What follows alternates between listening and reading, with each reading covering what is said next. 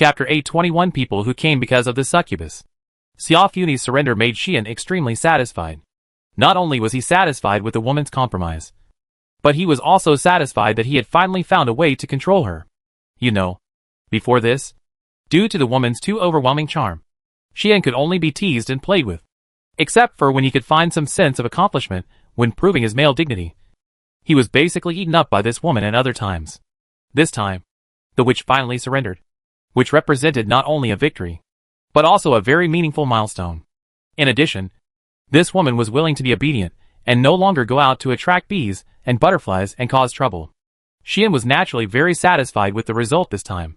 However, Xian didn't know at this time that the impact of Xiaofuni's appearance in the human world was far greater than he imagined. At this time, it was only an hour since Xiaofuni was brought by Xian, and the chaos in the Southeast District Commercial Street ended. But in just 1 hour, the news that the succubus Xiaofuni appeared in the capital spread at the fastest speed. Many big figures from foreign countries, races, and forces who came to the capital received this news one after another. Among these people, some people had extremely intense reactions. You said that the succubus is in the capital now? The king of a country suddenly stood up from his resting place, his face full of ecstasy. Where is the prince now? Where? A legendary strongman who came from afar also grabbed an intelligence officer under his command and shouted anxiously. Was the prince taken away by the brave man of the Bostut family? After the head of a noble family knew about this, he almost left his residence without thinking. Go! Go! Go! After learning about Xiaofuni's whereabouts, all the people, big or small, started to act without saying a word. Their destination was very consistent. That is, the Bastuta family. Although they came from different places, they all had a common feature. That is, they had all seen Xiaofuni in the human world by various coincidences. In other words, these people had been Xiaofuni's admirers a long time ago. So, they appeared in groups on the street, either riding in a carriage or rushing directly to the center of the noble district. Even the nobles in the royal capital were no exception. And many of them took action. These people knew that many people had been trying to visit Count Bastuza recently, hoping to establish a relationship with the brave man. But they were also very rational, knowing that they would not be able to see Xian in this way. So they restrained themselves, or for various reasons. They had no intention of establishing a relationship with Xian. These people had been watching the jokes of those who were turned away before, and even looked down on them, thinking that they were not in the same boat with them, and were proud of it. But this mentality of watching jokes completely disappeared after learning that Xian was taken away by Xian. In this way, a much larger flow of people than before began to gather in the direction of Bastuta's house. The news was soon passed back to the palace. The palace? The king's bedroom. Anchi looked at the intelligence reported, and his brows were deeply frowned. And he didn't relax for a long time. And his brows were full of worries. On the side, Luoshi, Leah, Arya and even Shanai were watching this scene. And they all frowned one by one. Especially Leah. A strong sadness hung on her face. She held a piece of parchment in her hand, looked at the things reported on it, and spoke in a low voice. So many famous people started to act because of a succubus? There was still a trace of disbelief in Leah's words. There was no way. Located in the east of the human world, the magical country with military strength second only to the Ragnar Empire and our Mitra Kingdom. The king of Larbai, Misji Larbai, the second-ranked fighting ethnic tribe of the orcs. Only the generally powerful orcs such as werewolves, tigers, pigs and leopards can join. And the tiger tribe leader Nob, who commands hundreds of thousands of orc warriors. The famous strongman on the continent. The top legendary knight Joseph, who announced his retirement 25 years ago, and no longer concerned about worldly affairs. And the high-level nobles, legendary strongmen, and so on of various countries. Tribes and forces are all admirers of Her Highness the Succubus. And are now gathering at Bostut's house? Leah really didn't want to believe her eyes, let alone her ears. Reason told her that this was impossible. Probably because each of these characters was capable of determining the future of a country, a clan, or a force. They were not of the same level as those who had gathered at Bostut's house before, and only wanted to make friends with the brave. If all these people were gathered together, they could even determine the future direction of the human race, and make everyone except the gods and demons terrified. This time, they were the ones who came to attend the three-race meeting, and would appear at the conference table of the three-race meeting. Even if they did not have that status, they were the backbone of a country. a clan, or even a force. Among them, there were many legendary strongmen who had long been famous on the continent, but only heard of their names, but never seen them. Such a group of people who could make the world tremble with just a stomp of their feet. Now, all of them, regardless of their reservedness and status, gathered at Boztat's house for a Xiaofuni. How could Leah believe it the first time she heard it? But these are obviously all facts. What I was most worried about still happened. Anqi sighed with great sorrow. Aradia also frowned, which was rare. With a solemn expression, even Luo she knew that this time the matter might be serious. If the big figures of this level gathered together and were still turned away, it would be very likely that they would vent their anger on the Boztat family, or even on the kingdom. Right? Luo, she said lightly. That's right. Anqi nodded with a heavy face and said, even our Matrock kingdom is extremely small in the face of such a force. Let's not talk about anything else. Just say that the magic power Lullaby, its military strength is already ranked third among all human countries, and it is on par with the Matrock kingdom. And even compared with the Ragnar Empire, it is not much different. In this country, the strongest is not the knights, but the magicians. As a great magic country, there are many magicians in this country, and they are generally quite powerful. The Thunder Division, which Lullaby is proud of, has a total of 99 magicians above level 70. The leader is also a famous legendary magician with a level of 97. He can skillfully use the three major systems of fire, lightning and storm. He has used hundreds of powerful large-scale annihilation magics in one breath on the battlefield, and annihilated tens of thousands of enemy soldiers in just 5 minutes.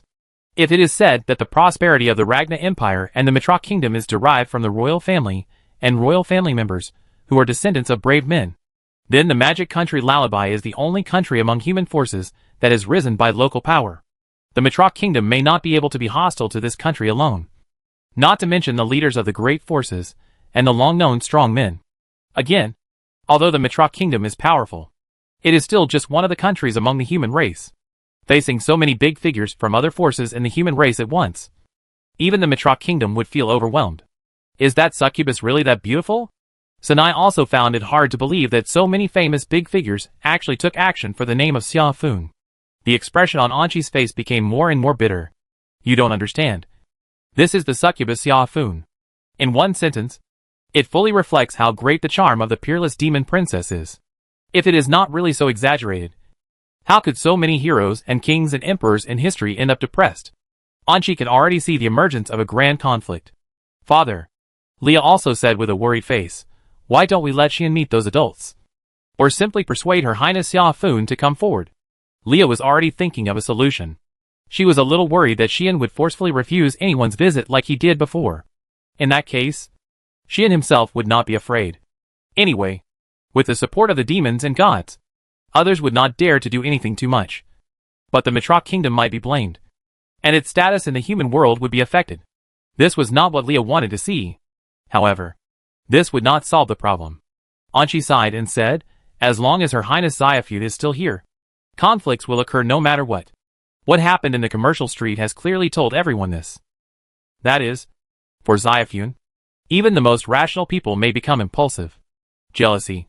There will never be a lack of conflict. With a charm as big as Xiaofun, it is already a name alone, and a meeting may cause disputes. Therefore, even if Xian is willing to meet those people, it is useless. After all, who will meet first when the time comes? We can't all meet at once. Right? Just think about it, and you will know how fiercely those who rush over will fight for the right to meet. Anyway, Anqi can't see the future of a peaceful resolution of this matter. Chapter 822 Awe of the Strong. In fact, if you really want to solve this matter perfectly, it is not completely impossible. As the saying goes, the person who tied the bell must be the one who can untie it. If it were someone else, those bigwigs might choose to ignore it due to excessive admiration. But if it were Xiaofuni herself, then any casual word would probably make them go through fire and water, and it would not be a pity to die. Therefore, as long as Xiaofuni is willing to come forward, it is not difficult to appease these people. Not to mention that Xiaofuni is a demon, one of the top of the demon clan.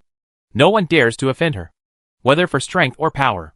Therefore, as long as Xiaofuni is willing to stand up and say a word, this situation can be perfectly resolved. But does Anqi dare to ask Xiaofuni to stand up and pretend to be submissive? I am afraid that not only will it not achieve the goal, but it may also offend Xiaofuni?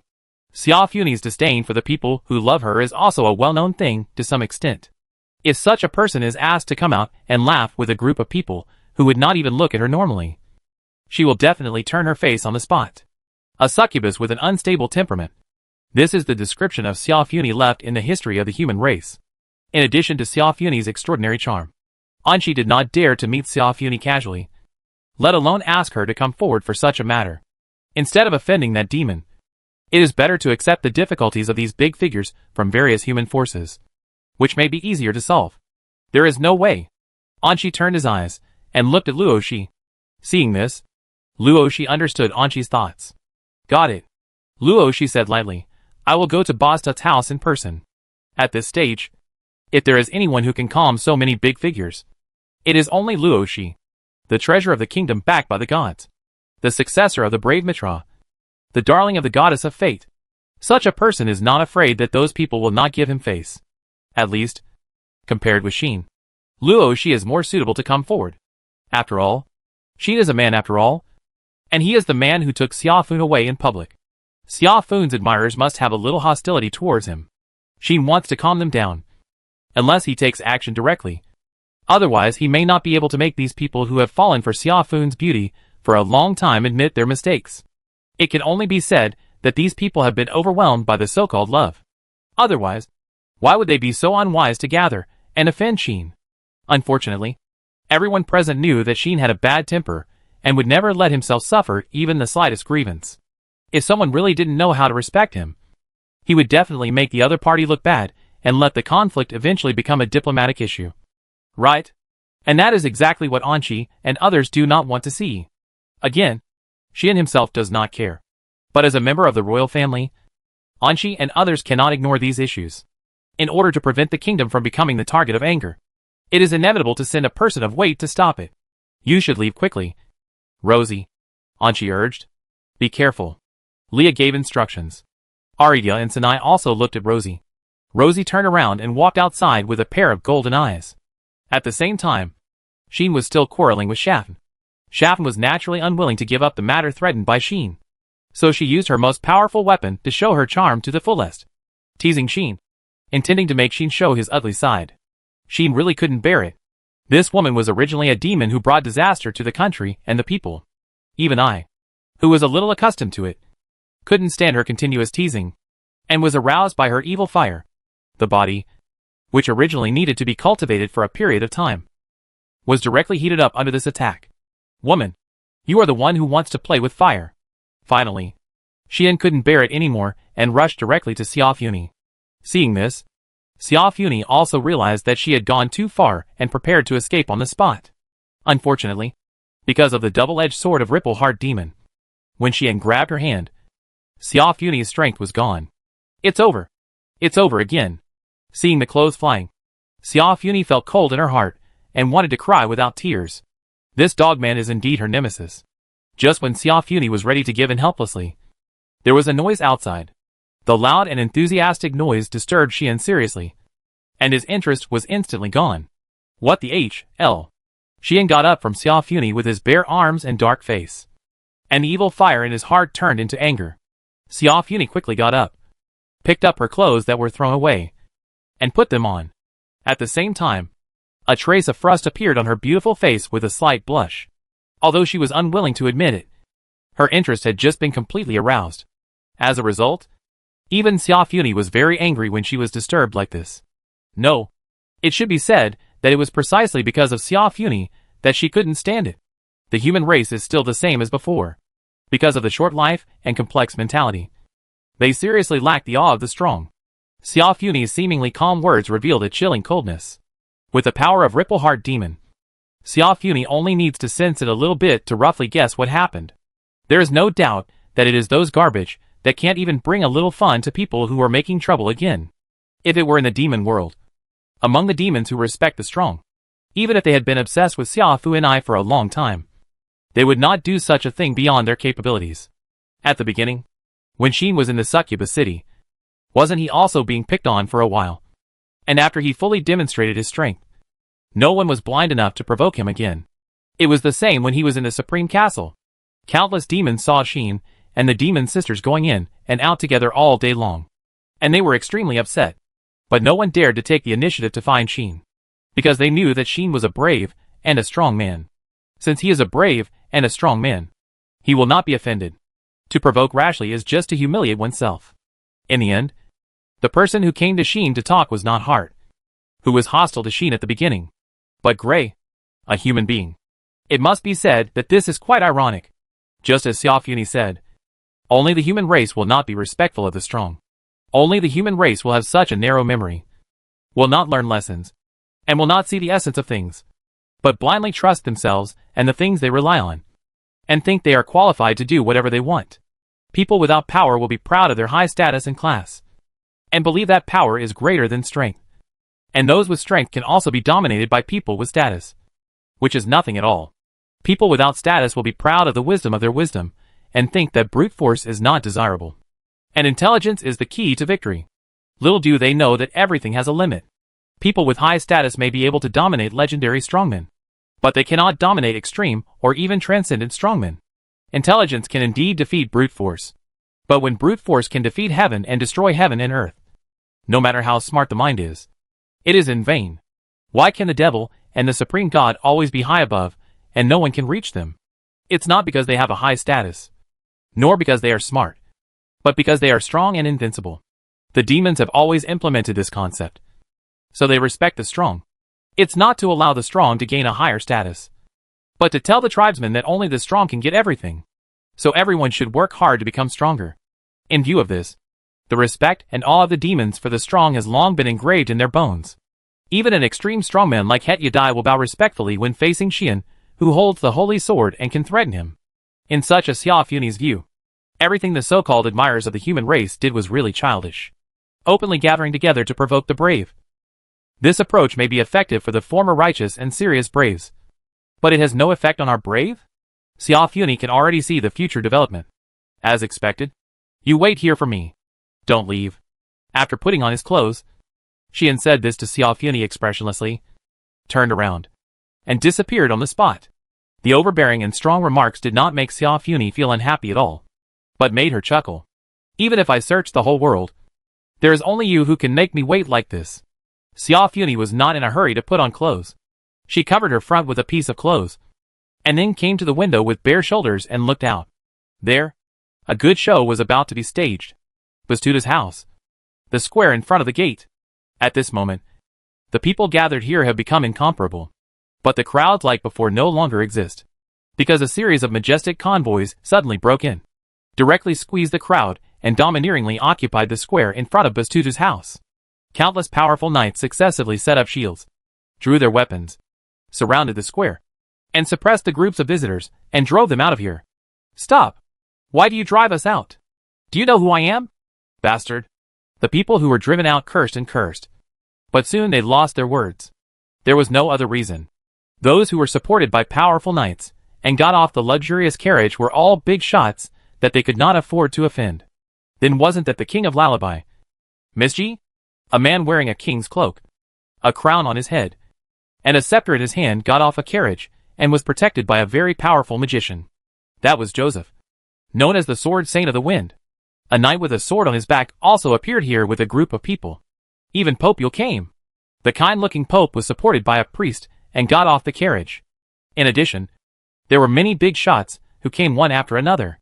The whole audience suddenly quieted down. Chapter 823 The Arrival of Heroes. In the crowded square in front of Bastut's house, as the big men appeared one by one, their guards, knights and followers also spread out, as if they were isolating a zone, occupying a corner of the square. With so many people, those who were not high enough and not strong enough were naturally excluded, and could only gather in groups outside the square, looking at the big men with good status inside the square, and dared to be angry but not to speak. But for those real big men, these people don't need to be taken seriously at all. They just looked at others who were at the same level as themselves or had the ability to stand here with them. And a trace of vigilance appeared in their expressions. They knew very well why the other party came. So, they were all undoubted competitors. Of course, while being vigilant in their hearts, they still needed to maintain their superficial skills. The first to break the silence and speak was Misji.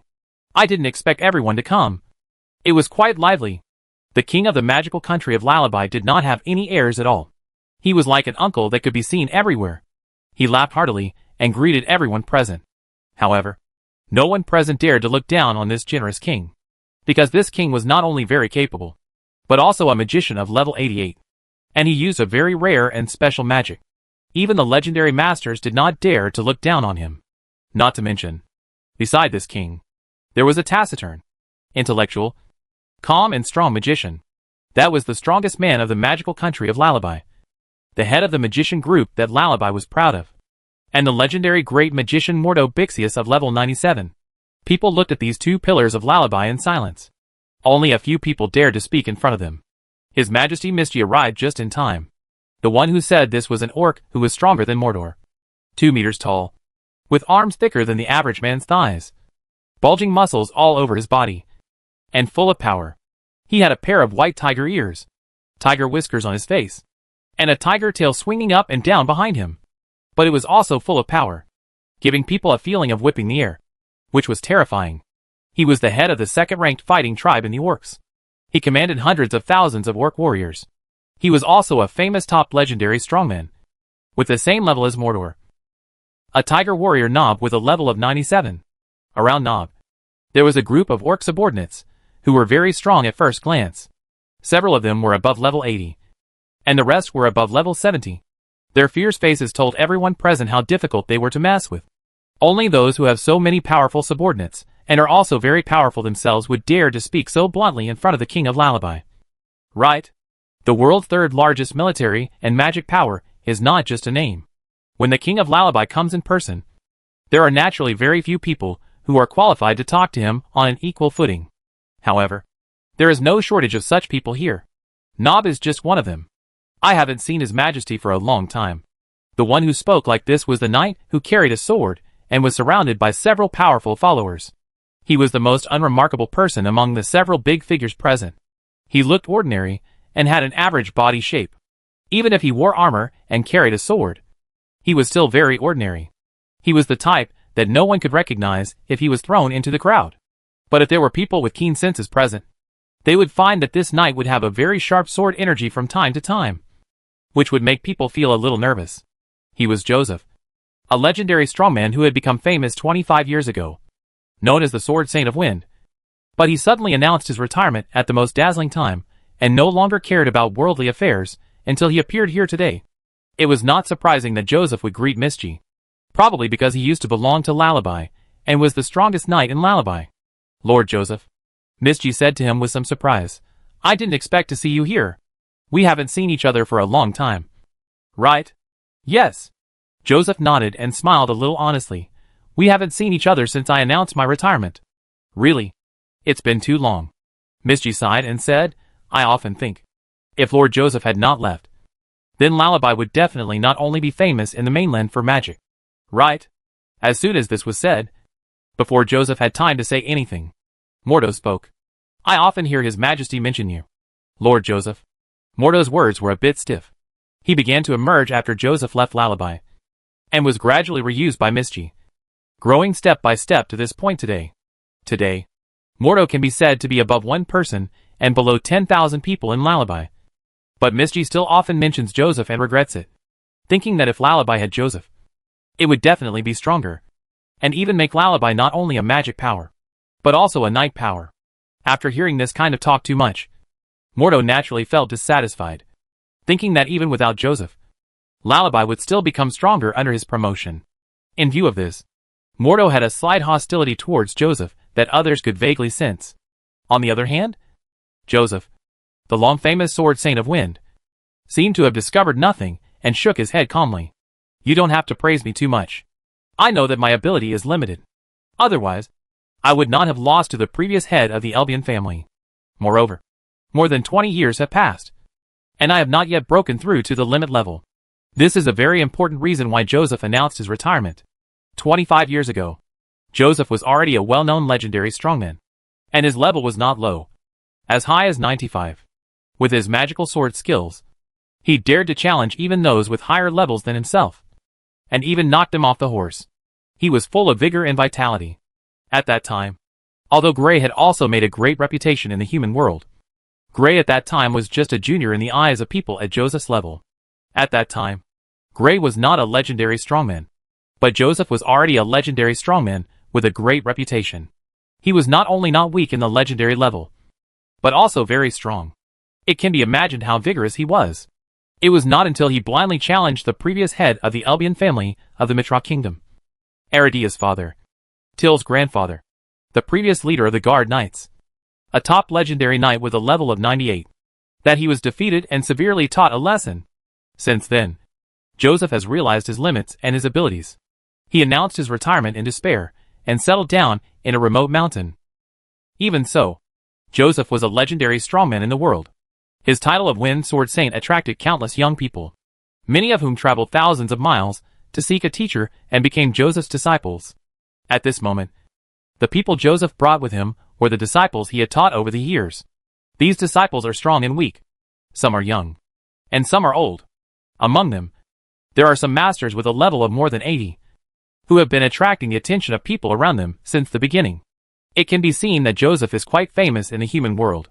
Not only is he extremely powerful, but he has also taught many disciples. Among them, we can vaguely see several people dressed very gorgeously. They must be the children of nobles from good families. This time, Joseph was invited out of the mountain by his own disciples. His purpose is also very simple. That is, he hopes to meet the figure that once haunted him at the three-tribe meeting. So, knowing the news of Xiaofuni's arrival, Joseph couldn't sit still and came here in person with a group of disciples. Unfortunately, his competitors can be said to be everywhere. The extreme level is the shackles of life, the limit of countless creatures. Let's not talk about the gods and demons. We humans all grow up from the first level of cultivation. How easy is it to reach the limit of life? Nob looked at Joseph, and a little fighting spirit appeared in his eyes. Excluding the extreme level strongmen who do not exist in the human race, the Wind Sword Saint should be ranked among the top 5 legendary strongmen in the world.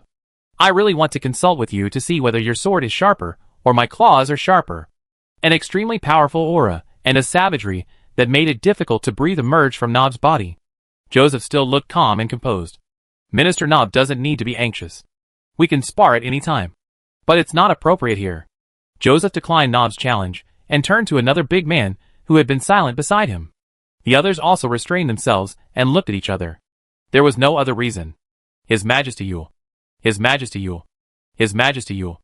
Misji, Murdo, Joseph, Nob and others all saluted the old man respectfully. Probably because the other party was the Pope of the temple, the spokesperson of the gods in the human world. Not only did he have the support of the gods, he was also a legendary strongman who was famous earlier than Joseph. Joseph was active 25 years ago, but the active period of His Majesty the Pope was 50 years ago. At that time, people called him the strongest user of holy magic and recovery magic in Omnipotenthan. Yes, the strongest in Omnipotenthan. In other words, the strongest in the 3 realms. This is the Pope. Yule? Chapter 824. Don't think of going in. Hello everyone. Seeing Misji and others saluting to him, Yule smiled at everyone like a kind old grandfather. That amiable smile made people feel close to him. But at this moment, no one knew that Yule was looking at the door of Bostut's house. And his heart was filled with sorrow. Thinking back to the beginning, he had a very deep impression of Sheen. Thinking that this young man would sooner or later make a name for himself and become a hot figure. Sheen did not disappoint his expectations. Since he became famous, he has risen at a meteor-like speed. Not only did he become a great noble of the kingdom in the shortest time, he also successfully squeezed out countless competitors and became Luoshi's fiancée. And the 3 goddesses of the Protoss seemed to be very optimistic about this rising star of mankind. They were extremely kind to him and even regarded him as a person of equal status. Yule was also surprised by this. But he thought that the goddesses looked at Xian with new eyes because he was the trustee of the true seal of the evil god Lilith, and was related to the dragon demon Ayi. And because of the existence of Luoshi, who would have thought that it would not take long for the news that Xian was a hero to spread? And the 3 tribes were all shocked by this. The goddesses believed by the human race also paid close attention to Xian. If Xian had not gone to the demon world at that time, the temple would definitely receive the oracle and let Yule personally lead the temple's clergy to welcome Xian? Whenever Yule thought of this, he sighed more than once. Xian really exceeded his expectations in all senses. As a result, He had not completely finished sighing. This time, Xian was involved with that prince again. Thinking of this, Yule's heart was also fluctuating. Although he has been famous for a long time. Like Joseph, he only met Xiafun more than 20 years ago.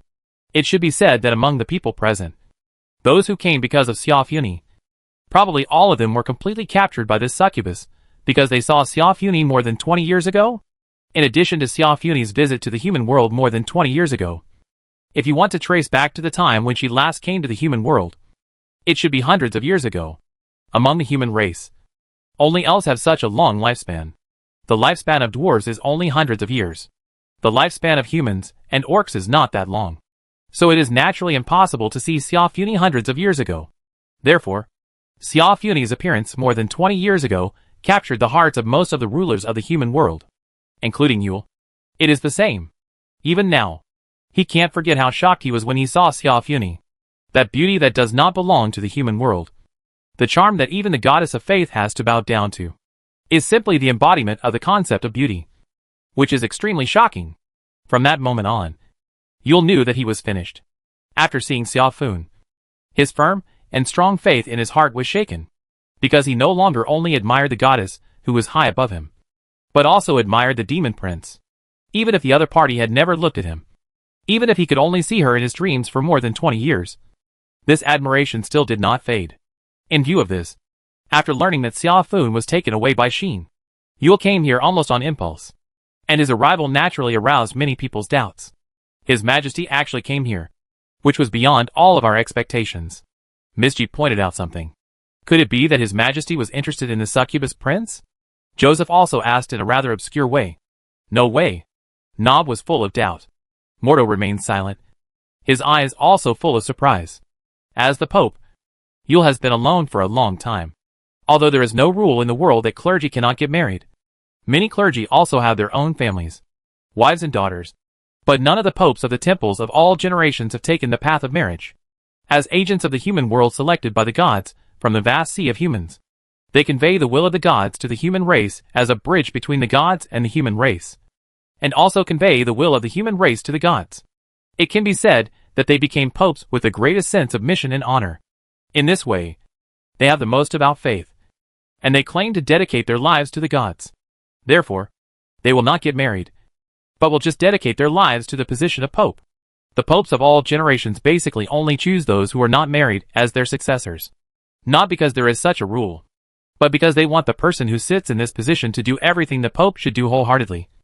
Not to be entangled in worldly affairs, and lose their impartial position. Only such a pope can gain the trust of everyone. Under such circumstances, Yule actually came here, which was not only surprising, but also surprising. Yule naturally knew what kind of criticism his arrival would cause. Fortunately, he had already thought of the words.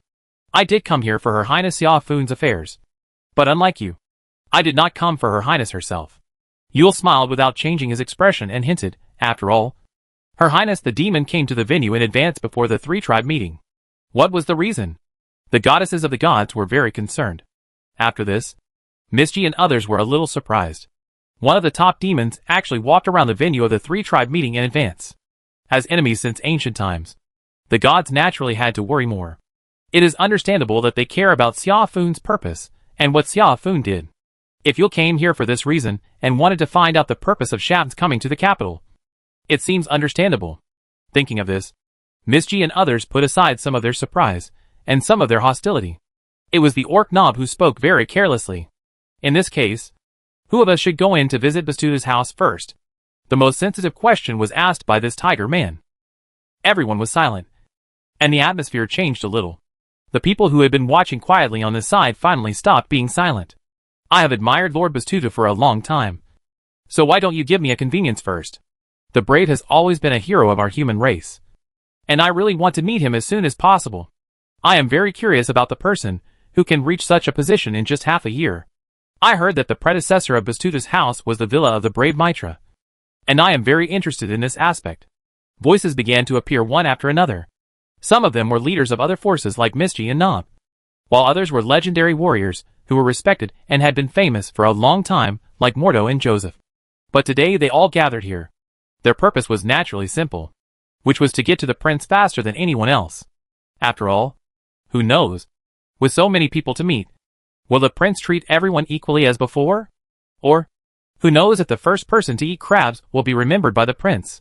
What's worse, if the prince was in a good mood, but because there were too many people coming, and he didn't want to meet too many people, he would drive away all the people who didn't meet him later. What should he do? In summary, everyone wants to be the first to see Xiaofuni, whether it is because of various considerations, or because of the urgency in their hearts. Naturally, those whose identities, status, and strength could not compare with those present also shouted loudly. We also want to see Her Highness Xiaofun. Just let us take a look. Please! I have been waiting for this moment for more than 20 years. A group of nobles, knights, warriors, and even civilians who were excluded were shouting hysterically there. Shut up. No noise allowed. Don't disturb the adults. The knights and followers who surrounded the square and stopped those who were not of the same status, and strength from outside all shouted. Misji and others also ignored those people. They were too weak, and their status were seriously inconsistent with those present. Considering the competition, whether it was Misji, Joseph, or even Yule, they chose to turn a blind eye. The people who could see Xiaofun were destined to be only those of their level.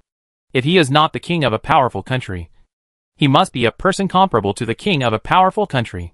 For example, a legendary strongman. Another example is the leader of a powerful force of another race.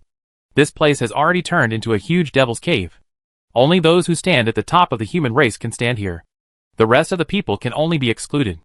Misji couldn't help but speak. Everyone, why don't you give me a face, and let me visit Lord Basta first? The king of Lullaby can't sit still. Unfortunately, in front of His Majesty Xiaofuni, His Majesty Misji's face is not very useful. Nob said so bluntly. Sorry, Your Majesty. Joseph lowered his head with apology. But he didn't want to give in. Or let me finish my business first. Okay? Everyone. Yule was a little out of control. In order to see Xiaofuni, he broke his principle of not fighting for the first time and lied for his own selfishness. The last person to speak was Mordo, who had never seen Xiaofuni and came here as Mischi's guard. Since everyone wanted to go in, why not think of a way to decide the order of victory and defeat? The suggestion made by Mordo finally made the atmosphere tense. Everyone was silent for a while. And then, their eyes burned with fighting spirit. Especially Joseph and Nob. The two of them had the most momentum.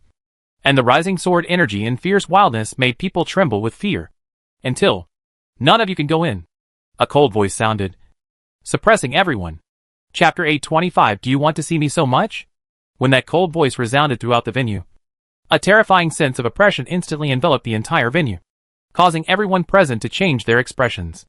Who? Mordo, the legendary magician, was the first to respond to this. Without any hesitation, he released magic in the direction of the oppression. That was the advanced magic of the fire system. A single unit breakthrough destructive magic explosive flame gun. The magic power was released as Mordo stretched out his hand and turned into a burst of flames with a dazzling red glow, like a spear, bombarding the source of the oppression at an astonishing speed. It must be said that this legendary magician is really amazing. He can use advanced magic in an instant, and he doesn't even chant it. I guess the chanting skill has reached the maximum level, allowing him to abandon spells to cast magic to a certain extent, even if it is a high-level magic. If there is a full-level chanting skill to assist, it is not impossible to abandon the spell and release it directly. Of course, the power of the high-level magic cast in this way will definitely be discounted, but it is faster to launch and release. It is no wonder that Mordo can use hundreds of high-level magics on the battlefield without interruption and burn tens of thousands of enemy troops. However, bang! The powerful explosion was directly shattered by a slender jade hand when it was about to fall on the target, turning into a burst of sparks and dissipating between heaven and earth. What? Mordo was shocked. The magic was shattered. The expressions of Misji, Joseph, Nob, and Yule could not help but change slightly. It was not until this time that everyone present saw the full appearance of the person coming. It was a girl. A beautiful girl with wings on her back was hovering over the gate of Boztut's house, looking down at everyone present with an extremely cold expression and extremely impatient eyes. A sense of oppression like the might of a dragon continued to rise from this seemingly weak and boneless girl, causing everyone's faces to change again and again. The girl ignored it completely, and even made a sarcastic sound. You humans really don't learn your lesson. It was like this yesterday and today. You know that my master is a brave man. A much stronger person than any of you. But you still dare to gather here to make trouble like this. Do you really think we dare not kill you? As she spoke, the murderous aura on the girl's body really came out, which shocked people's hearts. That sense of oppression and murderous aura told everyone present that the girl in front of them was very strong. So strong that it was terrible. Hey, Sword Saint of Wind. Nob forced an ugly smile and asked Joseph, "Are you sure you can beat her?" Hearing this, Joseph was silent. After a long time, Joseph finally said something. "No." As soon as this was said, the whole audience was stunned. Because this simple admission contained a lot of information. You know, Joseph was already a top legendary powerhouse more than 20 years ago. Even if he has not reached the extreme level now, he is not far away from that step. Just as Nob said before, Joseph's strength is enough to rank in the top 5 even in the entire human race. Such a person may be the strongest person here. But even he claimed that he was not sure that he could beat the Dragon Wing girl. What does this mean? No one can imagine. Extreme level? Cold sweat has already dripped from Misty's forehead. Is she a dragon? Mordo's face was equally ugly. Only Yule stood up while smiling bitterly. Are you Miss Yulin? Yule saluted the girl in the air and said, I have heard that Miss Yulin has successfully transformed into a human, has shed her demonic body, and has become more powerful than before. As expected. Congratulations. At this moment, even Pope Yule, who enjoys a very high status in the human world, was very respectful to Yulin, because he knew that the girl in front of him had not only been reborn, but also had probably reached the realm that these legendary powerhouses dreamed of the extreme level. This is a powerhouse that has never been born even in the Dragon Clan. Now, this powerhouse has appeared, and he also regards Xian as his master. The information behind the scenes that can be glimpsed from this is simply frightening. But Yulin did not slow down her expression because of Yule's 1 or 2 compliments. Don't give me this set. Even if you compliment me, I will not calm down. Yulin snorted coldly and said, the master asked me to guard the gate here, but you two gathered here and planned to force your way in. Do you still want me to give you a good face? Yulin's words made everyone look at each other. Yule spoke up quickly. We didn't mean to force our way in. We just wanted to visit Lord Bastutu. Obviously, even with Yule's status, he dared not cover up this matter. Otherwise, if it was really regarded as a forced intrusion, then the Bastuta family would have to defend themselves against them. Although they did not think that the Bastuta family alone could deal with so many forces and strong men here. Xian had the support of the gods and demons. And there was also an evil god Lilith in the family. Such a force was not something they could resist. Therefore, although they came here this time, although there were also impulsive factors, they did not want to offend Xian blatantly. That would not be of any benefit to them. They think that with their status, even the heroes should not refuse their visit. Therefore, they are not here to fight with Xian. At least the surface skills need to be maintained. That is the most appropriate. No one is a fool. If you think that these big shots come here without any consideration, it must be a big mistake. But? Tell me, you are just here to visit with such a scene? Yulin looked at Yule and others with a look of looking at a fool, and said this. Do you think I believe it? This sentence made everyone speechless. Indeed, if it is a visit, the scene they put on is indeed a bit too much. They occupied the square in front of the Bastuta family, isolated the area with the knights or the guards, and gathered one after another to discuss the visit without authorization, completely disregarding the feelings of the owner here. It was believed that they were threatening, and it was not an exaggeration to say that they were preparing to capture this place. Visit? That was just an excuse.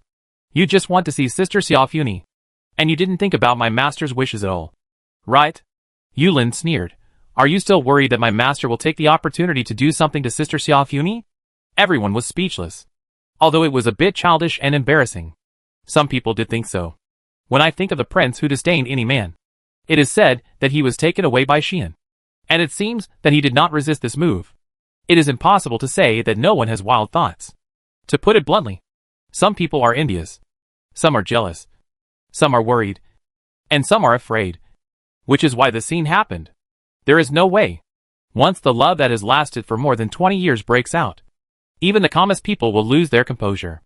Especially for the charming beauty like Xiaofuni. The attraction she has on men is beyond words. All these factors and reasons made these people unable to resist coming here. Moreover, they all took some tough measures to a greater or lesser extent. Just when everyone was speechless, Misji, the king of Lullaby, finally stood up. You misunderstood. Miss Yulin.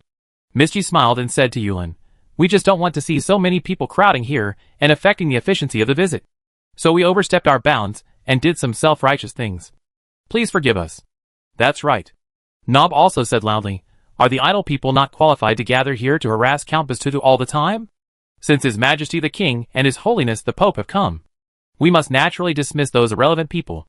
Mordo also added appropriately, we can't let you adults be like those people, crowding here and shouting loudly. Right? This statement is reasonable.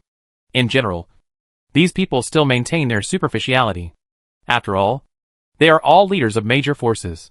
How could they really have no words and act on impulse here? In any case, in terms of status, Xian is still a count. It is reasonable for him to sell the face of these big figures present.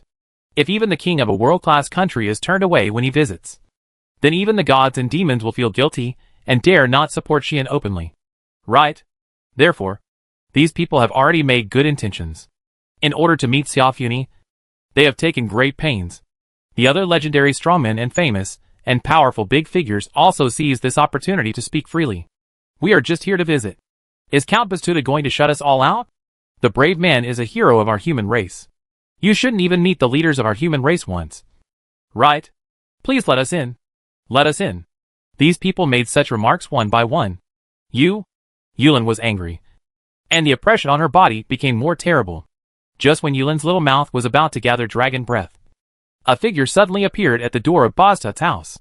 I really didn't know that you all wanted to see me so much. The young brave man appeared so abruptly, raised his eyes, and smiled. There was not even a trace of smile in his eyes. Chapter 826. How serious is the situation? Silence. Deathly silence. When the upright warrior appeared silently and entered everyone's sight, whether they knew him or not, they all fell into an unspeakable silence. Especially Misji, Nob, Mordo, Joseph and others who had never seen Xian. He is Xian Bastut? Misji's eyes condensed. The brave Xian. Nob and Joseph held their breath at the same time. He is? Mordo looked at the warrior, who was much younger than himself, with inexplicable emotions in his eyes. As for the other legendary strongmen and powerful figures, they all looked at Xian and their faces changed. The crowd watching also gradually became noisy. The dead silence in the air was gradually replaced by noise. Xian's sudden appearance not only cheered everyone up, but also caught everyone off guard. Lord Bastutu. Yul also looked at Xian, who seemed to be unchanged from before. For some reason, he felt ashamed. After all, his relationship with Xian was still good. But this time he came with a big force, which made him feel like he was in cahoots with others and oppressed Xian. It might be a bit exaggerated to say that it was a betrayal, but it was enough to make Yul feel a little ashamed. Xian seemed not to notice Yul. He walked out with clear footsteps and swept his eyes around the whole scene. Master! Yulin put away his cold look, shook his dragon wings, landed beside Xian, and said angrily, they? Before he could finish his words, Xian stretched out his hand to interrupt him. It's okay. Xian looked as if nothing had happened, and still had the same expression. However, seeing Xian's calm appearance, everyone present felt an indescribable pressure. So, for a moment, none of the people with great backgrounds in the entire square spoke. Xian turned a blind eye to this, and came to everyone, sweeping his eyes over everyone present one by one, as if he wanted to recognize them, and then smiled suddenly after a long time. What's wrong? Everyone, Xian said with a smile. Don't you want to see me? I'm here now? Why don't you look happy at all? The meaningful words made these superiors, who had been pretending to be nice to others all day, and had already trained their faces to be very thick, a little embarrassed. Misji, Nob, Murdo, Joseph and others quickly sorted out their moods, and looked at Xian who suddenly appeared, and their thoughts turned rapidly. Everyone is curious about this brave man who has been in the limelight recently, and they also want to make friends with him. If they could really visit Xian and have a good chat with Xian, it would be a very good thing. In the past, the bigwigs here must have been full of smiles and had a good chat with Xian. Unfortunately, compared with the beautiful figure that haunted their hearts, even the matters of the brave had to be put aside. That's what everyone thought, and they planned to find out about Xiaofuni by all means. However, let's not talk about these people who stood at the top of the human race. The rest of the miscellaneous characters didn't have such good patience. A burly legendary strongman couldn't hold back first. When he saw Xian appear, he immediately stood up and shouted, "Brave Xian! Where did you take Her Highness Xiao Funi?" The other party couldn't say the rest of the words. Bang! A loud explosion suddenly rang out. Gua! The burly legendary warrior felt a flash before his eyes. And then he was hit hard in the abdomen, making him feel that all his internal organs were displaced. Under the attack of severe pain, he couldn't help but wail, holding his abdomen, and fell down. The sudden violence made everyone's heart tremble wildly, and even couldn't help but tense up, letting the magic power seep out of their bodies. What? The onlookers were also shocked by this sudden change. Lord Bastutu. You also looked at Xian with a look of astonishment. I saw that Xian was still standing there, and he didn't move at all. But people with keen senses all noticed that just now, Xian's figure shook slightly and became blurred, and then immediately returned to its original state. So fast. Joseph, who holds the title of Wind Sword Saint, seemed to have seen something incredible, and his pupil shrank, facing the incredible or unbelievable eyes of everyone present. Xian glanced at the legendary strongman, who fell to the ground and said calmly, "Don't mind it. It's just to teach this uneducated person how to respect others. Everyone, don't learn from him." This light and floating sentence made everyone look at each other in bewilderment. Miss G, Nob, Mordo, Joseph and others looked at Xian with a serious face, and fear began to appear in their eyes. This brave man seems to be difficult to deal with, and his temper is not very good. It's a bit troublesome. Everyone's heart began to become heavy. A big reason why they dared to gather in such a blatant way is that they thought the brave man should choose to compromise. Because the heroes of every generation are famous for their justice and adherence to principles, and they would never reject the use of force at every turn. As the saying goes, don't hit a smiling person. For companions of the same race and the same camp, the brave will only do their best to guard, protect, and fight for justice and reason. How could they change their faces when they disagree? It can be said that the brave are all glorious and upright. In the eyes of the world, they should be easy to talk to and kind. Even if others are unreasonable, they will be tolerant and loving, instead of directly taking action like this. In view of this, before coming, everyone thought that the brave should not unilaterally refuse everyone's meeting and let them all out, but would make things convenient for everyone when they have no choice. This is the brave, isn't it? But this brave seems to have a bit of a wrong style. Seeing Xian standing there calmly, the eyes that swept over were full of palpitations. The guys who were originally going to exclaim and reprimand closed their mouths and dared not even breathe. Only Yulin stood beside Xian, watching all this, and looked like she should teach them a lesson. In the end, it was Yul who stood up for this. Lord Bastutu, we have no ill intentions. Please believe us. Yul smiled bitterly. Xian nodded calmly. I know you have no ill intentions, and not all of you are targeting me. She had admitted this, but his tone was still very aggressive. But you are messing around in my territory after all. In this case, as the host, wouldn't it be particularly dereliction of duty if I don't teach you how to abide by the rules? Hearing this, Mordo couldn't help it. What do you mean? Hero Xian? Mordo stared at Xian and said, no one present here is inferior to you in status and position. Even our emperor has come in person. It would be fine if you didn't treat us with hospitality. But you are so arrogant. Can I regard this as a provocation of the Mitrok Kingdom to my magic country Lullaby? As soon as this was said, the atmosphere began to get worse. This is not a joke. In just one sentence, Murdo raised this matter to the level of conflict between countries. If this answer is not good, the diplomatic problems will definitely be very serious. Especially for countries like Mitrok Kingdom and the magic country Lullaby, which can rank among the top in the entire human world and among the top 3 in all human countries. If diplomacy is not handled well, there may be a big mess. Moreover, the country of Lullaby actually has a very special position in the human forces. If possible, no one wants to offend it easily. Why? Because the situation does not allow it. The 3 major human kingdoms are the Ragna Empire, the Mitrok Kingdom, and the Magic Kingdom of Lullaby.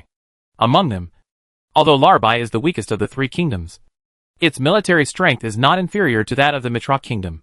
It is also the country that can best contain the Ragna Empire and the Mitrok Kingdom, who made the Ragna Empire and the Mitrok Kingdom be regarded as feuds, maintaining a 1,000-year confrontation?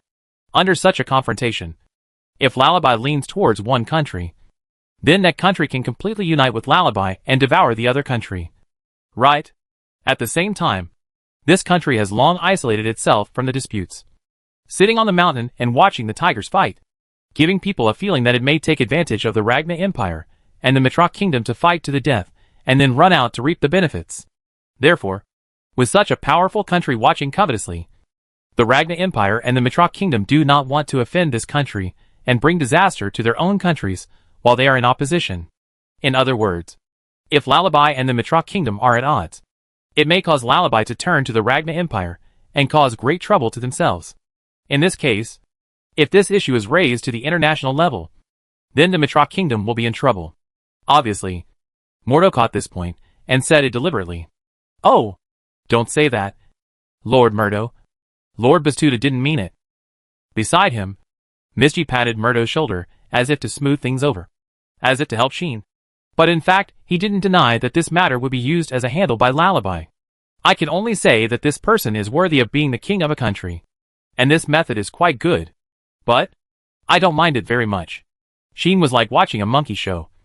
And after watching it, he said this. The smile on Misty's face froze. "What did you say?" Murdo almost didn't doubt his ears. Lord Bastutu. Yule was even a little bit calm. As for Nob and Joseph, they were also a little bit overwhelmed. "I said, I don't mind," Sheehan said calmly, regardless of what the Kingdom of Mitra thinks. "As for me personally, you can take this as my provocation." Sheehan shrugged his shoulders when he said this. "Although, in my opinion, I am the one being provoked by you." Such words made everyone present at a loss. "Do you know what you are saying? Do you know how serious the situation will be?" While being at a loss, Mordo shouted at Sheehan. "But that looked a bit fierce." Sheehan smiled. The smile made everyone scalp numb. Because Sheehan's smile was emotionless, it made people feel cold. Then, Sheehan spoke. "This sentence should be said by me." Sheehan raised his eyes, and all the expressions on his face disappeared in an instant. "Do you know how serious the situation will be if you make me unhappy like this?" After saying this, the terrifying magic power on Sheen's body finally burst out without any disguise. The magic power disturbed the atmosphere. The atmosphere howled and wailed. The heaven and earth trembled slightly. In the capital, screams appeared one after another, causing chaos and panic. From Sheen's body, the terrible pressure of half a step beyond the level swept out and enveloped the whole scene. Everyone present changed their faces. One or two of them either fell down as if they were pressed by a mountain, or bent down as if they were suppressed by the increased gravity, and even knelt on the ground. Their faces turned pale. This pressure. Misty was already kneeling on the ground and couldn't get up, looking at Sheen with fear in his eyes. Goo-woo. Nob and Joseph knelt on one knee, wanting to get up, but they couldn't do it. They could only use so much force that their veins popped out. "Is this a legendary level?" Mordo shouted with a pale and dazed face. "No. This is not a legendary level. Not even an extreme level. This is..." Yule opened his eyes wide and looked at Sheen in horror. Even these famous strongmen were like this. So it is conceivable what the rest of the onlookers and the general legendary strongmen were like at this time. Some of them had already fallen down. Some fainted directly, and some even spurted blood wildly. They were actually injured just by feeling Sheen's momentum. Sheen suppressed the whole audience with his strength. As strong, domineering, arrogant, and unreasonable. In Bostut's house, those who did not come out were also watching this scene, and were all shocked. Hee. Laylee has already stuttered. So strong. Vivian's eyes fluctuated violently. Is this Mr. Sheen's current strength? Lumia was already frightened. Tira remained silent, just staring at Sheen's figure. Hee. Only Yulin smiled proudly at this. No, not only Yulin, but Lilith, who was woken up, also seemed to appear rubbing her eyes. Watching this scene, a pair of beautiful big eyes curved into a crescent shape. Xiao Funi was also watching the scene. He is worthy of being the most special hero, and will not be bound by those boring rules and regulations. Xiao Funi smiled with satisfaction. This is the man worthy of my recognition. Chapter 827. Don't back down. Okay. At this moment, Sheen was undoubtedly the most watched person in the audience. The leaders of various human forces, and the world-famous strongmen all bowed down in front of him involuntarily, as if welcoming a king. With fear in their eyes, they knew that Sheen was very strong. Apart from anything else, the many movements that Sheen caused in the imperial capital told others how powerful he was. The people present were not ordinary people either, and they had their own intelligence channels. after Shin's identity as a brave warrior was exposed. They collected Shin's experience after coming to omnipotence and through various means. However, the intelligence they collected was very limited, because the fact that Shin defeated Eridia was concealed by the kingdom, and the events that happened in the imperial capital of the Ragnar Empire were also concealed by the secret operation of the gods and demons. As a result, how many people in this world really know how strong Shin is? The elves had seen Shin display extraordinary combat power, but as a rare race living in the Tagore forest, it was impossible for what happened here to be leaked out so easily. The orc priests knew that Shin had fought against the out-of-control Lilith, but under the instructions of the goddess of life Anima, they also protected Shin in terms of intelligence. In addition, when Shin showed extraordinary strength in the later period, it was all in the demon world, and the people in the human world didn't know these things at all. In summary, the human race's understanding of Shin was limited to Shin's deeds before he entered the inner hall and obtained the second unique skill, which led to the first strength in his life. And before that, what kind of attention did Shin have? 1. Possessing a unique skill that can adjust his own level and skills to a certain extent, so he can defeat the old demon faction Slayer faction alone at a low level. 2nd, he has a very high level of taming skill, and tamed the black dragon of Atrus into his own mount. 3rd, he has celestial magic that is suspected to have been lost and highly versatile granting magic. He once summoned a meteor shower and almost destroyed the Kingdom Knights. Then, there was a series of events that happened to him, such as the rebellion of the Gaglioli family, the destruction of Cosmos, the coup of the Ragnar Empire, etc. And Shin was present in all these major events. Then several nobles who offended Shin stepped down, such as the Duke of Sturrim and the Duke of Luzica, who were defeated by Shin. All of these have shown Shin's strength to others to a certain extent. In comparison, the fact that Shin has the support of the dragon demon and the strongest evil god, who is rumored to appear in 10,000 years, is just the energy behind him, and has nothing to do with his own strength. Under such circumstances, although Shin is still a very eye-catching existence, people naturally cannot think that Shin is an existence far beyond all the strong men of the human race. Even if he is a brave man, he is unlikely to be very strong in this world for only more than half a year. People have already looked up to him as much as possible, but in the end, they still think that Shin's level should not be high, but only by relying on the power of his unique skills. He has the strength to compete with the legendary strong men, even if he entered the inner hall later and became stronger, and also had a big killer like the Holy Sword. Everyone only thought that he might be at most not inferior to the extreme level, but did not think that Shin himself reached the extreme level, not to mention above the extreme level. Even the brave men of all generations have only a very small number of people who have reached it.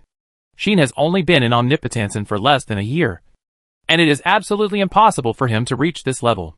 Even Mitra, who was known as the strongest warrior, only entered the extreme level at the age of 30, and then relied on his understanding in the inner hall to transcend it once and achieve fame. Before that, Mitra had been in omnipotence for a full 10 years. With such an example in front of him, who would think that Shin could reach a level above the extreme level in less than a year? No matter how high you look at him, it is impossible to think so, including Yule. He is optimistic about Shin, but he never thought that Shin would have such strength at this time. In other words, the fists that Shin showed in the human world are still not hard enough. Therefore, this scene today came into being. Let's not waste each other's time, Shin declared calmly in front of everyone present. I know you are not here to visit me. I also know who you want to see. Don't say I don't give you a chance. As he spoke, Shin waved his hand, and magic power gushed out from it, as if it had turned into a substantial air wave. With Shin's movements, it fiercely cut through the door of Boztut's house. Bang! Amid the explosion, a gully was cut out by the magic air blade in the shattered rubble and debris in front of the door of Boztut's house.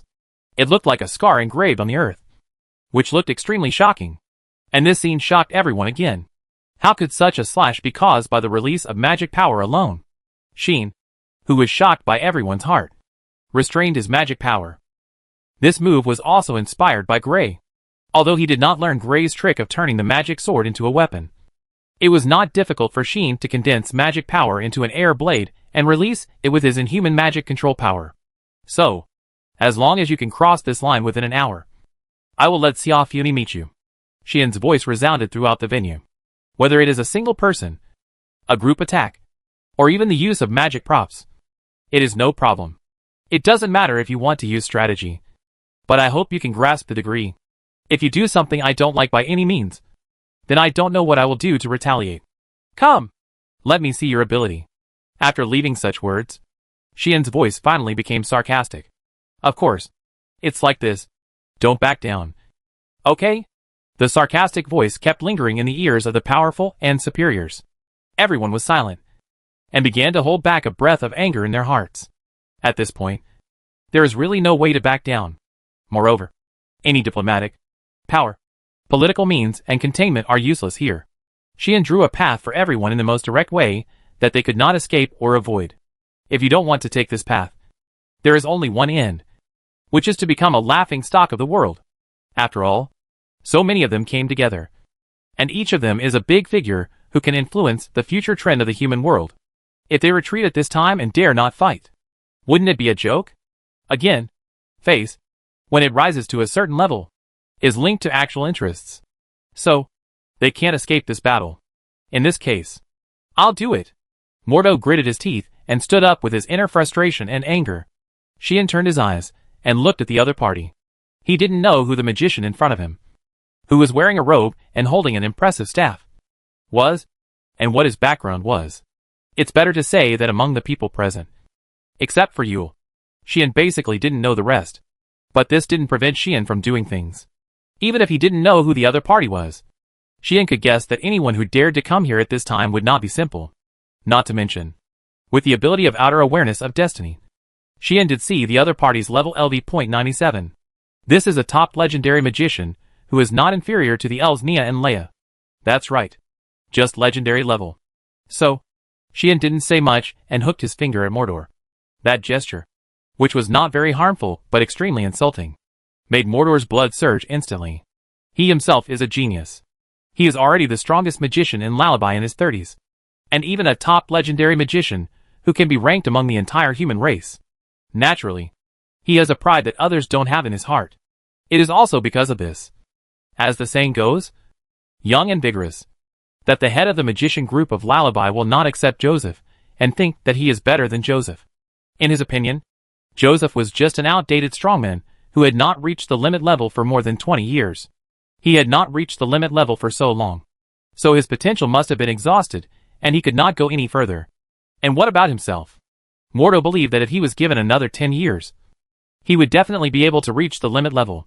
By then, he would be the strongest magician in the human race, and even the cadres of the demon race would have to bow down to him, and the superior goddess of the gods would have to treat him with courtesy. You know, it is extremely difficult for the human race to give birth to a strong man of the limit level. Even the demon race has only 3 people who have reached this level, and the gods are the same. Not to mention the human race. There are naturally few strong people of this level throughout the history of the human race. Otherwise, the heroes who fought against the beast demons thousands of years ago were not the 13 top legendary strongmen. In other words, the human race at that time did not have strong people of the limit level, let alone now. To some extent, extreme level masters are rarer than transcendent level masters. If he could really reach that level, Mordo felt that his life would not be in vain. Mordo has a strong self-esteem and is full of arrogance. Except for being restrained in front of Miski, who is loyal to him, he dares to claim that he is better than others. Even Aradia Elbian, who is known as the best of the human race. Probably because Aradia did not have the achievements of Mordo when he was Mordo's age. Now, he has been provoked. Explosive flame gun. Without the slightest hesitation, Mordo released his magic. Chapter 828 cut it again. Maybe it will break the skin? Boom! When the scorching flames exploded in front of the gate of Bostad's house, the square that was originally filled with pressure was instantly filled with a solemn atmosphere. Mordo mercilessly released the magic of explosive flame gun in the direction of Sheen, making the explosive flame spray out like a flame gun, hitting the gate of Bostad's house, dyeing Bostad's house red. The power of the superior fire magic was fully displayed. Even without a complete chant, it had great power, turning the area in front of Bostad's house into a scorched earth, enshrouded by such an amazing flame. Sheen seemed to stand in the wind, and his figure was still standing in the flames, and even the corners of his clothes were not ignited. Bang! The magic power on Sheen's body shook, and the amazing magic power dispersed the flames that enveloped the surroundings and blew away all the flames. Mordo's face changed slightly, But he knew that it was impossible to do anything to Sheen with the explosive flame gun alone. The opponent was a brave man. Moreover, it was very likely that he had broken through the legendary level, reached the extreme level, and even reached the realm that ordinary life could not reach no matter what. Although Mordo was arrogant, he was not a fool. He would not be so angry that he would forget how Sheen just suppressed everyone in the audience with magic power. Therefore, Mordo had already prepared himself for the first attack to be in vain. Flame. So, Mordo began to chant the spell and raised the staff in his hand. Buzz! The gem on the top of the staff began to emit a dazzling light and even trembled. Mordo was serious. Misty had already retreated a distance, and his eyes began to flicker as he looked at Mordo like this. Joseph also retreated to Misty's side. I remember that Lord Mordo's unique skill is not the ability to work against magic, but a rare and unconventional ability that can work against the magic weapons and magic props used by the user. Right? Joseph turned to Misty. Yes. Misty nodded and said, Lord Mordo's unique skill magic device can greatly enhance the power of the magic weapons and magic props used by himself, and can even amplify the effect of the magic potion used by himself, so that the upper limit of any magic equipment used by Lord Mordo is increased to more than 3 times the normal level. This is Mordo's famous skill. A magician's staff has the effect of increasing magic power, reducing magic consumption, etc. And the staff used by Mordoking is even more powerful after being amplified by the magic device. The power of the magic he casts is greatly enhanced, and the power is several times more than that of a magician of the same level. Misty introduced it with great pride. Because of his unique skill, Lullaby prepared a staff for him with the whole country's strength, which is the one he is using now. The level of that staff is of the highest standard. Even the magic weapon forging master of the dwarfs claims that it is rare to see it in 1,000 years.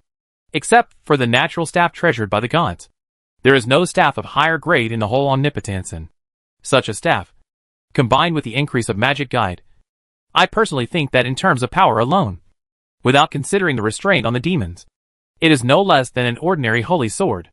Its name is the Magic Guide Staff, which is a magic weapon tailor-made for the strongest magician in our country. While Misty was explaining, the light blooming from the staff in Mordo's hand also climbed to the top. Destroy Dragon Flame. Mordo's chanting suddenly fell. The next second, waves of scorching flames appeared out of thin air, circling and rising around Mordor, like 2 fire dragons. First climbing up like 2 dragons playing with a pearl, then turning around and bombarding Sheen like a storm of 2 flames. The high temperature burned the atmosphere, causing the temperature on the scene to rise, and it became extremely hot in an instant. The fiery red dragon flame also attacked Sheen like a roaring fire dragon, intending to devour him. TSK. Yulin, who had flown back into the air at some point, looked at this scene and curled his lips in disdain. This magic. Sheen stood there and stared at the roaring fire dragon, thinking about something in his heart. The magic used by Mordor was far beyond the scope of advanced magic. Although the power was not as strong as his own celestial magic, it was definitely the strongest fire magic Sheen had ever seen. As users of fire magic, the difference between Melika's magic and Mordo's magic is simply like heaven and earth. If you don't take any protective measures and are hit by such magic, even the ultimate strong will not be able to bear it. Right? Unfortunately, you met me. Sheen didn't draw his sword and chanted directly. Give and dispel. The vast magic power immediately penetrated his body and turned into invisible waves, facing the 2 attacking fire dragons. Huh? Like a breeze blowing, the 2 roaring fire dragons were instantly dispelled by the invisible magic waves, turned into sparks, and dissipated between heaven and earth. It's not over yet. Mordo's pupil shrank, and then he shouted, raised his staff high, and kept chanting spells, using all kinds of powerful magic. Among these magics, some are fire magic, some are lightning magic, and some are storm magic. These 3 kinds of magic were cultivated by Mordor after decades of practice, and now they have all reached the maximum level. Therefore, Mordor used magic one after another without hesitation, and each of them was a high-level magic, and its power was far superior to that of ordinary high-level magic, which was eye-opening. However, facing all kinds of magic that could raise the surrounding area to the ground and burn the entire noble district to ashes, Sheen stood there calmly from beginning to end, chanting a short spell. Give and dispel. With just this, the ripples of magic power instantly dispelled one powerful magic after another, making those magics appear and disappear like mirages, which was dazzling. If it weren't for the extremely rich magic residues in the air, The people present might have regarded everything just now as an illusion. How is it possible? Mordor opened his eyes wide, and his tone was full of disbelief. Not to mention Mordor. Even Misty, who was originally full of pride, lost his smile. On the other hand, she not only did not move a step, but also frowned. Is that the end? Sheen said bluntly. I said, as long as you cross this line, you'd better not stand there and keep casting magic at me. Hurry up and run a few steps. Maybe you can cross the line? Sheen said this with a serious face. You? Mordor's face was distorted. He really wanted to burn the entire Boztut family to ashes. But Sheen standing there was like a mountain. The magic power on his body fluctuated, and he was completely breathless. I don't believe it, Mordor shouted unwillingly, raised his staff, and was ready to cast magic again. However, it seems that you are just like this. So let's change people. As if he had lost his patience, Sheen moved in an instant and appeared in front of him. Bang! With a muffled sound, Mordor was hit hard by a knee in the abdomen. Cough! Mordor wailed and fell on the spot. Lord Mordor. Misty finally lost his composure after seeing this scene. Beside him, Joseph had already drawn his sword. Because of Sheen's elusiveness, this famous swordsman was also stimulated to defend himself. A breeze appeared around the holy sword, as if wrapping him up, blowing his clothes. Sheen immediately turned his eyes and looked at Joseph. Are you next? Sheen smiled playfully. Seeing this, Joseph remained silent. But the whole person suddenly flew out like a gust of wind. His speed was amazing. During the charge, the wind and waves kept surging around him, making his momentum rise continuously. The crowd watching immediately recognized the power Joseph was using at this moment. Appeared. Sword Saint Joseph's unique skill surrounded by wind spirit. As a legendary master who was famous on the continent 25 years ago, Joseph was able to be so glorious because of this ability. It is the ability to attract the wind magic in the atmosphere.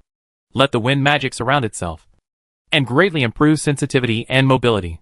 This ability is a unique skill that Joseph has awakened when he was born.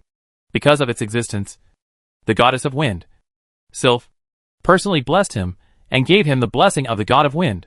With the blessing of the god of wind, plus the power of surrounded by wind spirit, Joseph's speed can be called the first in the human race. Even when he was young, he could make the older generation of legendary masters far behind. For this reason, Joseph also deliberately created a set of sword skills that matched himself, and was known to the world as the first swordsman of the human race, and won the title of Wind Sword Saint. After 25 years, this long reclusive swordsman finally showed his edge again. The figure riding the wind arrived in front of Sheen in almost the blink of an eye. Swish! Swish! The next second, countless sharp winds blew towards Sheen. No, that was not wind. That was sword light. One after another, continuous and indistinct, forming a storm of sword lights. Countless sword lights rose up at an astonishing speed and fell on Sheen. Clang, clang, clang. Not long after, the scene of sword lights appearing as if they hit steel and sparks burst out appeared. What? Joseph stood up in astonishment. What caught his eyes was Sheen's half-smile face. Chop again. Maybe the skin will be broken? As soon as the voice fell, a fist approached Joseph's eyes. Chapter 829 at this point. The whole army was annihilated. Swish. With a faint sound of breaking through the air, Sheen's fist approached Joseph at high speed like a bullet, as if to smash his head. The force carried by it made Joseph change color. If you look closely, you can find that Sheen's fist is wrapped with a faint magic power, which makes that ordinary punch seem very terrifying. That is one of the effects of Vitua Tianming. When in the unarmed state, depending on the current physical condition, the body will gain 3 to 10 times the power increase and have perfect skills. At present, Sheen's physical condition is naturally the best, so his body has gained 10 times the power increase. In this case, coupled with the growth of power brought by Sheen's level that has been raised to the limit, the power of this punch is naturally very terrifying. At least, Joseph didn't dare to take it hard. Swish! At that moment, Joseph rode the wind's retreat and turned into a residual light, which looked extremely dazzling. But, swish!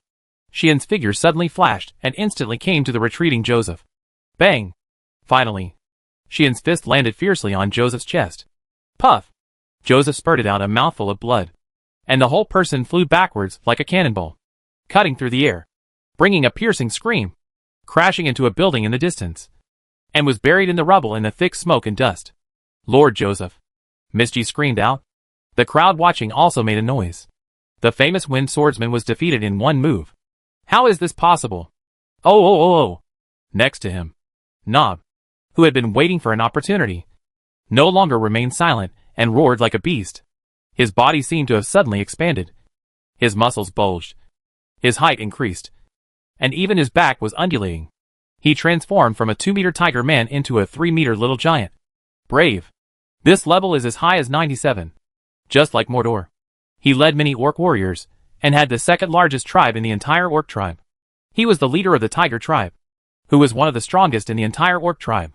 Finally, while roaring, he crushed the ground under his feet and rushed toward Sheen. He was like a giant beast, approaching Sheen's back in an instant, and then raised his huge fist and slammed into Sheen. What greeted him was a fist wrapped in a faint magic, much smaller than his, but powerful. Bang!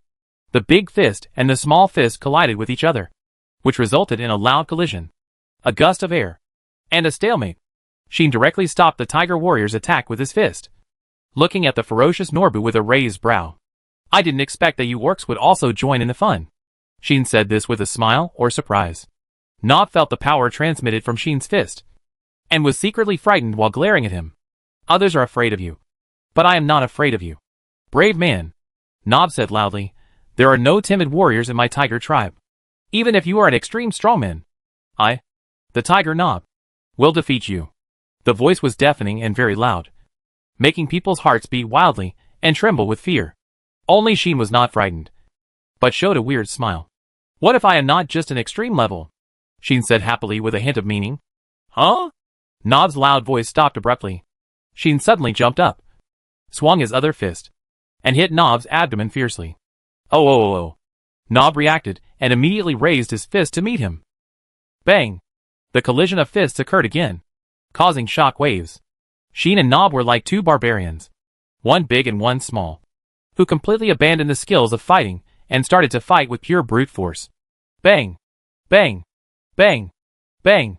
Bang! Bang! Suddenly, along with the constant collision of fists, thunderous vibrations also appeared continuously, causing strong winds to dance and air waves to burst, which was shocking and frightening. Of course, Misty, Yule and others were also among them. Can he still compete with Minister Nob in strength? Yule didn't know how many times he was shocked. Is that brave man still a human? Misty was even more afraid. Nob's unique skill is very simple and crude, which is the ability to greatly increase his own strength, giant strength. With this unique skill, Nob is regarded as the strongest life form among humans.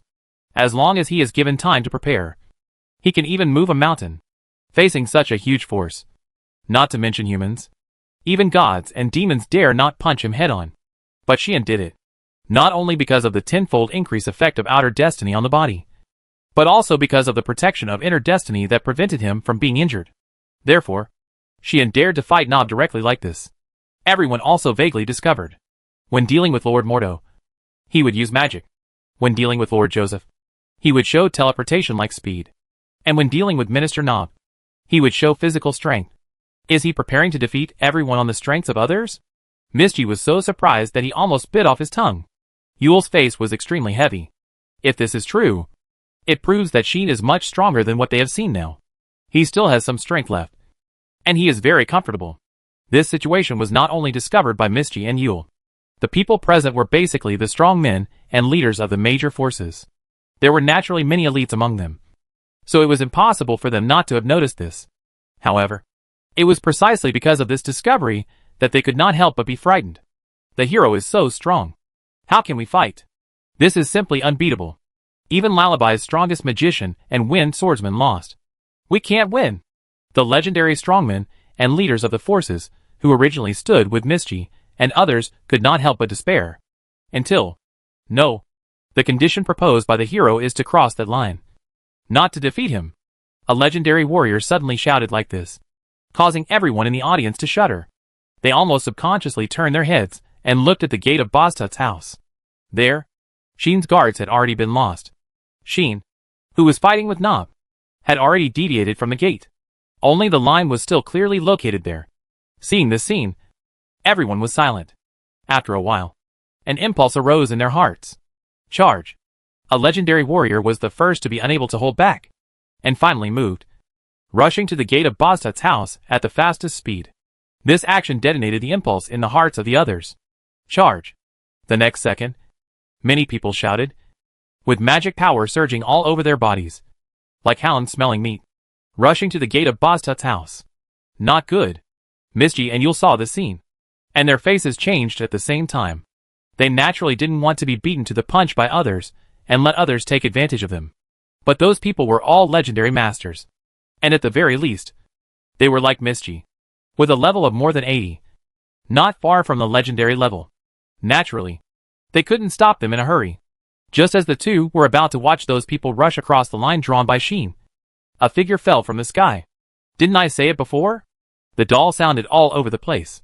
Don't you all think about going in? As soon as the words fell, a scorching dragon breath was spit out by the girl, who suddenly landed in front of the door of Boztut's house. The girl puffed up her cheeks, like a little girl preparing to blow. But the result was a scorching dragon breath. Boom! The dragon breath landed on the ground with great precision. And with a roar, it set off a grand explosion. Ah!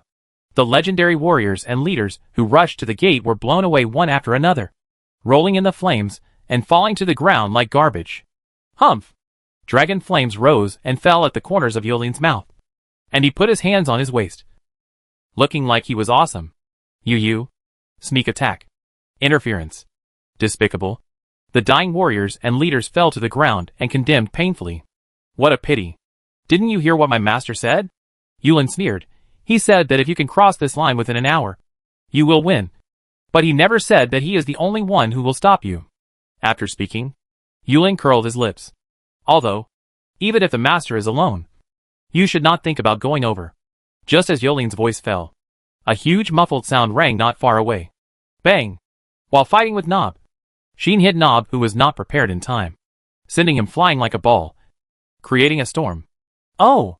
Oh! Nob could only wail, and fell heavily to the ground like a huge rock. The smoke and dust he raised completely covered his figure, and he could no longer see his appearance. So, Nob was defeated.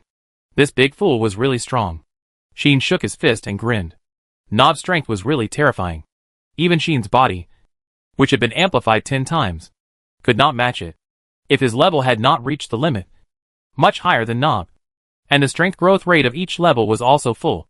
Plus he had perfect skills, and Li Tua Tianming to remove the recoil force. Then, he really couldn't fight Nob head-on by unloading the force. Sheen looked around. Nob and Joseph were already buried by the rubble. Mordo was still holding his stomach like a shrimp, lying there, struggling to get up. The rest of the legendary powerhouses and powerful leaders were also lying under Yulin's dragon breath. The only ones left were you two, right? Sheen looked up at Yul and Misty. Gurgle. Misty couldn't help swallowing. Yul was silent. Do you want to fight? Sheen reminded him kindly.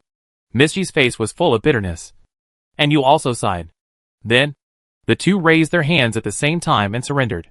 At this point, the whole army was annihilated. Chapter 830 Xiafuna. Appearance. At this time, only a few minutes had passed since Sheen's 1-hour declaration. In a few minutes, not only the top legendary masters such as Mordo, Joseph, and Nob, but also the other legendary beings and leaders of the forces had fallen to the ground. Groaning in pain, Sheen stood among the fallen human masters, like a king standing in a sea of blood and corpses. His figure was not majestic, but full of strength. The onlookers looked at this scene, and the shock in their hearts turned into numbness. They stood there, staring at Sheen blankly, unable to come back to their senses for a long time. This also includes those who were attracted by the movement here and were watching the development here in the dark. Is this a brave man? Is this the true strength of Sheen Boztut? He didn't even pull out the holy sword. How did he grow so fast after only being here for more than half a year? People were full of such thoughts, and they were puzzled and distressed, and could not come to any conclusion at all. But there was one thing that everyone understood. That is, although Sheen was young and had not been in this world for a long time, he was definitely not a soft persimmon. Not only was he not a soft persimmon, this hero was also fundamentally different from the previous heroes, and could not be judged by common sense at all. At least, no hero in the past was as strong as Sheen, and no hero had ever acted so recklessly as Sheen, regardless of the identity of his fellow tribe. This hero must not be provoked. This was the thought that all the people present had at the same time, both openly and secretly. Xian told everyone with facts that he was not a rigid hero who followed the rules. On the contrary, he has a bad temper and his mood swings are stronger than anyone else. Even if he doesn't tolerate any sand in his eyes.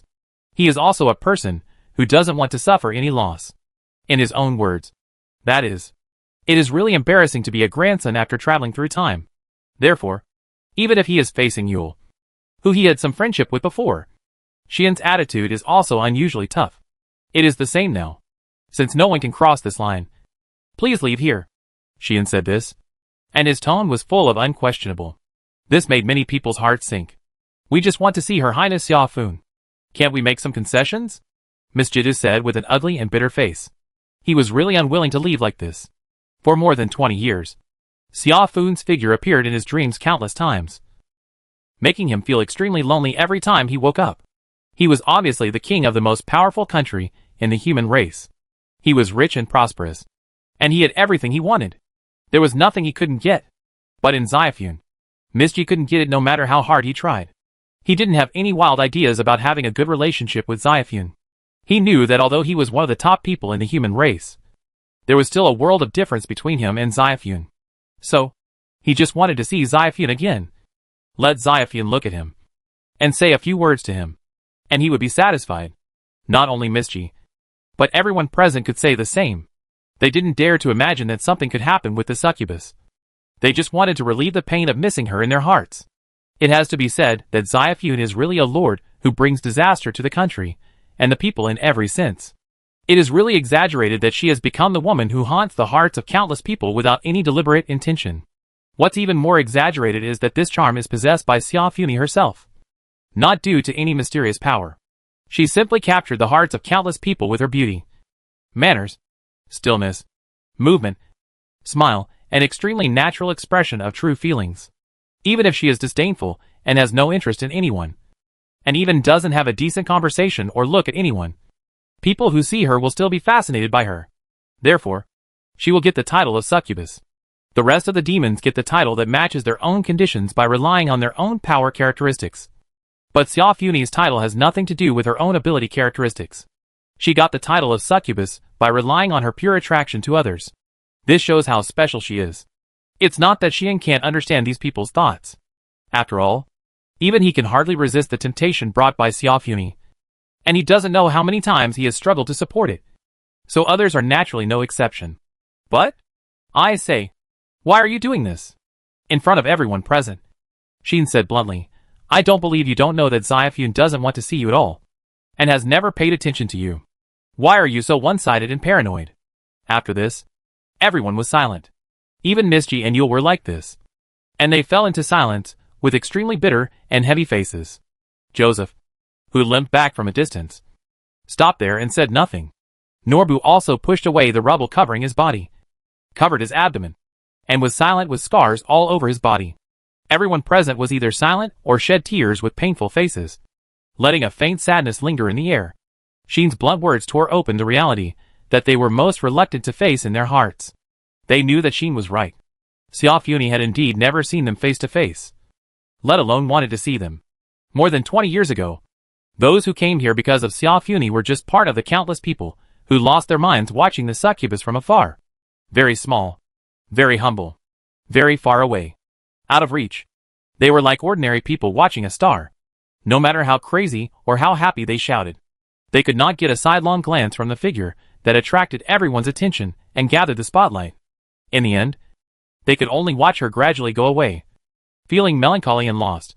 Even if they came here today, what could they do? For the succubus, they were still just an insignificant member of the admirers surrounding her. Right? Their identity, their strength, their status, their power, may be dazzling in the eyes of others. But in the eyes of that person, it was nothing more than that. In that case, what qualifications do they have to get her attention? There is really no need to do this. Xian then bluntly threw out his thoughts. With your status and position, you can get whatever you want in the human world. Why should you be wrong for a succubus that you can't get and live so humbly? This is the only difference between Xian and the people present. It is also difficult for him to bear the temptation of Xiaofuni, but he can't accept being wrong for it. Hot-faced to cold, but Persevere in pursuit? Even if you are treated coldly, you still coax her in a good voice?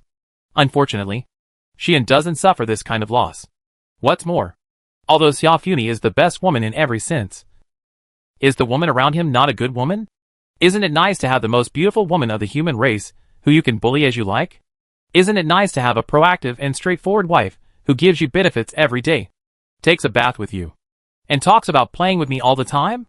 Isn't it nice to have an obedient and well-behaved elf girl, who loves you and loves you silently in secret, and doesn't want to see you unhappy, blushing, and worrying about your words and deeds?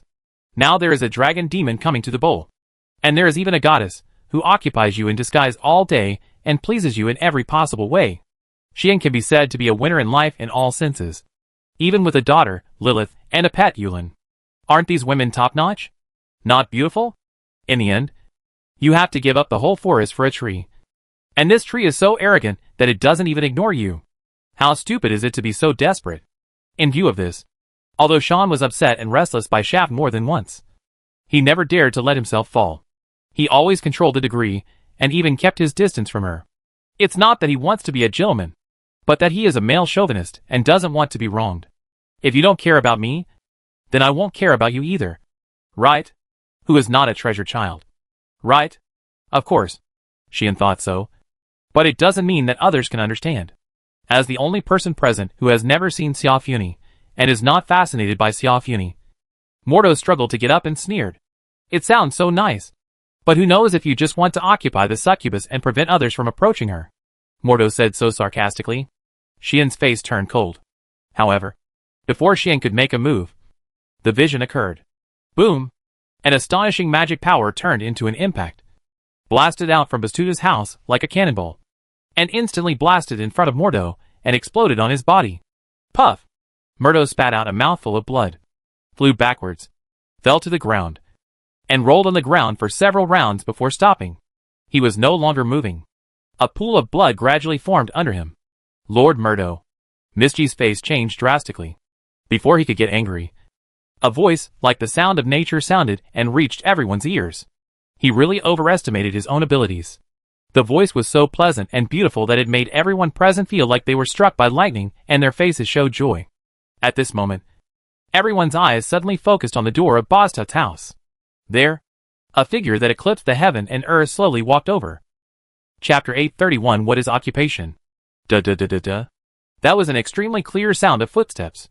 In this crowded square, on a battlefield with people lying on the ground unable to get up, the footsteps seemed to strike everyone's heart, reverberating like an echo. The peerless and beautiful demon princess walked out of Bastut's house slowly with natural steps, as if she was out for a stroll. That figure, that beauty, seemed to make everything pale in comparison. Ah! Mischi, Joseph, Nob and others opened their eyes wide and trembled. The people around them fell into a daze one by one, their eyes full of shock. Succubus, His Highness. Yule couldn't help but tremble slightly, looking at the beautiful figure that he hadn't seen for many years. His hands clenched. Mordo, who was lying in a pool of blood, looked like he was dying. He raised his head in a difficult struggle and saw the figure. Then his eyes widened, and he was completely stunned. Not to mention the people present. Even the people in Bastut's family saw this scene. She. Layli stuttered with a look of surprise and confusion. Succubus Cyan. Vivian was also slightly distracted. So beautiful. Lumia murmured as if she had seen something incredible. Is that a succubus? Even TL was breathless, looking at the beautiful figure. Her voice was full of surprise. Zayaf appeared so naturally. It was so abrupt and so sudden. But she instantly became the focus of the whole audience and took away everyone's attention. Alas! Why did she come out? Yulin looked like she had a headache. Why did you come out? Xian also looked at Xiaofuni, his tone full of displeasure. This woman. Is this place not chaotic enough? I told her to wait for me in the room. But she ran out? She really deserves to be punished. Xian was full of indignation.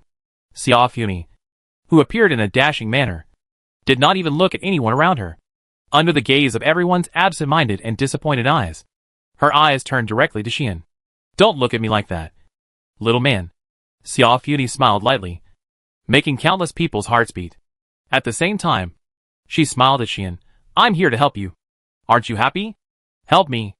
Xian pouted his lips, and said without gratitude, "Do you think I can't deal with a so-called great magician who speaks wildly? Who are you looking down on?"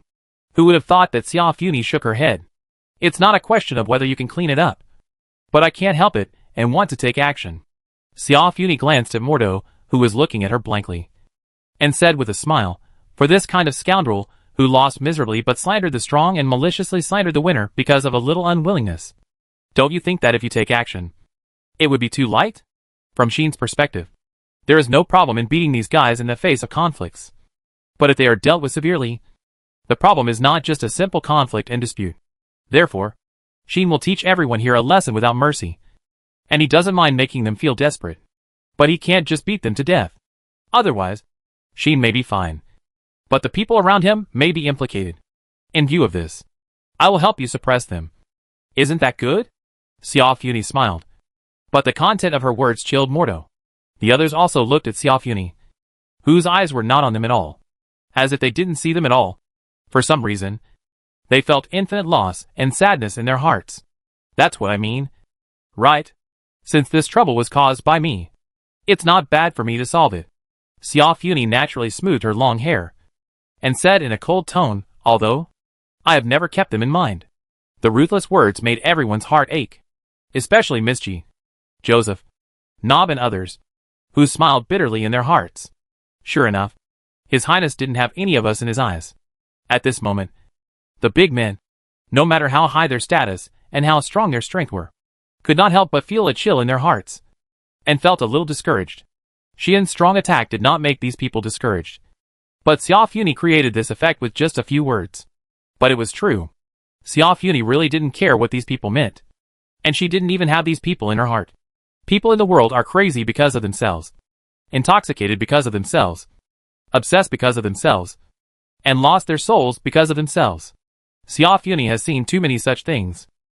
For her, this was just one of the boring scenes in her long life. If it were any other time, she would have completely ignored these guys, stayed in the mansion, ate and slept, and would never spare a bit of energy to deal with them because of their arrival. Just as Xian said, Shap didn't want to see them at all.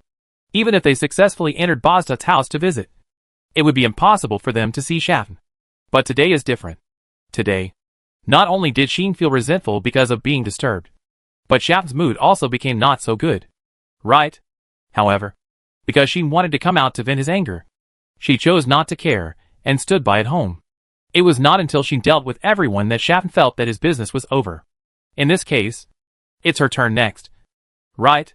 In other words, the talk of helping Xian to suppress the enemy was all fake. Xia Funi just wanted to teach these ignorant guys a lesson. Mordo just bumped into the muzzle of the gun. So, Xia Funi took a step and came to Mordo. You and me. Mordo looked at this beautiful demon who made the world pale in comparison. His lips trembled a few times, and he couldn't even say a word. His heartbeat has accelerated to the fastest in history. There is no way. The woman in front of him is really too beautiful. That is a beauty that does not belong to the world. That is a beauty far better than dreams. Mordo has seen beauties before, but he has never seen such a beautiful person. That kind of extreme beauty even made Mordo feel that all the women in this world have become mediocre. And the most beautiful people he had seen in the past have become rouge and powder, and can't be compared with the person in front of him. At this time, Mordo finally understood why this woman could make so many big figures in the world obsessed with her. It's not that those people are too vulgar, but that this woman is so beautiful that people feel that everything in the world is not as good as her skin and hair. People feel that if they can own her, it is equivalent to owning something better than this world. Mordo looked at Xia Funi, and gradually lost his mind. But, if you look at me again, I will dig out your eyes. Xia Funi's casual words were like the coldest winter, instantly cooling the heat in Mordo's heart. But Xia Funi did not let him go. Although I am used to the sight of others, I still feel that even his gaze will make me unhappy for those who make me unhappy. Xia Funi's words are like a sharp sword, tearing Mordo's heart. Mordo's heart hurts. Why? Why do you say that? So cruel. Mordo shouted in his heart. I don't know if she heard Mordo's voice, but Xia Funi lowered her eyes and looked down at him lying in a pool of blood. To be honest, the mood of you people who are insignificant in my life is of no value to me. I don't care about your life or death, let alone what you want to do. Even if you keep saying that you love me and want to see me. So you do all this. I still only think that it is your business, and has nothing to do with me. In contrast, the mood of my brother-in-law who is like an enemy is what I care about. Xiao Funi smiled. A beautiful smile. But also a ruthless smile. As a result, you people who are insignificant to me say that the people I care about have occupied me? What is occupation? Taking someone else's things is called occupation. Robbing someone else's woman is called occupation. If it belongs to everyone, then being occupied by one person can indeed be called usurpation. But who are you? Do you want to say that I am your thing? Your property? Do I need your consent to be with someone I want to be with? Is that correct? Is that normal? Come! Tell me. Is that right? With Xiao Funi's questioning, Mordo was speechless, and even broke out in a cold sweat. I am not. Mordo tried very hard to say something, but failed. Xiao Funi didn't want to waste time on this person whose name she didn't even know, let alone want to know. As punishment for talking nonsense, I will give you a curse. You will never have any partner again in your life, and can only watch the person you love fall into the arms of others. Let you know what is called usurpation. As Xiao Funi stretched out a jade finger, and the cold magic gathered on the fingertips. No. No! Mordo finally reacted and begged for mercy. But it was too late to beg for mercy now. Boom! The magic power of Shatten's fingertips hit Mordo, and penetrated into his body. Ah! Mordo screamed like he was dying. Under the cold magic curse, it seemed that his life was dying. Not long after, Mordo fainted, and completely lost consciousness. Silence began to appear on the square. Everyone present watched this scene, and finally lost their words. Chapter 832, If I Don't Go to H.L. Who will? Okay. I'll go back first. In the extremely depressing atmosphere of the whole place, Xiao Funi, as if completing a very ordinary job, after concocting Mordo, threw down this sentence. With the still audible footsteps, Xiao Funi walked back to Shin's side, leaned forward, and chuckled and muttered in his ear. You should also come back quickly. Don't waste too much time. Okay. After saying that, Xiao Funi seemed to be in a better mood, and slowly walked back to Bostut's house. Only Shin was left, rubbing his ears there and muttering, what a witch. This sentence can be said to be quite clear in the scene where a pin drop can be heard. But no one commented on this point. They just looked at Xiao Funi, who walked back to Bostut's house without looking back. And they wanted to shout out countless times in their hearts, calling her to stop and not leave their sight. But they couldn't do it, because Xiao Funi's words were still lingering in their ears. How you, who are insignificant in my life, feel is of no value to me. I don't care about your life or death, let alone what you want to do. Even if you keep saying that you love me and want to see me, so you do all this, I still only think that it is your business and has nothing to do with me. In contrast, how my brother-in-law, who is like an enemy, feels is what I care about. These words are telling them that what Shin just said is absolutely right. Xiao Funi actually doesn't want to see you at all, and has never even paid attention to you. This is reality. The cruelest reality. A reality that everyone knows but doesn't want to admit. And the evidence is that from the moment she appeared until now, Xiao Funi has never looked at them even once. It's as if they don't exist here at all. Woohoo! After a while, a restrained cry sounded. This was like a chain reaction, making the big men, who were either noble or powerful, either look gloomy or shed tears. Not long after, many people left quietly. Misty also looked at the direction where Xiao Funi left with great nostalgia, and then came to Mordor, whispered to the knight beside him, and asked him to take Mordor and leave in silence. Joseph also seemed to have cut off the feelings in his heart, limping away, causing his disciples to follow him in a panic. Nob seemed unwilling to give in, and did not believe in his fate. He clenched his fists tightly. In the end, he could only leave with his orc warriors in despair and despair. Clunk! Clunk! In the square in front of the gate of Bostut's house, the sound of wheels rang out densely, causing the vehicles and convoys gathered here to leave one after another. People who did not appear but hid in the dark and watched all this happen also spoke with melancholy. Let's go! Today's dispute was passed without any danger. I really didn't expect that the succubus Xiaofun would be willing to show up. But many people would definitely prefer that she didn't show up. Right? Yes. After all, this would break people's dreams. It's said to be a dream. So even if it doesn't break, it will wake up sooner or later. The most beautiful woman in the 3 realms. Maybe no one deserves to have her? Nonsense. Living in the world for tens of thousands of years. and experiencing countless eras. The succubus has never fallen in love with any man. How could she fall in love with anyone in our era? Let's go. Let's go. That's a woman that none of us can get. Let's go back and get drunk. Just like that. Everyone left quietly. The last one to stay was Yule. The pope of this temple just stared blankly in the direction of Bastuda's house, his old eyes full of emotions that others could not understand. Xian thought about it, and still raised his steps and walked in front of him. But before Xian could speak, Yule spoke first. In fact, I knew it a long time ago. I was just fantasizing, Yule said in a lonely voice. Compared with the tens of thousands of years of life of that prince, I am just an old man who has lived in the world for 100 years. Even when I met that prince by chance more than 20 years ago, I was already old. So how could anything happen between me and that prince? Hearing this, Xian was silent for a while, and then said lightly, "But you still want to see her, right?" "Yes." Yule smiled kindly, as if he was talking to someone who was not here, and murmured, "I have dedicated my life to God. I thought that I would never be able to have a love for others like a normal person. Until that person appeared. She let Yule have the same experience as a normal person. Even if the experience was not good, at least Yule got what he thought he could not get. Therefore, I am actually very grateful to that prince." After leaving these words, Yule turned and left. However, the back looked much older than before. Xian watched Yule leave, and his heart was very emotional. Not only him, but also Yulin. I really don't understand. Sister Xiaofuni has treated them like this. Why don't they have any resentment, but look lost, as if they have lost their ideals? Yulin came to Xian and muttered like this. Xian shook his head. Maybe it's because, in their minds, Xiaofuni is too beautiful? But in fact, Xiaofuni may have a lot to do with beauty, but it has nothing to do with harmony. That woman has seen too many other people's desires and too much cheap love. So she is a little contemptuous of the world. But at the same time, she also lives very thoroughly. If she is not interested, she is not interested. She will never be hypocritical to those who are not interested in her for her own purpose. Although the world is fascinated by her, loves her, and is crazy about her, she has never relied on this to get anything from these people. The boundaries in her heart are very clear. She will never abuse the hearts of others, and will not open her heart casually to give others hope. There may be some factors of Lianqingyao at work, which makes Xiaofuni dare not easily open her heart to others.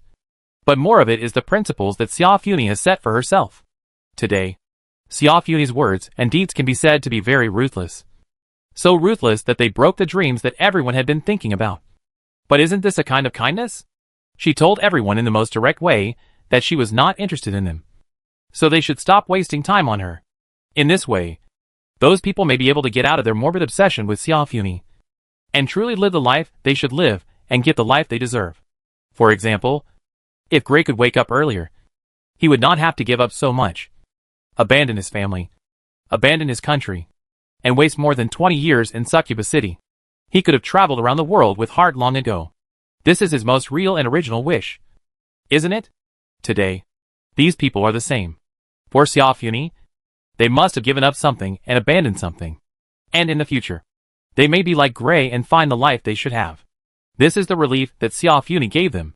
Is that so? Yulin nodded, not quite understanding. Although she became much smarter after turning into a human, she was still a dragon. It would take some time for her to comprehend many delicate human emotions. Of course, this was not important. What was important was, then in the master's heart, was Sister Xiaofuni very beautiful? Yulin asked curiously. Xian's breathing stagnated at first, and then he rolled his eyes. Beautiful? Xian said with great disdain. I don't think she is a demon, which is good enough. After saying this, Xian turned around and went back to the mansion. Yulin looked at Xian like this and suddenly laughed. So, Sister Xiaofuni would look at the master with a new eye. Although Longlong still had a lot to learn, Longlong had already opened his mind. But Longlong would not say it, because Yulin's silly master, a playboy, has flirted with so many sisters. Let's see how you will end up. Yulin made a face at Xian. Then, Yulin turned into a black dragon and appeared in the square. He lay there and began to take a nap. What happened today told Yulin that this family still needed her to guard it. So, Yulin simply stayed in the square so that everyone who came could see the black dragon blocking the door of Boztut's house at the first time. In this way, The insignificant cowards will not come. Right? With this idea in mind, Yulin fell into a deep sleep. He didn't notice that a graceful figure was standing on the top of a building in the distance. It seems that I don't need to appear. Luo, she smiled. And then remembered the intimate whispering of Xia Funi in Xian's ear just now. And the smile disappeared again. You dare to flirt with a succubus. You are such a bold and stinky man. Do you really think you can do whatever you want just because you are a hero? Luo, she gritted her teeth and began to think in her heart. What was she thinking? Of course, she was going to teach Sean a lesson. At the same time, Sean, who had dealt with the questions from his family, also returned to the room. I'm talking to you. I must have a good talk with you today. Sean pushed the door open aggressively and wanted to say something aggressively, but for some reason, his voice suddenly became weaker and weaker. Back?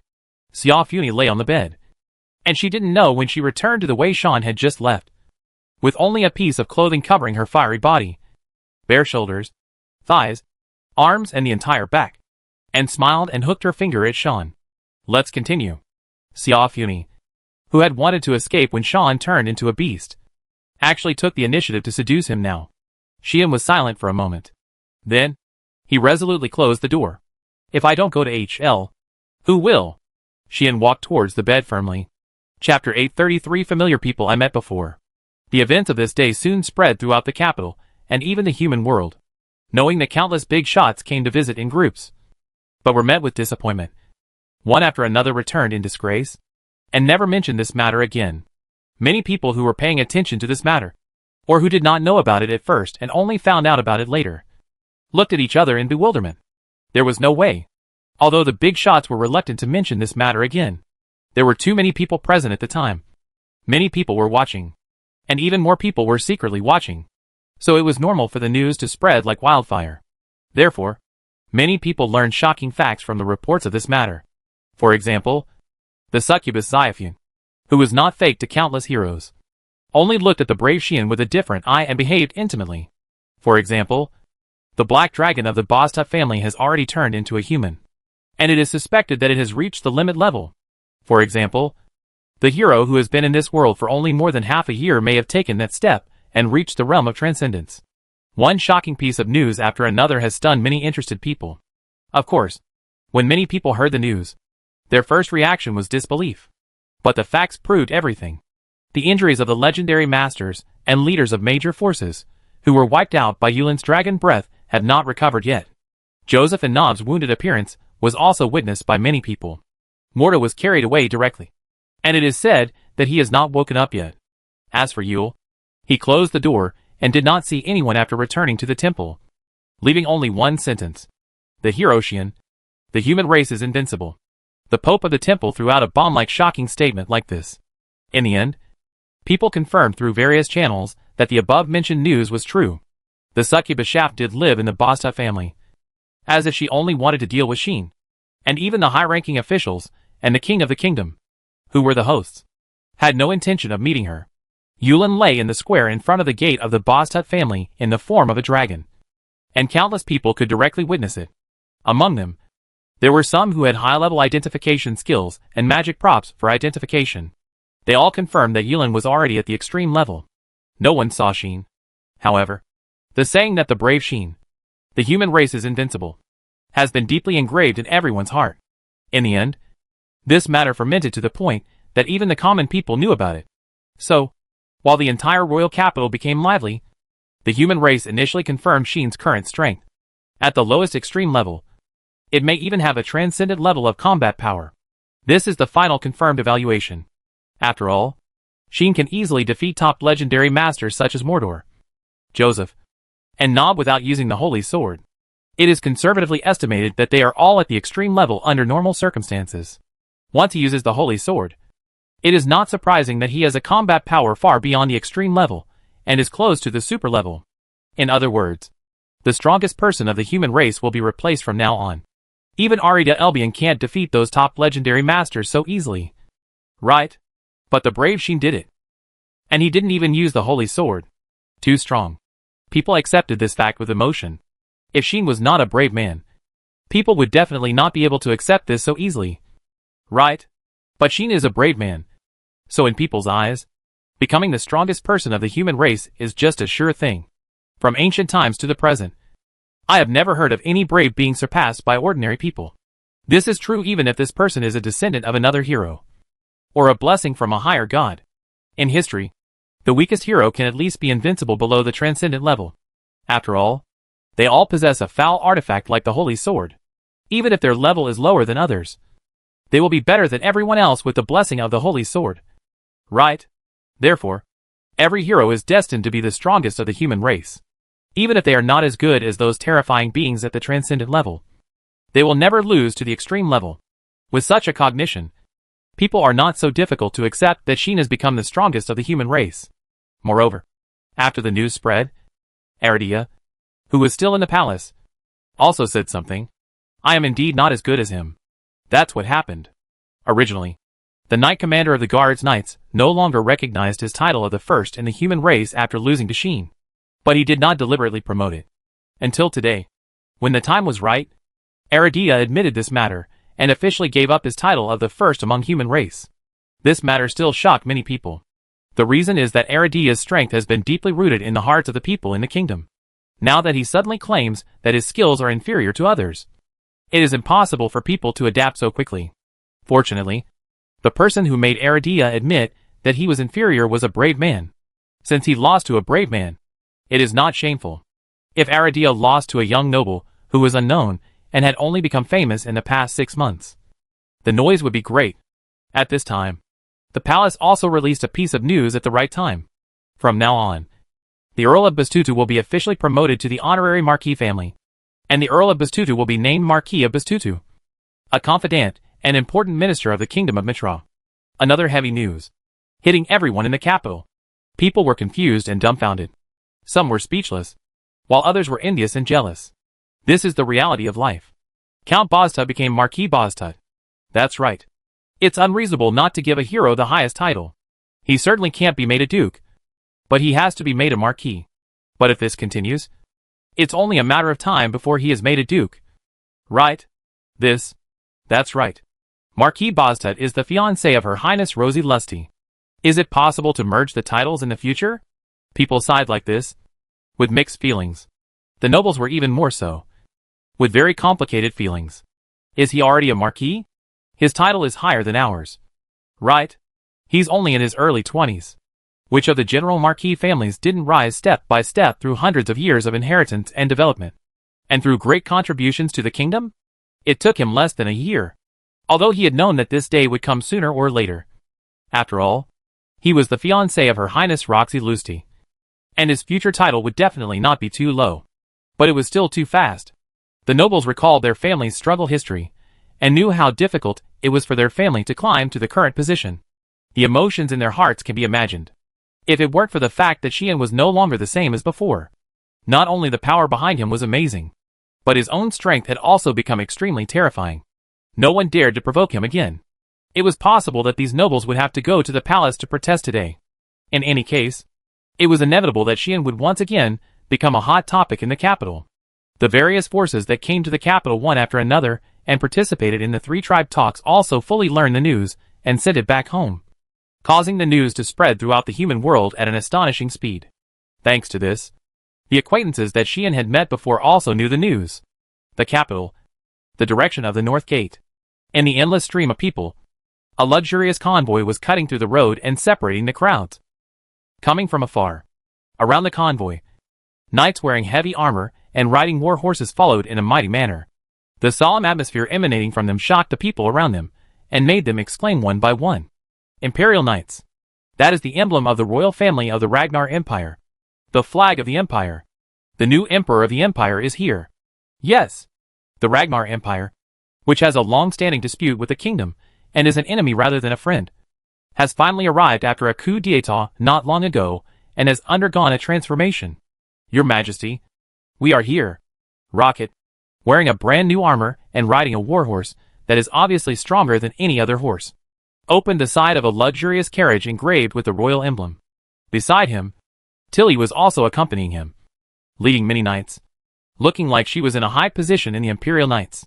And in the luxurious carriage, a sunny and cheerful voice came out. Have we arrived? The curtain of the carriage was lifted, allowing the emperor wearing a royal robe and a crown to stick his head out.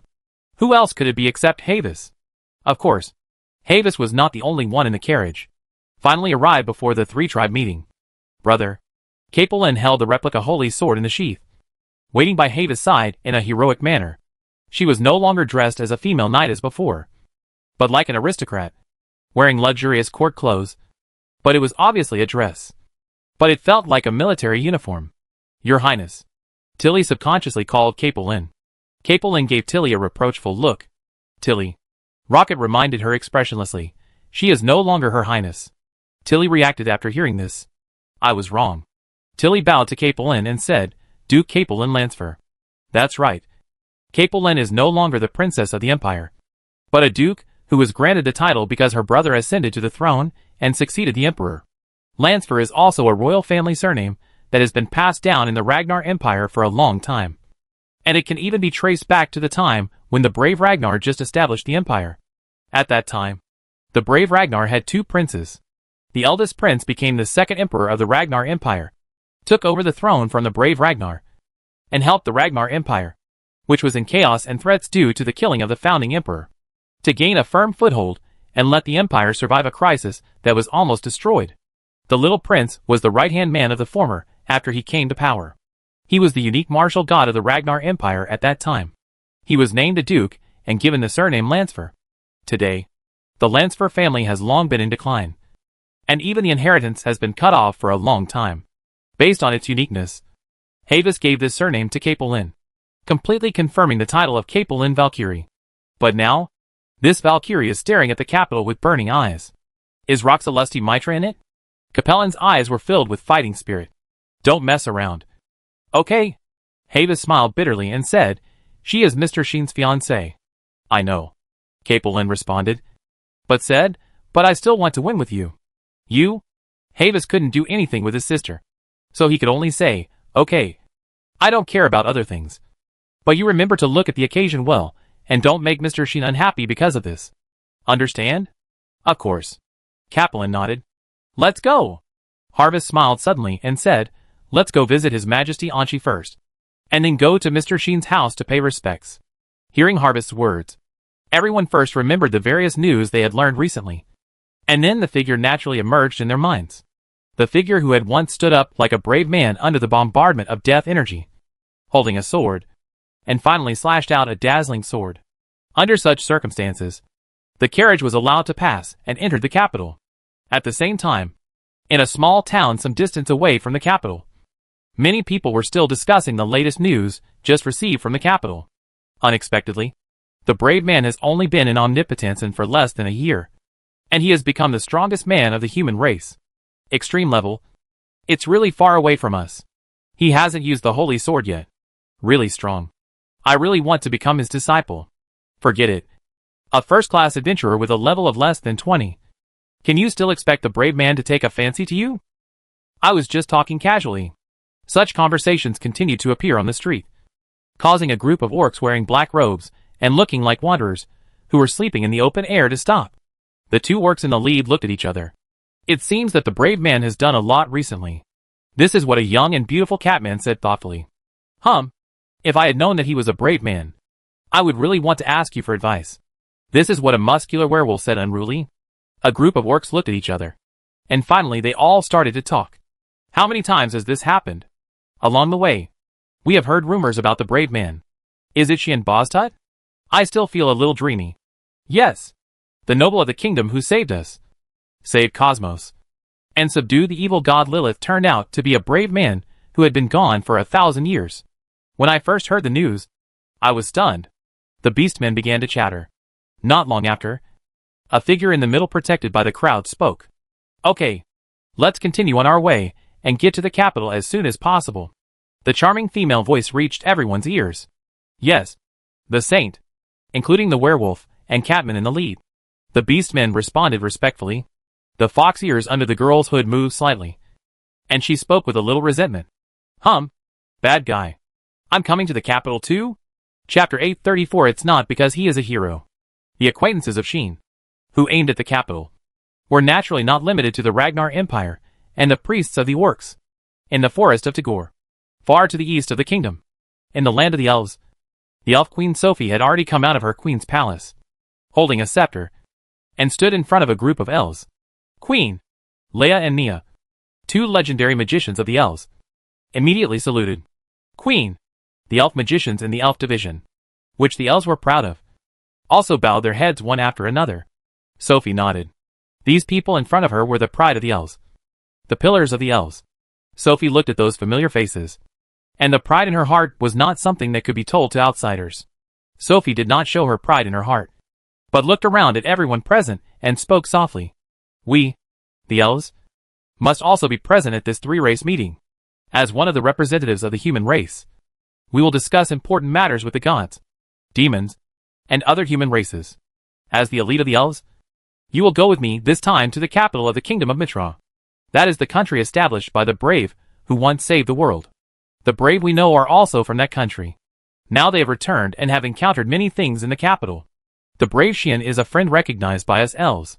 This three-race meeting was caused by his identity.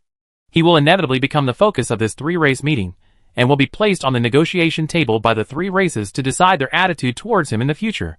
This matter is of great importance. It is not only closely related to the peace between the three races, but also deeply involved in the safety of our friends. Therefore, we have two purposes for this trip. First, do our utmost to maintain peace, and never let the war that was once full of pain happen again. Second, do your best to protect our friends, and become the power of the brave Xian. Sophie's voice began to become serious. Tell me, can you do it? Hearing this, the elf magicians did not hesitate at all. Yes! The neat and tidy shouts echoed throughout the elf country, making the other elves in the elf country turn their heads to look, with longing and yearning in their eyes. Very good. Sophie nodded with great satisfaction. Then, let's go! Sophie raised the scepter. The next second, the emerald green halo flashed, enveloping all the elf magicians present. Among them, there were two figures that Xian would definitely recognize if he was here. Brave, the elf girl with shoulder-length hair and a small cane in her hand muttered so, and her eyes seemed a little trance. Beside her, another elf woman saw that she was distracted and patted her on the shoulder. What's wrong? Genome? Hearing the other party's voice, Genome came back to his senses and looked at the elf woman beside him. Teacher Jiaoyuer, Genome called in a low voice. Are you thinking about that man? Jiaoyuer saw Genome's thoughts with her sharp eyes. Genome shook his head subconsciously, but then thought about it again and nodded. I still can't believe that he is a hero. Genome said so. I understand how you feel. Jiaoyuer paused, and then said with mixed feelings, I didn't expect that the alien male, who was almost unilaterally rejected by us, was actually a hero. But maybe I understand. Genome held the cane tightly and whispered, I understand why Melika likes that man so much. Since the other party is a hero, it's no wonder that even the pure elves can't help but be attracted. It seems natural that Melika would like the other person. Right? That's what Genome thought. However, Carol shook her head. You misunderstood. Genome? Carol denied Genome's statement. Huh? Genome was slightly startled and looked at Carol in surprise. Facing Genome's gaze, Carol said this. Melika didn't like him because he was a hero. But the person she liked happened to be a hero. These words made Genome speechless, although it was just a change of the order. After Carol said this, Melika's reason for falling in love with Xian was completely different. Although we have never been in contact with love, we know ourselves very well, and know the existence of elves. Carol said meaningfully, do you think we will only love heroes? Of course not. The love of the elves is pure, without any factors such as identity, status, and power. Even if you are a hero, if you cannot get the recognition of the elves, you will not get her love. The former hero Mitra is a living example. It is well known that he pursued the elf queen Sophie, but was rejected by Sophie. Otherwise, this history is likely to become a good story. And isn't Mitra a hero? Isn't he great? On the contrary, he is a very great person. So great that even the gods will respect him. He saved the world and defeated the devil. And this achievement is destined to be passed down forever. But such a great person still failed to get the love of the elf queen. So, it must be the same for Melika. It's not because he is a hero that she fell in love with him, but because the character of Xian Bostad has something that can really attract her and let her offer her love. Carol's voice reached Genom's ears, the place that really attracted Melika. Genom pursed his lips and fell into silence. Okay, Don't think too much. Carol interrupted Jennings' thinking and said, Melika and the hero's affairs will naturally develop by themselves. Let's focus on this three-tribe meeting. Yes. Jennings adjusted his mentality and asked, will Melika also be present at this three-tribe meeting? Yes. Carol nodded and smiled rarely. She is already the blessing of the goddess of nature. This time, she will definitely appear in the capital of the Mitrok Kingdom with the goddess Nadura at the three-tribe meeting. Hearing this, Jennings' eyes rose with expectation, looking forward to seeing his childhood friend, the playmate who has been inseparable since childhood. Even if the other party has abandoned him and become powerful, it is the same. In this way, the Emerald Halo carried the elite of the entire elf tribe, and flew to the horizon under the gaze of all the tribesmen in the elf land. Target: Mitrok Kingdom. Capital: Bostut's house. Today, no one came to visit here anymore. The black dragon lying on the square was like a huge fortress, emitting a terrifying pressure that made countless people not want to get close to this area from the bottom of their hearts. Even the people in Bostut's house sometimes went in and out with a trembling look, as if they were afraid of waking up the dragon who was napping. Every time they passed the square, they would subconsciously lower their voices. Thanks to this, although Xian had been promoted to Marquis and became a great noble in the Mitrok Kingdom, and his status was not inferior to that of the Duke, and even much better than that of the Duke. In the past few days, there was not even one person who dared to visit Bostut's house to congratulate Xian on his promotion. Of course, although the people didn't come, the gifts were well prepared. In the past few days, gifts from major forces and nobles have been continuously sent to Bostut's home. Along with them, letters were also sent to Bostut's home. The nobles and leaders of the forces could not come to visit, but they did not dare to neglect this matter. They prepared letters full of congratulations and praises and sent them to Bostut's home. And of course, Xian would not be able to deal with these letters. So, I hate you. Xian Bostut. In a luxurious office on the top floor of the main mansion, Riley was dismantling the pile of letters and screaming like crazy. Don't mess it up, Riley. On the side, Vivian looked at the letters messed up by Riley and quickly reminded her. These letters not only need to be read, but also need to be replied to one by one. If they are too messy, problems are inevitable. Laylee naturally understood, but she was really going to collapse. There were so many letters, and she had to reply to them one by one. How long would it take to get back to them? Laylee resisted the urge to burn the letters and shouted, since we have already torn our faces apart and don't allow anyone to visit, why not just throw these letters away? I understand how you feel, Vivian said helplessly, but he can do this. But we can't. Don't you understand? Indeed, Xian can let go of himself and not be hypocritical to everyone. But Laylee and Vivian and others can't. The reason is that His Majesty the King has sent people to persuade him. The relationship between the nobles still needs to be maintained, not only for each other's face, but also for the balance of power in the kingdom. Vivian said, if the nobles are allowed to unilaterally hate and hostile to the Bostut family, then now they dare not do anything with the deterrence of Xian and His Royal Highness Rosie. But what if they are gone in the future? The rise of the Bostut family was very rapid, and because the head of the family was Xian, it would definitely be the existence of the kingdom in the future. If such a big family offends too many people now, the people who inherit this family in the future will definitely be subjected to all kinds of difficulties, embarrassment, and even disasters. From the perspective of the king, Anchi naturally did not want to see the Bostut family, which had a special status in the kingdom in the future, become a public enemy, attract the targeting of the nobles of the kingdom, or even become hostile to the nobles and kill each other. In that case, it would be a disaster for the kingdom. Therefore, Anchi deliberately sent officials to give instructions. And the object of this instruction was naturally not Xian. Anchi knew that Xian did not like this kind of roundabout things, and whether he would listen to him was also an unknown. Therefore, he entrusted all these things to Laylee, and let Laylee handle them. It can be said that Laylee is now cleaning up the mess for Xian, the hands-off shopkeeper. This is also the reason for her collapse. This is really too much, Laylee wailed. There is no way.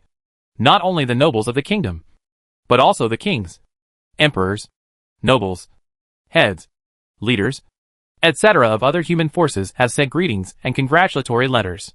Vivian smiled bitterly, but also comforted. In fact, this is not all bad. At least you have contacted the top leaders of the major forces of the human race through this channel. Even if you are now the agent of the Bostut family, when you inherit the Razad family in the future, You can also use this contact to establish connections with these bigwigs. This is definitely a great thing for a noble. If there is the support of so many human forces, the Rozhead family may not be able to reach the future height of the Boztut family. Vivian encouraged, "Come on, Laylee. You have to believe in yourself. You are the best." Hearing this, Riley's expression improved a little. Alright. Riley reluctantly accepted her fate.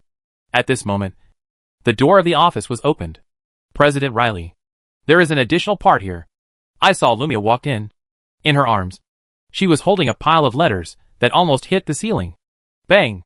Riley's head hit the table heavily, twitched a few times, and then stopped moving. "Riley!" Vivian's exclamation echoed throughout the office. At this time, Sheen didn't know that his agent was almost killed by him indirectly. He was in the garden behind the main mansion, fighting with Thiele. Drink!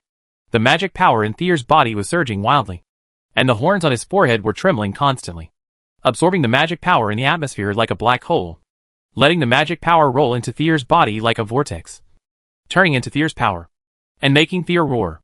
Thier rushed towards Sheen like a ghost or a demon, his hands like claws, bringing up claw lights, carrying great power, and blasting towards Sheen. Increased power again? Sheen stood opposite Thier, without drawing his sword, looking at Thier, who was rushing like a ghost or a demon, with a solemn look in his eyes. He could feel that after half an hour of continuous improvement, Thier's attack was enough to penetrate his Li Tuatianming's defense and cause some damage to himself. In this case, Sheen clenched his fists and greeted Thier. Bang! The claw light and fist collided with each other, causing the atmosphere to vibrate and set off a wave of air. Thier roared relentlessly and rushed towards Sheen, with her claws bringing up cold and sharp claw lights, constantly attacking Sheen. Sheen naturally raised his fist to meet him and continued to counter his moves. Bang! Bang! Bang! Bang! Bang! Bang! Suddenly, Sheen and Thier's figures intertwined, constantly colliding, causing the dull collision sounds to rise and fall, and with waves of air, forming two storms in the garden. The two fought fiercely, causing the peerless demon girl, who was sitting in the pavilion and drinking tea leisurely, to have a flickering look. This little girl actually possessed the same power as Milu? Xiao Funi looked at Thier, who had turned into a ghost, and looked at her unicorn horn, with a surge of ups and downs in her heart. Chapter 835, An Unusual Way. Bang! In the garden, the sound of fierce collisions lingered for a long time, telling others how fierce the battle between Sheen and Thier was. That being said, Sheen still restrained himself well, leaving some room, and did not really fight with all his strength. It has been more than 1 or 2 days since he and Thier fought fiercely in the garden like this. The reason was that Sheen reported the matter to Thier after completing the task that Thier had entrusted to him, in order to cope with the upcoming battle, and to deal with the person she had always wanted to defeat. Thier rarely found Sheen, hoping that Sheen could accompany her for training, because this is a battle that must be fought with all one's strength, and even with the possibility of risking one's life. Thier wants to get a rigorous training before the day of the decisive battle. In other words, Thiel needs an opponent who can calmly deal with her when she exerts all her strength, help her correct the details in the battle, and fully train herself. There are quite a few such opponents in the Boztut family. Sheen is one. Yulin is one. Lilith is one. Shavn is also one. But recently, Yulin is very keen on gatekeeping. Even if she has free time, Sheen will send her to Laylee for various weird reasons to learn how to manage the family with Laylee. She has no time to accompany Thiel. Lilith is naive and romantic, and she doesn't know if she can understand the meaning of training. Shavn is a legendary figure who has only heard of her name, but not seen in person. Naturally, Thiel will not look for these people. So, she naturally became Thiel's sparring partner during this period, fighting with her like this every day to hone Thiel's ability. Xia Funi had known about this matter for a long time, but she didn't pay much attention to it before. Until today, she suddenly had a whim and wanted to come here to take a look. She just saw Thier and the ghost and Thier. Under Xia Funi's gaze, the battle between Sheen and Thier entered the final round. Swish! Sheen moved in an instant to avoid the oncoming claw attack and appeared behind Thier like a ghost. Thier reacted very sharply. Unfortunately, her speed was still not as fast as Sheen. Checkmate. Sheen's hand was on Thier's back, and magic power surged on it. Bang! With a crackling sound, the magic power was aroused, and Thier's petite figure was blown away. She was quite embarrassed to distance herself from Sheen. When she fell from midair, She couldn't help but kneel on one knee. Perhaps because he had exhausted all his energy. Tyr was panting rapidly. His face was covered with sweat. And even the horn on his forehead flickered a few times. And finally gradually disappeared. Okay. Let's stop here. Seeing Tyr like this, Sheen immediately stopped and said, "Your horn has a very obvious increase in strength.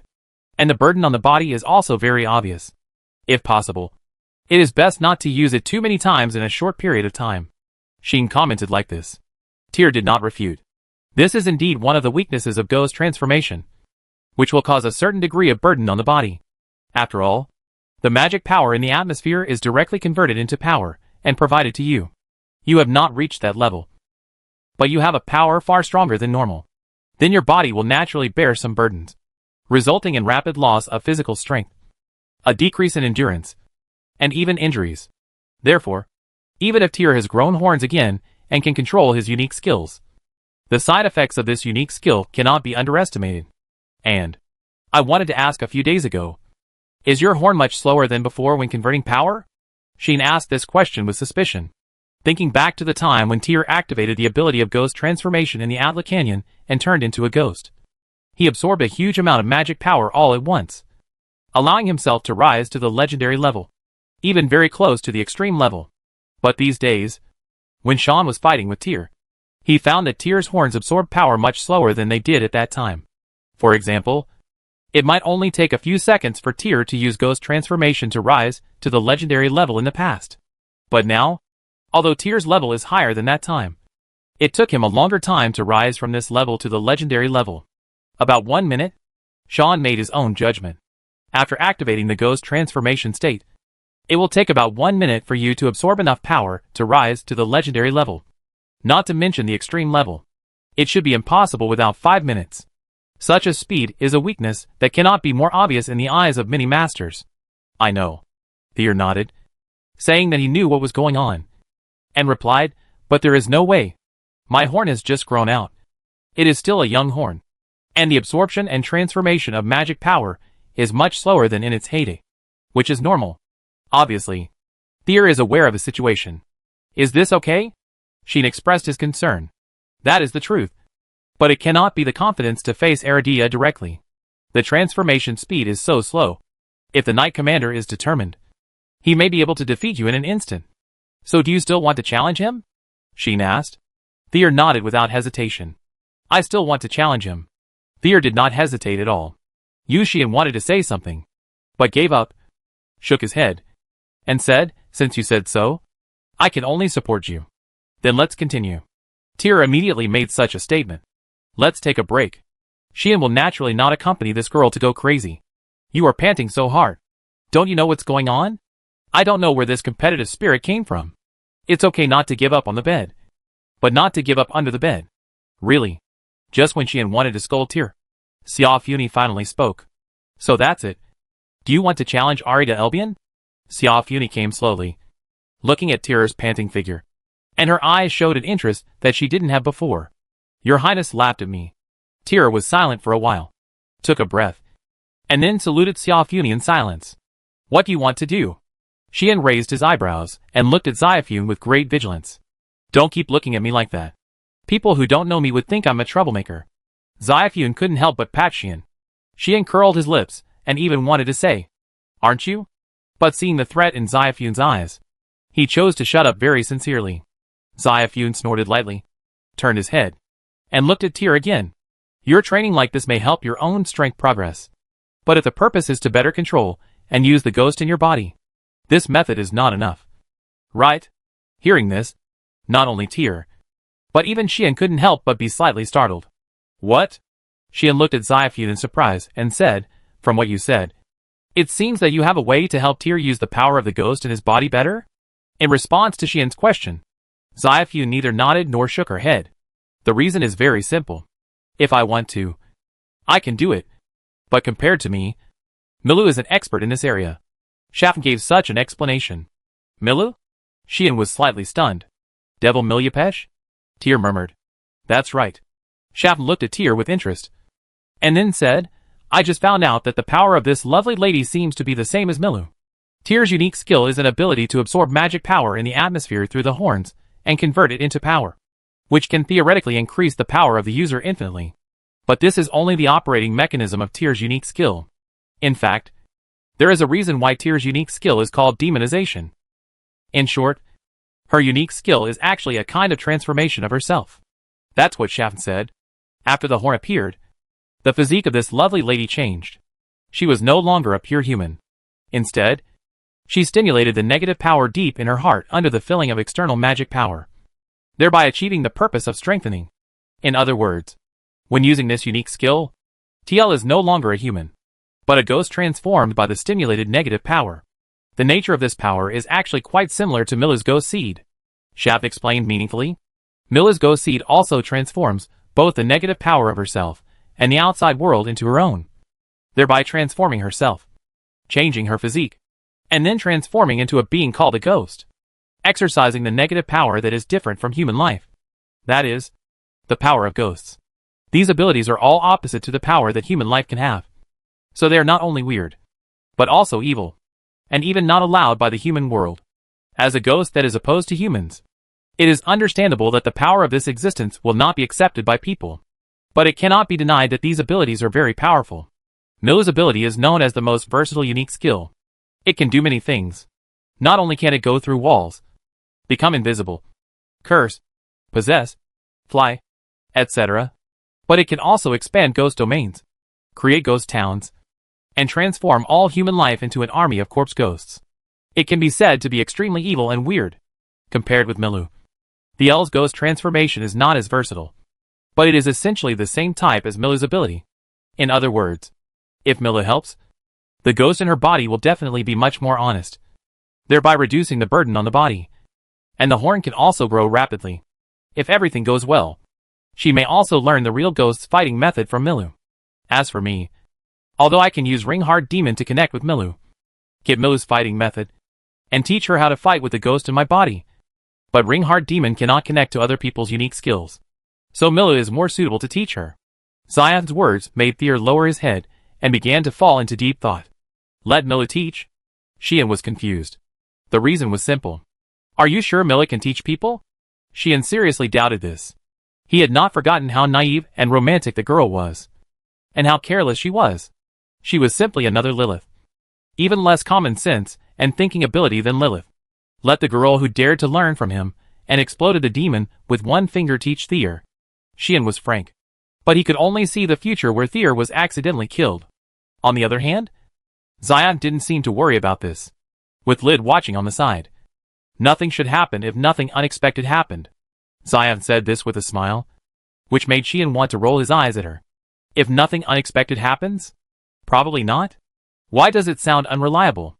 Xian once again seriously doubted the feasibility of this matter. Of course. That girl is too playful. Whether she is willing to teach others is still unknown. Xiaofuni shrugged and said, if you go to her in person, she may agree. But she may also lose patience quickly. In other words, Xian is worried that Mila can't complete such a task. But Mila may not agree to take on this task. Xian has nothing to say. At this time, Tyr suddenly spoke. If His Majesty the demon can really make me stronger, then I am willing to try. Tyr made such a decision without any warning. Tyr, Xian called her. Tyr's face was calm. I knew very well that it was absolutely impossible to defeat that person by ordinary means. Tyr said calmly, since the ordinary way doesn't work, I can only use an extraordinary way. The girl was as decisive as ever. Xian wanted to say that this was a very dangerous thing. But he also knew that if it was just dangerous, the girl would not mind taking a risk. Tyr Elbian, this person does not reject adventures, and is a bit brave. Even for Xian, it is also difficult to persuade her. Don't worry. Tyr naturally knew what Xian was worried about, and said concisely, I have the blessing of Lady Lida's, and the protection of faith, so I won't die so easily. Before Xian could respond to this sentence, Shaf on the side was stunned. What did you say? Shaf said to Tyr in surprise. You said? You are the blessing of Lida's? Teal raised her eyes, looked at the breathtakingly beautiful demon, and nodded slowly. Seeing this, Shaf's eyes finally showed great interest. Chapter 836 A Special Era. At this moment, Teal fell into an unspeakable silence, being stared at by Shaf's enthusiastic eyes. Even a taciturn person like her could not bear it. Shafn's charm was popular with both men and women. So TL, like Sheen, had always kept a distance from her during her stay at the Bostut family. Not to mention TL. Even Layli, Vivian, Lumia and others were deliberately avoiding Shafn. However, the servants and maids of the Bostut family seemed to have seen the succubus when Shafn came out to cook up Mordo before. And they were out of control and often lingered near Shafn's residence. Sheen even deliberately ordered that no one was allowed to approach this area. Therefore, in Bostut's house, except Sheen, Yulin and Lilith, no one else could see Shafn. In the past few days, when Sheen and Ter were practicing, Shafn was also not there. Only today, the succubus appeared here on a whim and said that she wanted to observe. And then she discovered the specialness of Ter. Although Ter was deliberately vigilant, facing Shafn's foul charm, he eventually relaxed accidentally, causing the secret he had hidden for many years to be known by the succubus. Now, being stared at by Shafn so enthusiastically, Ter felt overwhelmed and took a step back involuntarily. But this step not only did not make Shafn dispel her interest in Thayer, but made this interest even stronger. Who made Shafn like people who dared to resist her charm the most. Thayer was obviously on guard against Shafn, which made Shafn's interest in her increase instead of decrease. With the same unique skills as Milu and the blessing of Lidas. I never thought that there would be such a little genius like you in the Mitra kingdom. Even compared with Rosalisti Mitra. Right? Shafn smiled and took a step closer to Thayer, with a voice full of temptation that she herself seemed not to notice. I said, do you want to follow me and go to the demon world with me? Good guy. You are starting to poach people. This proves that in Shafn's heart, Thayer also received a high score. No. No need. Thayer refused without hesitation, with a decisive and straightforward attitude. However, this girl didn't know that the more she refused Shafn, the more interested Shafn was in her. I can help you convince my sister to let Mila train you and make you stronger. Okay? Xiaofuni said this in a persuasive way, leaving Thayer speechless. This is indeed what Thayer wants most at the moment. Coupled with the unique charm of Xiaofun, TL was indeed a little shaken. Xiaofun naturally saw this and wanted to persuade her further. But the iron hand of justice finally came at this moment. You have just been honest for a few days. And you are making trouble again? Xian couldn't stand it anymore. Just stretched out his hand, pinched Xiaofun's delicate cheek, and pulled her over. Pain. Xiaofun screamed in pain, and the charming smile on her face collapsed. Xian ignored the struggle of this witch, pinched the beautiful face, and looked at TL. If you have really decided, then I will help you with Milu, Xian said. Not knowing whether he was helpless or compromising, the three-tribe meeting is imminent, and the demons of the demon tribe will soon come to the human world. I will help you talk to her when the time comes. But don't blame me for not reminding you. That girl is really a little dangerous, and it may be very hard for you to follow her? Hearing this, Tyr adjusted his mentality, and then looked at Xian. I know. Tyr said very calmly, I have made up my mind. Okay. Xian did not hesitate and said directly, however, your duel with the Knight Commander will probably be shortly after the three-tribe meeting, and you will not have so much time to grow. That time, in the king's bedroom, when Xian helped Tyr to challenge Aradia. It was after the three-tribe meeting ended. Before the three-tribe meeting, Aradia did not have the spare energy to fight any unplanned duels. As the highest combat power directly under the kingdom, Aradia must always maintain a perfect state in case of emergency. If the duel with Tyr caused any problems for Aradia, it would have a significant impact on the three-tribe meeting. So, Xian and Aradia agreed to have the duel after the three-tribe meeting. As for the specific time, it may depend on the situation after the meeting. If everything goes well, it will naturally not take long. In this case, there is not much time left for Tyr. I know. Tyr still looked calm and did not show much emotional fluctuation. You just know it. Xian said no more. After that, Tyr turned around and left. Only Xian and Xiaofun were left. Still staying here. Everyone left. Why don't you let go? Xiaofun slapped Xian's hand away and glared at him indignantly. Who asked you to poach my people? Xian did not feel guilty, but retorted. Xiaofuni was not to be outdone. Who made your people so interesting? Xiaofuni changed from staring to staring, and said in an inexplicable tone, I don't know why you are so lucky. The women around you are more interesting than each other. A kingdom treasure is already loved by the gods and feared by the demons. Now there is a little girl who is not much worse than that princess. Looking at the entire history of the human race, It is difficult to have two such special talents. Right? Isn't it? Apart from other things, the unique skills of the two human girls are already extremely special. One is able to transform into a god, holding the world's strongest power in her hands, and is recognized by Mitra's holy sword. She is the first life in history, except for the brave, to have the possibility of self-transcendence. One is able to transform into a ghost, possessing the same power as the ghost demon, one of the 6 great demons. If given time, she can even grow infinitely as a descendant of the brave. Such a possibility, such a talent, not to mention in the human race, even in the gods and demons, there is no one. The most feared thing about the human race has always been the brave. In fact, people other than the brave are really nothing in the eyes of the high-level strong. The only one who can be called outstanding is probably the 13 heroes 1,000 years ago. But now, in front of Xiao Funi, there are 2 human girls who have the potential to far surpass the legendary 13 heroes. Such a genius. The appearance of one can shake the whole omnipotence. But now there are 2. But these 2 are the eldest and the youngest wife of Xin. And both are from the kingdom of Mitra, descendants of brave men, and blessed by the goddess of fate. In this way, even Shafn had to marvel at it. On the other hand, Xin curled his lips. In this era, they are not the only 2 who have become special.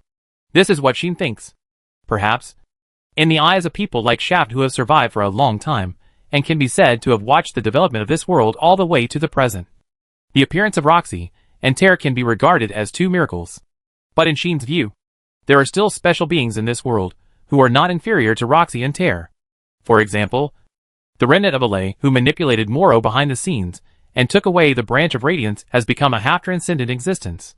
Another example is Melika, whose ordinary life changed because of her relationship, and who gained great potential and ability, and was brought back to the divine world by Nadura and blessed by the goddess of nature. The deeds of these 2 people are also unprecedented in the history of the human race. How powerful and special he will become in the future, Xian himself does not know. Xian thought so, but found that Shaft next to him also cast a meaningful look. With the ability of Ripple-Heart Demon, this succubus read Xian's thoughts as always. Therefore, she said so, this era does have many special existences that have never appeared before, breaking some of the laws that Omnipotence has always had. Shaft spoke faintly. Such a special era has never appeared even when the Demon King and the Supreme God still exist. Saying this, Xiao Funi added another sentence silently in her heart. The most special existence has actually come to this world, or returned to this world. Thinking about this, Xiao Funi glanced at Xian. Perhaps, he is the vortex center of this special era, although everything on him does not belong to him. When they all come together and exist together in him, he is undoubtedly the most special person. What's more, this special era is likely to appear in order to accommodate his arrival. After all, if you think about it carefully, you will find that all the special existences mentioned above will eventually have more or less fate and connection with the special people in this other world. Such a situation, presumably, is not only us. The gods must have discovered something more or less. Right? So, in response to this special era, what actions will those goddesses take? This is actually not difficult to guess. The gods have always been loyal supporters of the brave, and the meaning of their existence is for the brave. In this case, the gods will definitely continue to move forward in this era with Xian's strongest backing. However, this hero is not only yours, but also ours. Zaffi looked at Xian with a burning look and smiled. We will not let you take our people away. Gods. Chapter 837 What has blinded my eyes? What Xiao Funi was thinking, Xian naturally didn't know, but he always felt that this girl seemed to be planning something bad again. At least, Xian still noticed her burning eyes. So, Xian couldn't help but wonder, could this woman want it again? Xian felt that he should be able to accompany her, although he was teased by this woman a few days ago, which led to a bit of hard play. And before that, he had been tossed around by Luo Xi and Tyr, which made Xian feel a little exhausted these days. But after a few days, he could still practice with Tyr like this, which naturally meant that he had recovered his vitality. Even if this little vitality, if he really played, he would probably be drained. This succubus is really too charming, and he couldn't stop every time. But it was a waste of time. Ahem. If there was a chance to have fun, Xian naturally couldn't refuse. Anyway, this girl didn't ask me to take responsibility, so why not? Just as Sean was thinking this, He found that the eyes of the succubus beside him had changed from burning to full of murderous intent. "I'm going to the palace." Sean saw that the situation was not good, and he disappeared in an instant and slipped away, leaving Xiao Funi alone. She was gnashing her teeth there. But soon, she smiled again. The smile was beautiful and terrifying. "Do you really think that you don't have to pay anything after taking such a big advantage?" Xiao Funi murmured, "Wait for me." Obviously, Sean was remembered. Sean, who didn't know all this, moved directly to the palace and walked towards Luo Shi's bedroom. I don't know what medicine this princess has taken recently. She has been rejected by Sean for several days in a row, and Sean hasn't seen her face even once in these days. At first, Xian thought that Luo Shi was really busy. As a result, after a few days, Xian found that this princess was not only not busy, but also slacked off in her bedroom every day. Anqi and Leah were in charge of all the affairs of the three-tribe meeting. Luo Shi, the princess who was about to get married, did not need to do anything except for some special occasions. In other words, this woman was obviously very idle and slacked off. But she still let Xian get the cold shoulder and stood up Xian. Intuition told Xian that this woman was also making trouble. It seems that she needs to be disciplined. Xian got angry when he thought about it.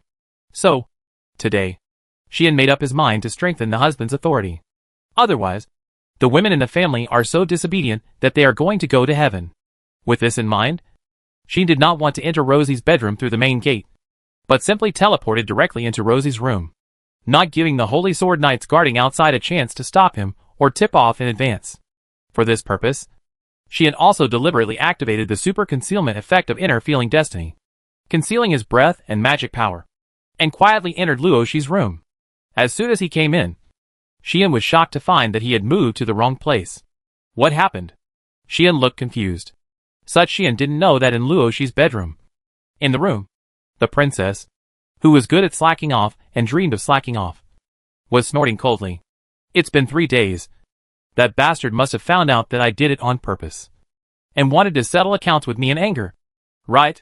It must be said that the princess still has a very full understanding of her fiancé. But she was not panicked at all, because Luo Shi had already used the power of fate, manipulated fate, and fixed Xian's fate that he would never see her. Thanks to this, fate will have various operations, resulting in Xian unable to achieve the result of seeing Luo Shi. As for what kind of things will happen to stop Xian, it is none of Rosie's business. Maybe someone will just ask Xian out, so that Xian has no time to see Rosie. Maybe something will happen suddenly, and Xian has to solve it. Of course, it is also possible that Xian's instant movement suddenly went wrong, causing him to move to the wrong place and unable to reach Rosie's location. In short, fate has been fixed like this, and there will definitely be various factors that will prevent Xian from seeing Rosie. Of course, Rosie's revenge on Xian is not limited to this. She also manipulated a fate. That is, once Xian wants to do something bad, he will definitely fail. It is possible that someone will suddenly run out to stop him. It is possible that there will be other accidents. Even, once Xian wants to do something bad, he will definitely be unlucky and encounter bad things. This is a punishment. See if you dare to flirt with other people in the future. Rosie hummed lightly, her heart full of pride. It must be said that this princess is indeed the nemesis of Xian. Although she is a human, she has the power to manipulate fate, which makes Xian's blessing that can be immune to the interference of the power of the gods useless. However, at this time, Luo Shi did not know that Xian's blessing of the supreme god not only makes him immune to the interference of the power of the gods, but also has the protection of the world. With the protection of the world, Xian can turn danger into safety and turn misfortune into good fortune in any situation, and have various adventures and fates under various coincidences. If Luo Shi's power caused Xian to be unlucky, then the world will immediately react when Xian is unlucky, turning bad things into good things for Xian. Just like now, Xian made a mistake in the transfer and did not arrive at Luo Shi's room, but came to a room that was definitely a good thing for him. Splash! The sound of water echoed in the air. The heat filled the air, bringing with it waves of white mist. However, even so, the white mist still failed to block the spring light in the room. So comfortable. Leah lay in a bathtub with her eyes closed, her skin white and rosy, moist and smooth. Beside her, Sanai had also taken off her heavy armor and was naked, adding hot water to Leah's bathtub. "Your Highness, you don't have much time to rest. If you take a bath now, Will you be able to catch up with the next task later? Sanai knelt on one knee beside the bathtub in an extremely undignified posture, adding hot water to the bathtub while saying so. Don't worry. Even if it's a little late, it won't cause any big problems. Leah didn't even open her eyes, leaning against the edge of the bathtub, stretching her limbs to her heart's content. That posture, that figure. Anyway, the hot water and the steam can't cover it up. Basically everything that should be seen has been seen. Is it really okay? Sanai was still a little worried. No problem. No problem. Anyway, it's not the preparation for the 3-tribe meeting. Those have been taken over by my father. What I am dealing with now is the follow-up issues of the commotion caused by the succubus's arrival in the capital, such as the contact and confirmation of the current situation of those commercial street citizens who have not yet woken up and are clamoring to see the goddess all day long, and the bigwigs of the major forces who have been tortured. Leah said this. Her tone was full of indignation. That hateful hero. He only knows how to find things for me to do. Obviously, these things are caused by him. But I have to clean up the aftermath, while he hides at home and talks about love with the succubus. In this case, I have to enjoy it. Leah's words are full of resentment. This is not caused by Lord Bastutu. Right? Sanai looked embarrassed and said, after all, it was the succubus. And Lord Bastutu was also implicated. It was good that this matter could end successfully. Sanai said a few good words for Xian. Unfortunately, Leah did not compromise. Even if he was not the cause, he still participated. Leah said indignantly, he really hid the succubus at home. Who knows if he has already taken a fancy to her? It shouldn't be that bad. Right? Sanai's voice began to weaken. For Sanai, who had never seen Xiaofun, she still didn't believe that Xian would be captured by Xiaofun, or that a dignified hero would be tempted by a mere beauty. How could it not be that bad? Leah snorted coldly and said, look, that guy has basically stayed at home these days. Even Luo, she doesn't want to see him. But he still looks so leisurely. I think he is probably like those superficial men, bewitched by that succubus and lost his way. The more she talked, the more angry Leah felt. So, the future queen of the Mitrak kingdom stood up from the bath. No, I have to find time to go to Bastuta's house and see what that guy does all day long. As she said that, Leah came out of the bath without wearing any clothes. Your Highness! Clothes? Sanai quickly took Leah's clothes and caught up with her. But she herself was not wearing anything. The two of them swaggered past the hidden Xian, leaving Xian, who was confused, still unable to react until now. What exactly happened now? But the water is really big. This bathroom is really white. What blinded my eyes? Is it money? No! Such dialogues ran through Xian's mind, making him feel slightly hard and want to show respect. Fortunately, I have Rikyu Tinmin here. Xian touched his nose and confirmed that there was no extra stuff flowing out of it. Then he sighed. And this subconscious sigh was not in his heart at all, but was spoken by Xian. Who? Sanai, who was chasing Leah, seemed to have sensed something, turned around suddenly, and pointed his sharp eyes directly in the direction of Xian. But there was naturally nothing there. What happened? Leah was startled by Sanai's shout, and she couldn't help hugging her body. Stopped, and a trace of panic appeared on her face. No, nothing. Maybe I heard it wrong? Sanai didn't find anything unusual, so she frowned and came to this conclusion. Little did she know that Xian had already moved away in an instant. Well, the benefits were taken, and I ran away. Chapter 838, Kowtow to God. About half an hour later, in a corner of the palace, Xian appeared here, and the whole person fell into a state of doubt about life. It doesn't make sense. Recalling the experience in the past half hour, Xian murmured like this. There is no way. Why does the transfer fail every time I want to teleport to Luoshi's room? Xian was speechless. Yes. In the past half hour, Xian's teleportation has been wrong. Not only did he not appear in Luoshi's room, but he also broke into places he shouldn't have broken into again and again. Xian broke into the bathhouse used by Princess Leah. Xian broke into the large bathhouse used by the female knights in the palace. Xian broke into the dressing room of the noble ladies. Even Anqi's beautiful concubines' rooms, Xian accidentally teleported into them. And what he saw was enough to be saved forever in the USB flash drive in his mind. If my father-in-law knew about this, he would fight me to the death even if the opponent was me. Right? While thinking this, Xian decided to seal today's experience forever and never let anyone know. But There is another question that Xian really has to think about. Why does the transfer fail again and again? And every time it is transferred to that kind of place? Xian can't figure out whether this is a disaster or a lucky one. I haven't learned skills like Lucky Pervert. If such a skill really exists, Xian would like to learn it seriously. So, in Xian's opinion, the current situation is really too mysterious, and he is completely confused. Logically speaking, with my skill level, it should be impossible for the teleportation to fail, as far as Xian knows. Although teleportation skills and magic are extremely rare, and each has very sophisticated learning conditions and usage methods, it is not impossible for problems to occur when using them. For some people whose skill levels are too low, or even those who have just learned such skills in magic, when using this ability, it is not impossible for the transfer to go wrong. But what about Xian? His outer destiny has already reached the maximum level, and before it is fused into the destiny skill, all the skills used for fusion have also been upgraded to the maximum level. When the skills have been trained to the maximum level, it is absolutely impossible to fail to move when using the teleportation ability, even if there are special barriers, magic, or even magic props that have the effect of hindering the use of transfer abilities. It is extremely difficult to be effective in the face of Xian's destiny skill that has been upgraded to the maximum level. At least, up to now, Xian has never failed to transfer or made mistakes in the transfer, which shows the power of the destiny skill outside destiny. Even the highest level barrier to protect the capital and the palace, Xian can come and go freely, which shows a little bit. To be frank, Xian's current teleportation ability is no less than that of Lixia, who has invaded various places at will. Lixia's space transfer is the best in the world, and Xian's outside destiny has a movement and transfer effect that is no less than this. If it can make mistakes again and again, then there is definitely a problem. Could it be that someone used a special unique skill to hinder my transfer?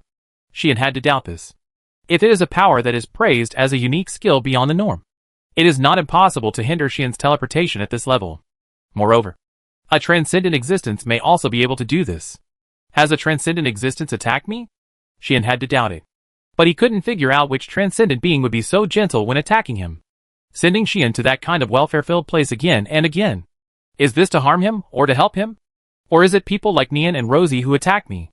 Xian did not doubt it. As the ritual of hero summoning itself, Nian is also the goddess in charge of the concept of summoning. She has a close relationship with Xian, the hero summoned by her. If it were her, she would definitely be able to interfere with Xian's teleportation ability and summon him to another place. The same is true for Rosie. Now that she is the holder of the power of destiny, her power will not be immune to her own blessings. It is definitely not difficult to do such a thing by manipulating destiny. Moreover, Xia Fun is also possible.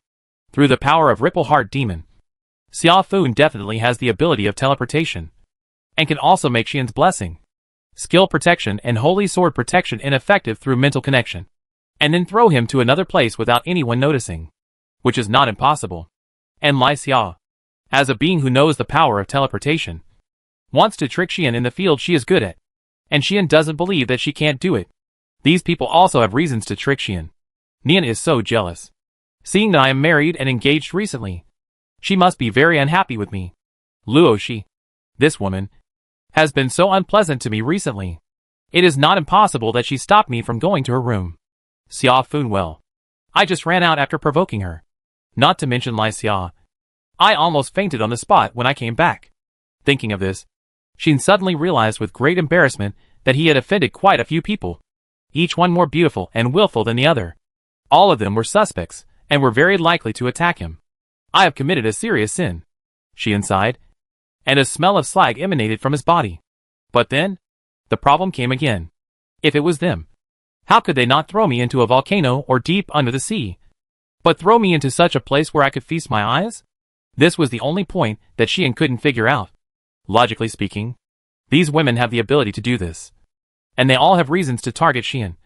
But they will definitely not cheat him, and give him such good benefits and benefits. Especially Luo Shi. How could she let herself see her sister, subordinates, friends, etc. all over? Okay, I have a headache. Xian pressed his temples, and felt that no matter how he thought about it, he would cheat. Forget it. I'll just walk over. Xian decided not to use the teleportation ability anymore, but to walk to Luo Shi's bedroom to take a look. If I can meet a beautiful woman who strips naked to show me while walking on the road, then I will kowtow to God a few times and thank him today. Thinking of this, Xian took a step and walked towards Luo Shi's bedroom. Along the way, many people saw Xian. Meet the Marquis Tutu. Meet the Marquis Tutu. Officials, nobles and knights in the palace all saluted respectfully when they saw Xian. Among them, there were even some children of the Duke's family, or simply the Duke himself. And although they were obviously the highest-ranking nobles, the real royal relatives, these people from the Duke's family, one by one, all saluted Xian with fear and trepidation as if they had seen the greatest existence in the world. After all, now is different from the past. Xian is no longer just an adventurer, and no longer just the fiancé of Her Royal Highness, a promising young man of the newly promoted nobility. He is not only the fiancé of Her Royal Highness, but also the Marquis of the Kingdom. His status is not inferior to those dukes. Even the energy behind him and his own strength are far beyond the scope allowed by the kingdom and even the human race. In addition, he is a brave man.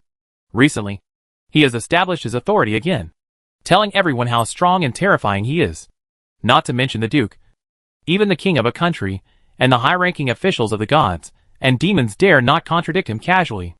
Of course, there are also many people who look at Xian with inexplicable eyes. While they are in awe, they also have some strange emotions. Among those emotions, some are admiration, some are fear, and some are jealousy and hatred. It can be said that there are all kinds of life. Who made Xian's status rise so fast now? And there are so many people who admire and worship him around him. It is impossible not to be jealous and hateful. However, Xian was too lazy to pay attention to these. He nodded to those who were more friendly and humble, and responded one by one. He completely ignored those who looked weird, and didn't even pay attention to them for a second. He walked straight past them, making them feel itchy. What's so great about it? A noble boy dressed in luxurious clothes couldn't help but curse secretly. Result? Bang! The invisible impact exploded on his body, making him wail on the spot, and was blown away and fell to the ground in pain. The people around were immediately frightened and all stayed away from the half-dead noble boy. Xian left without looking back as if he had done nothing. The people present looked at each other, and after a while, they looked at the noble boy who was twisting and struggling on the ground, their eyes full of pity. At this time, are there still such stupid people? He dared to provoke the brave man. He really didn't know how to write the word death. Does he think he is more powerful than those big shots who were beaten to a pulp by Marquis Boztut a few days ago? It can only be said that he deserved it. Such pitying and sarcastic words reached the ears of the nobleman, making him feel so humiliated that he could only get up and stumble away. As for those who cast jealous and hateful eyes on Xian, they were naturally frightened. At that moment, one by one, they all ran away as if they had met a demon. Xian would not pay attention to such a trivial episode. He just went in the direction of Luo Shi's bedroom, and even went around a bush to take a shortcut. As a result, Xian froze after this detour. Huh? In the bush, two girls stared blankly at Xian, who suddenly broke in. They were naked. Xian was silent. It seems that he really needs to kowtow to God today. Chapter 839. In broad daylight, in the bushes in a corner of the palace, the noble youth and the two disheveled girls looked at each other, all speechless. Xian was doubting his life again. The two girls were stunned by the sudden situation, and froze there, not reacting for a long time. And they naturally recognized each other's identity. That's right. They just knew each other, and had a deep connection. You? Tilly pointed at Xian with a trembling finger, looking shocked and unbelievable. Beside her, Capelin, who was holding a piece of clothing in her hand, was silent for a while, then suddenly pulled out the replica holy sword, protected her body with one hand, and rushed toward Xian. Swish! The tip of the replica holy sword broke through the air at an astonishing speed and stabbed in the direction of Xian. Ding! Xian stretched out his hand almost reflexively, and easily clamped the tip of the replica holy sword with 2 fingers, making it stop and unable to move forward.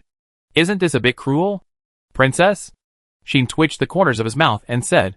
Capelin glared at Xian and whispered, Then why don't you turn around quickly? Yes. Xian curled his lips, turned around, and muttered, It's not like I haven't seen it before. Indeed, Xian had seen the naked posture of the princess in the underground cell of the high priest, in addition to the beautiful scenery he had seen in the previous half an hour.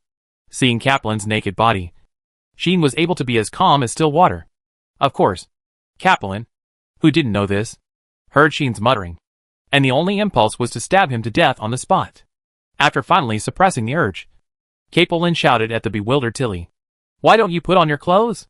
Capelin took the lead in speeding up and putting on her clothes. Tilly finally reacted, blushing and hurriedly putting on her clothes, and the shame in her heart was almost bursting. Sheen could only hear a rustling sound from behind, which was quite chaotic, telling him how flustered the two girls were. As a result, it took several minutes for the two girls to finally put on their clothes. "Okay, turn around," Capelin said coldly. Sheen shrugged, turned around, and saw the two women dressed neatly. At this time, both Capelin and Tilly were wearing a set of court clothes, looking like the daughters of the kingdom's nobles, not like the princesses of the empire or the descendants of the Knight family. Around these two women, there were also scattered armor and other equipment, which were their original attire. This made Sheen see something at a glance. "Are you hiding here in disguise?" Sheen raised his eyebrows. In response, Tilly was still blushing, dominated by shame, unable to say a word. Only Capelin was still staring at Sheen. "Is there any problem?" Capelin's tone was very aggressive.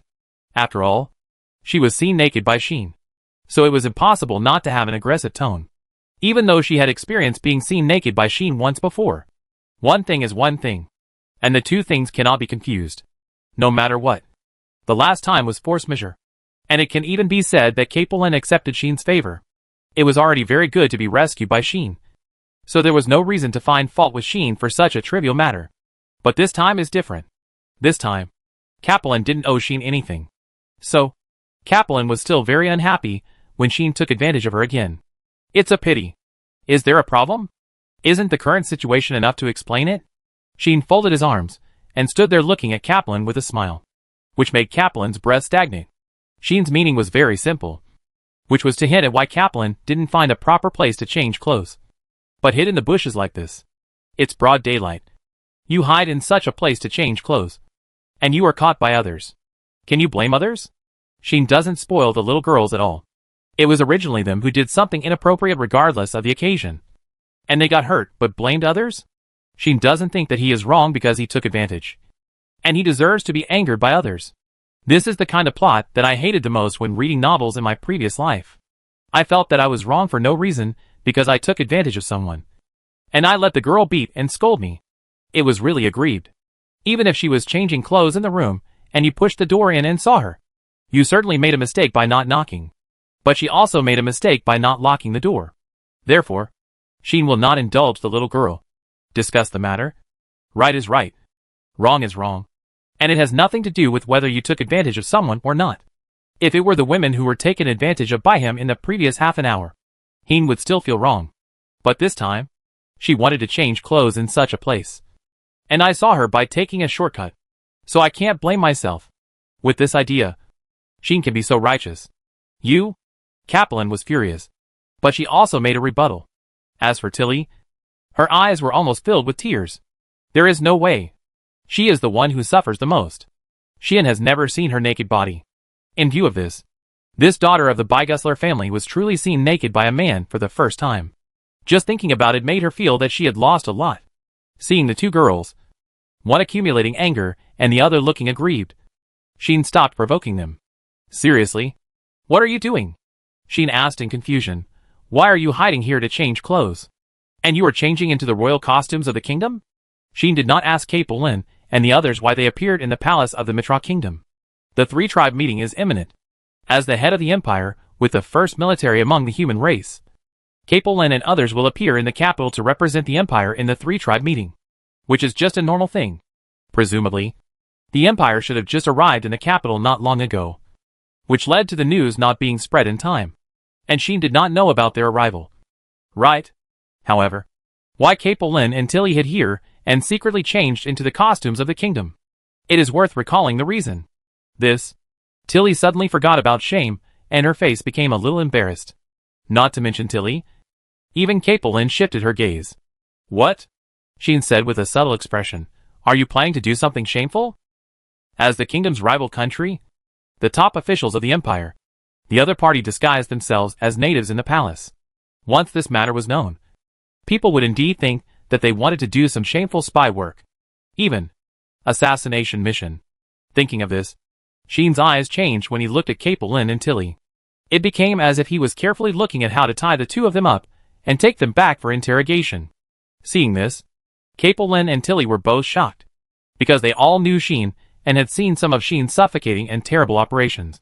The two of them suddenly became terrified. At that moment, Tilly was the first to speak out. "We didn't plan to do anything suspicious." Tilly hurried to explain. "That's right." Capelin no longer concealed it and said directly, "We just want to see Rosie Lusty." "See Rosie?" Sheen was stunned. "Yes." Tilly nodded heavily and emphasized, "I don't want to do anything shameful. In order not to fall into Sheen's hands. This night lady has tried her best. The problem is, since you want to see Rosie, just go and see her directly. Why disguise yourself?" Sheen still looked suspicious. Capelin and Tilly looked at each other.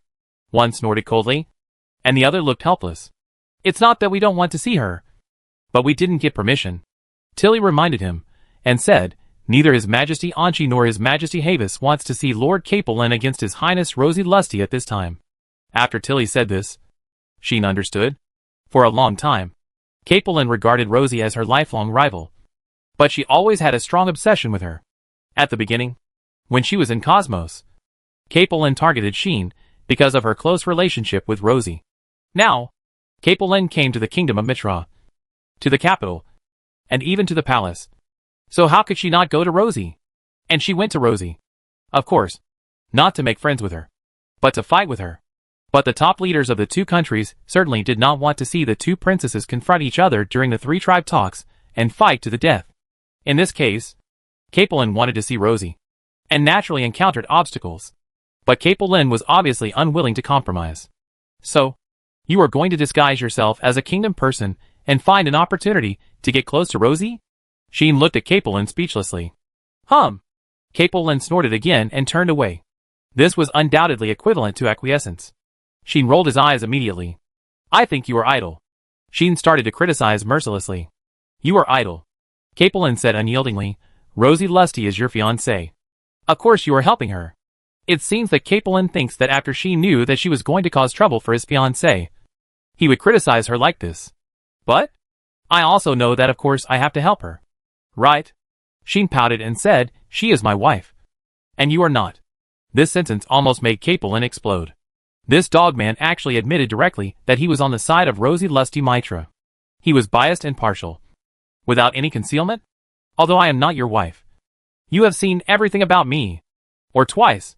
For this reason, can you at least be more tactful in front of me? Damn it. Chapter 840. I may need you later. Anyway, I changed my clothes here to meet Roxa Lusty Mitra. Not for any shameful purpose." "In the bushes." Capelin said this to Sheen angrily, and even stared at Sheen fiercely. "Do you want to stop me?" Capelin's tone was full of provocation, as if she was asking if you were afraid that your future wife would lose to me. In fact, Capelin really felt that Sheen would stop her. If Sheen chose to stop her, then she would have to give up this challenge. After all, Capelin knew how strong Sheen was. Not to mention that Sheen seemed to have become stronger than before. The fact that Sheen had defeated so many leaders and top masters in front of Bostut's house was still spreading like wildfire.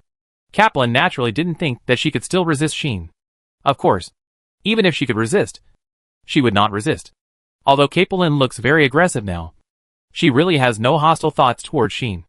Not to mention that Sheen's strength is not something she can contend with. Sheen once saved her, allowing her to return to the imperial capital, and save the entire empire from Moro's hands, allowing her brother to ascend to the throne. These things are already a great favor. In addition, Havis had a deal with Sheen, and had already sworn allegiance to Sheen in secret, vowing to support Sheen with the power of the entire empire during his lifetime, and obeying Sheen's orders. It can be said that the real supreme ruler of the empire today is not Havis, the emperor, but the brave man in front of him. In other words, Capelin also has to obey Sheen's orders.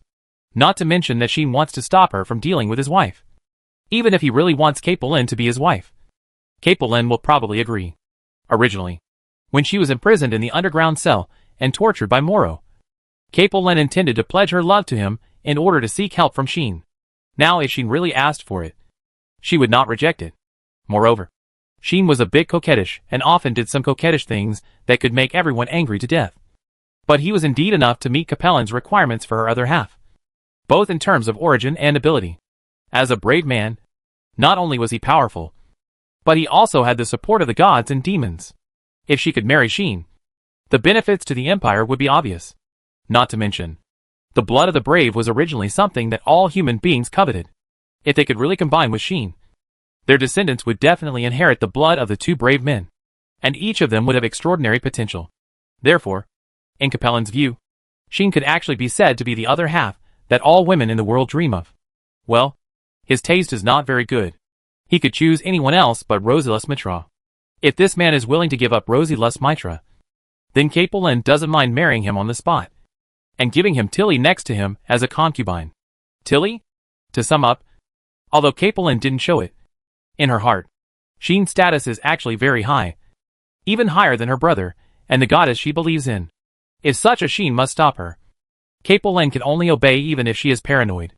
However, just when Capellan thought that Sheen would stop her, she suddenly found that she was looking at her with sympathy.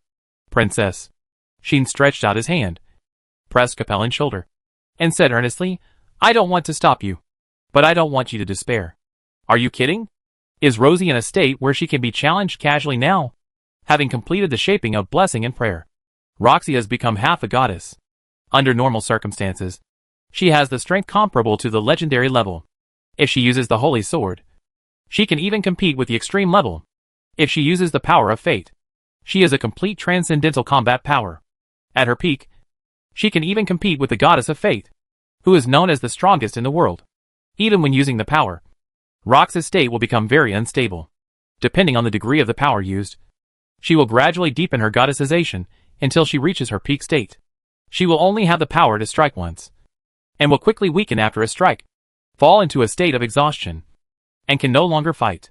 This is not something that ordinary people can fight against. Let me ask, how many people in the entire omnipotent forest can take the full force of the goddess of fate? I'm afraid only the existence of the demon level can do it. If there is only the combat power of the goddess of life or the goddess of nature, it is very likely that she can't even take a blow from the goddess of fate. And what level is Capellan? She did try hard. Maybe it was because she had experienced the change in the imperial capital and several death battles. But her level rose rapidly. Now she has reached level 79, which is only one step away from level 80. With the power of the replica holy sword and her unique skills, it is not impossible for her to fight against a legendary strongman. But, legendary level? I am afraid she will be taught a lesson badly. Right? Thinking of this, Sheen even hugged Capellan's shoulders, as if he was persuading his brother, and his words became more and more earnest. Believe me, you don't want to fight with Luoshi now. While talking, Sheen kept patting Capellan's shoulders. Hearing this, Capellan glanced at Sheen's hand around her shoulder, but she didn't struggle, and said in a calm tone, Since you said so, I won't go to her. Capellan unexpectedly compromised. Alas, Tilly, who was standing by, was stunned as she watched this scene. Lady Capellan, is she so easy to talk to? That's not right.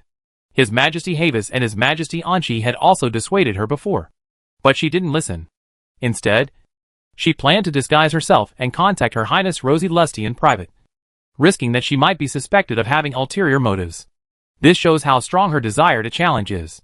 It is precisely because of this that after knowing Capellan's plan, Tilly had to follow and see in a hurry to stop the situation in time when it was out of control. As a result, what is it now? She compromised so simply. And why was she so persistent before? Tilly was confused and couldn't understand why her own princess suddenly became so obedient. Such Tilly didn't know that her own princess would not disobey Sheen, but also had ulterior motives. I can challenge Rosie Lusty again at any time, but there may not be a chance to poach the brave Sheen again. Capellan thought so. Yes, this woman is ready to poach someone else. Wouldn't it be wonderful if she could poach Sheen from the kingdom to the empire? Or if she could make Sheen fall in love with someone else, abandon Rosie Mitra, and marry her instead? By then, she would have achieved her wish, and the empire would have been able to climb up the ladder. And she would even have defeated Rosie Mitra once and snatched her man. That would be a great thing to kill two birds with one stone. Just thinking about it, Capellan felt excited. In other words, Capellan was not going to compete with Rosie in terms of combat power, but in terms of charm. Even though her opponent was the kingdom's treasure, the most beautiful woman in the human race, Capelin was not discouraged, but full of fighting spirit.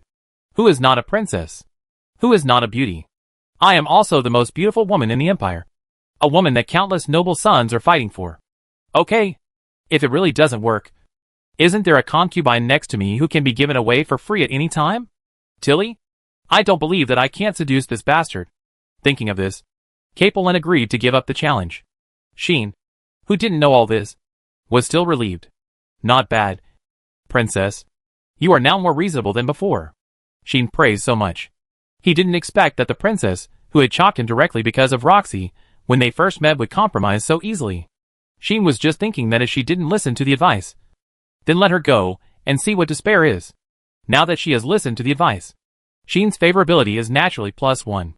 At this time, Sheen didn't know that he had been targeted by the woman next to him. This woman who made him feel relieved was craving his body. Therefore, since I can't go to Rosy Lusty Mitra, don't you have to take responsibility and take me for a good walk? Capelin asked calmly. Sheen thought about it, but didn't refuse, and nodded directly. Okay, I'm half a host, so I'll take you for a walk. Anyway, today's things are a bit weird, and I can't go to Rosy's place, so I might as well not go. Capelin is here, and Havis should be here too. It's not bad to meet the former prince, the current emperor. Then Tilly looked at the scene, and although she was full of doubts, she was still relieved that Capelin decided not to challenge Rosy Lusty. So, Tilly was ready to leave. Unfortunately, you come with us, Tilly. Capelin stopped her and ordered in an unquestionable tone. Do I want to come with you? Tilly pointed at herself and said in surprise. That's right. Capelin nodded heavily. And like Sheen just now, she said earnestly, we may need you later, so come with us. This will also make it convenient for us to sacrifice you anytime and anywhere. All right then. Not knowing that she had entered the tiger's mouth and that her chastity might be lost, Tilly nodded. Let's go. Sheen was even more straightforward, and directly put his arm around Capelin's shoulders and walked out. Seeing this, Tilly hurriedly followed. That look was very much like a little white rabbit that couldn't wait to run up to the big bad wolf when it saw it. At the same time, Rox's bedroom. Huh? Roxas sneezed, looking confused. Why do I feel like I've suffered a big loss? Roxy became suspicious. She looked like a little wife who had no idea her husband was cheating on her, and was still wondering when he would come back home. Chapter 841. It doesn't matter. You can marry her later. Walking on the road to the palace, Sheen and Capelin talked about many things besides strolling around. Specifically, it is the changes in the empire. After the Moro coup, the empire has undergone many changes.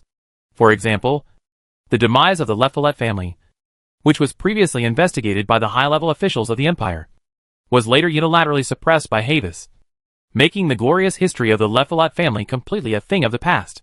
Even the base was filled up and transformed into a garden.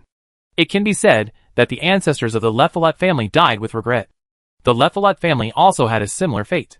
The Renitera family directly confirmed the status of traitors with Soliro's defection, which led to the deprivation of the title of the Renitera family.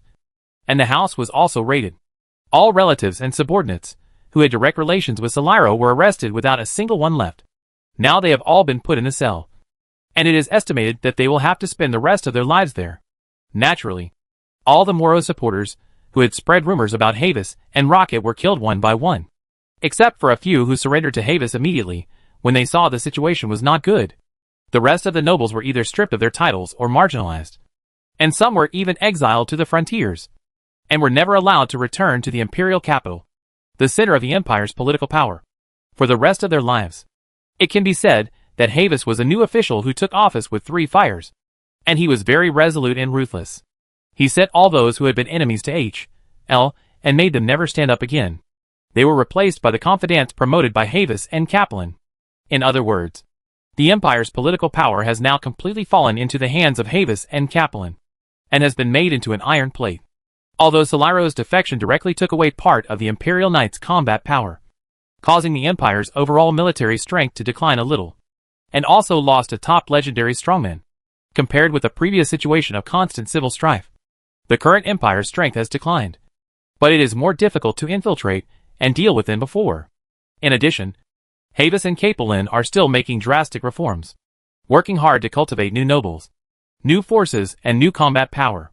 The current empire can be said to be thriving. And even the half-destroyed imperial capital is being rebuilt to be more magnificent and more magnificent. Under such circumstances, the tyrant was driven off the stage again, and Havis and Capellan's mother also woke up from a long coma. The people of the empire are not only not disappointed and uneasy about the current empire, but on the contrary, they are full of expectations. This means that the people of the empire have seen a brighter future from the current empire. Many people can even imagine that in a few years, the empire will not only return to its heyday, but also go further. Havis and Capellan also have high hopes for such an empire, and are determined to develop it into something bigger and stronger. Of course, we are ready to reconcile with the kingdom, and stop the meaningless confrontation. Capellan also said this to Sheen. The fight with the kingdom will have a significant impact on the development of the empire.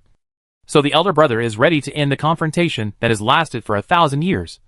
Let the two countries reconcile, and even cooperate. If such a thing can be done, it is conceivable that the Mitrok kingdom and the Ragnar Empire, which are the two most powerful countries of the human race, will have a period of rapid development. This time, the purpose of our coming to the capital is to participate in the three-tribe talks, and to reconcile and negotiate with the kingdom. Capellan said so. Now, Havis and Rocket are talking to Anshi. His Majesty Anshi seems to be a little moved, but he doesn't seem to be ready to promote this matter. I don't know what he is thinking. Capellan seems to be a little worried that the negotiations will fail. In response, Sheen smiled. Don't worry, Sheen said to Capellan, if I am not mistaken, the king is in favor of this incident. But he just doesn't plan to do it himself. Not planning to do it himself? Capellan was stunned at first, then seemed to understand something, and said in his heart, could it be that His Majesty Anshi is going to let His Royal Highness Liad Ella to facilitate this?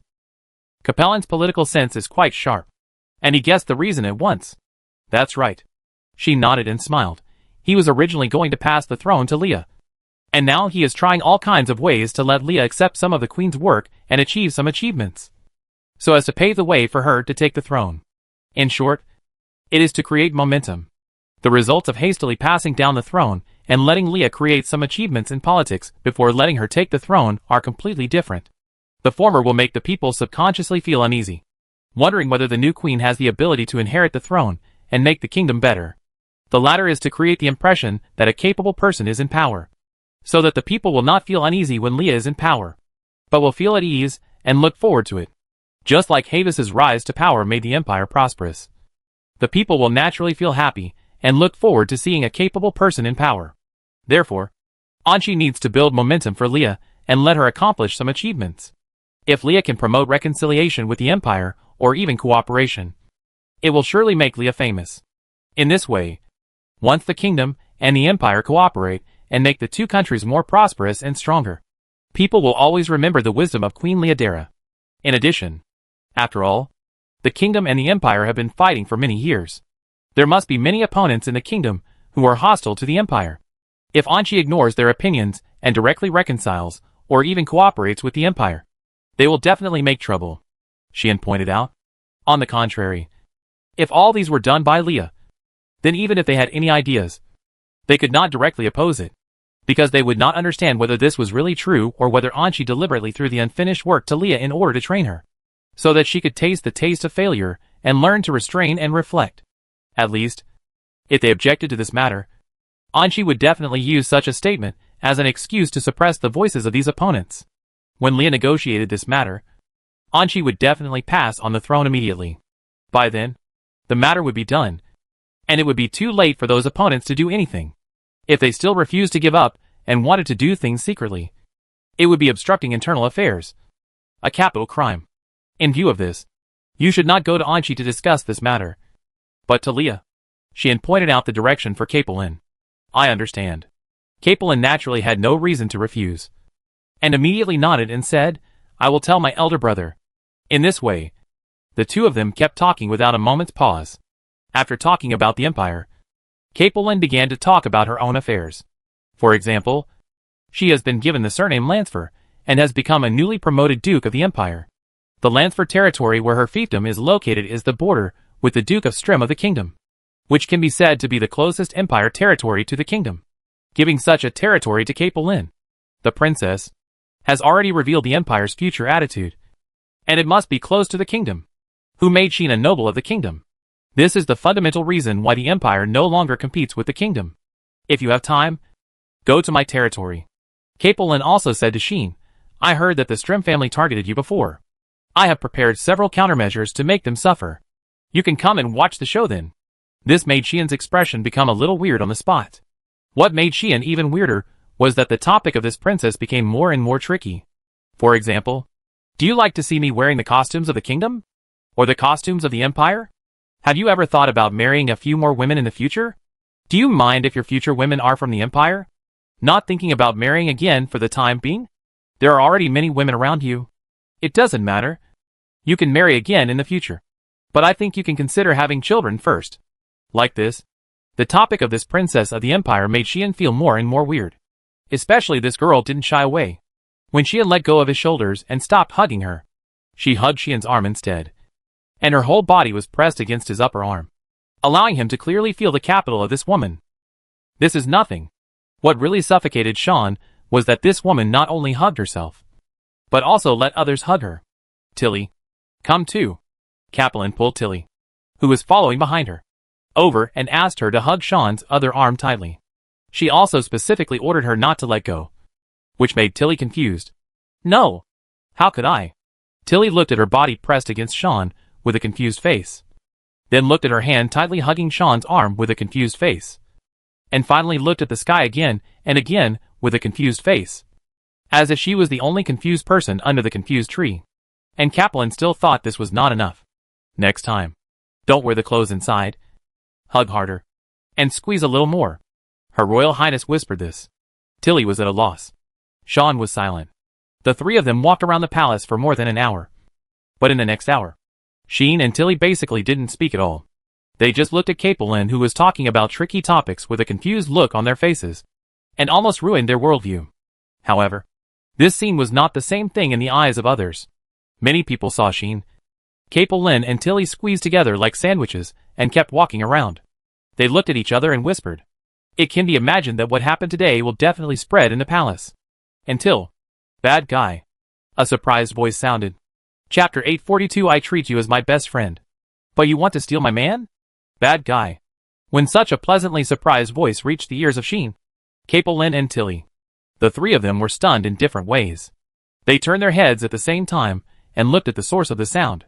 I saw that in front of the corridor of the palace garden, 3 figures appeared at some point. They were a group of 3 people wearing black robes, but had taken off their hoods. There were 2 women and 1 man in the group, and all of them were orcs. Standing on the left was a tall werewolf with well-developed limbs. Standing on the right was a catman girl who looked a little intellectual. The 2 stood together, like guards, firmly protecting a fox man standing in the middle.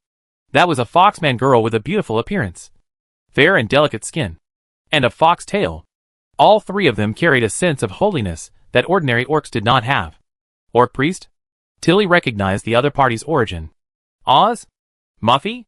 Sheen even recognized the werewolf man and the cat girl. Iris. Capelin also called out the name of the fox saint in surprise and joy. The visitors were the orc priests, who had once had a comradeship with Sheen and Cosmos, and had experienced the Cosmos incident together. They were also the 3 with the highest status among the orc priests. Her Highness Capelin. Iris also noticed Capelin and shouted out in joy. When she called out, she remembered that the 2 had a relationship. At least, at the beginning. In Cosmos, Iris said in person that the Imperial Princess Capelin was her best friend, and the 2 had a deep friendship. After the Cosmos incident ended and Capelin disappeared, Iris took the orc priests to look for Capelin in an attempt to find her. Unfortunately, Capelin fell into the hands of Moro at that time. She was shrouded by the death aura of Moro, who could use necromancy magic, and all the vitality and breath on her body were covered up, causing Iris, the orc saint who believed in the goddess of life and could use the power of the goddess of life to sense the breath of life, to be unable to find her. Until today, the 2 met again. Are you here too, Iris? Capelin finally let go of Sheen's hand and stepped forward unconsciously. Of course, we are orc priests, representing the beliefs of the entire orc tribe, just like the temple of humans. Of course we have to come to attend this 3-tribe meeting. Iris also rushed over and hugged Capelin. The scene of 2 beautiful girls hugging each other intimately was really pleasing to the eyes. Woohoo! I have always been so worried about you, Your Highness Capelin. Iris rubbed against Capellan's chest, looking like she was frightened and still had lingering fears. Am I okay now? Capellan touched Iris's head with a kind face. If the two were not of the same race, that scene would really look like a pair of sisters talking to each other intimately. Oz and Muffy also came forward together. So you are all here? She looked at the two acquaintances and said something with emotion or sigh. Aren't you back too?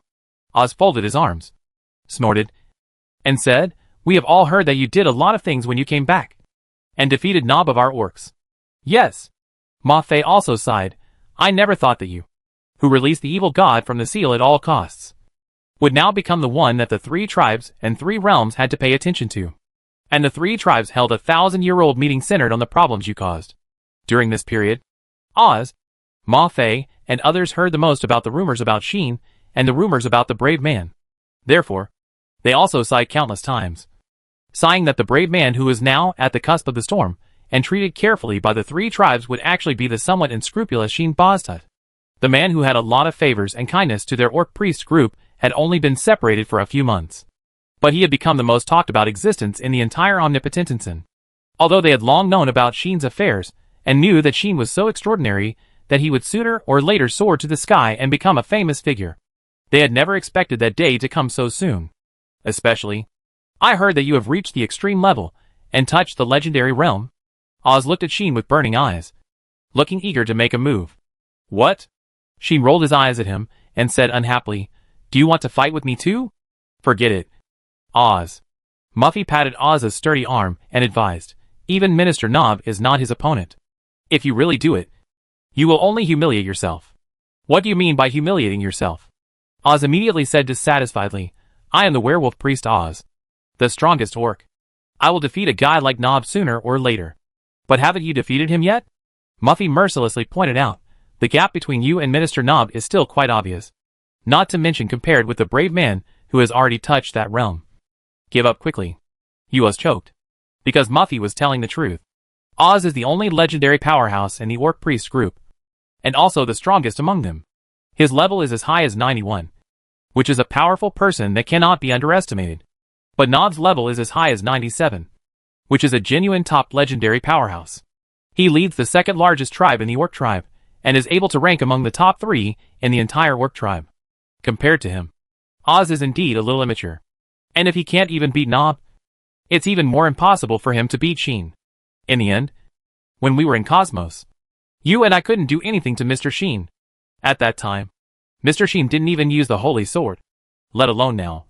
Even he himself has reached that realm. Plus the power of the Holy Sword.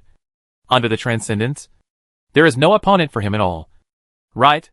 Muffy analyzed calmly. So, I asked you not to humiliate yourself. This is a realistic and annoying analysis. TSK. Oz scratched his head irritably, and finally turned his head away, looking like he had nothing to say, but just didn't want to admit it. You?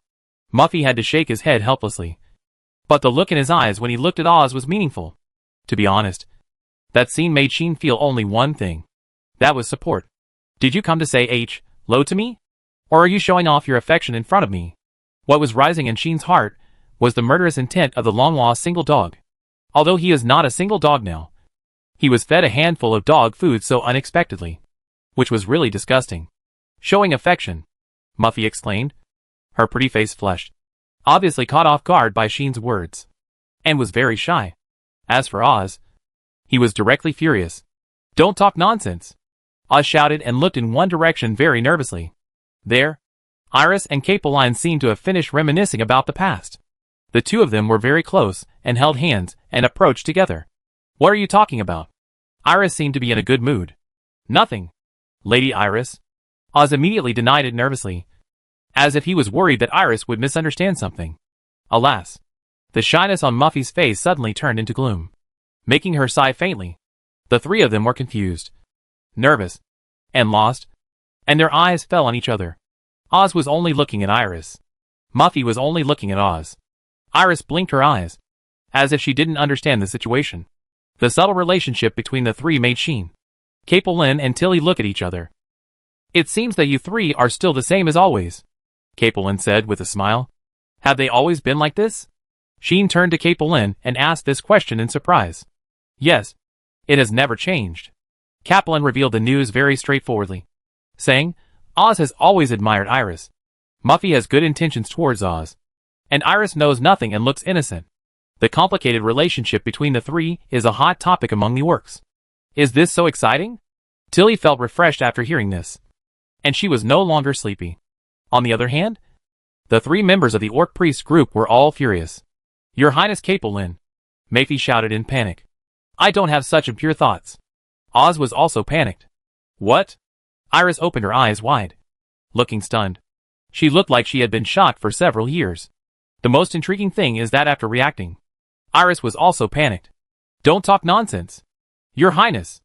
Iris covered Capellan's mouth in a panic, and looked at Sheen for some reason. Just like Oz just now. She was extremely worried that she would be misunderstood by her beloved, which changed the atmosphere on the scene again. Oz's mouth twitched, and he turned his head with a stiff neck, looking at Sheen. His eyes became unfriendly and even congested. Lady Iris. Muffy's face was even more complicated. Alas? Alas? Tilly looked at this scene, and felt as if she had discovered some shocking secret again, and acted shocked. Even Sheen's eyes jumped, and he even subconsciously raised his head and looked at the sky, as if to confirm whether it was snowing and whether the surroundings were very white. Iris, you? Capellan seemed to have discovered something, and looked at Iris with incredible eyes.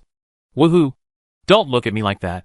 Iris blushed, lowered her head, and only her eyes frequently stole glances in the direction of Sheen, acting like a young girl in love.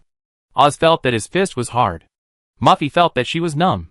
Tilly's eyes were shining, as if she was at some large-scale melon-eating scene. As for Capelin, after a moment of silence, she silently let go of Iris's hand.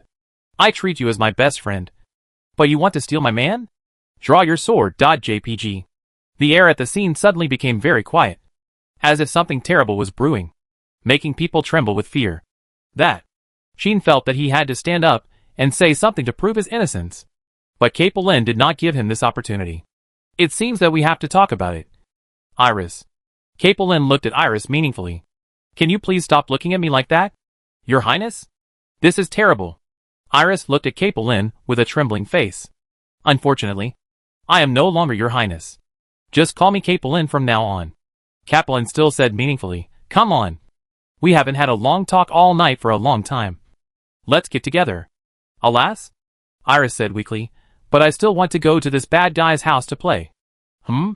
Capelin stared at him. Asterisk. Oh! Iris was defeated on the spot. Let's go. Saint Lady. Capelin dragged Iris, with a smile, and gradually went away. Poor our little cutie Iris. She didn't know what happened. Like a calf about to be pulled out and sold. She was dragged away with tears in her eyes. Winky face / Lord Capelin. Tilly hurriedly chased after him. Oz took the opportunity to entangle Sheen. I suddenly want to fight with you. Come down to the ground. Oz approached Sheen with bloodshot eyes. But as the saying goes, there is always someone who can defeat him. And Oz's throat was also strangled by his own fate. Okay. Don't make trouble. Oz. Muffy grabbed Oz's neck, and her mood turned from cloudy to sunny, saying, looking at the current situation, the Saint Lady is likely to have a good thing with the hero. As the guards of Lady Iris, we have to watch carefully at this time. Watch to death.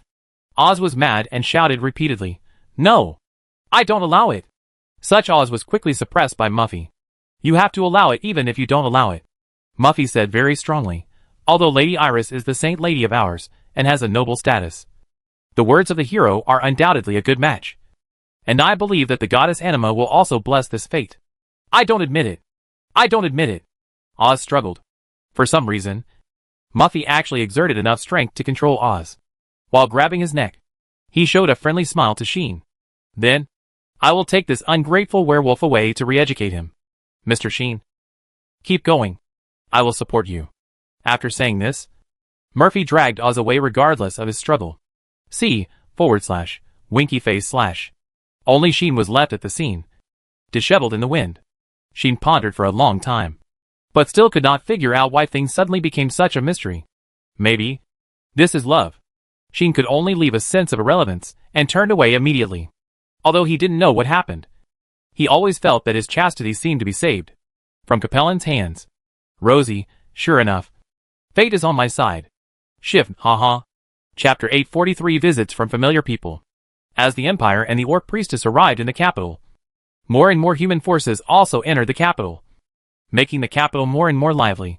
It can be said that all the forces in the human world that can influence the world situation have gathered in the capital. The Protoss and the demons will only come to the capital on the day of the three-tribe meeting. Therefore, the capital can now gather the forces of the entire human race and is ready to welcome the arrival of the three-tribe meeting.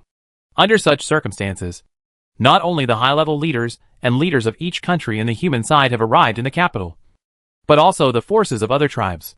On the Orc side, except for the Priestess and the Tiger tribe led by Nom, the other tribes in the front row have also arrived in the capital. The king of the dwarfs is said to have led a cavalry and entered the capital yesterday. The elves arrived in the capital today and descended in the direction of the East City Gate accompanied by the emerald green natural light.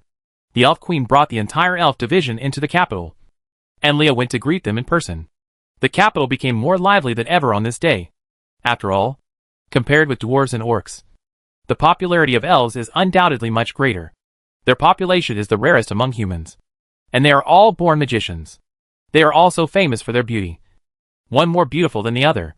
The elf queen is even known as the most beautiful human woman in thousands of years. Her beauty is comparable to that of a goddess, and can be compared with the kingdom's treasure Rosie Lusmitra, who is known as the most beautiful woman in the human race. In this way, let alone the citizens of the kingdom, even the people of other forces couldn't help but run out to watch. It is said that on this day, the main street leading from the east gate of the capital to the island in the center of the palace lake was always crowded, causing the kingdom knights to go out to maintain order and let the elves pass. When the elf queen appeared on the street with the entire elf division and headed all the way to the palace, the citizens of the capital cheered excitedly at the sight of a group of extremely beautiful elves. Although the scene was not as amazing as that of Shafn, it was rare in the world. There was no way. Nearly 100 breathtakingly beautiful elf girls paraded in an orderly manner, which was no different from nearly 100 superstars with perfect looks walking on the street together. When the elf queen arrived at the palace, Anchi even came out to greet her in person. This was not Anchi treating them differently. You know, the elf queen has lived for thousands of years. She and her two confidants, Leia and Nia, have personally participated in the final battle 1,000 years ago. They are the only 3 long-lived great magicians of the elf clan left in the world, the former companions of the brave Mitra, and 3 of the legendary 13 heroes. What's more, the brave Mitra once pursued the elf queen, which is also a well-known history. For Anchi and others, the arrival of the elf queen is equivalent to the arrival of the friend of their ancestors, the companion of the founding king of the Mitra kingdom, and the arrival of a hero who has left a name in the history of the human race. Sometimes, seniority is the best asset. So, even Anchi had to come out to greet her in person. Xian had heard about this. However, he did not go to the palace to meet the elf queen Sophie in person. That kind of formal occasion is not suitable for him, and he naturally would not want to join in the fun. But, from this day on, the Bostut family began to receive guests. Yes, the Bostut family, which had previously rejected the leaders and strong men of almost all the major forces of the entire human race, finally received guests from this day on. There were 3 parties of guests received. One side is the royal family of the Ragnar Empire. One side is the members of the Orc Priest group. The last side is all the elves. When these 3 forces sent visiting cards to the Bostut family, expressing their intention to visit, the Bostut family, under the instructions of Sheen, opened the door very straightforwardly. So, after many days, several forces finally approached the Bostut family again, and were not stopped by Yulin lying on the square, and were able to enter the Bostut family's mansion. This situation made people look at each other in bewilderment and sigh. No one could have thought that in the end, these 3 forces were accepted by the Bostut family. But if you think about it carefully, this doesn't seem to be surprising. The Orc Priest group had already had some intersection with Sheen during the Cosmos incident. This was no secret, and many people knew about it. Now it seemed that they had a good relationship, and it was not a strange thing that they could successfully enter Bostut's house as a guest. Needless to say, the Empire had a coup that happened a while ago. Sheen was involved in that coup, and it was there that Sheen exposed his identity as a hero. In this way, it was not surprising that the new Emperor would have a relationship with Sheen. Or to say, a relationship with Sheen. As for the elves, during the Peace Festival, many people from the human race were also invited to the elf land. although those people did not know what kind of events Sheen participated in, and what happened in the elf land at that time. As the only foreign male accepted by the elf land in the past 1,000 years after the Hero Mitra, it was no secret that Sheen appeared at the Peace Festival. In this case, it seems understandable that the other party would have a close relationship with the elves. In this way, the three forces successfully visited the Boztut family. Harvey's personally visited the house with Kaplan, Tilly, and Rocket. Iris also came with Oz and Mafi. On the elf side, it was naturally the elf queen Sophie who came with Nia and Leia, and even with Jailur and Jenim. Thanks to this, the three forces gathered together in the reception room of the Boztut family's mansion, and finally even alarmed Laylee and Vivian, so that Laylee and Vivian came over. Of course, as the head of the family, Sheen had to appear here. Not to mention, these people were originally coming for him. So, Sheen sat in the main seat and looked around at everyone present. It's been a long time since we last met. Everyone. Sheen smiled and said, "Has it been a long time?" Havis shrugged and smiled. "For me. Your leaving the Imperial capital was just over a month ago." Behind Havis, Rocket stood with his sword in his arms, and Tilly and Kaplan sat beside him. "It was about 2 months ago that your excellency left the land of elves." "Right." Sophie sat there holding the scepter, smiling reservedly at Sheen. Her posture and conversation were very elegant. Behind him, Leia and Nia were still serving in the nearest position, and Jailur was standing there in silence. Only Jenim stared at Sheen, occasionally muttering something in a low voice, and no one knew what he was muttering. Finally, it was Iris. "We haven't seen each other for a long time." "Right," Iris said unhappily, "at least half a year." "Right." Behind Iris, Oz and Muffy were also standing, but one of them looked at Sheen with a somewhat unfriendly look, and the other looked at Sheen with a kind look, and their attitudes were completely opposite. "Half a year?" Sheen blinked and said, "It should be less than half a year." "Right. Indeed. If you count carefully, it has been less than half a year since the Cosmos incident.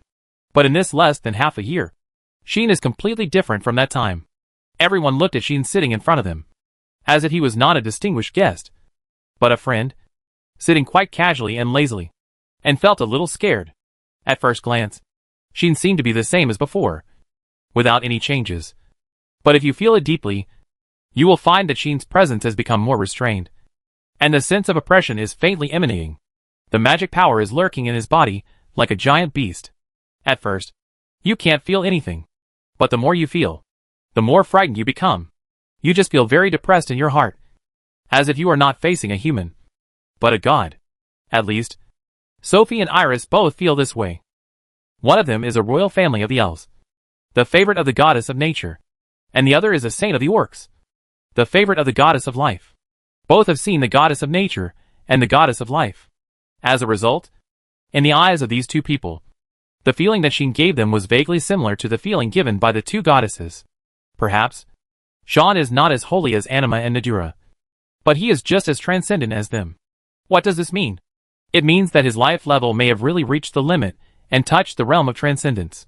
Both of them sighed, but were not surprised, because Sheen had already shown his holiness in front of these two people. Iris saw Sheen go all out in Cosmos and face the evil god Lilith head-on. Sophie saw Sheen activate the ability of reincarnation destiny, enter the realm of half-step transcendence, and kill the demon Maki. Even Havis and others have seen Sheen resist the attack of Moro, who reached the realm of transcendence and conquer Moro. In other words, in their opinion, it is not surprising that Sheen has the current realm. Sir Sheen has been in this world for less than a year. Right? Sophie sighed. You can reach the realm of transcendence in less than a year. This qualification and potential cannot be compared with you even by the brave Mitra. Well, even the brave Ragnar, our ancestor of the Empire, can't compare with you. Havis said with deep approval. No wonder even the demon princes have recognized you and let you get engaged to the dragon demon prince. As soon as this was said, several people's faces turned black on the spot. Dragon demon. Kaplan frowned, feeling a little tricky. Playboy. Iris snorted coldly, looking at Sheen with indignation in her eyes. I must tell Melika. Jenim was also indignant for his childhood friend. The others, although their faces were a little strange, were full of amazement. After all, being able to marry a demon from the demon clan home is a great honor that deserves a thumbs up. Even Laylee and Vivian looked at Sheen with a half smile. which made Sheen feel like a thorn in his back. Well, that's all. Sheen quickly coughed and changed the subject, saying, "You guys didn't come here just to praise me, did you?" Hearing this, everyone looked at each other. "Well, I have something to discuss with you," Havis said with a chuckle. "I'm here to settle accounts with you. Who told you to bully me all the time?" Iris seemed a little guilty, and didn't dare to say that she was curious about Sheen's home, so she couldn't help but come over to take a look. "I just came to visit a friend recognized by the elves like me." Sophie nodded and said, "By the way, it's also to remind His Excellency Sheen." Sophie's words attracted the attention of everyone present. "Reminder?" Sheen said curiously. "Your Majesty." "Just say it." Sophie glanced at everyone present, thought about it, and finally chose to speak out, saying to Sheen, "I want you to be careful of the old demon faction." As soon as these words came out, everyone present frowned. Old Demon Clan? Harvest, Capelin, Riley, Vivian and others all frowned. Old Demon Clan. Iris, Oz and Mafi changed their expressions, and their eyes became slightly colder. The degree of disgust given by these 4 words Old Demon Clan is beyond doubt. Needless to say, Sheen narrowed his eyes slightly, and his smile remained unchanged. But he didn't look much like a smile. Seeing this, Sophie considered her words and spoke solemnly. "Although there is no conclusive evidence, I personally think that the Old Demon Clan may not be able to sit still during the 3-tribe meeting. This is the reason why Sophie chose to remind Sheen." "What?" Iris asked quickly. "Could it be that the Old Demon Clan is still planning to attack the venue of the 3-tribe meeting?" Iris's statement was not rejected, but received a positive response. "It's not impossible." Harves knocked on the armrest of the chair and said, thoughtfully, "The top, high-level and strong people of the 3 tribes are all gathered together. Such an opportunity is indeed rare." "That's right." Mafi also echoed. "The people of the Old Demon Clan are not used to the current peace. Now the 3 tribes have chosen to sit down and talk about the matter of the brave in order to maintain peace. According to the ideas of those crazy people in the Old Demon Clan, it is absolutely impossible not to take this opportunity to attack the venue, disrupt the smooth progress of the talks, and worsen the relationship between the 3 tribes. This is also my idea." Sophie nodded and said, "I have been watching this world for thousands of years. I have basically understood the style of the Old Demon Clan. So I think that the Old Demon Clan will have a great chance to appear at this 3-tribe meeting. Although there is no basis for this, it is persuasive." "But? Are those people really that stupid?" Capelin frowned and said, "Can they afford to attack the 3 tribes meeting? That's it. Chapter 844. If they dare to come, they will never be able to go back. Undoubtedly, the current capital can be said to be the safest and most dangerous place in the entire Omnipotensen. Without a doubt. Because not only all the leaders of the human race and well-known strongmen are gathered here, but even the gods and demons are about to come here to participate in the 3-race talks. Here, the legendary strongmen who were rarely seen in the past have gathered together, and the backbone of various forces have also gathered here, making a huge army that can be called terrifying. Like Havis. This time he not only brought Rocked, a top legendary strongman, but also brought Capelin, who holds a replica of the Holy Sword and is not much weaker than a legendary strongman. Finally, he also brought some of the elite of the Imperial Knights, which can be said to have brought the top combat power of the Empire to the capital. Needless to say, Iris, the Orc Priest group is ready to take orders at any time. Among them, there is Oz, who is a legendary powerhouse, and Mafi, who is not far from the legendary level. Together with the other Orc Priests, their combat power will never be inferior to the elite brought by the king of a first-class country. And Sophie is even more so. Not to mention that she is a top legendary magician. Leia and Nia beside her are also legendary magicians. The elf division of the elf clan is brought by her. This power alone is enough to destroy a big country. Gathered in the current royal capital are such a group of forces, a group of leaders, and a group of strong men. In addition to the upcoming strong men of the God clan and the Demon clan, there are also the 3 goddesses and 6 demons, who are the top combat power of the entire Omnipotensen. Even Lilith is here. When the 3 tribes meet, there will be more than 10 transcendent beings gathered in the royal capital, not to mention Sheen. As a brave man, he was the protagonist on the day of the 3 tribes meeting, and it is impossible for him not to be in the royal capital. In this way, when the 3 tribes meet, the capital will be the place where the most terrifying group of strong men in the entire Omnipotensen gather. Attack such a place? Isn't this stupid? That's what Capelin wanted to express. But If those guys were willing to seriously consider the problem of combat power gap, they would not choose to destroy the peace. Sophie sighed and said, most of the people of the old demon faction are paranoid and crazy, and they will do anything to achieve their goals. Just like the former killer faction, which is also not very powerful. And there is not even a legendary figure. But they still successfully disrupted this capital 10 years ago and assassinated countless high-ranking officials. The implication is that the people of the old demon faction will never attack the capital head-on, but will use any means. Their goal is to destroy the peace between the three tribes and let omnipotence return to chaos and confusion. So they will never watch the three tribes' talks go smoothly. Sophie's tone gradually became serious. I said this not just because I was worried about the future, but because a lot of strange things have happened in Tagore Forest recently. Strange things. When this word appeared, everyone present looked grim and looked at Sophie. What happened? Sheen asked directly. What happened? Facing Sheen's question and the gazes of everyone present, Sophie answered seriously. Someone is catching monsters. And they are catching them in large numbers. Hearing Sophie's words, everyone frowned again. Is it that ritual again? Sheen's expression began to turn cold. What he meant was naturally the demon refining ritual. The evil demon larvae refining ritual. But Sophie shook her head and denied it. No. It's not that ritual. We didn't find any traces of the ritual. And we didn't find any monsters going crazy. Sophie said, we just found that unknown people have been entering and leaving Tagore Forest recently and have fought with a large number of monsters. Sophie glanced in the direction of Jailur. Seeing this, Jailur took over Sophie's words and told everyone present about the situation in the form of a report. Under the order of Her Majesty the Queen, our elf division has conducted surveys on places where there were obvious fierce battles and huge noises, and then found very obvious traces of people fighting monsters at the scene. There are also some severely damaged corpses and body tissues that are obviously monsters, such as blood, scales, etc. at some parts of the scene. At first, we thought that only teams of human adventurers entered Tagore Forest and hunted monsters in Tagore Forest. So we didn't take it too seriously. But similar situations are happening more and more frequently. And after identification, all the corpses left at the scene are demons. The magic activity of the monster tissues, such as blood and scales, is also very high. It is very likely that they were not conquered, but captured alive. Combined with this situation, we finally determined that an unknown demon has been frequently entering and leaving Tagore Forest in recent times, and captured a large number of monsters in Tagore Forest. And no one knows where they are transported. Jailur's report made everyone's heart sink. There is no way. After hearing this explanation, everyone already understood why Sophie was worried that the old demon faction would come to attack the capital on the day of the three-tribe meeting. Because all these situations show that the demons who wantonly captured monsters in Tagore Forest should not be regular demons, but those notorious old demons.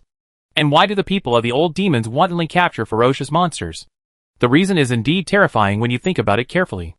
At this moment, Harvey's on the side suddenly spoke up. Speaking of which, I also found some strange things here. Havis's speech startled everyone present. Brother, you mean? Kaplan seemed to know what Havis was going to say, and her pretty face tensed up instantly. Not only Kaplan, but also Rocket and Tilly looked solemn. Strange things? After all, Riley couldn't keep silent on this topic, and couldn't help asking, what's the matter? Your Majesty Havis? Sheen also looked at Havis. Sensing Sheen's gaze, Havis was silent for a while, and then spoke. Lord Sheen should still remember. Right?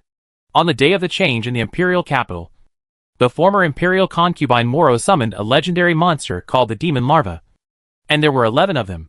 Of course, Sheen remembered this. I still remember that at that time. Moro said that she borrowed a total of 12 demon larvae from the people of Original Demon and gave one of them to the Lephilet family. The demon larvae given to the Lephilet family was killed by Sheen in the end. But the other 11 demon larvae, after Moro was killed by Sheen, went underground and escaped directly. During this period, the Empire has been looking for the traces of these demon larvae, trying to find them. Havis said with a twinkling look in his eyes, because I ordered the court magicians in the palace to cooperate and use detection magic and tracking magic to search. Not long ago, the Empire did find some traces of them. However, when we were about to find those demon larvae, for some reason, those demon larvae disappeared and disappeared. Kaplan took over Havis' words. You mean? Sheen guessed what Havis and Kaplan were going to say. As expected. Like everyone in the Elves. We have found traces of those demon larvae fighting with something. Harvest said without hiding anything. We thought before that the defecting Solaro gang was unwilling to be defeated. So they secretly took action and kidnapped these demon larvae, preparing to use them to deal with the Empire. Now it seems that the people who took action are likely to be the old demon clan. If this is the case, then there is basically no need to doubt it. Capturing a large number of monsters, and taking action against such a dangerous group of monsters, and taking them all away.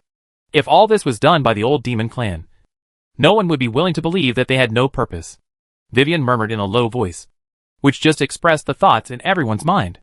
Everyone knew very well that the only thing that could make those unscrupulous old demon clans go to such great lengths to prepare for it could be the upcoming three-tribe talks. If the old demon clan put all the captured demons and monsters into the royal capital during the three-tribe talks. Then, as Iris spoke, she began to shudder. Many people also felt a chill in their hearts. In terms of combat power, the capital during the three-tribe meeting would definitely not be weaker than these so-called demons and monsters.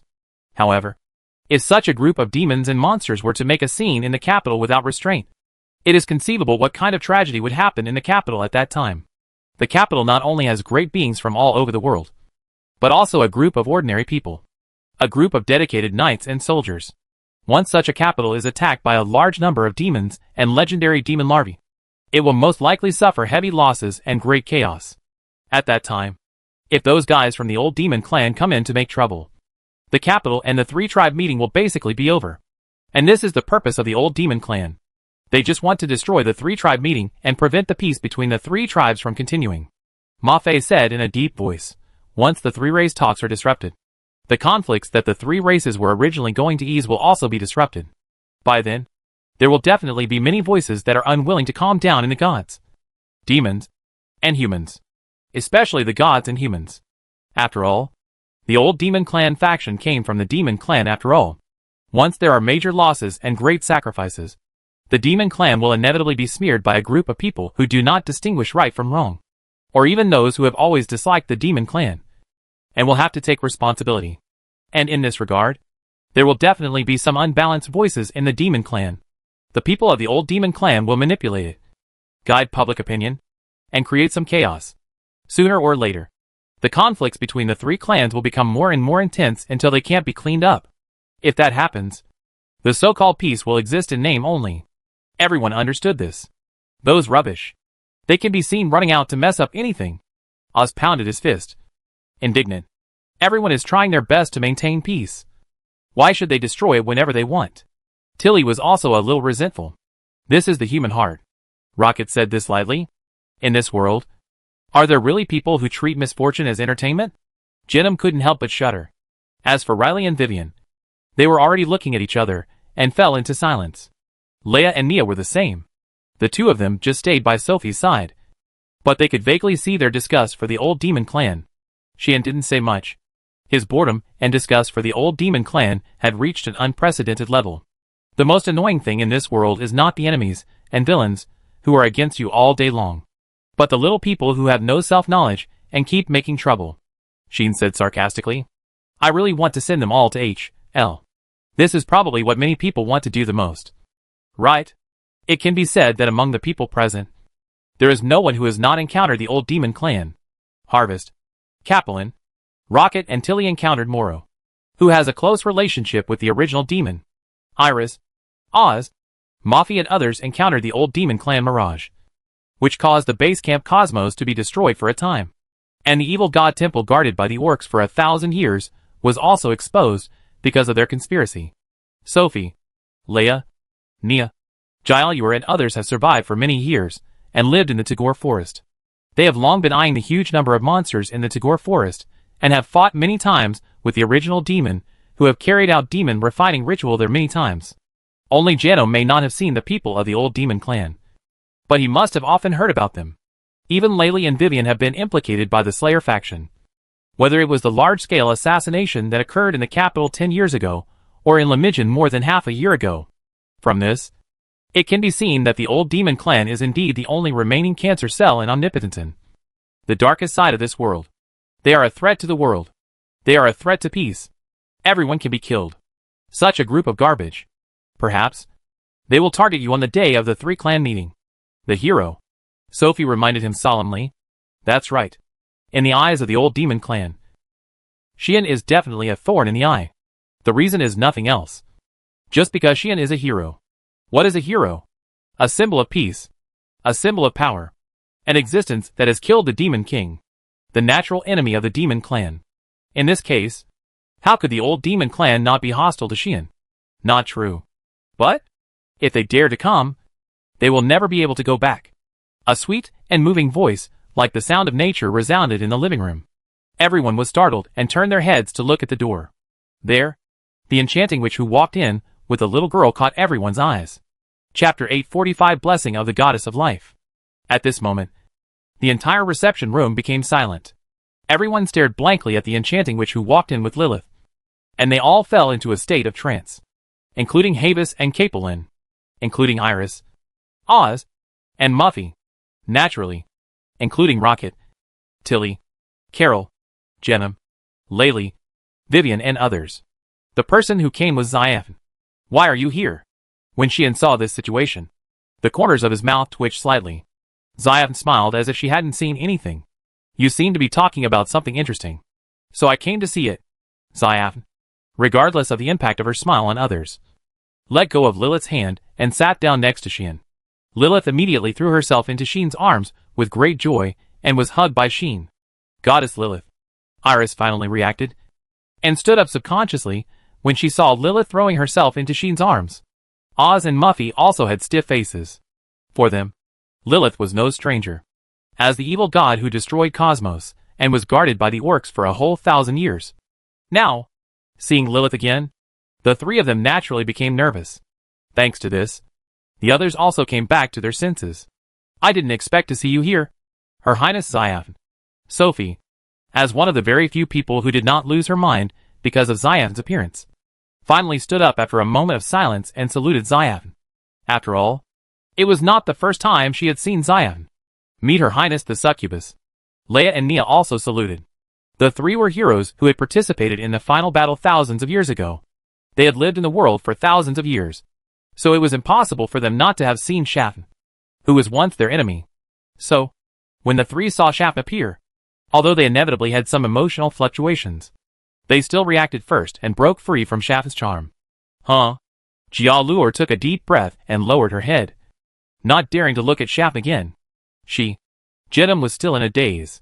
As for Havis, Rocket and others, it goes without saying that they were completely stunned. Brother! Father! Capelin and Tilly broke free first, and then quickly pulled Havis and Rocket to make them come back to their senses. She is the succubus Xian? Rocket looked at Xian with some shock in his eyes. So beautiful. Harvest murmured even more, staring at Xia Funi closely. Both Laylee and Vivian took a step back subconsciously. The two were standing behind Xian. At this moment, Xian sat next to Xian. Although they stood closest to her, they could only see her back, even though Xian's back was so seductive and attractive. The shock was naturally much smaller without seeing her front. Therefore, after a brief moment of distraction, Laylee and Vivian still successfully reacted. While stepping back, they looked at Xian's back with a lingering fear. In this case, Xian ignored the reactions of others and looked at Sophie and others. Long time no see. Daughters of Nadura.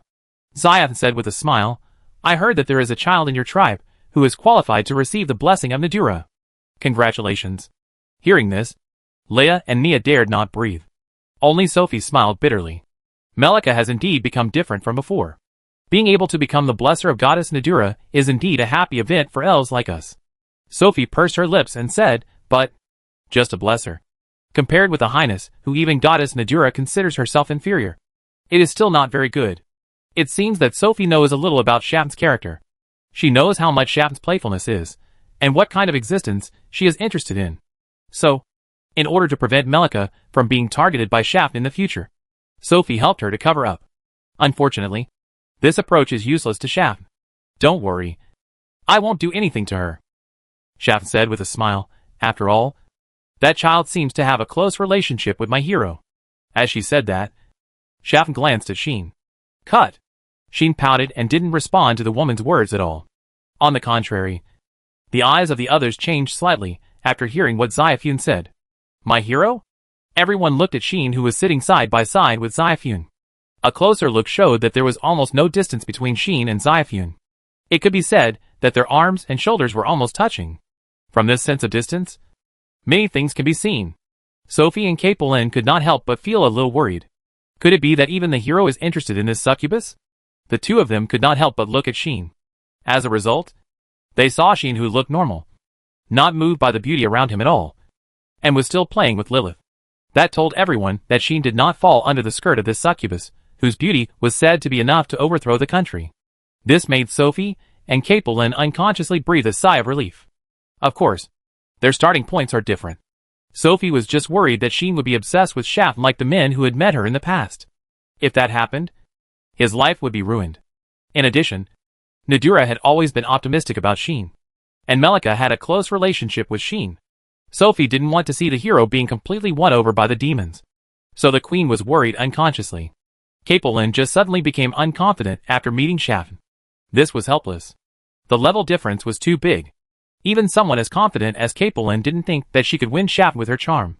Now that she looked normal, Capelin was naturally relieved. Iris was the same as Capelin. The orc saint had been staring at the almost invisible distance between Sheen and Shaft from the beginning, and the bitterness in her eyes could not be concealed. As expected, she is a playboy. Iris couldn't help but grumble. Everyone heard this grumble. Oh! Xiaofuni also looked at Iris, and her eyebrows immediately raised. What are you doing? Xian saw Xiaofuni's expression and said unhappily, Are you targeting the girl again? Hearing this, Xiaofuni rolled her eyes at Xian. Whether I have targeted the girl? That's not certain. Xiaofuni said meaningfully, but the girl has definitely targeted you. That's for sure. What? Xian was stunned. I didn't. Iris's face immediately flushed and she jumped up. That excited look made everyone present look a little strange. Especially Oz. He didn't care to continue looking at Shaft. Looking at Iris's flushed face, veins on his forehead were popping out. Okay. I won't tease you anymore. Shaft smiled and said casually, Don't worry. I just didn't expect that the blessing of Anima has already appeared. As soon as this was said, everyone was stunned. Anima's blessing? Sophie and others looked at Iris in astonishment. The same was true for the others, including Sheen. They all looked at Iris in astonishment. Have you become the blessing of Anima? Sheen said in surprise. Iris's pretty face was still slightly red, as if she was angry and glared at Sheen. But she stammered in her answer. Well, after I met the goddess Anima in Cosmos last time, the goddess began to pay attention to me and decided to accept me as a blessing person and give me the blessing of the goddess of life. Speaking of this, it is all thanks to Xian. After considering it for a while, Ma Fei chose to tell this matter. Originally, the saint was not qualified to obtain the blessing of the Anima goddess and become the blessing of the Anima goddess. Although Iris is a saint, there are saints every year. But the blessing of the three goddesses is not common. Except for the brave. There are very few people among the natives of Omnipotensin who are qualified to be blessed by the three goddesses. The blessing of Nadira has only appeared a few times among the elves, and each time there is at least thousands of years. The blessing of Anima is also the same. Even though the population of the orcs is comparable to that of the most fertile humans, the number of people who are talented enough to alarm Anima has not yet reached the double digits. Of course, humans are also like this. Therefore, in this era, leaders can have two blessings at the same time, which has never happened in the past. And it is also the reason why Anima and Nadira envied her before. However, after that, the appearance of Melika made Nadira happy to gain a blessing, and Anima was also lucky to discover Iris's ability. The original Iris was not qualified to obtain Anima's blessing. Otherwise, Iris would have been Anima's blessing since birth, and would not have waited until now. However, after the Battle of Cosmos, Iris's physique changed a little. Before, when Lady Iris borrowed the power of the goddess of life, she always put a certain burden on her body and caused damage to her body. That's what Muffy said. Thanks to Lord Sheen, the damage in Lady Iris' body was healed. When in Cosmos, Sheen used breath of blowing stars to treat Iris at that time. It was that treatment that cured the damage in Iris' body and restored her health. In fact, every time Iris borrowed the power of the goddess of life, in addition to accumulating damage and burden, she also gradually developed some adaptability to the power of life. Such adaptability burst out at once when Iris's body was healed. Anima discovered this at that time and decided to train Iris. Originally, after the Cosmos incident, We accompanied Lady Iris to find the missing Princess Capelin. But halfway through, the goddess Anima summoned Lady Iris to the divine realm and deliberately cultivated the adaptability of the life force in Lady Iris's body. And finally made Lady Iris have the physique that best matches the life force. And thus was blessed by the goddess Anima, and became the blessing of the goddess Anima. In this way, Iris transformed herself from a saint to a confidant of the goddess of life. And her status in the orcs skyrocketed. Now, Iris, like Melika, Roxy and Ter, is a blesser of the three goddesses, and holds the blessing of the goddess of life. No wonder. Sheehan suddenly understood. In fact, after reuniting with Iris, Sheehan discovered that her life breath seemed to be completely different from before. Originally, Sheehan thought that this was a natural change for a saint, and didn't care much. Now it seems that this change is not something that will happen naturally, but a real transformation of Iris, with a physique that best matches the power of life, coupled with the guidance of the blessing of the goddess of life.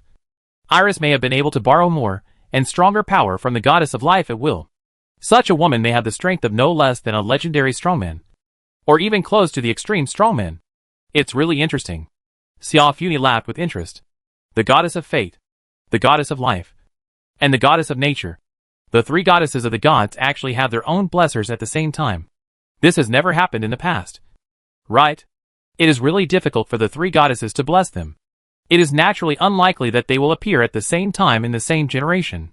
Even the heroes who are bound to receive the blessings of the three goddesses can only have the blessings of one of the goddesses. As a result, in this era, the three goddesses' blessers all appeared. Among them, the goddess of fate, Lidas, has 2 blessers, which is really incredible. Of course, even more incredible blessings have appeared. It doesn't matter if the three goddesses' blessers appear. Xiao Funi glanced at Sheehan without leaving a trace. That's what she thought. But this era is indeed special. Xiao Funi further confirmed this fact. In view of this, Xiao Funi returned to the topic at the beginning. You don't have to worry too much about the safety of this hero. Xiao Funi smiled and said, with me here, he can't get into trouble. The deep meaning in these words is really too strong. Your Highness Xiao Funi. What do you mean? Sophie frowned. Obviously, she was a little surprised that Shaft would say that. Shaft shrugged. All you need to know is that we, the demons, value this hero very much and will never let him get into trouble. That's what Shaft said. But Sophie, Iris, and even Capelin, Laylee and others couldn't help but worry. Is this a statement of the demons' attitude? Are the demons really planning to win over the heroes? If they succeed, will the heroes still belong to the gods or the human race? When they thought of this, those who had a good status among the human race became a little worried. Chapter 846 appearing in front of the whole world. After a while, Xiao Funi left some worrying declarations and left on her own. Light and without a cloud. Her casual behavior gave people the feeling that she was deliberately here to claim her sovereignty. She didn't even take Lilith with her, and directly threw Lilith to Sheehan, coming lightly and leaving freely. Everyone's eyes followed Xiao Funi's back involuntarily. Only Sheehan stared at her enchanting butterfly buttocks, wondering if he should leave 2 slap marks on it to let her know how angry he was at this moment. After Xiao Funi left, the others also stood up with heavy hearts. I still have some friends to visit, and I will mention the matter of the old demon clan faction, so I won't bother you. Sophie said this while looking at Sheehan and said solemnly, in addition, the elves will stand on your side, and you don't need to worry about the position of the 3 tribes during the talks. Leaving this, Sophie took Leia and Nia away. Jaeluer glanced at Sheehan, but didn't deliberately reminisce with Sheehan, and followed Sophie silently. Jenim seemed to have something to say to Sheehan, as if he wanted to ask about Melika, but in the end, he just snorted and followed Jaeluer. I still have to go to the temple to discuss the welcoming of the goddesses with Popule. I'll stop here for today and come to you later. Iris looked reluctant to leave, especially after Shaft appeared. She seemed to be a poor little wife who was afraid that her husband would fall in love with someone else. She was weak and helpless. But after being reminded by Oz and Muffy, she finally left reluctantly. She only bowed respectfully to Lilith and said goodbye on the spot. It seems that for the Orc Priest group, Lilith's existence is still quite intimidating. After all, they are priests. And Lilith is a goddess after all, and the strongest evil god in the world of gods. She has been guarded by their orcs for thousands of years, and there is more or less some special emotion in it. Of course, from Lilith's blank expression, Sheehan saw one thing. That is, This girl may not remember anything about Iris and others. It's really pitiful. As a result, it was Havis who kept staring at the direction where Shafn left, and didn't come back for a long time. That look made Kaplan feel very worried. Could it be that my elder brother has fallen for the succubus, who is said to be so charming that he can kill people? This seems to be a problem. Even Tilly is a little worried. Because, not only Harvest, but even Rocket seems a little uneasy. Which is really worrying. It can be seen that although she can kill both men and women, Shafn is more lethal to men. And she can hit a lot. After all, Shafn's charm comes from her own beauty. Not from any ability or power. And certainly not from something that forces others to fall in love with her. In such a situation, it is natural for men to be crazy about this stunning woman. She didn't know how Harvey and Rocket felt now. He only knew that Harvey and Rocket must have left a very deep impression of Shafn in their hearts. Right? Anyway, in the end, Harvey, who came back to his senses, smiled bitterly and said something.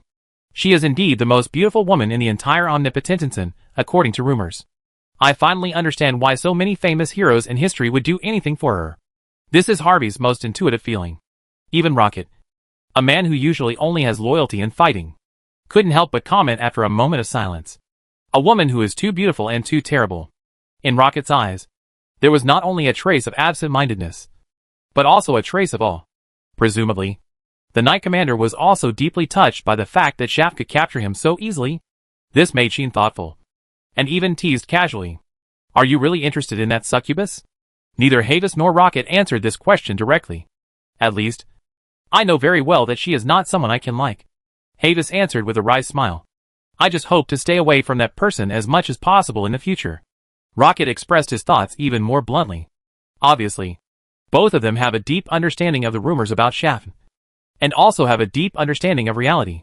Kaplan and Tilly both breathed a sigh of relief secretly.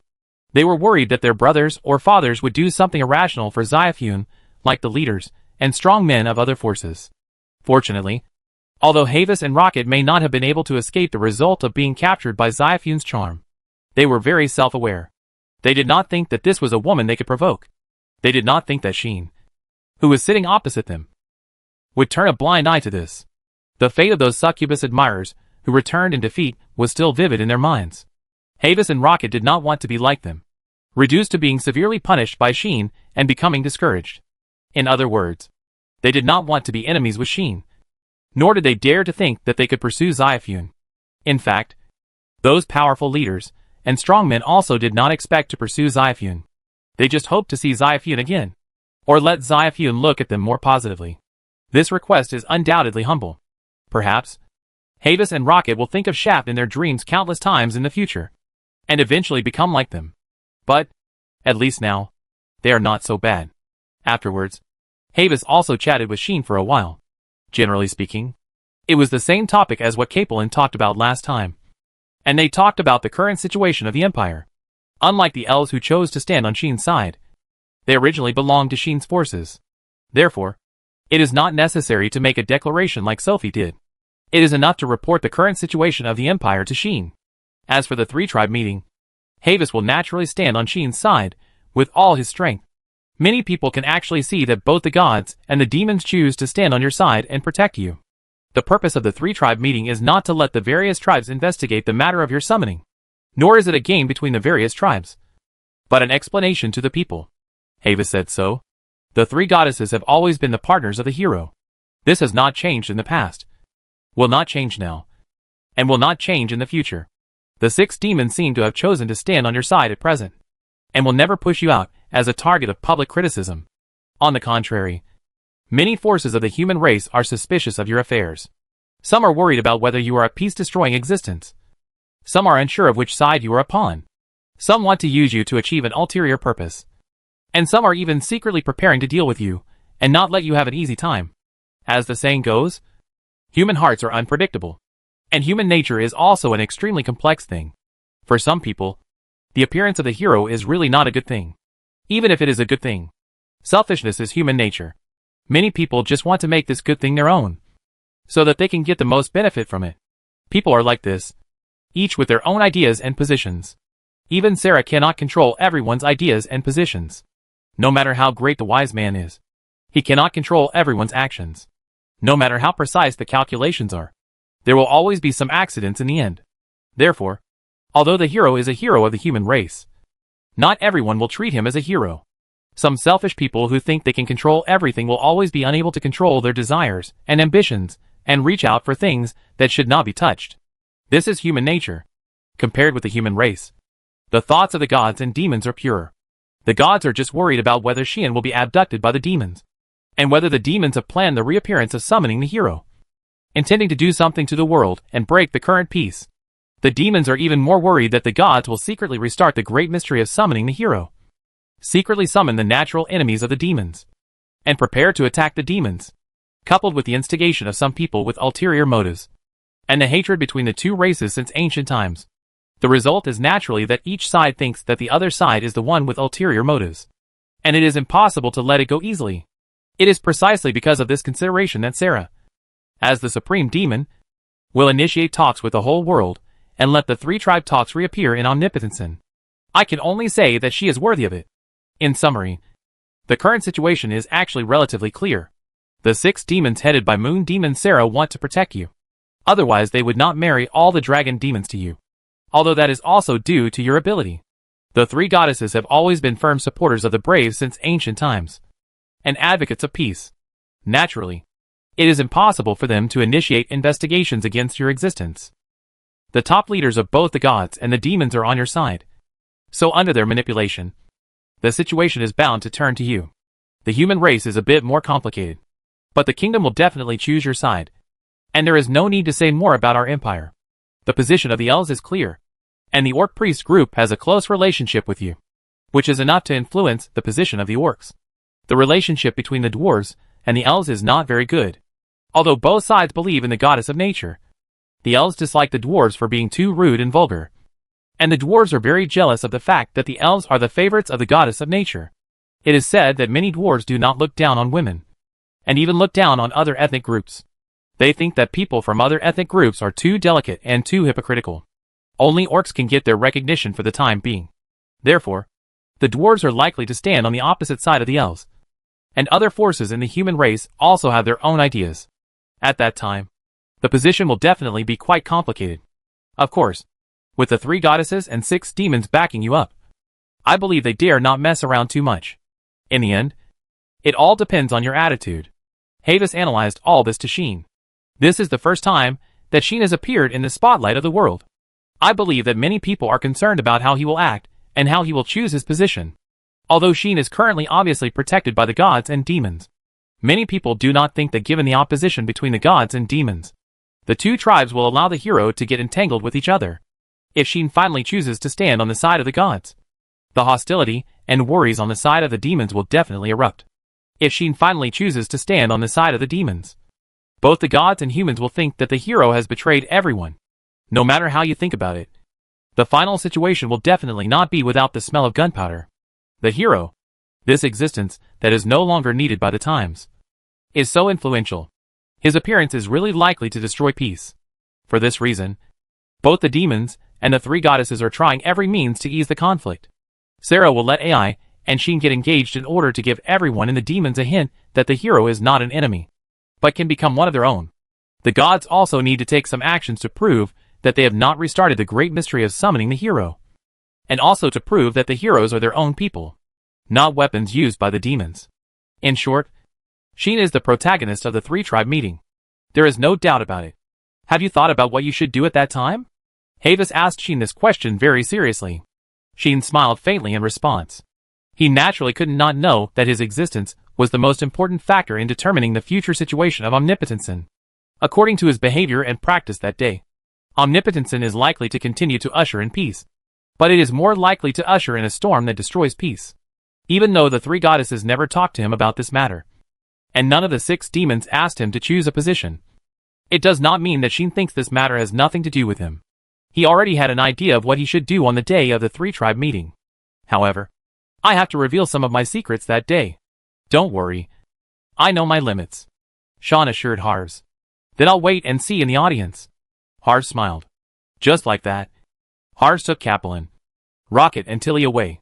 In the entire reception room, only Sean, Riley and Vivian were left, as well as Lilith. who stayed in Sean's arms and didn't care about anything. Riley and Vivian looked at each other, and then looked at Sean together. There are still 2 days left before the 3-tribe meeting. Riley asked, "What are you going to do?" Sean answered this question. "I'm going to meet the old demon faction that attacked our mansion before." "That's right. First of all, we have to solve this problem. If this problem is not solved, Sean's thoughts will not be clear. The old demon clan. This has become the existence that Xian wants to eradicate the most. For public and private reasons. He doesn't want to let these garbage go." "Do you need help?" Vivian asked gently. "No." Xian shook his head. "There are still 2 days before the 3-clan meeting, and he has to do some preparations. Next, he will be really busy." Chapter 847 Luo Shi will stand up today. So, Xian went to the palace, ready to let Luo Shi take him to see the captives of the old demon clan. Then Xian came out of the palace cursing. "Damn! What's going on?" Xian couldn't help but swear. There was no way. In the past 5 minutes, his teleportation to Luo Shi's bedroom exploded again, causing him to break into places he shouldn't have broken into several times. I don't know if the legitimate princess and the concubines of His Majesty the King can't satisfy the appetite of teleportation. This time, the place Xian teleported to was all the boudoirs, or bathrooms of the princesses of the royal side branches. Thinking of those pieces of white and the beautiful arcs, Xian felt that he had made a profit. But he was still mostly depressed. It's okay once or twice, but it's like this again and again. There is definitely a problem. Not only teleportation, but when he planned to go to Luo Shi's bedroom in person, he would encounter some scenes that he shouldn't have encountered for various reasons, thus disrupting Xian's destination. If this is said to be no problem, no one would believe it, let alone Xian himself. In addition, in the past few days, Luo Shi has never come to see him, which is obviously unscientific. I haven't seen her for so many days. She will definitely come to settle accounts with me. But now she is so calm, and she doesn't even move at all. Xian narrowed his eyes. He felt that he seemed to have found the truth. In this pitfall situation, other forces can't intervene, except for the power to control fate. Okay, Xian understood. At the same time as he understood this, Xian's heart was filled with rage. If you don't fight for 3 days, you will tear the tiles off the roof. Right? Xian's face became expressionless. In this case, don't blame me. Leaving these words, Xian turned around and entered the palace again. However, this time, Xian did not go to Luo Shi's bedroom, but to Anshi's bedroom. At the same time, in Luo Shi's room. At this time, Luo Shi was drinking black tea with a comfortable look, looking leisurely and elegant. After so many days, with that guy's brain, he should be able to think that I did something and didn't want to see him. Right? Luo Shi was thinking about Xian's affairs. Although Luo Shi didn't see Xian these days, she knew all of Xian's movements through the reports of her knights. So, Luo Shi knew that Xian had looked for her several times, but none of them succeeded. In this case, Xian must have thought that it was his own problem. He should be panicking. Right? Luo Shi hummed and talked to herself. In her imagination, Xian must be panicking now. After all, she had always followed his wishes and obeyed him in the past. Now she was even willing to use her strength to keep him out. He must realize that she was really angry this time. He might even be anxious to see her. But he could never see her. And finally fell into great anxiety. Just to make you panic. Just to make you anxious. Just to make you understand that I, the treasure of the kingdom, the princess of the Mitra kingdom, also have a temper. I, Luo Shi, will stand up today. Thinking of this, Luo Shi couldn't help but have some delusions. That is, through this lesson, that guy will cherish himself more, love himself more, carefully protect himself, follow himself in everything, and let himself dominate him like a queen. In this way, that guy will no longer be so presumptuous in the future, and will not flirt with some wild women outside without his consent. That's right. I am the queen. Dragon demons and succubi have to stand aside. Thinking of the proud part, Luo Shi couldn't help but want to stand up and laugh with her hands on her hips. But she held back. Now is not the time to be proud. When that guy collapses outside in despair because he can't see me, that's when I will shine. Only then will that guy cherish me more after understanding the pain of loss. That's great. Leave him alone for another day. There are still 2 days before the start of the 3-tribe meeting. I can't leave him alone until then. Well, let him panic for another day, and remove the power tomorrow to give him a big surprise. After making this decision, Luoshi picked up the teacup and drank tea leisurely and comfortably again. However, just when Luoshi was immersed in the beautiful fantasy of the future, the panicked voices of the female knights rang out outside the door. Your Highness! Your Highness! The panicked voice forced Luoshi to come back from her fantasy and frowned. What are you doing? You are disturbing my daydreams. Luoshi muttered unhappily, then coughed slightly to make her voice cold and reprimanding. What are you panicking about? Luoshi's unhappiness was all contained in this voice. Unfortunately, the female knight outside the door didn't seem to understand. She just shouted in panic. Something bad has happened. Your Highness! The female knight's voice sounded almost like a wail. The brave man went to His Royal Highness the King in order to cancel the engagement with His Royal Highness the Princess. He wants to cancel the engagement. Such words were clearly heard by Luoshi. Bang! The teacup in Luoshi's hand slipped down, hit the ground in a free fall, and broke into slag. Luoshi seemed to be unaware, and sat there blankly. There were only 2 words left in her mind. Break off the engagement?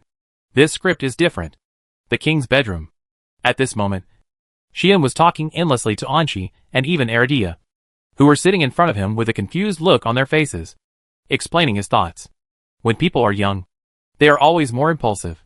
When they grow up a little and are beaten by society, they will know that not everything in this world is beautiful. Like marriage. How many people are so expectant and fantasize before marriage? But once they get married, they often only express one feeling. That is, entering marriage is equivalent to entering a grave. Even if they love each other, they will quarrel, dispute, complain and even despise each other in the face of the reality of firewood, rice, oil and salt. Even if there is no such problem, there is still the so-called 7-year itch. What does this show?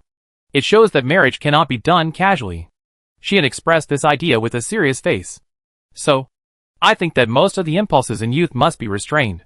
Like marriage, such a major event in life, it is better to plan it in the long run, so as not to regret it in the future. What? You said I can't control my impulse? A few days ago, I was very impulsive and drove away all the visitors? No. No. No. That was not my idea. It was Xiaofuni who didn't want to see those licking dogs. I actually thought that she was quite ruthless and cruel to do so. I persuaded her many times, but she still didn't want to listen to me. I really had no choice but to take action. Whether you believe it or not, I believe it anyway. Xian was like this, after talking about it until he was dry-mouthed. He smiled widely at the confused Anqi. To sum up, Your Majesty, I think it's better not to get married first. What do you think? Hearing this, Anqi had no way to answer Xian's question immediately. He was completely confused, with a look of bewilderment on his face. And even 3 lines of words were clearly printed on his forehead. Who am I? Where am I? What am I going to do? It was so chaotic. Not only Anqi, but also Eridia was frozen there, with the expression on his face almost out of control, breaking his usual cold image. They didn't understand what Xian wanted to say at all. Why can we understand each word, but not when they are connected together? Why do these sentences sound so absurd, and yet inexplicably reasonable? The 2 top kingdoms who were brainwashed by Xian's endless fallacies were completely at a loss. You looked at me, I looked at you, and in the end, no one could react from the current situation. And this is exactly what Xian wants. Don't understand? It doesn't matter, as long as you know that what I say is the wise saying that does not exist in this world. This is the wise saying summed up by countless predecessors in my world. You don't understand it now, but you will understand it in the future. After saying that, Xian took out a piece of parchment and spread it in front of Anqi, with a smile on his face. That look is just like a criminal engaged in pyramid selling. Come on, Your Majesty. Just sign here. Just sign your name. After signing this, everything will be solved. Everyone will be happy. And everyone can be happy. Don't hesitate. Hesitation will be in vain. Pa! It's a defeat. Here. I'm ready for you. Xian put a feather pen into Anqi's hand, sat next to Anqi, put his arm around his shoulders, and bewitched him like his good brother. Listen to me. I am a brave man. You can listen to me. Xian patted Anqi's shoulder, making Anqi, who looked confused, speak subconsciously. Is it enough to just sign your name? Anqi has not yet realized the seriousness of the matter, and Xian naturally would not give him time to react. Yes. Just sign your name. It would be better if there is a seal or something like that. Come on! Come on! Come on! With Xian's magic sound filling his ears, Anqi seemed to have really lost his soul, and reflexively wanted to sign his name on the parchment in front of him. Your Majesty. In the end, it was Aradia who successfully broke free from the state of confusion, saw the title on the parchment, and woke up. Looking closely, at the top of the parchment, there was a line of big words written, Marriage Revocation Agreement. Seeing this, Aradia could no longer remain calm and tried to stop it. Unfortunately, kept binding. With a small spell, an extraordinary binding force suddenly acted on Aradia, binding him tightly there. Aradia's pupil shrank, and he struggled subconsciously, but found that he could not break free at all. At this moment, Aradia's eyes changed completely. A small binding magic made him, who was only one step away from the extreme level, unable to resist? What kind of power is this? Aradia looked at Xian in some shock. Xian just glanced at him and gave him a look that was clearly saying, "Don't get in the way." Seeing this, Aradia's face changed again and again, but he couldn't change anything. Signed. Anqi signed his name in a daze, looking like he was brainwashed by a pyramid scheme. Very good. Xian curled his lips with great satisfaction and picked up the parchment in front of him. Just at this moment, the door of Anqi's room was knocked open. Give me. Wait. 1 second. Luoxi, whose eyes turned golden, finally made a brilliant appearance. However, Luoxi at this time completely lost her previous coldness and indifference in goddess mode, and even more lost her perfect image in princess mode. Instead, she looked like a terrorist, with a ferocious face, which scared Anqi and Aradia silly. On the other hand, Xian's smile disappeared, like an assassin who had completed his mission. He calmly stuffed the parchment into his arms and stood up. If there is nothing else, I will withdraw first. Your Majesty. Xian bowed respectfully to Anqi, then turned around and looked at Luoxi. There was only a sneer on his face. Congratulations on being single again, Princess. Leaving such a declaration, Xian brushed past Luoxi and walked out of Anqi's room. Only Luoxi was left, trembling all over and looking at her father. You agree to break off the engagement? Luoxi looked at her father in disbelief. Anqi finally came back to his senses, thinking of what he had just done. His face was sluggish and twitching. It seems that he agreed.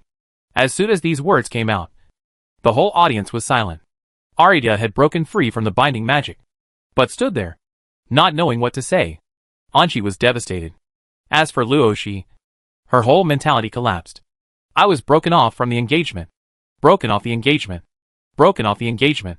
Married? In a trance? Luoxi seemed to see herself pregnant, expelled from the royal family, sitting on the street, being pointed at and crying. Of course, her ideal life of idling away was gone. Stand up? This is just lying down. Wait. Chapter 848. You can't do this. Please have some tea. In the room of the princess's bedroom, Luoxi was holding a cup of hot black tea in both hands, with a correct posture and a humble attitude, like a little maid who worked hard for her master. And she was willing to work hard. Xian sat in the place where Luoxi usually sat, crossed his legs like a master, reached out to take the tea offered by Luoxi, and took a sip. It's a bit bitter. Xian expressed his feelings lightly.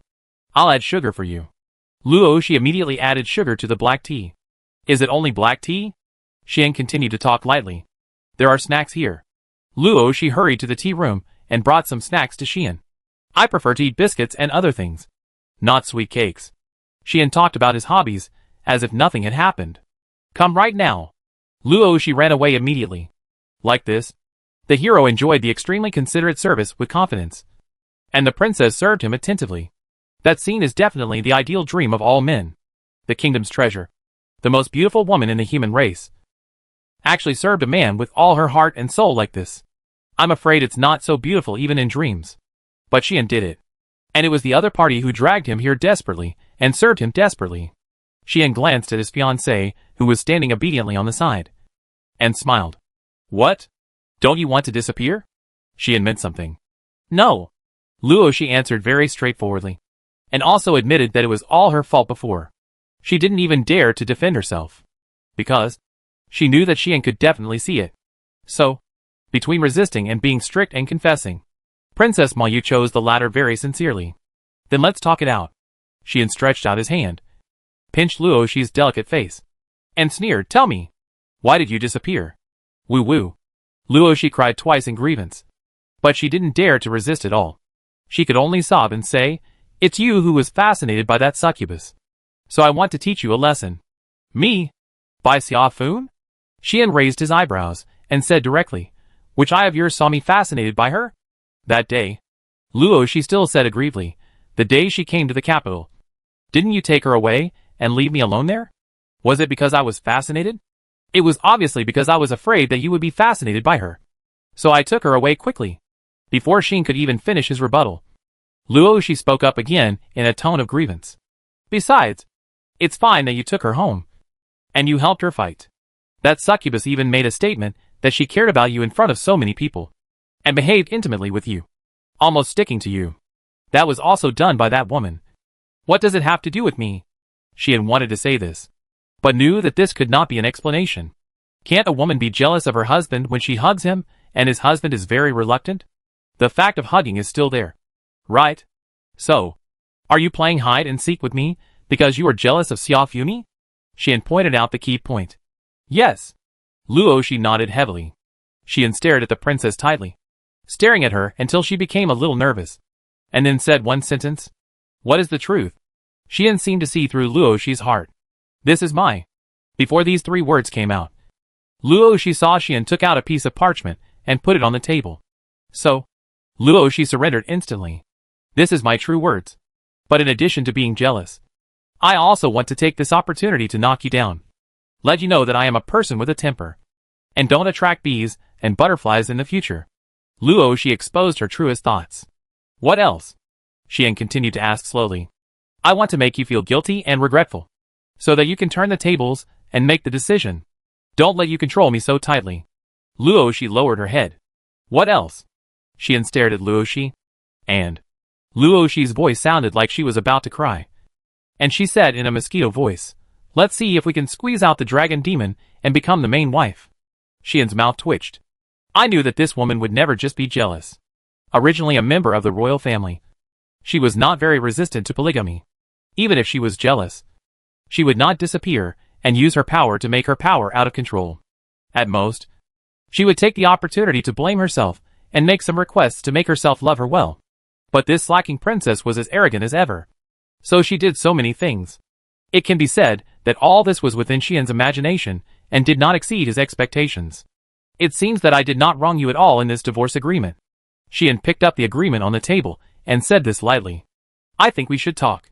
Looking at Xian, who was about to implement the agreement, Luo Shi hurriedly made such a request. Okay.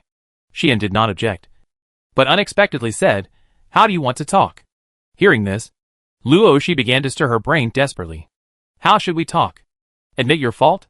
But if an apology was useful, this beast would not force me to come out with such a serious matter as breaking off the engagement. Then kneel down? Not really. Anyway, kneeling down to my husband is not a loss. And it's not like I haven't kneeled before. And I knelt until my knees turned red. But if possible, Luo Shi still wants to struggle and save some of her dignity. In the end, Luo Shi felt that she should talk to him about reason. I think you shouldn't be so impulsive. Think about it again. This is not something that can be decided easily. Right? Luo Shi appealed to her with emotion and reason. Her implication was simple. That is, the engagement between the two is no longer just about them, but also about many factors. For example, the will of the kingdom. For example, the reaction of the people. For example, the situation in the world. For example, the complicated relationships behind it, etc. What is certain is that once the engagement is really broken off, it will definitely be a big explosion of the century. Enough to cause riots across the country and even the entire human world. Even if Anqi is signed as a king, without a suitable reason, this agreement is just a piece of paper. This is not like the stars in the previous life, who can just make up excuses such as inappropriate, no love, tired of being together, and less time together. Personal feelings are worthless in the face of national interests. I have never heard of any political marriage that can consider the issue of suitability or liking. Of course, Xian and Luo Shi are not in a political marriage, But the issues involved in their status are also not just national interests. In view of this marriage, even if the two are not happy to get married, cannot be dissolved at this point. If you really want to care about it, Anchi can just say that he was confused and made an inappropriate decision, and abdicate as a punishment for himself, making this agreement signed with his name invalid. Anyway, Anchi is also planning to abdicate, which is completely harmless. This is also the reason why Luo Xi is panicking but not desperate, because she knew Xian must have thought of these things. So he dared to do such a seemingly serious, but actually useless thing. Unfortunately, Luo Xi was wrong. Indeed, with just an agreement, this marriage cannot be cancelled. Xian said slowly, but I can give it to Ai. Give it to Long Mo? Luo Xi was slightly stunned. Do you think, as my fiancée, if she got such an agreement, would she be very happy? Xian showed a meaningful smile and said, in that case, she can use this as an excuse to make you not only unable to be the main wife, but even only a concubine who serves you? What? Luo Xi was struck by lightning, and the whole person was stunned. After realizing it, Luo Xi cried and grabbed Xian's clothes, shouting, you can't do this. It was obviously me who came first, whether it was an engagement or a done deal. But in the end, not only could I not become the main wife, but I could only be someone's concubine. This is simply unreasonable. I'm a princess, the treasure of the kingdom, the most beautiful woman in the human race, the darling of the gods. Being someone's concubine? How can I slack off in the future? But with Ai's ability, it's not impossible to do all this, as long as there is this agreement in hand. No matter how many rules there are, the dragon demon, one of the top demons, can use it to make something of it. With the handle in hand, a little manipulation, even if the marriage cannot be cancelled, it is still possible to suppress Luo Xi's status. This is Xian's purpose. He doesn't really want to cancel the engagement. After all, she is my wife. Even if she is arrogant, it is not necessary to give up the marriage, but it is still possible to cure her. Therefore, I can't do this. So what should you do? Xian looked at Luo Xi meaningfully. I will never disappear again. Luo Xi tried her best to promise. What else? Xian looked calm. I will never use power to plot against you again. Luo Xi continued to promise. Then what? Xian looked at Luo Xi with a meaningful look again. Seeing this, Luo Xi seemed to understand something, and she spoke in a low voice with grievance and helplessness. I think I can do the posture and requirements you mentioned last time. After saying this, Xian handed the divorce agreement to Luo Xi with satisfaction. That's good. Xian won the battle happily. Only Roxy was left, crying. Today, Xian won all the games. Roxy Lusty Mitra was defeated miserably. Chapter 849. Come on. Try to call a few more times. The palace, underground.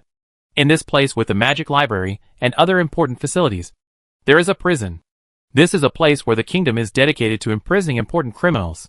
Only those who are extremely vicious and basically impossible to let them go free or even survive can be imprisoned here, making this place one of the most important facilities in the underground of the entire palace. This place is also managed by the royal family's confidants all year round. Although there are no guards, there are dozens of high-standard magic barriers and magic spells, making this place a solid cage that no one can invade or escape from. Of course, on weekdays, there are very few people who come here, and it is even possible that no one will come here for several years. And today, under the leadership of Luo Xi, Xian came here. Those old demons were imprisoned here. Luo Xi pointed to the prison area in front of her, which was heavily covered by barriers, and her tone seemed to have returned to her usual state. Obviously, under Xian's dimensionality reduction attack, Luo Xi has accepted her fate and has refaced reality, no longer thinking about singing against Xian. Xian will naturally not make things difficult for this poor slacking princess. He has already gained a lot of benefits from her. In this case, he should forgive her when it is time. Is this here? Xian looked at the barrier in front of him, but did not let Luo Xi open it. Instead, he moved instantly, passed through the barriers, and entered the inside. A second later, Luo Xi also broke in from the outside. Are you crazy? Luo Xi, with a look of being almost scared to death, complained to Xian in a bad mood.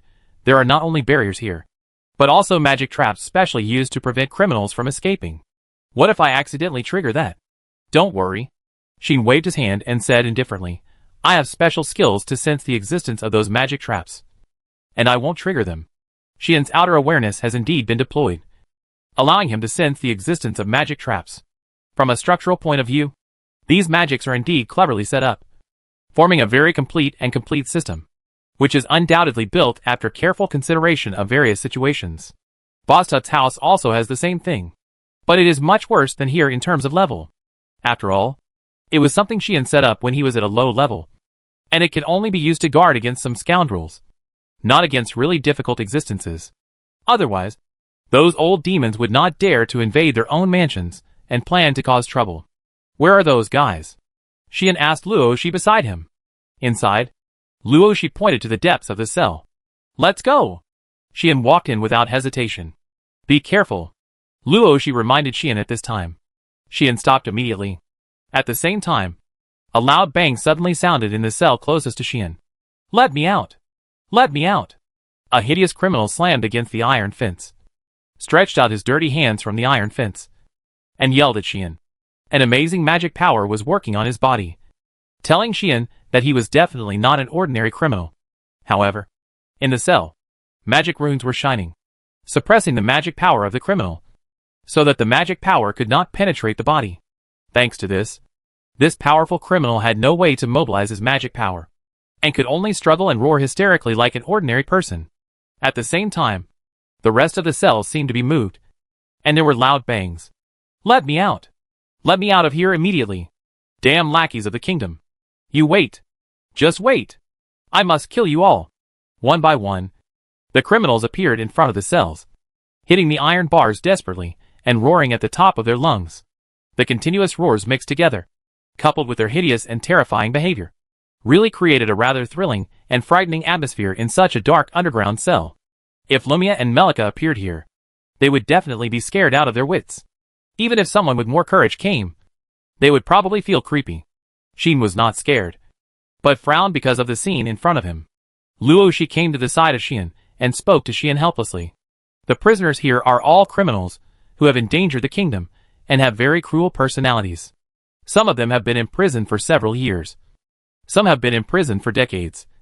And even some dwarves have been imprisoned for hundreds of years. I don't know how long it has been since they saw the sun outside. In such a situation, once they see a stranger, their reaction is often the most intense. There were many knights who escorted prisoners here, and they were caught by these prisoners because they got too close. In the end, they either had their ears bitten off or their throats strangled. Some people even had their eyes gouged out and were caught beyond recognition. So, it's better not to get too close to them, Luoshi explained. However, before Xian responded, many criminals in the cells heard Luoshi's voice, and after seeing Luoshi's appearance, they became even crazier. Woman! There is actually a woman! Still such a beautiful woman! Give me that woman! Give me that woman! Hey! You bastard over there! Did you hear me? Just give us that woman! Ha ha ha! One by one, the vicious criminal shouted and threatened Xian, staring at Roxy with an extremely obscene light in their eyes. The unbridled greed and possessiveness intertwined in their gaze made Roxy frown tightly. As the treasure of the kingdom, the #1 princess in the world, when has she been stared at so blatantly with dirty eyes? Even those dandy nobles did not dare to show their inner desires too blatantly in front of her, because they at least knew that Roxy was not someone they could offend. But who are these people here? Lawless desperados? Such a group of extremely vicious beings naturally could not be afraid of Luoshi's identity, let alone know Luoshi's identity. They only knew to vent their desires. So, a bunch of unbearable sounds began to reach Luoshi's ears, making Luoshi's expression ugly. In a cell closest to Luoshi, the criminal stuck out his tongue and stretched out his hands, as if he wanted to grab Luoshi's chest, desperately grabbing and pinching it. The next second, puff! With a flash of sword light, the criminal's tongue and hands were cut off at the same time, making blood appear. Woo woo woo woo. The criminal immediately screamed silently and fell into the cell covered in blood. The voices of all the criminals present stopped abruptly. Xian still stood there, but he didn't know when he pulled out the holy sword. Looking at the golden holy sword, all the criminals seemed to be shocked and froze there. Come on! Try to shout a few more times. Xian looked around the audience and said mockingly. The whole audience was silent. Obviously, these criminals were frightened. It was because they were desperate criminals that they knew that the noble young man who seemed inconspicuous in front of them was definitely a ruthless man. Scare me? Sheen turned his head and looked at the criminal who rushed up at the beginning.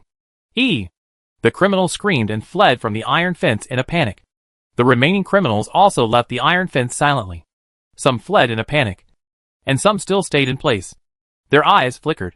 Their faces were fierce, and they seemed not to be frightened by Sheen. But in the eyes of these people, a kind of emotion emerged. That is fear. Seeing this, Sheen glanced at those people. Get out! The magic power burned quietly on his body, making the fear in the eyes of those desperate criminals more and more intense. And the result proved that the so-called desperate criminals did not care about their lives at all. Not long after, those people were also shot back, making the entire prison land dead silent. Sheen put away the holy sword and looked at Luo Shi beside him. I'm fine. Luo Shi noticed Sheen's gaze, shook her head, and muttered in her heart. You have a conscience and know how to love me. The grievance of being defeated by Sheen was completely eliminated in Luo Shi's heart. Then let's go. Let's go in. Sheen did not act pretentiously. He nodded and said nonchalantly, in fact, you can tell your father that there is no need to keep the people here. One sentence made all the criminals in the audience shrink in their hearts. I know. Luo Shi seemed to understand Sheen's thoughts, and said expressionlessly, but keeping them is indeed useful. And some shameful magic experiments still need them. So cruel. All the criminals were shocked and angry. But Luo Shi was not completely lying. Some of the criminals here are indeed difficult to deal with, and some are useful to keep. And one of their uses is to serve as experimental subjects for magic experiments. Being imprisoned here is equivalent to being a death row prisoner. Therefore, the kingdom will not pity or sympathize with them. And some things that cannot be put on the surface will basically be applied to these guys. In other words, these people look extremely vicious and terrible. But in fact, they have long lost their human rights and are not treated as human beings. It is even more impossible for Sheen to sympathize with these scums with compassion. So he nodded. Next time, I will pick up any broken body parts and take them back as experimental subjects for magic experiments. Leaving such horrifying words, Sheen walked into the depths of this prison. Luo Shi smiled and followed slowly. This time, no one dared to speak. Only eyes filled with fear appeared in each cell. Chapter 850. He is ruthless. But we can be more ruthless than him. According to Luo Shi, there are several old demon factions that attack the Boztut family. Although they are not as strong as the original demon, they are much stronger than the Slayer faction. After all, the Slayer faction lost many people in a large-scale assassination incident in the capital 10 years ago.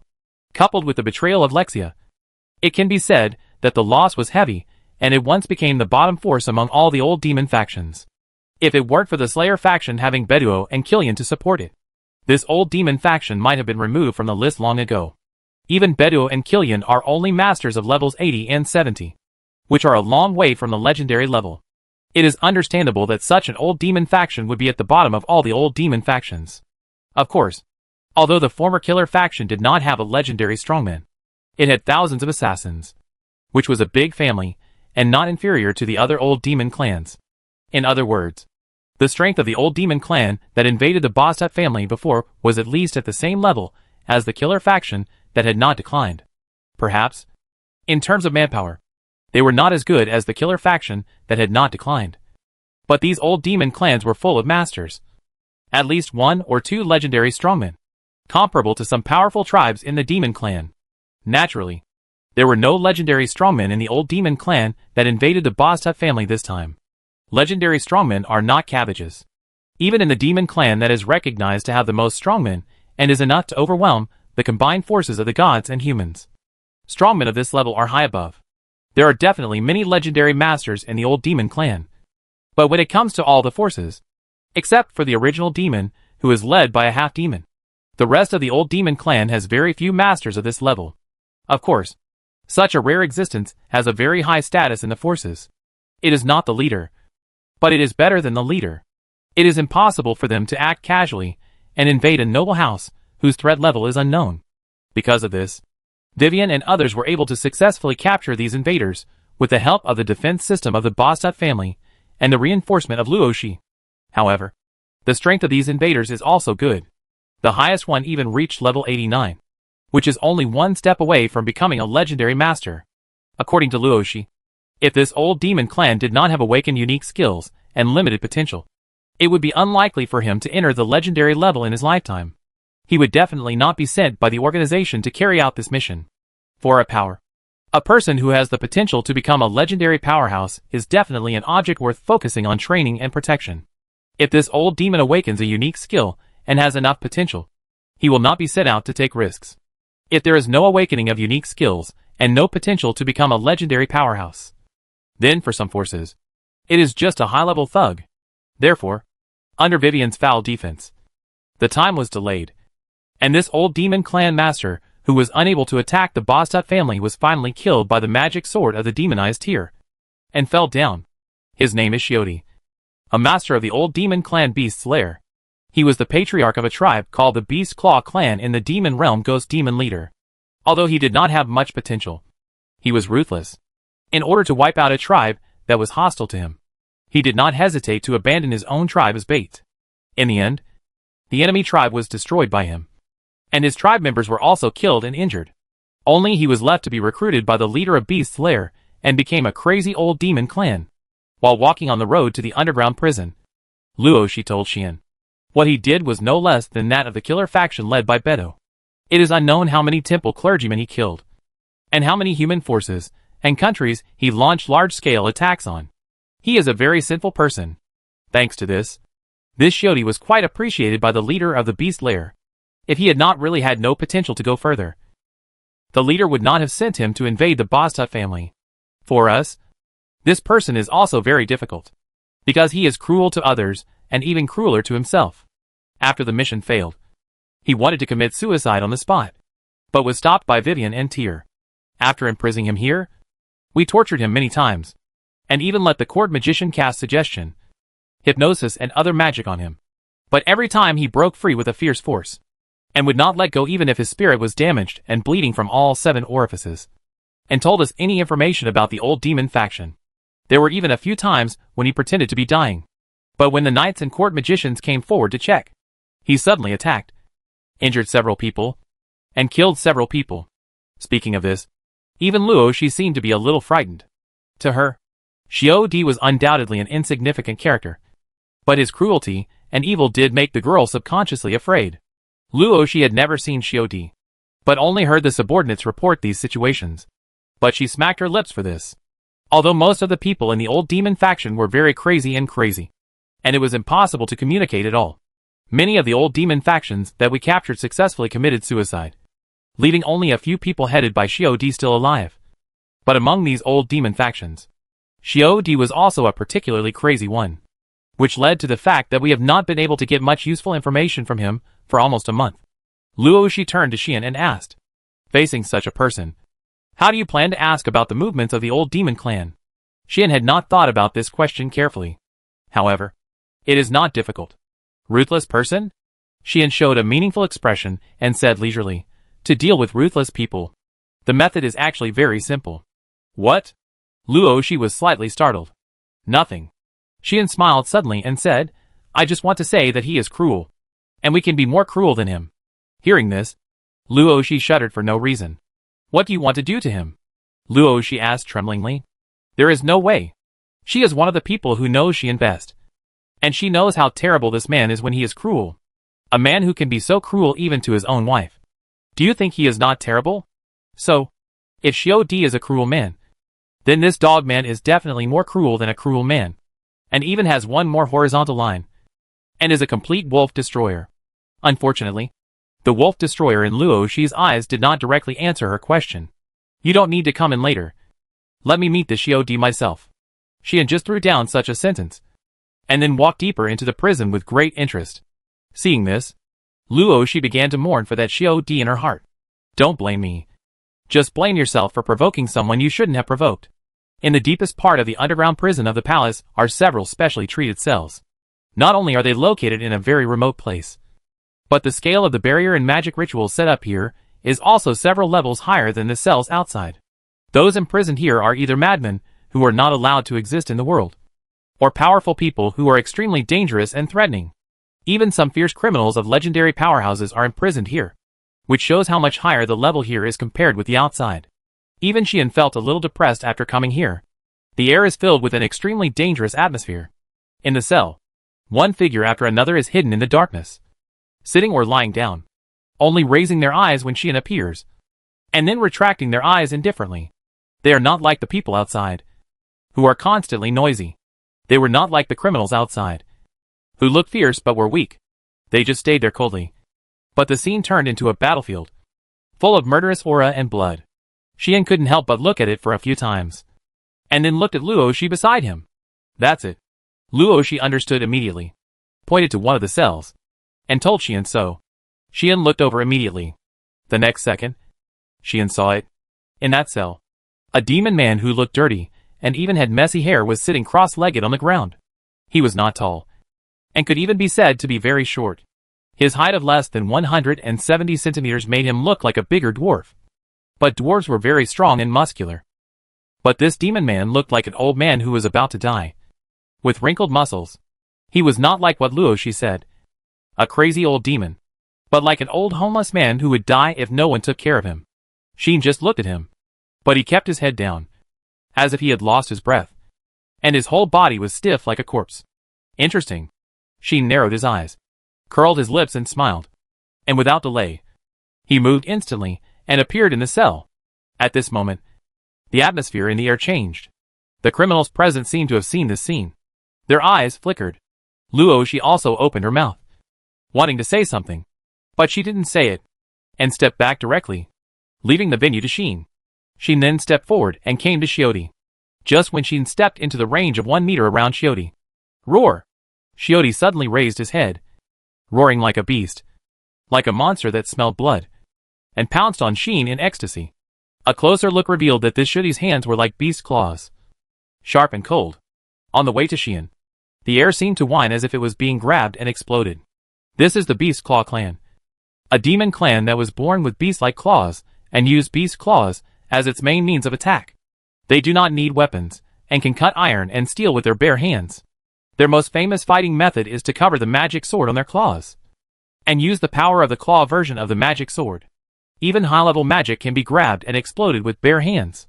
They are considered to be absolutely impossible to be caught, and once caught, they will die.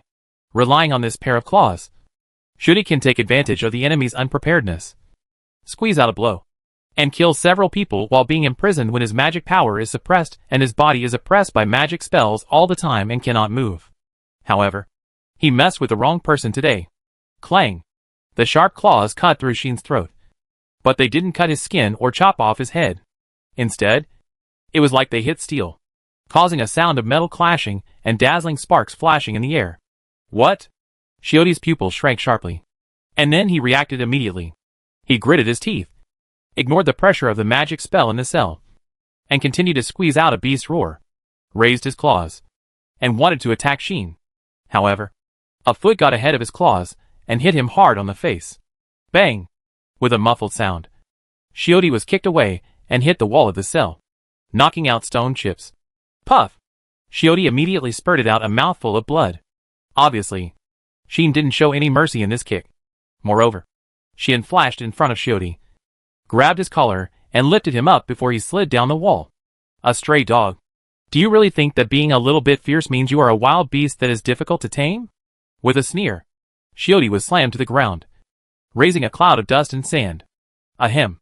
Xiodi coughed up a few mouthfuls of blood again and became dying.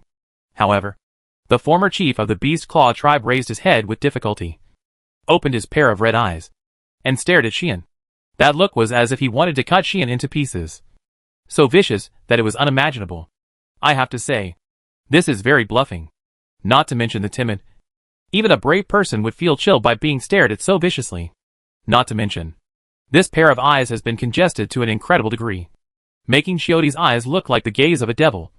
Vicious and bloody.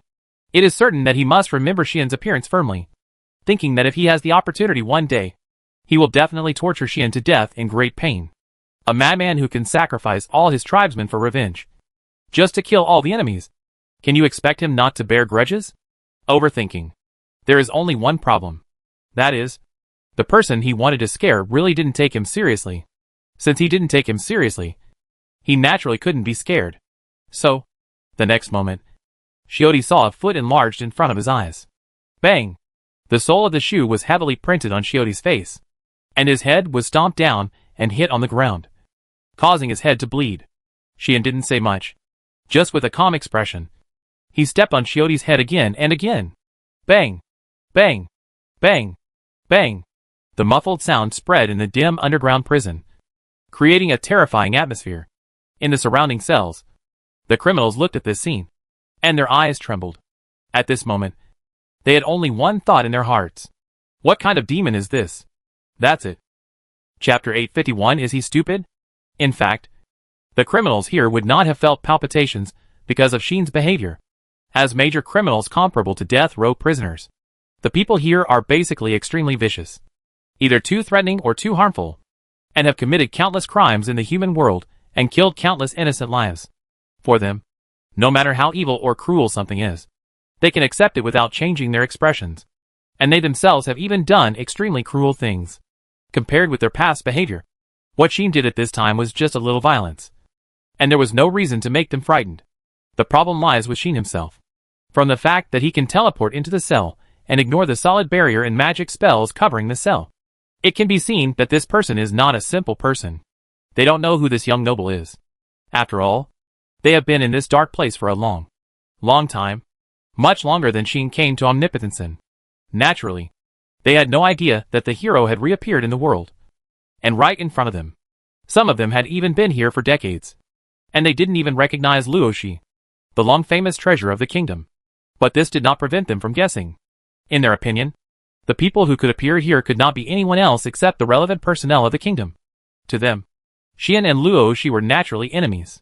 But at this moment, Xian's expressionless trampling on Xiaoti, and the atmosphere he created gave them a feeling of being one of their own. They could sense a ruthless smell from Xian. This smell told them that the young noble youth in front of them was not only powerful, but also not easy to mess with. It's not because he is strong and not easy to mess with, but because once you mess with him, he will definitely make you very sad. They are all people who have rolled and crawled in the dark, and the criminals present can naturally sense who is the real dangerous person. The young noble man in front of them gave them a feeling of a dangerous person. Moreover, it was a very dangerous one. This was what made the criminals nervous. They instinctively realized that the people who came today were different from those who seemed cruel on the surface, who could torture you, interrogate you, and even hypnotize you, but were actually just silver-plated guns and were all pretending. And what happened later proved their thoughts. Bang! With a heavier collision sound than any previous one, a figure broke through the iron fence of the cell and fell to the ground outside. Blood flowed from his body, staining the ground red, telling others how badly he was injured. That was only natural. Although the magic spells and magic barriers in the cells were what really imprisoned these criminals, the solidity of the cells was beyond doubt. Now, the solid cells were smashed. It is conceivable that the opponent must have suffered a heavy attack to smash such a solid cell. If it weren't for the fact that Xiaoti was a strong beast claw tribe, not a fragile human, he would have died by now. Xian's hand was so heavy. Xian slowly walked out of the smashed cell and came to Xiaoti lying in a pool of blood. Speak. Xian bent down, looked at the dying Xiaoti, and asked directly, "Do you Beast Lair have any plans for the three tribes' talks?" Such a direct interrogation was said by Xian. Xiaoti did not answer. It's not that he didn't want to speak, but he was on the verge of death and couldn't speak at all. As if he didn't see it all, Xian just stretched out a hand toward Xiaoti. Celestial breathe. The bright starlight immediately flashed and sprinkled on Xiaoti's body. Suddenly, Xiaoti's injuries recovered at a speed visible to the naked eye. Not long after, the dying Xiaoti became intact, as if the previous destruction was fake, and all the injuries were recovered. The surrounding criminals saw this scene, and their hearts were again screamed. Obviously, the powerful effect of Xian's celestial magic once again caused some shock to them. But, is he stupid?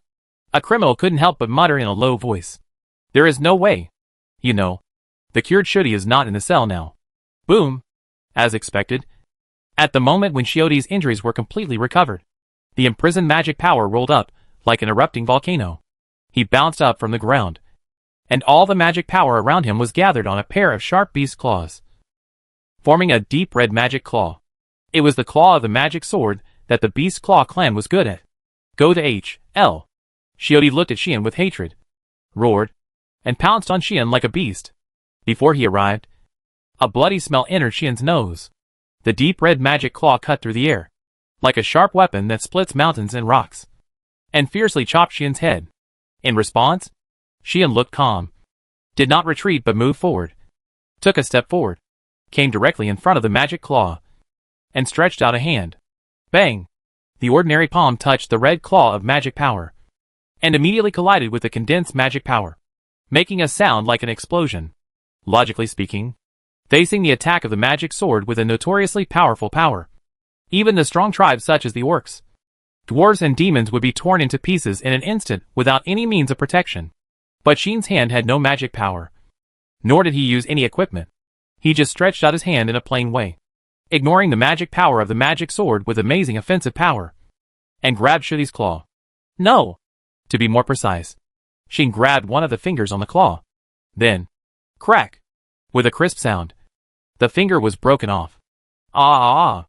Shudi screamed in pain immediately. But at this time, Xian had already moved like lightning and grabbed another finger of his again.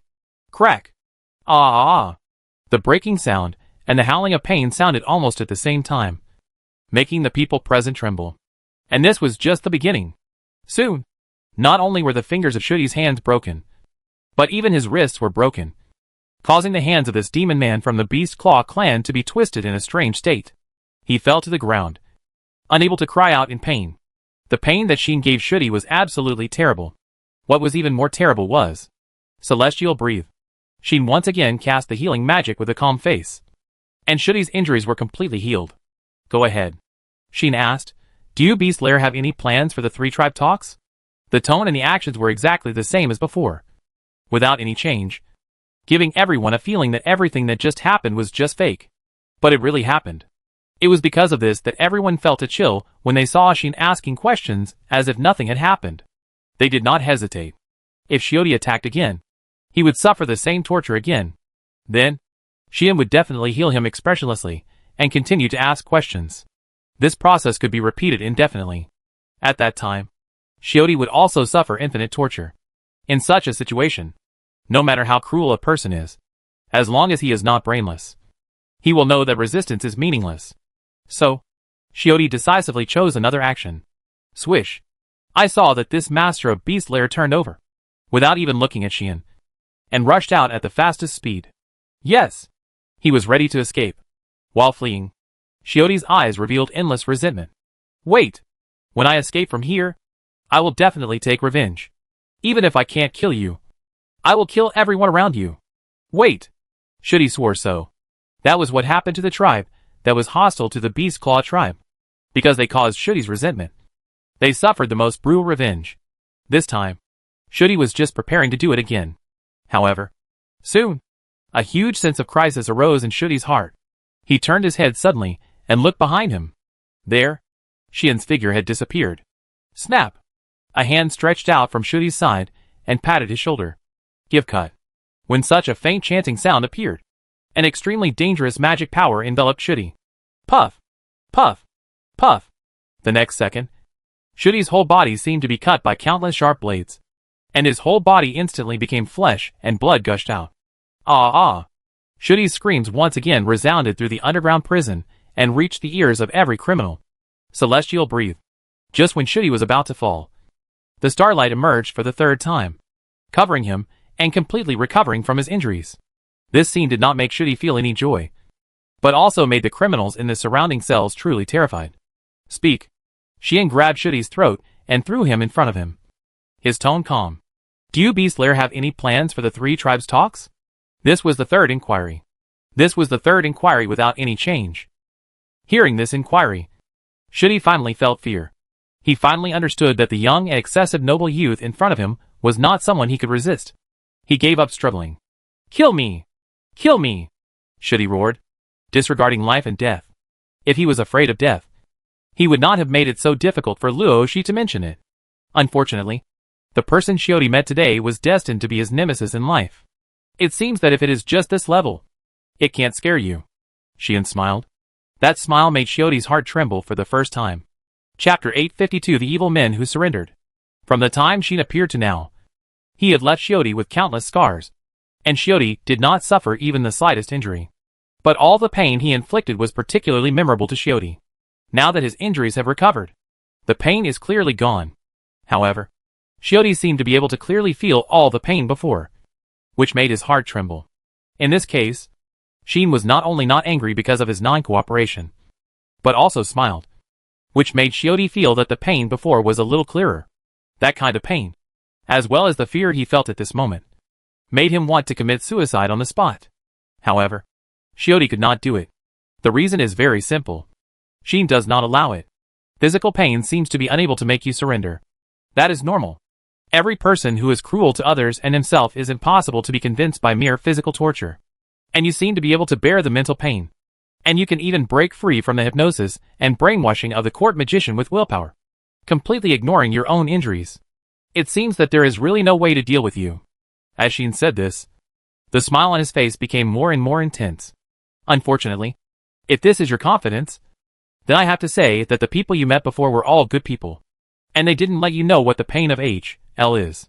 Shin squatted down and said one sentence after another with a smile in front of Shioti and all the criminals in the venue.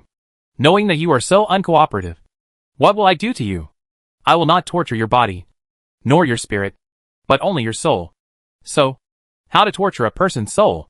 Shin stretched out a finger and pointed it at Shioti's forehead, as if pointing a gun at Shioti, and began to speak.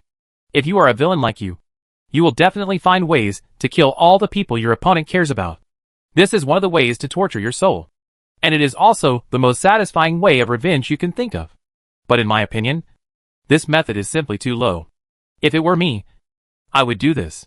Shin's voice began to become lower. If you were a man, I would cut off your life. As soon as these words came out, all the criminals, including Shioti, trembled in their hearts. If you were a woman, I would strip you naked and throw you to a group of dirty homeless people. This is the most painful way for women. And it has never failed. Of course, even if you are not a woman, you can actually do this.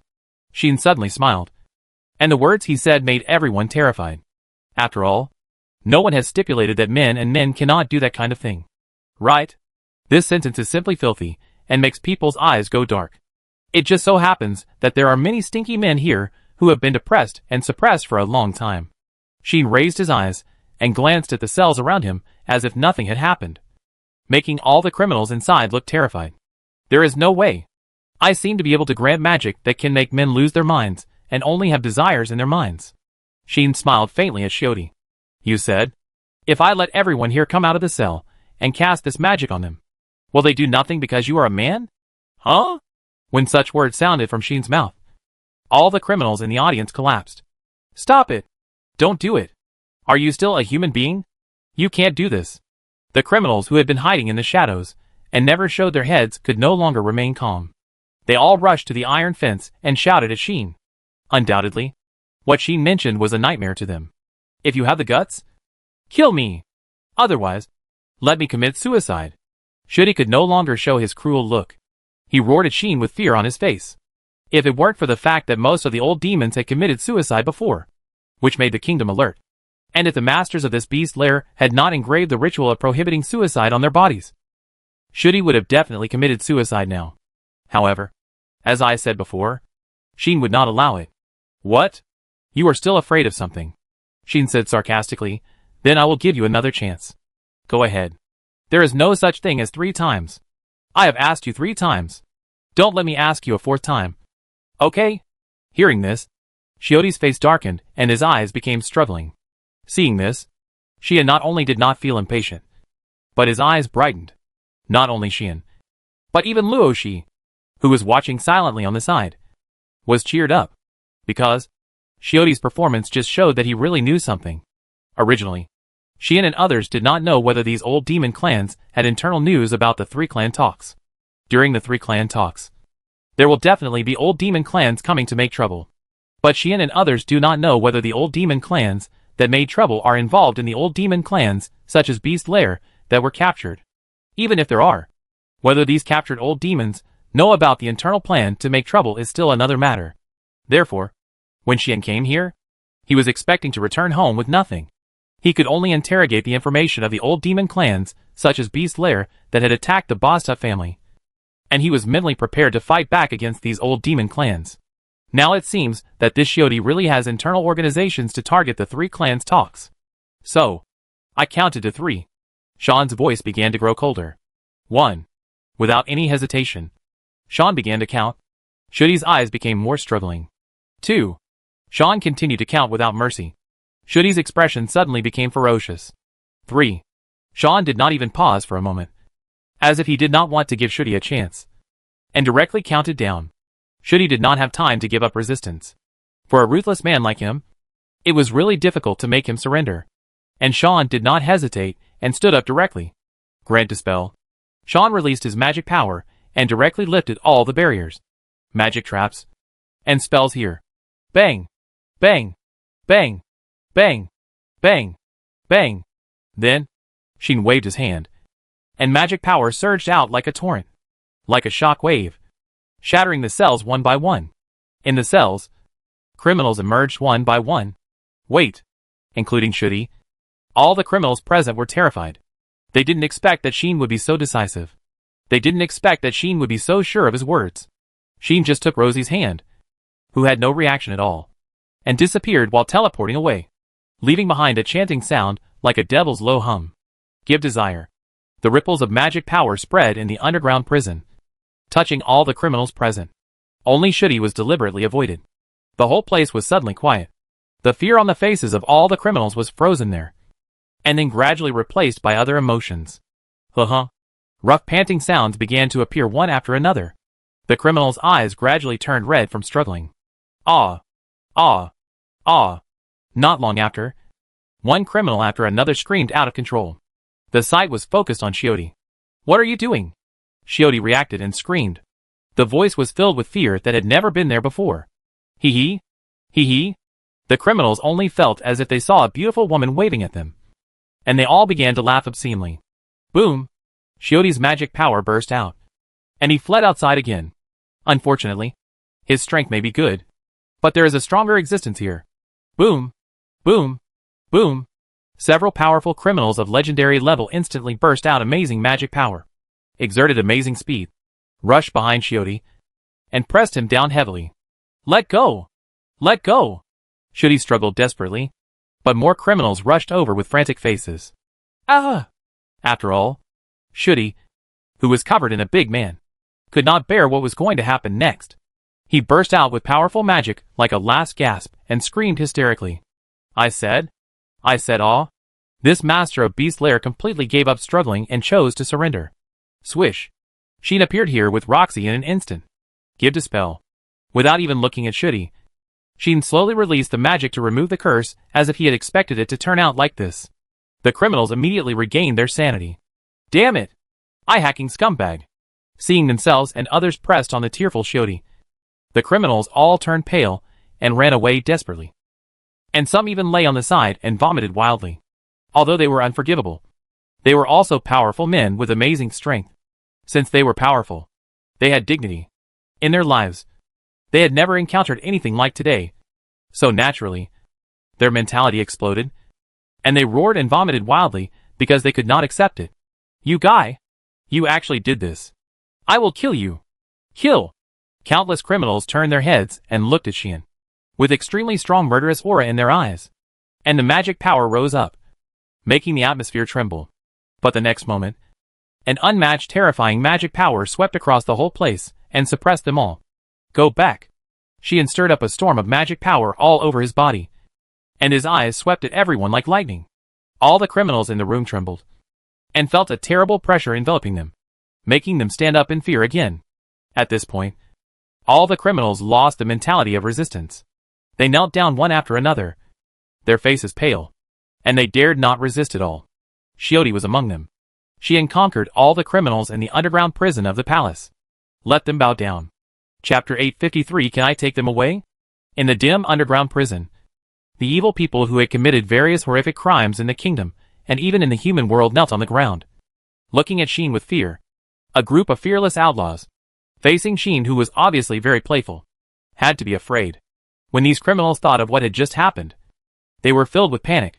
They were strong, and there were even some legendary strongmen. But facing Sheen's magic, they didn't have the slightest resistance and were easily hit, coupled with a magic that easily overwhelmed all of them. Even the stupidest people could understand that the noble young man in front of them was not someone they could disobey. He was not only cruel, but also strong.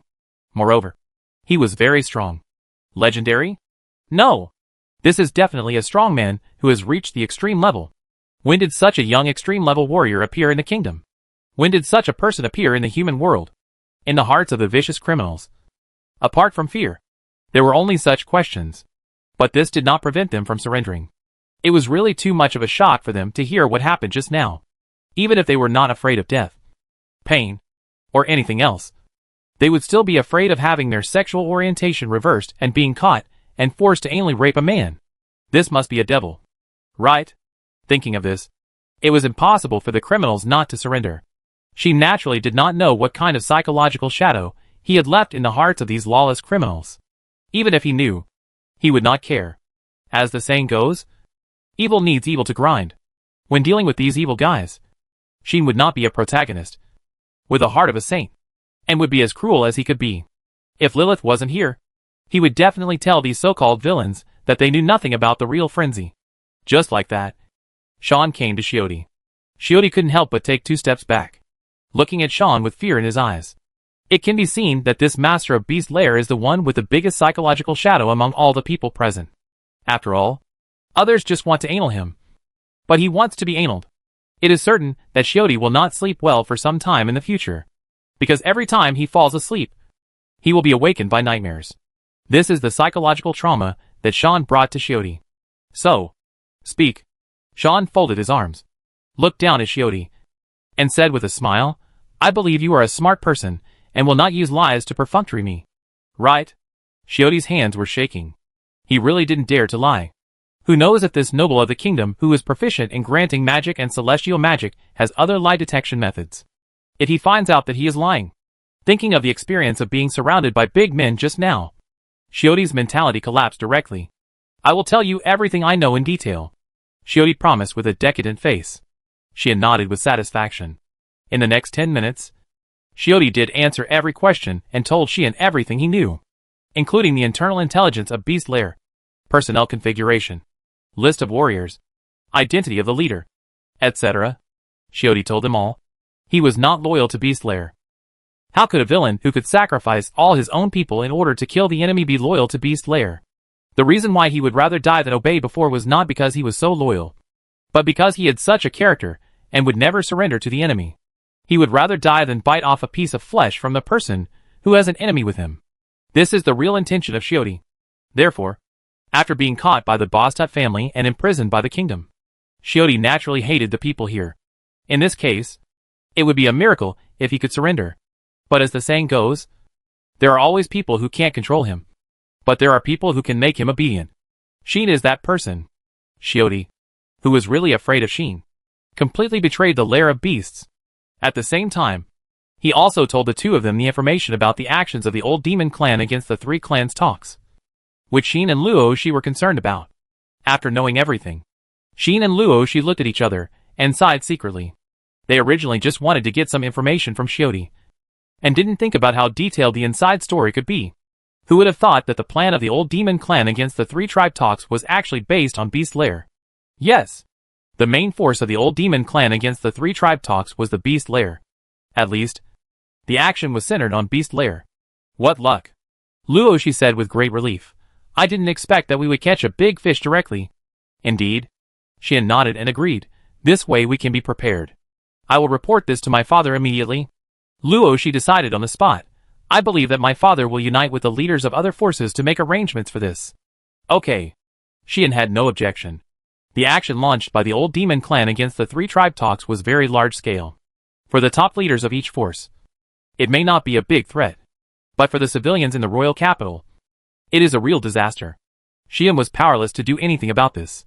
His individual strength has developed to a temporary peak, even if he faces a transcendent existence. But he is only one person after all, and there is no way to guarantee that all the people in the capital will be safe. The action initiated by the old demon clan may be stopped by Shion on his own, but he can never guarantee that there will be no casualties on his own. Of course, he is now a noble of the kingdom, a marquis second only to the duke, and the mastermind behind the empire. He has a good relationship with the elves and the orc priests, in addition to the energy brought by the identity of the hero and the token given to him by AI. If he really wants to do it, he can definitely mobilize a considerable force to lay a net in the capital and wait for the old demon clan to jump in. But since there are others who can do it for him, Xian is naturally happy to be free. Luo Shi is also very happy.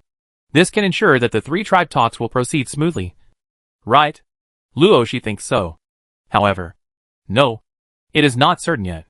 Xian shook his head, denying Luo Shi's statement, and said, "Don't forget, it's only the old demon clan led by Beast Lair that took action this time. These forces are indeed difficult to deal with. But that's all. And there is a real trouble in the old demon clan." Xian narrowed his eyes. "You mean?" Luo Shi's face was condensed. "That's right."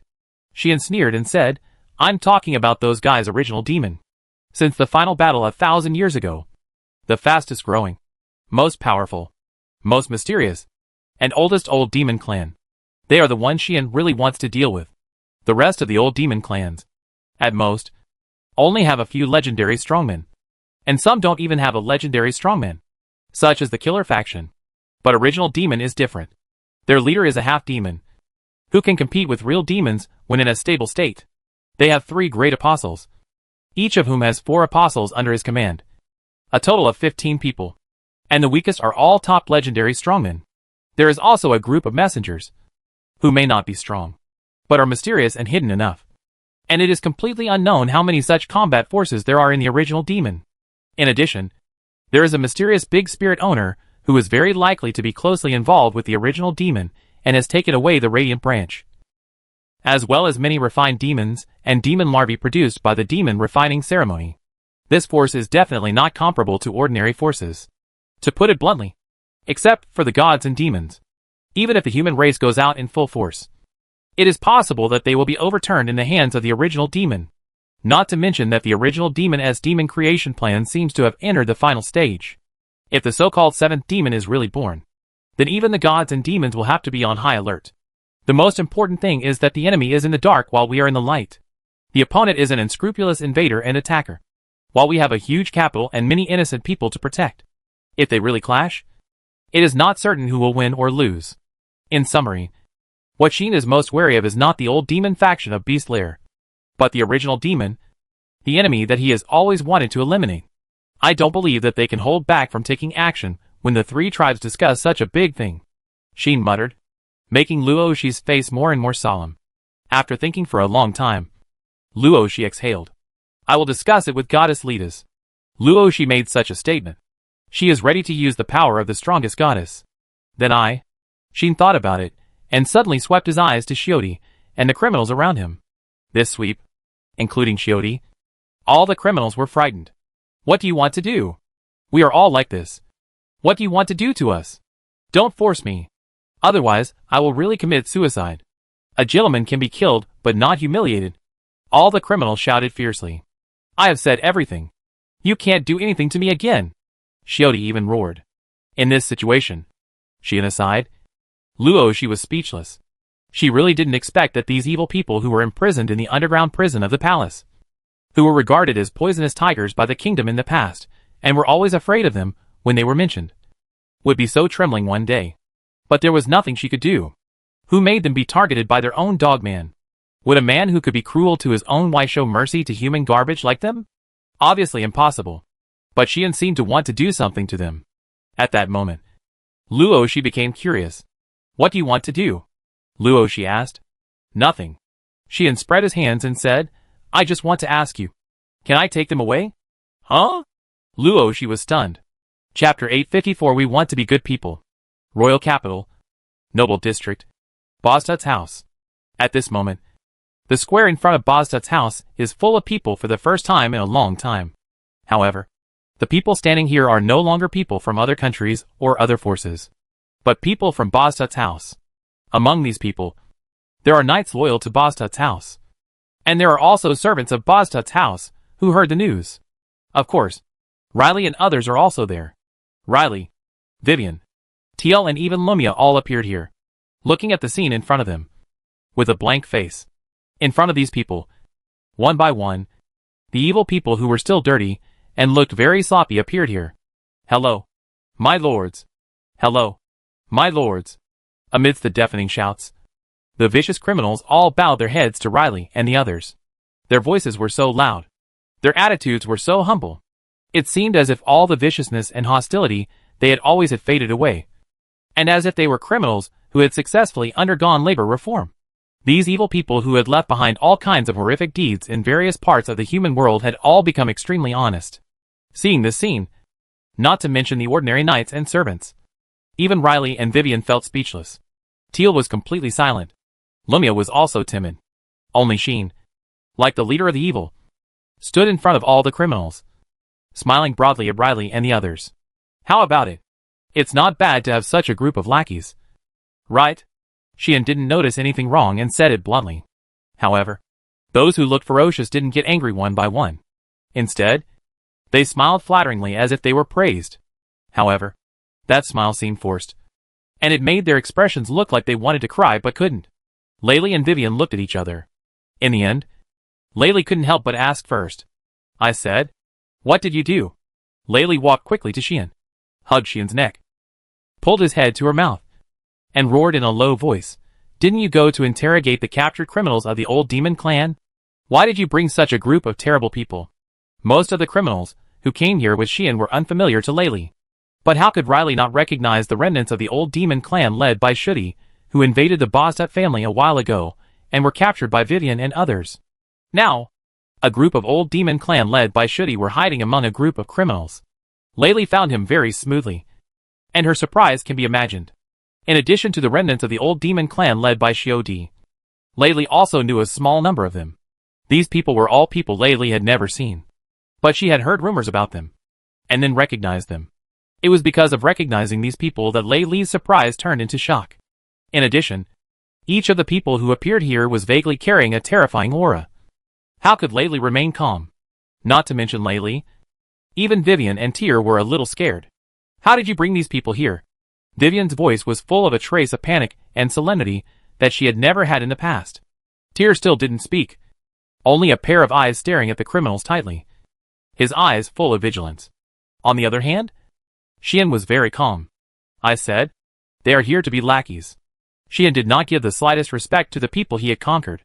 If it were any other time, with so many criminals, they would have gone berserk on the spot, killing people recklessly and madly, before they could calm down their anger.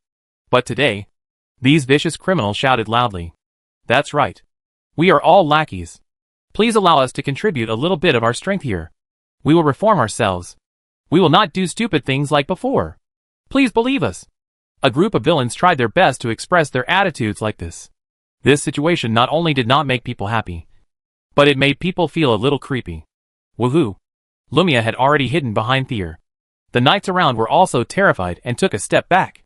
The expressions of Riley and Vivian became extremely subtle, and they finally looked at Sheen. Obviously, they needed an explanation. In fact, the matter was very simple. I think that the manpower of our family is still a little low. With the upcoming meeting of the three tribes and the possibility that the old demon tribe will come to find trouble, it is necessary to find a way to increase the combat power of the family and recruit a group of high-level strongmen. Sheen expressed his thoughts. As he said, the strength of the Bostat family is still too low after all, which makes people feel a little insecure. Although there are already several knights above level 70 in the family, as well as other levels of experts. Plus Vivian with almost invincible defense and Tyr who can burst and strengthen. Such combat power is already good, but compared with ordinary nobles, in the territory of ordinary nobles, among the knights directly under them, the leader of the knight group is at most above level 70. Even the Duke's family, which is a royal relative, has only the highest level of combat power in the direct knights in the territory above level 80. And the legendary powerhouses above level 90 are only found in the strongest guard knights of the kingdom. And there is only one. That is Arya. The other noble families, if they have a master above level 70, will promote him to the position of the leader of the knights as if he had found a treasure, and make him the highest combat power in the territory and the family. Compared with him, the Bostat family, as a marquee family, has already joined several masters above level 70, which is not inferior to the Duke's family. But for people at Sheen's level, this is still low. He doesn't want the Bostat family to be compared with other noble families, because, with him, the level that the Bostat family will face in the future is destined to be fundamentally different from that of the mere nobles. To put it bluntly, at this point, if you are not at the legendary level, you are no longer qualified to attract Sheen's attention. For such a Sheen, he will face at least legendary existences in the future, or even enemies above that. For example, if the old demon clan led by Beast Lair attacks the king this time, they may be ruthless to the Bostat family because of Sheen, and facing these rats that even the gods and demons hate, but have been unable to eradicate them, relying on the power of a noble family alone. They are basically slaughtered. Not to mention the existence of more terrible enemies, such as Original Demon, if they target the Bostat family because of Sheen. Even with Vivian and Tyr, the Bostat family may be completely destroyed. With this in mind, Sheen wanted to increase the strength of the Bostat family. So, Sheen asked Rosie to take these criminals away. Although these guys are scum who have done all kinds of bad things, it is undeniable that they are quite strong. Sheen spoke slowly. I have counted them. There are 7 legendary masters here, ranging from level 91 to 96, and they all have unique skills. They are slightly inferior to the cadres of the Demon Clan, but they are also genuine legendary masters. Even if they face the legendary masters of the old Demon Clan, they will not be much inferior. In addition to the 7 legendary masters, there are 28 masters with level 80 or above, and 63 masters with level 70 or above. A total of 98 people. There are still many grassroots combat forces, but we can recruit people of their level ourselves. There is no need to use these weak and rubbish who have done a lot of harmful things in the basement of the palace. They can also be used as experimental subjects for magic experiments. Such a force should be enough to be incorporated into the Bostat family. Right? This is more than enough? This is simply enough. Which country can match such a group of strong people? Mitrock Kingdom? Ragna Empire? Magic Power Lullaby? None of them. Because, on the surface, these forces standing at the top of human countries only have 1 or 2 legendary strong people. At most 3. Like the Mitrock Kingdom. Only Aridia is a legendary strong person directly under the kingdom. Yule is the spokesperson of the temple, and does not obey the kingdom. And there is another one who is the strongest existence of the Adventurer Guild. He can only be asked to do things in the form of commission, and cannot be directly ordered. The same is true for the Ragna Empire. In the past, there were only 2 legendary strong people, Rokt and Soliro. The rest of the legendary strong people either did not join the Empire, or did not obey the Empire, and could not be regarded as the Empire's apparent combat power. Under such circumstances, it is conceivable how terrible the combat power of the Bostat family will become after joining a full 7 legendary strong people in one go. If these legendary masters had not committed unforgivable crimes, the kingdom would definitely not want to arrest them and imprison them in the underground prison. These legendary masters came from all over the human world and were arrested for various reasons. Some of them were arrested decades ago. Year after year, such a group of people accumulated in the underground prison of the palace.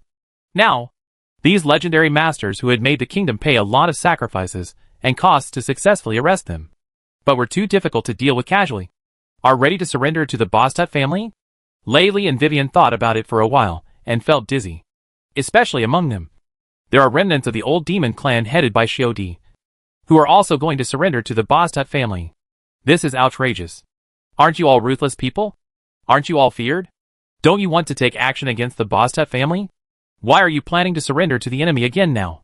Wait, let me slow down first. Riley quickly held her forehead and paused.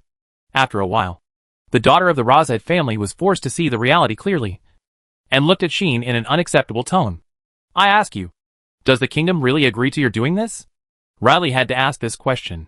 A group of extremely vicious and dangerous criminals, no matter how you look at it, can't be released casually? If there is a chance, it will be the result of letting the tiger go back to the mountain and harming one side. How could the kingdom agree to release such a group of dangerous people? But, don't worry. I asked Luoshi to talk to her, and since it was my request, I also promised to bear all the consequences. The kingdom finally agreed to this matter because of my and Luoshi's influence. Sheen said nonchalantly. This matter was still approved by Anshi himself. Of course, he had one condition, which was that the divorce agreement must not exist.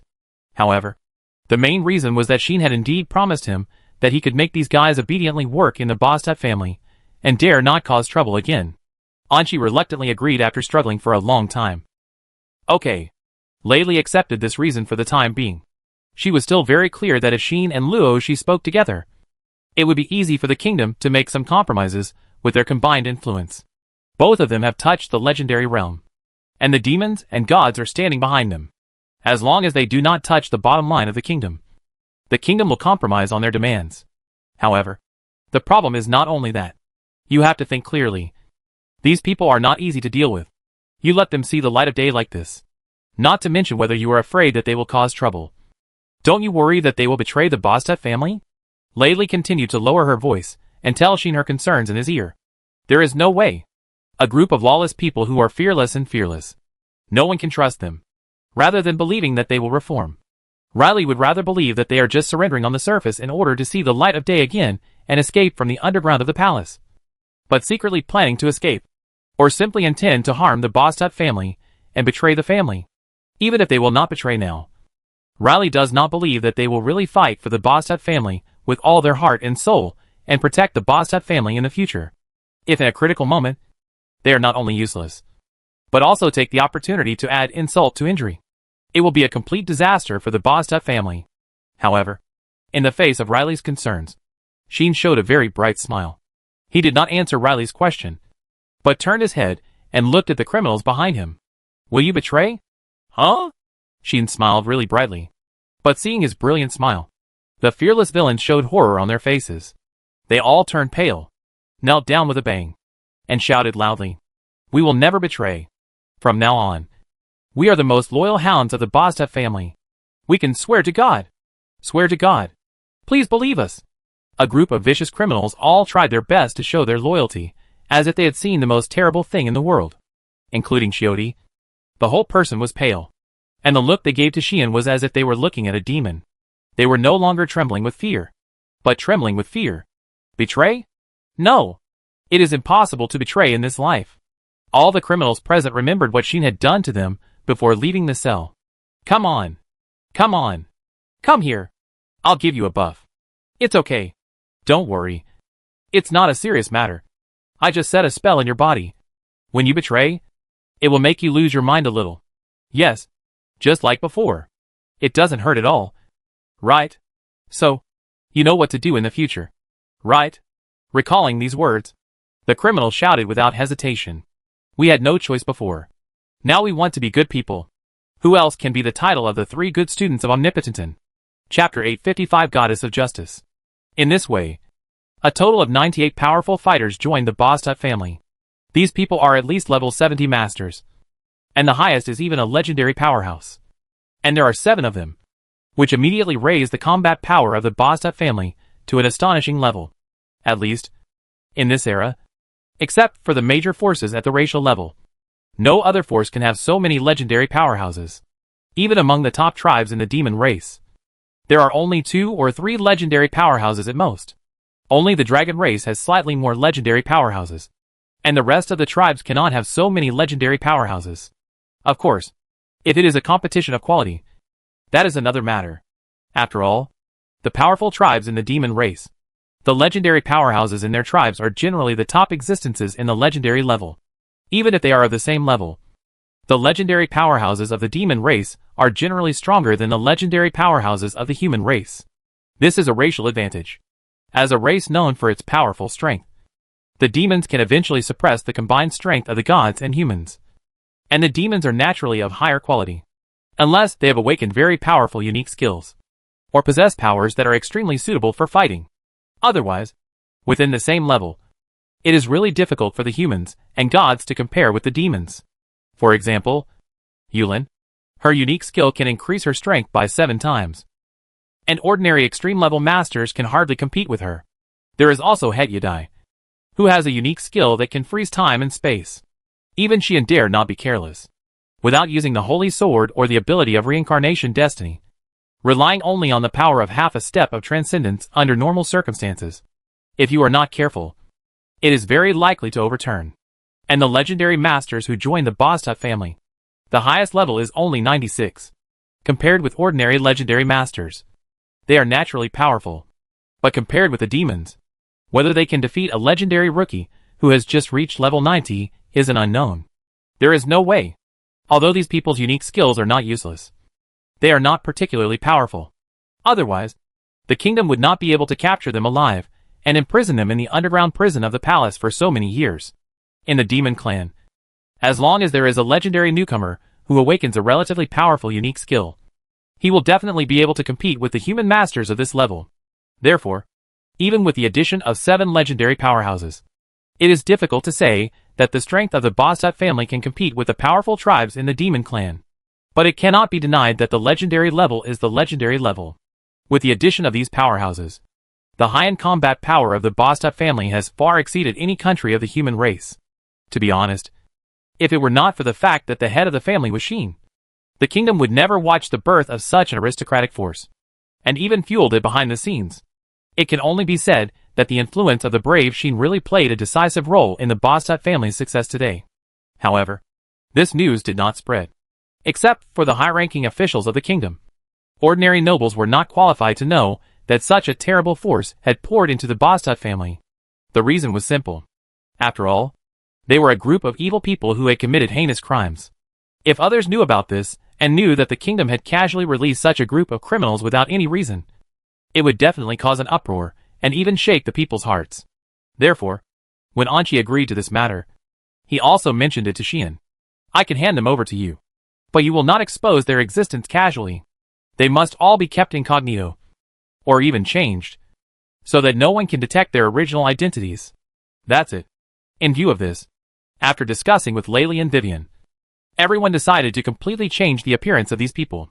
Specifically, they were to arrange new identities for them, let them abandon their original names, and even hide their information and personal information. In this way, outsiders will only know that a group of mysterious strongmen suddenly appeared in the Bastuta family, but they will never know that they are all people who have committed serious crimes. This is not difficult to do. With the support of the kingdom, plus the power of the Bastuta family and the Razahad family, it is easy to conceal the origins of these criminals. It is impossible for ordinary forces to discover their origins. Only the gods and demons may be aware of these things. But even if they notice it, they will turn a blind eye. Right? With Xian here, they are still willing to give this face. Even the gods who aim to guide the human race will do this. Probably because the heroes are the existence they really need to support. And the human race is just an appendage of the heroes. If the goddesses make a choice between the heroes and the human race, they will definitely choose the former without hesitation. It's not that they don't care about the human race, but in comparison, they care more about the heroes. However, after learning about this, Capelin, who was a guest, mentioned it to Sheen quite seriously. If Lady Artemis was here, she would definitely not ignore these evil people. So you have to be careful. Okay? Goddess of Justice. Artemis. As famous as Lilith, her power is comparable to that of demons, and she can be ranked in the top 3 among the gods. According to Capelin, this goddess has a strong sense of justice. She is the guardian of order and the spokesperson of peace. It can be said that she cannot tolerate any evil in her eyes. In the eyes of that goddess, all evil should be punished, including the demon king, the demons, and even the evil gods. Capelin said this and glanced at Lilith, who was lying in Sheen's arms.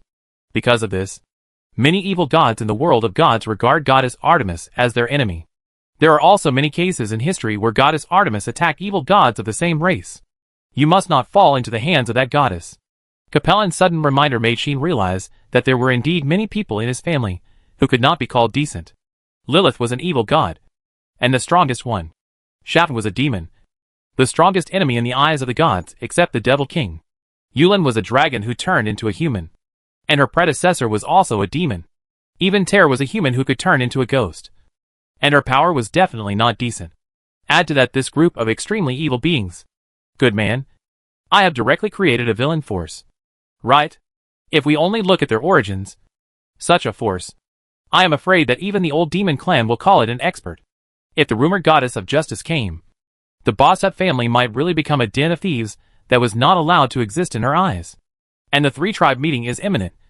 And the goddess of justice, who can rank in the top 3 of the gods, will definitely appear. By then, with Sheen's identity, he will definitely attract the attention of the goddess of justice. Then, as long as the goddess of justice pays a little attention to Sheen and finds out the situation here in Bastet's house, there is no guarantee that she will not come to Bastet's house in person in a state of hatred for evil. Will she attack me again? Sheen didn't really want to believe it. It shouldn't be to you. Kaplan looked at Sheen deeply and said, but for others, the goddess may not be the same. Sheen was speechless. Is this a flag that will be involved with some tricky person again? Sheen also mentioned this matter to Shaft, and in return, Shaft affirmed it. If it was the goddess, it is indeed possible to do so. Shaft actually said so. She also reminded Sheen, remember what I told you? That the super level is not an existence that can be born under normal circumstances? In response, Sheen nodded. He remembered that Shaft did say this. According to her, the limit of life is a law of the world engraved in reason, which is absolutely impossible to break under normal circumstances. Only the hero, the demon, and the three goddesses are exceptions. The former is because they were born in another world. And in terms of concept, they are also on the same level as the demon king and the supreme god, and are not limited by the laws of this world. The latter two are born to be transcendent because of the relationship between the demon king and the supreme god. Except for these three, the rest of the transcendental existences will have more or less problems even if they appear. For example, the half-demon, as an incomplete demon, has high and low combat power, and the situation is not stable at all. For example, the mysterious Great Spirit can only enter transcendence by relying on external forces, which also has its limitations. The three goddesses of time and space are simply divided into three people. When they exist alone, they only reach the limit level, and even each of them only controls a part of the power. Only when the Trinity is united as one can they enter transcendence. Lilith was even worse. Her rationality was separated at birth, and she was out of control for a whole 10,000 years. Only then did she return to her original state with the help of Sheen. Even so, Lilith's intelligence was definitely not high. She couldn't even speak. It was estimated that she would be like this for the rest of her life. As the opposite of Lilith, the goddess of justice Artemis, who was born at the same time as her sister, also had problems. Her hatred of evil was the problem. So said Shaft. As the representative of justice, she must always advocate justice and maintain order, turning herself into the guardian of order and justice, and giving all of herself such meaning. Such Artemis could never tolerate the evil in front of her, even if it was her own people, or even relatives. If the three goddesses did something that was harmful to the heavens and the earth, she would definitely rise up and punish the three goddesses. Right? When Shaft mentioned this goddess, the expression on her face was obviously very tricky. Because of this, the goddess is particularly hostile to demons like us, especially to Carmina, Milu and Little AI. She is particularly hostile, and she wants to destroy them all. This is also helpless. AI and Carmina were once considered the most brutal demons, so they are naturally hostile to Artemis. Milu is even more dangerous. She is innocent and romantic, but in fact, she has no sense of proportion. The nature of her power is definitely the kind that Artemis hates the most. No one else. This is really a trouble. Sheen was inspired. Chapter 856 Artemis. Demon Realm. Moon Demon Territory. Central City. At the top floor of the Supreme Castle, Sarah walked here as if she was taking a leisurely stroll. She did not deal with the endless documents in the office, nor did she make any arrangements for the upcoming three-tribe talks. She just went forward with a clear destination and came to an extremely vast hall. The vast hall was as solemn as a temple, but the atmosphere did not have the unique sacredness of the temple. However, in the center of this vast hall, a huge door stood. It was a door that was like the surface of water or a mirror, with an extremely smooth, crystal and clear surface, and it looked like a door leading to the country of dreams. There were facilities around the door, including guardrails, walls, magic devices, barriers, and even platforms for standing guard. It was obvious that many people would be guarding here.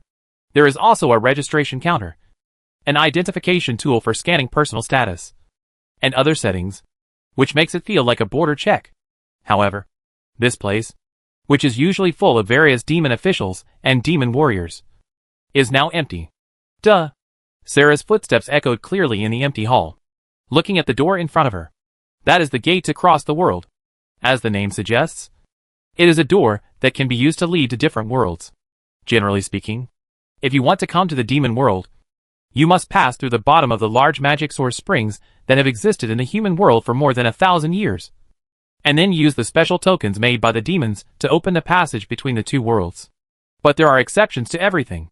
For diplomatic convenience, in the Supreme Castle, which is the administrative center of the demon world, there is also a door for crossing the world. This gate usually stands in this hall, guarded and managed by the demon guards of the central city. If someone comes to the supreme castle of the demon realm through this gate, they will be monitored by the demon guards and must complete identity registration and other procedures here. Otherwise, they will not be able to leave here.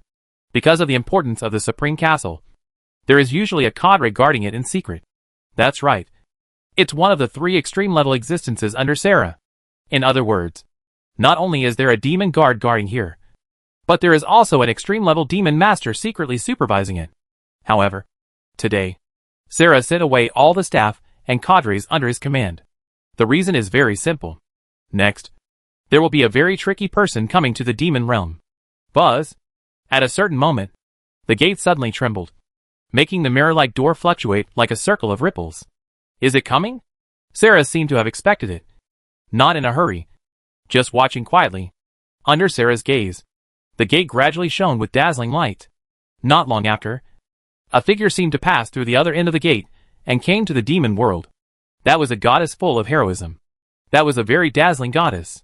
She had a regular face, slender limbs, tall figure, clear curves, and a very strong sense of presence all over her body, making it impossible to take your eyes off her. She had long silver hair, but she was wearing a feather armor, a silver headdress on her head, and silver wrist guards on her hands, with a knee-length skirt armor and silver combat boots like high boots. She looked like a Valkyrie. The most eye-catching thing was the pair of silver swords on her waist. They were both silver in color, with dazzling brilliance and a holy aura. They made people feel extraordinary at first glance. The silver Valkyrie wore them on her waist, one on each side, and with her boots that hit the ground with a clanging sound, she brought a solemn feeling. Demon realm. The goddess walked out of the gate and looked around. So this is what she looks like? The silver Valkyrie whispered so beautifully. But it did not give people a sense of beauty like sighing.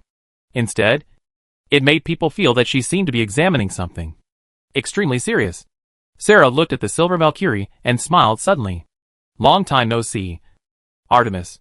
Sarah did not step forward, but spoke to the other party. Yes. This silver Valkyrie is the superior god of the Protoss. Her strength ranks among the top 3 of the entire Protoss. She has a high status, only below the 3 goddesses. Artemis, the goddess of justice and order. Moon Devil Sarah. Artemis rolled her eyes and stared at Sarah. A closer look revealed that Artemis' eyes were azure blue. Very beautiful. However, like her, this pair of beautiful azure blue eyes carry a sharp sense of presence, which made people feel more timid than beautiful. The goddess of justice Artemis looked straight at Sarah, and then walked in front of her. Long time no see. Demon Supreme. Artemis said in a cold tone. Thank you for your hospitality this time. No wonder Artemis said that, because it was Sarah who petitioned the Protoss to send a goddess of sufficient weight. Therefore, Sarah was able to make arrangements in advance and evacuate all the people here. There was no other way. She knew very well how strong the sense of justice of the goddess in front of her was, and how much she hated evil. If this goddess saw too many demons, it would not be a good thing. After all, the demons were basically trained in battle since childhood, and their hands were stained with blood. Of course, in the demons, fighting over minor conflicts and causing unnecessary killings is common. If there are too many demons here, then perhaps they will be judged by the goddess in front of them one by one and forced to atone. In fact, even Sarah herself, in the eyes of this goddess, probably needs to atone. Who made her the supreme demon? From ancient times to the present, she has been the enemy of the gods. So it is inevitable that she will kill the goddesses of the gods and the innocent lives of the human race? If Sarah had not been the leader of the demon clan, her existence would have restrained many ambitious demon clans, making them willing to make peace and actively engage in diplomacy. To some extent, she had reformed herself. Her existence itself brought more benefits than disadvantages to Omnipotensen. If she was lost, the demon clans might go out of control and run wild, causing great suffering to all living beings, and the goddess of justice would definitely not mind taking action against her. Therefore, only Sarah came here to greet them this time. I didn't expect that the person who came would be you, Sarah said honestly. I thought Nadira would come by herself and take the 3 little girls who kept making trouble back. Hearing this, Artemis remained calm. Goddess Nadira had other things to do. Artemis still said indifferently, the 3 tribes meeting is imminent, and the 3 goddesses are preparing for the meeting, so they don't have much time to deal with such trivial matters. Is that why you deliberately came here in person? Sarah said helplessly. I am still as serious as ever. This is what I should do. Artemis replied calmly, as long as it is for the gods, for the human race, and for Omnipotenthan. No matter how small the matter is, I am willing to do it. Indeed? Sarah smiled and said, this is what I admire most about you. But I also think it is very troublesome. I am really sorry. Artemis said this, but there was no apology in her tone. And she even said, as a matter of course, I am the goddess of justice and the god of order. Everything I do is for justice and order. I know. Sarah looked directly at Artemis and said meaningfully, so, when I knew you were coming, I was a little surprised. Surprised? Artemis looked at Sarah. That's right. Sarah nodded and said frankly, for you, the demon realm is no different from the lawless land. I didn't expect you to be willing to come here. In the past 1,000 years, the 3 goddesses have come to the demon realm to conduct diplomacy. No, not only the 3 goddesses, but also some other goddesses will come to the demon realm for various reasons. The demon realm has never banned the gods and humans from visiting. Just like the human world will never ban the gods and demons from coming. Only the god realm. Without permission, no one, whether demons or humans, can enter. It is the place where gods live.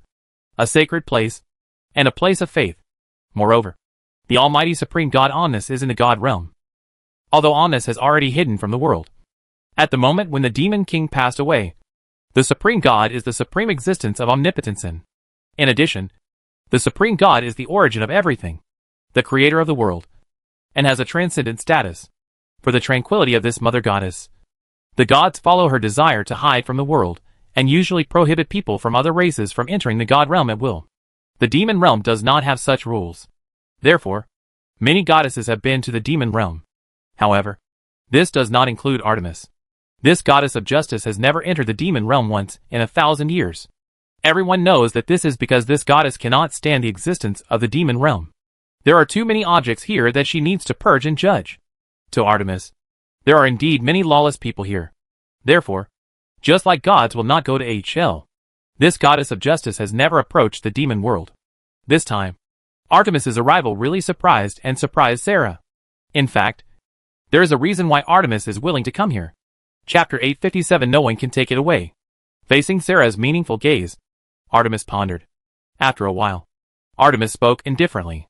I just want to see what the world that can be loved by the heroes of this generation looks like. Artemis told the reason why she came here. Sarah was not surprised to hear this reason, but secretly said that it was as expected. Sarah had already guessed this reason. Artemis spoke faintly. The hero who has always been our partner is willing to come to this world, and even marry that cruel dragon demon. I really don't want to believe it. Artemis glanced at Sarah and said, but since even the hero has recognized this place and recognized you, out of trust in the hero, I naturally have to come and see it myself. Artemis is a goddess with a strong sense of justice. But because of her strong sense of justice, she has extraordinary trust in the brave who saved the world. Saved Omnipotenthan, was able to kill the demon king, and had always fought side by side with the gods and humans, and rushed to the front of the battlefield. She believes that the brave is a righteous existence, and like her, is the guardian of order. Therefore, in terms of trust and recognition, Artemis can be said to be the most trusted and recognized goddess of the brave in the entire gods. In the past, Artemis would often accompany the brave, and would not hesitate to help when the brave needed her strength. If the brave would not receive the blessings of the 3 goddesses, and become the blessers of the 3 goddesses, then Artemis would definitely give all the brave her own blessings. For this reason, Artemis has another title, the Holy Sword of the Goddess, meaning, as the goddess of justice, she can be regarded as the second holy sword of the brave. When the hero charged on the battlefield, Artemis was often the one fighting closest to him. When the hero was surrounded by the enemy, Artemis was often the one who rescued him. The heroes of all generations had their own companions, but those companions, sometimes, did not stay with the hero as long as Artemis. If the 3 goddesses had not stopped him, and the hero had not run away cowardly, then this goddess might even have eaten, drunk, and slept with him. So, she got the title of the goddess of the sacred sword. For such Artemis, the appearance of the hero was undoubtedly worth celebrating. But this time, the hero seemed a little different. He was not as hateful as the heroes of the past. He was not as just as the heroes of the past. He had even been entangled with the brutal dragon demon, who had killed 2 predecessors from the very beginning. In the end, he even had an engagement with the dragon demon, and it seemed that his relationship with the demons had developed very well. To be honest, Artemis couldn't accept it. In view of this time, after receiving Sarah's request, Artemis took the initiative to take on this task when the 3 goddesses were unable to spare time, and came to the demon world she had never been to. Sarah knew these things clearly. But, if you want to say recognition, Mitra also recognized the existence of the demons, took the initiative to surrender us, and discuss peace plans with us demons. Right? Sarah said this meaningfully. That's different. Artemis shook her head and said, Mitra just wants to end the meaningless war, end the long-standing war between gods and demons in omnipotence, and bring peace to the world. He will not develop a relationship with the demons. Indeed, as a brave man who participated in the war between gods and demons, Mitra's holy sword has been stained with the blood of the demons, and he has watched many people around him die in the hands of the demons. Under such circumstances, even if Mitra could put aside his hatred, he would never like the demons or get close to them. If not, Mitra would not have been fascinated by the elf queen Sophie, but the succubus Shafn. It was because Mitra had never thought of marrying a demon or marrying a demon woman that he did not fall for Shafn's terrible charm. But Sheen was different. He was very close to AI from the beginning, and had been protected by AI countless times since his debut. His mount was also a dragon that had already transformed into a human. In addition, he had exchanges with the demons from time to time, so his relationship with the demons was much closer than that of the gods. Even though an evil god Lilith appeared beside him later, and he went in and out with that evil god all day long and rarely separated, it was because that evil god entrusted him with the true seal, not because his relationship with the gods became closer.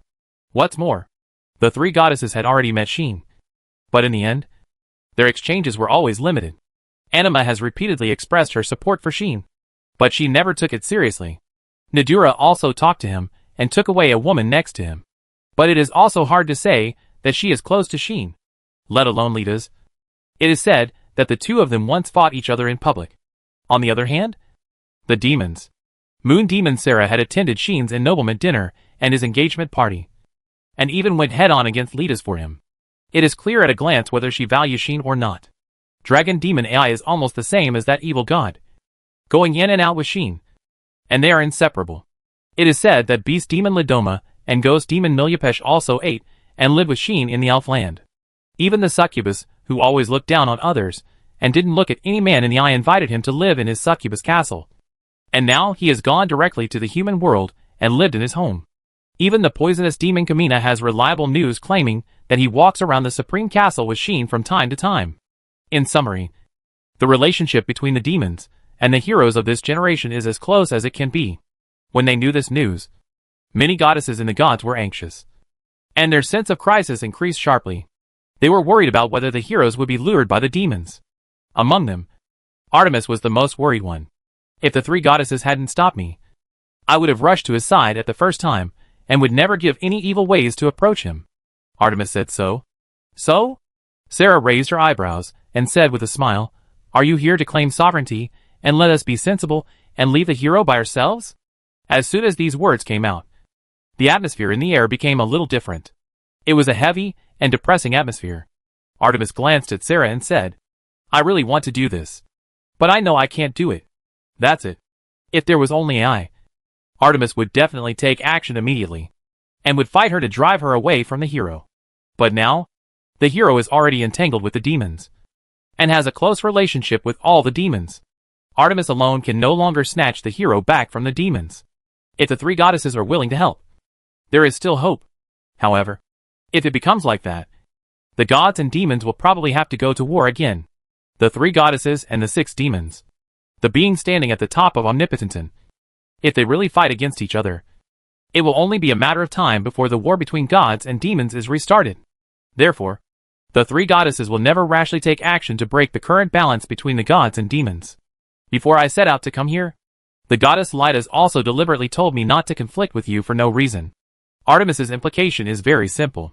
She will definitely not obey. But for the sake of the sentient beings in the 3 realms, she will not take action here. However, it is okay to not take action. But it is still okay to knock the mountain and shake the tiger. Her purpose of coming here this time is to bring back the 3 goddesses of time and space who were left in the demon world. And her purpose in secret is to tell the demons not to be too proud. The brave are our partners, and will not help the demons to do evil. Please remember this clearly. The supreme demon, Artemis, looked straight at Sarah and made this declaration. Sarah smiled at this. You really haven't changed. The goddess of the holy sword. Sarah commented lightly. Same here. Artemis said unwillingly. You still like to use some methods that others can't understand. Not only are you trying to win over this generation of heroes, but you have also been paying special attention to the god realm recently. It seems that you are looking for something. Right? It seems that the gods are still paying attention to Sarah and the movements of the top demons. What are you looking for? What do you want to do? Artemis asked in a deep voice, including winning over the heroes of this generation. These are not things you would do in the past. But now you have done these things. Many sensitive goddesses and the gods have been stimulated by you and think that you are planning something bad, which may endanger the peace of the three tribes. Moon Demon Sarah. This is also one of the reasons why Artemis came to the demon world this time. She wanted to know what this famous demon strategist, the most trusted think tank around the Demon King, was thinking. Or, do you know something that we don't know? Moon Demon. Artemis stared at Sarah, as if she wanted to see through him. Unfortunately, this is the business of the demons like us, and there is no need to explain it to you in detail. Sarah shook her head and said, if you really want to know the truth, then go ask your mother goddess. Artemis's face changed. Before she could react, Sarah unilaterally ended the conversation. In short, what I am going to do will not endanger peace, so you can rest assured. But, there is one thing I must make clear to you first. Sarah smiled slightly and declared in an extremely clear tone. The brave Xian belongs to us. No one can take it away. Chapter 858 The Day of the Talks. 2 days passed in the blink of an eye. In the blink of an eye, the day of the three-tribe talks arrived.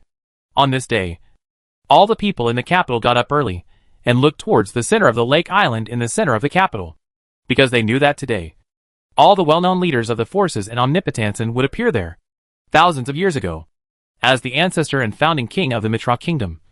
Mitra summoned all the top beings of the gods, demons, and humans there to discuss peace. Thousands of years later, because of a brave man, the tops of all tribes gathered again. So, early in the morning, luxurious carriages and spectacular convoys drove in groups on the street, heading towards the center of the lake island. On the bridge leading to the center of the lake island, the Knights of the Guard's knights personally stood guard here to verify the identity of the carriages coming and judge whether they should be allowed to pass. Today, the bridge on the lake island only allows the leaders of various forces to pass through, and ordinary civilians are not allowed to enter. The direction that the top of each force is heading to is not the royal palace, nor the temple, but a palace built on the largest square on the lake island.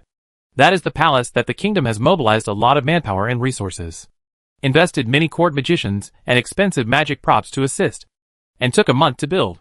This palace has only one use. It is used today. The kingdom named it the Glory Hall. The place where the three tribes met was the Glory Hall that the kingdom had worked hard to build. One carriage after another passed the bridge on the lake island and came to the gate of the Glory Hall and stopped here. The leaders of each force only brought their most trusted strongmen as guards and entered the Glory Hall with a serious face. As for the structure inside the Glory Hall, it is also very different. It does not have too many floors, nor does it have messy rooms. After entering from the gate, you can see an extremely vast venue that is as large as the palace itself.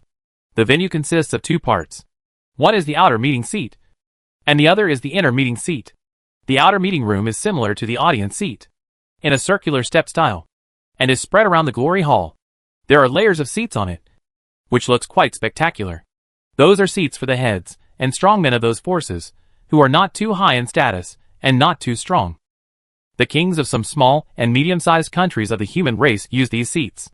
Of course, because of their power and strength, they have little say in this three-race meeting, and even have little say. Their biggest role is to listen. They will only come in handy when they need to speak or vote to make some decisions. The inner meeting seats are different. The inner meeting seats are located in the center of the Hall of Glory, surrounded by the outer meeting seats. They are supported like a throne and rise from the ground like a high platform. There is only a long staircase leading to the top. There are 3 huge meeting tables. The meeting tables are all arc-shaped and arranged in a triangle. If they are connected, they will form a huge round table. They belong to the seats of the gods, demons and humans respectively, and only the top figures in each race can sit down. For example, the 3 goddesses of the gods. For example, the 6 demons of the demons. For the human race, naturally the top forces of each race can sit down. For humans, only the kings of the 3 major countries, the Mitrok Kingdom, the Ragna Empire, and the magic power Lullaby, and their confidants and relatives can sit down. In addition, the Elven Queen and her confidants of the elves, the king and his confidants of the dwarves, and the ministers of the orcs with high status, and the priests of this tribe can also take seats. It can be said that the people in this inner circle meeting seat are the most noble in the entire omnipotence, and their every word and action affects the situation of a tribe or even a world. They are the ones who are qualified to speak and talk to each other in this 3-tribe meeting. They are the leaders of this meeting. Therefore, the inner circle meeting seat will stand in the center, surrounded and supported by the outer circle meeting seat, so that all conversations and situations can be perfectly presented in front of all the listeners. Now, most of the leaders and strong men who came to the Hall of Glory are listeners of the outer circle meeting seat. They greeted each other, and then sat down, waiting for the start of the 3-tribe meeting. The attendees of the inner circle meeting seat have not arrived yet. They will not arrive so soon. When the meeting is about to begin, they will come out together and take their seats together.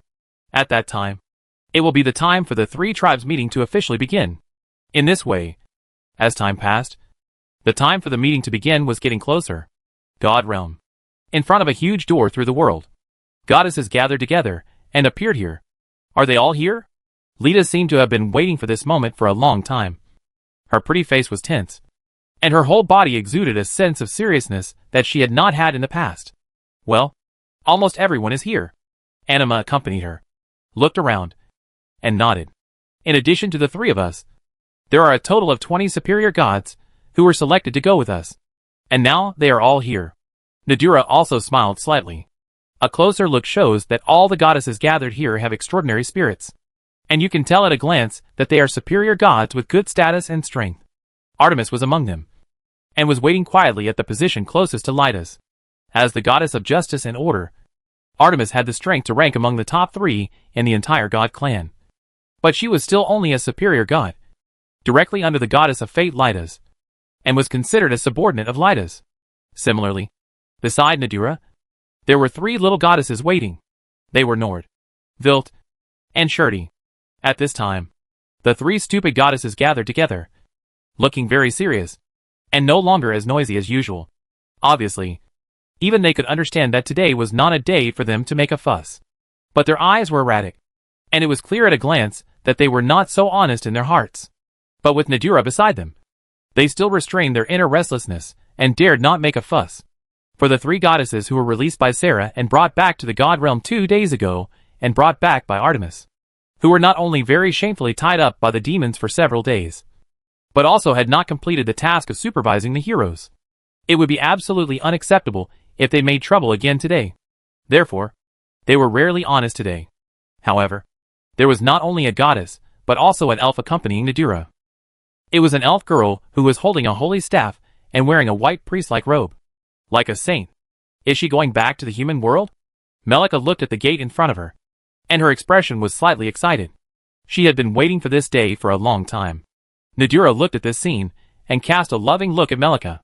During this period of time, Nadura saw Melika's progress and growth, and was happy in her heart. By now, Nadura had completely regarded Melika as her own daughter. So, seeing Melika so excited, Nadura was also very relieved. She knew who she, the blessing recipient who had grown too much by accident, was so excited for. She was just so excited for the sweetheart who had always been in her heart, and to be able to return to him again. Of course, not many people knew how Melika felt at this moment. After confirming that everyone was there, Litas coughed dryly and spoke quite seriously. In this case, let's go. Hearing this, the goddesses present nodded in unison. Artemis' eyes flickered a few times, recalling the declaration made by Sarah before. Artemis snorted in her heart. I want to see how you are going to snatch the hero we are waiting for. Demon World. In the vast hall where the World Crossing Gate is located. This time, it was full of people. Sarah, Lid, Carmina, Milu and Ayi. A group of 5 people. All appeared here. Have you arranged everything? Sarah looked at her sisters and asked. Ah. Lid nodded first and replied, "The garrisons in the territory have been arranged." The other demons also nodded in response. "That's good." Sarah felt a little relieved. Due to the importance of this three-tribe meeting, no leader of any force would choose to be absent. The 3 goddesses of the gods and the 20 top superior gods have all been dispatched. And the demons naturally have to send out 6 demons. But unlike the gods, the top demons left the demon world together. And there was no guarantee that there would be no trouble. The gods world usually strictly prohibits the entry of other races. And it is quite closed. It is also quite difficult to go to the gods world. So the gods don't need to worry about the safety of the gods world. The demon clan is different. The territory is vast, and the population is diverse. The competition between the various clans is extremely fierce. There are also old demon clans watching in secret. If the demons are not here, it is not impossible for others to take advantage of them. In view of this, the demons have to arrange the garrison tasks in their respective territories before departure. Like Lid, Carmina, Milu, AI and his party of 4. They all left their cadres in their own territories, and asked them to stay in the territories, to guard against incoming threats at any time. Xiao Funi also gave Li Ai an order in advance to let her stay in the territory. Even if Li Ai was reluctant, she did not let her follow to the human world. Sarah naturally left cadres in the central city, including the 3 extreme-level strongmen. Sarah left them all here, and did not intend to take anyone away. The same is true for the other demon clan strongmen. Sarah and others do not intend to take any of them away. In other words, although the 6 great demons came out together for the 3-tribe meeting, none of them brought guards and cadres. Only the 6 of them were present. They didn't need guards either. With the 6 of them together, they could escape unscathed even if they faced the entire god clan and the human clan. Each of them was equivalent to a clan. No, it would be better to say that without someone to take care of, they could act as they pleased, which was more convenient for the demons. Therefore, when the upper goddesses of the god clan all set out for the human world, the demons would only send out these 6 demons. Now, Xiao Funi has already gone to the human world first, and the remaining 5 sisters will naturally descend on the capital today. There may be a tough battle to fight today. Sarah was moved. The demons understood her meaning a little. "Are you worried about the old demon clan? Or are you worried about that man?" Carmina said this without comment. AI glanced at Carmina and said nothing. "Both." Syra replied to herself. "I just hope that today's talks can smoothly lead to the results we all need." Undoubtedly, today is not a peaceful day. The old demon clan will definitely attack. Sheen and others can think of such a thing. As the first think tank of the 3 realms, Sarah cannot fail to think of it. Sarah has even anticipated the situation of the entire meeting, and is prepared for everything that is about to happen. The women are most aware of this. "Since you are ready, Sister Sarah, what are you worried about?" AIE said so. Sarah immediately looked at AIE unhappily. "Of course. I am worried that your husband will do something scary again and disrupt my plan." Sarah's words left AIE speechless. She couldn't refute. After all, she also knew the morality of her own dogman. Expect him to be honest? Forget it. Although, that would be fun too. Sarah curled up the corners of her mouth and smiled happily. Interesting. Interesting. Milu immediately danced happily, seeming to be very happy. "You have to be good today. Don't mess around. Understand?" Lid lay on Mila's head and said so. "Okay." Mila raised her hand to respond. "But I don't know how credible it is." "Okay. Let's go." Sarah then waved her hand. A group of demons turned into a stream of light, swept into the gate, and disappeared. The capital, the Boztut family, Relly, Vivian, Ter, Lumia and others led the entire Boztut family to the gate, ready to send off their own family head. Then we set off. Xian wore aristocratic court clothes, with a holy sword hanging around his waist, and smiled suddenly at everyone. There were only 2 people around him. One was Lilith holding Xian's hand. The other was Shan standing there bored. In this 3-tribe meeting, only the 3 of them were qualified to attend the Boztut family. As for Yulin, she was lying in the yard in a dragon body. Opened one eye, glanced at Xian, and then closed it. She would stay at Boztut's house. The reason was to be on the safe side. If the old demon clan really made trouble during the 3-tribe meeting, the protection of Boztut's house would become the top priority. Even though Boztut's family already had 7 legendary strongmen and many high-level masters, Xian decided to be careful and cautious in the face of the upcoming old demon clan. Who knows if they will play some other tricks? It is absolutely necessary to leave Yulin here. Be careful. Laylee warned. You will undoubtedly be the protagonist of this tri-tribe meeting. So don't fall into the trap of others. Don't be impulsive. Vivian also warned. Even the 3 goddesses and 6 demons are present. You must not be impulsive or even take action in such an occasion. Understand? We will wait for your good news here. Thier said lightly. Be careful. Lumia timidly warned. Don't worry. Xian didn't make more promises. Just agreed. Let's go. Xiaofuni yawned and then urged. Lilith just looked at Xian, waiting for his instructions. Xian smiled, said no more, holding Lilith with one hand and Xiaofuni with the other. The next second, the 3 disappeared from the spot. Target: the Hall of Glory. Chapter 859, A Shining Appearance on the World Stage. Lake Island. Glory Hall. At some point, the outer meeting seats of the Glory Hall were already full of people. The leaders and strong men from all the major forces in the human world became serious one after another. Except for some negligible conversations. There was no other sound.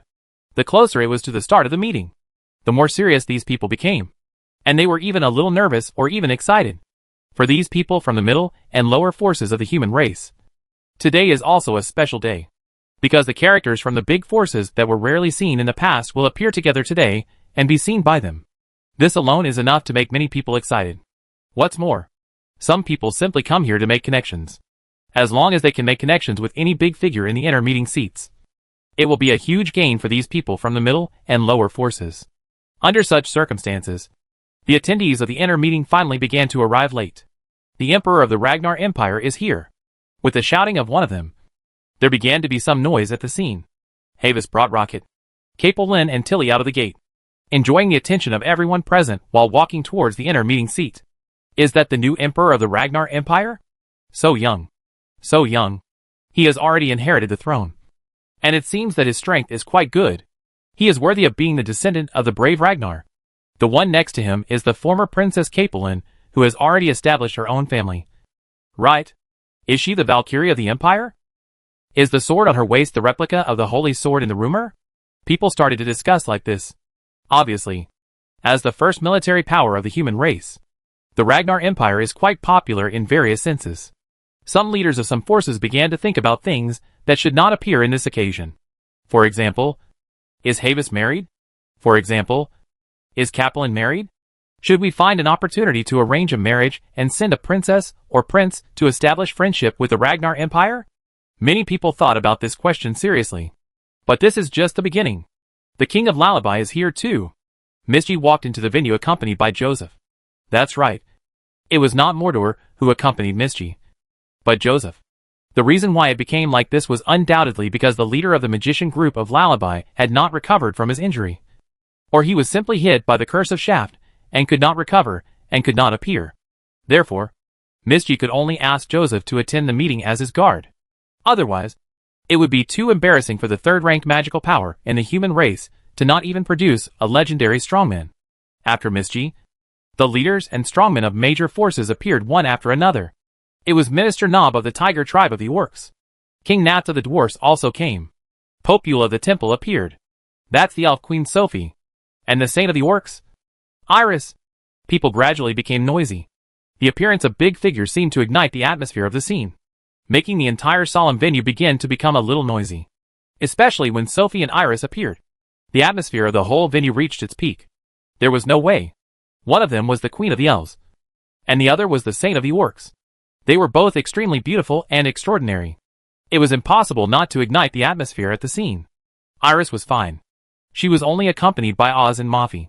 Sophie brought Leia and Nia, the 3 elves with extremely outstanding looks, and the names of the only 3 remaining 13 heroes in the world made the venue cheer for a while. Under the gaze of everyone, the leaders and strong men of these major forces all boarded the inner meeting seats and stepped onto the high platform where the meeting was held. Of course, it is inevitable to meet. At this time, the quality of the relationship between each other was revealed. Like Havis, he was now chatting and laughing with Mijas, and it seemed that they had a good relationship. But in fact, there was a bit of tentativeness in his words. Iris received greetings from the ministers of the big tribes of the Orcs, and she seemed to be the representative of the entire Orcs. Sophie greeted Iris first, and then people from all forces rushed to greet her. Only the King of the Dwarves, Gnats? Snorted disdainfully, with a big beard on his face. As for Yule, he seemed to have recovered from the previous incident. Now he is as kind as before, constantly talking to everyone, and seems to have a good relationship with everyone, especially with Iris. The Pope seemed to know that Iris was the blessing of the goddess of life. In addition, Iris was the saint of the orcs, and led the priest group of the orcs. Like him, they were all spokespersons of the gods and a clergyman. When talking to Iris, Yulin's words were more respectful to show his respect for the goddess of life. And Iris, the saint lady who was usually as timid as a mouse, seemed to have made sufficient preparations for today. She put on a holy and dignified appearance, and her words and deeds were full of majesty, just like a different person. On the high platform of the inner meeting seat, the major human forces that had difficulty meeting each other in the past took this opportunity to have a good chat and get to know each other. The scene made the people in the outer meeting seats quite jealous. They wanted to go up and say hello, to show their presence, so as to have some relationship with these top human forces. Unfortunately, the inner meeting seats were not accessible to people of their level. They could only look at the leaders of the major forces talking to each other on the high platform with envy, secretly planning to find an opportunity to join in the fun after the talks. Under such circumstances, the representatives of the Mitra kingdom finally appeared. Anchi came quietly with Leah and Aridia. On the high platform, all the leaders of the human forces stood up unconsciously. Your Majesty Anchi. Your Majesty Anchi. This is Her Highness Liad Ella. Right? Hello. Your Highness. Many people saluted at this moment. There is no other reason. Just because this is the kingdom of Mitra. They are the real host. And they are the descendants of the brave who defeated the demon king 1,000 years ago. They are qualified to be respected. Especially today's meeting is of great significance. 1,000 years ago, it was Mitra who presided over the first meeting of the three tribes. 1,000 years later, it was the descendants of Mitra who presided over the second meeting of the three tribes. The venues for both meetings were here. The kingdom of Mitra. In this case, let alone the major forces of the human race. Even the gods and demons have to pay some respect to the royal family of the kingdom of Mitra on this occasion. I have met you all. Anchi naturally would not put on any airs, and happily returned the greetings to everyone. Leah de Ayla Mitra has also met you all. Leah gave everyone a beautiful noble salute. Today is also the day when Leah appears on the world stage. As the next heir to the throne of the kingdom of Mitra, she must show her style, and tell everyone in the world that Mitra has a new successor. Because of this, Roxy did not appear with him. Someone noticed this. Where is Her Royal Highness the second Queen Roxy Lusti? Capelin has been paying attention to this. Seeing that Roxy did not appear with Anchi and Leah, she immediately asked. The little girl still has to greet her fiancé, and even greet the goddesses of the gods. I guess she is still busy now. Anchi smiled and answered without changing his expression. He naturally would not tell Capelin that the bigger reason why Roxy did not appear with him and others was that she could not cover up Leah's glory. There is no way. Roxy has too many halos on her. Once she appears with Leah, people present will only pay attention to her, not Leah. This is not a good thing for the succession of the kingdom. If others feel that Roxy is the most suitable person to inherit the throne, then the problem will become very troublesome. In view of this, without Anchi's instructions, Roxy has already decided in advance that she will not appear on the stage with the Mitra royal family. She will first go to greet the goddesses of the gods, and then meet up with Sheen. And together with Sheen, she will step onto the most dazzling stage in the world. Of course, others can accept Anchi's statement, but Capelin cannot. There is no other reason. Why can she appear on the stage with that man? But I have to wait for her here. Capelin was not convinced. She is a woman who is determined to overwhelm Roxy, and even snatch Rox's man. Now that he has sneaked away, she is naturally very unhappy. However, Capelin is still very clear about how important this stage is today. As one of the representatives of the Ragnar Empire, she must not lose her grace. Therefore, Capelin suppressed her dissatisfaction and nodded to Anchi with a smile, indicating that she understood. As the representatives of the kingdom of Mitra appeared, the leaders and strong men of the major forces of the human race were all present. The only ones left were the gods, the demons, and the people of the brave man in this meeting. The existence of those three parties was the top priority of this meeting. Compared with them, the big figures of the human forces present were really nothing. After all, strictly speaking, the human race was still a vassal of the gods, and was a life created by the gods. The demons were past enemies that even the gods did not dare to underestimate. and were not even their opponents. They could compete with both the gods and the human race with the power of one race. As for the brave man, that was even more needless to say. Now, the gods and the demons are still competing to win him over. It can be said that the dialogue between these three parties will determine the future world pattern to a certain extent. Can peace continue to be maintained? Or break the status quo? Everything will be seen later. Just like that. At a certain moment, Anchi stood up. It's almost time. As the host of this meeting, Anchi also presided over it, and announced to the surroundings like this. Silence! The voice spread to the surroundings with magic power, and reached everyone's ears. The scene immediately became silent, and you could hear a pin drop. Open the sky curtain. Anchi nodded, and then announced loudly again. The leaders and strong men of all the forces present stood up at this moment, and released magic power towards the ceiling of the venue. Waves of magic power gathered together, like a cyclone, and fell on the ceiling of the venue. Clang! The ceiling of the venue immediately burst into a dazzling light. The next second, the ceiling slowly opened like a curtain. The brilliant sunlight shone in, just gathered into a beam, hitting the high platform of the inner meeting seat, making the high platform extremely bright. Not long after, boom! Accompanied by a roar of magic, dozens of figures descended together. The leaders were the three goddesses, Lidas, Anima and Nadura. They appeared bathed in the sun. They descended with a shining holy light. The huge aura gathered together and spread throughout the venue. Seeing this, the leaders and strong men of all human forces knelt on one knee at the same time. I have met the goddess Lidas. I have met the goddess Anima. I have met the goddess Nadura. I have met the god we respect. The shouts in unison, like prayers, echoed in the venue. The goddesses looked down at all this, all smiling as if they saw grown-up children. Get up. As the pinnacle of the gods, Lidas took a step forward at this moment and spoke to the audience. Today, we are just one of you in the meeting, so there is no need to be polite. Lidas declared like this. Yes. Everyone responded in unison. After a while, boom, the air shook again. However, the magic power that appeared this time was more spectacular and more magnificent than when the goddesses descended. There are only 6 people who can cause such magic power. They are not goddesses, but they are better than goddesses.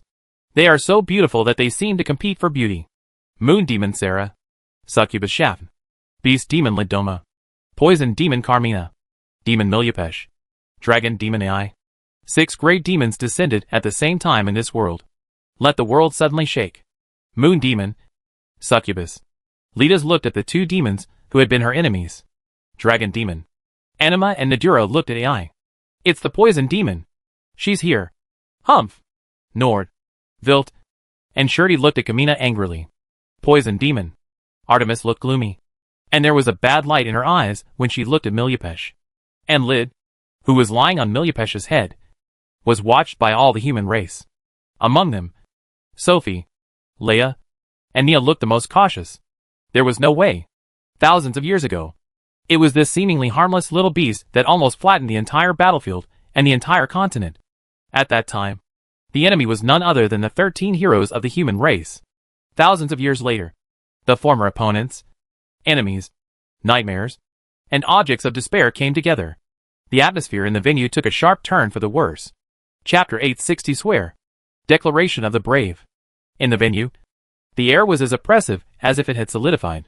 Unlike the piety of the goddesses of the gods just now, the arrival of the demons brought only overwhelming pressure to the people present. The magic power that seemed to have turned into substance fluctuated on the bodies of the 6 people. And just this gave people a feeling that the whole world was about to be crushed. Gulu. Someone swallowed a mouthful of saliva accidentally, but it just happened to break the solidification of the scene. Are we not late?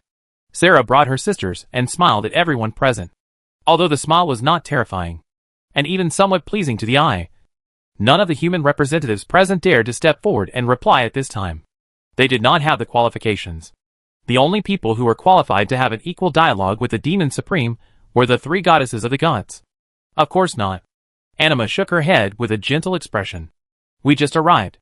Nadura also smiled brightly, which made people's eyes light up. Only Lidas had a tight face, and seemed unwilling to reveal any flaws in this occasion. Are there only 6 of you from the demon clan? Lidas looked around at the demons and asked. The demons looked at each other. What? Xiao Funi looked like a smile. And the charm she revealed made everyone present lose their minds. She said, "Isn't it enough for the 6 of us to come?" This sentence made leaders unable to refute for a while. After all, the 6 great demons came together, which was indeed enough. They are the pinnacle of the demon clan. After the death of the demon king, they are the leaders of the entire demon clan and the demon world. Each of them is strong enough to stand out from the crowd. Except for the goddess of fate, Lita's, who is the strongest in the world. No one can easily defeat them alone. The arrival of the 6 of them can be regarded as the arrival of the entire demon clan. At least, even if the gods and humans present joint hands, it is impossible to keep them. Of course. Aren't you following the hero? Lita's looked at Xiao Funi with a bad look. Xiao Funi appeared beside Xin and lived in Xin's house. The gods naturally knew the information. Well, we have to avoid suspicion. Xiao Funi glanced in one direction, shrugged, and said in a charming way, "The real master is here. How can I, the elder sister of my mother's family, have the nerve to stick to his fiancée all the time?" Hearing this, the goddesses of the god clan all looked at Aie at the same time.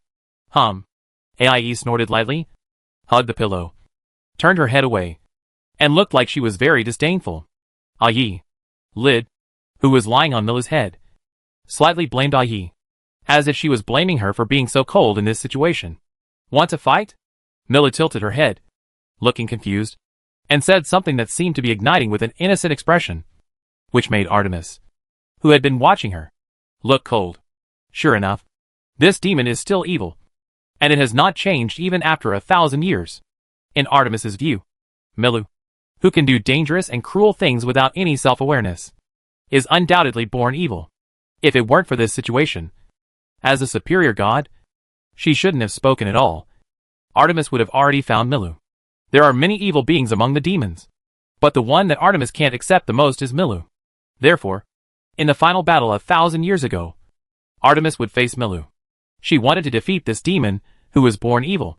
Unfortunately, Milu is a demon, and even Artemis can only fight her to a draw, and cannot easily defeat her. This incident has been bothering Artemis to this day. On the other hand, Mila seemed to have forgotten Artemis long ago, and did not even look at her. She just smiled foolishly, which made Artemis feel worse and worse.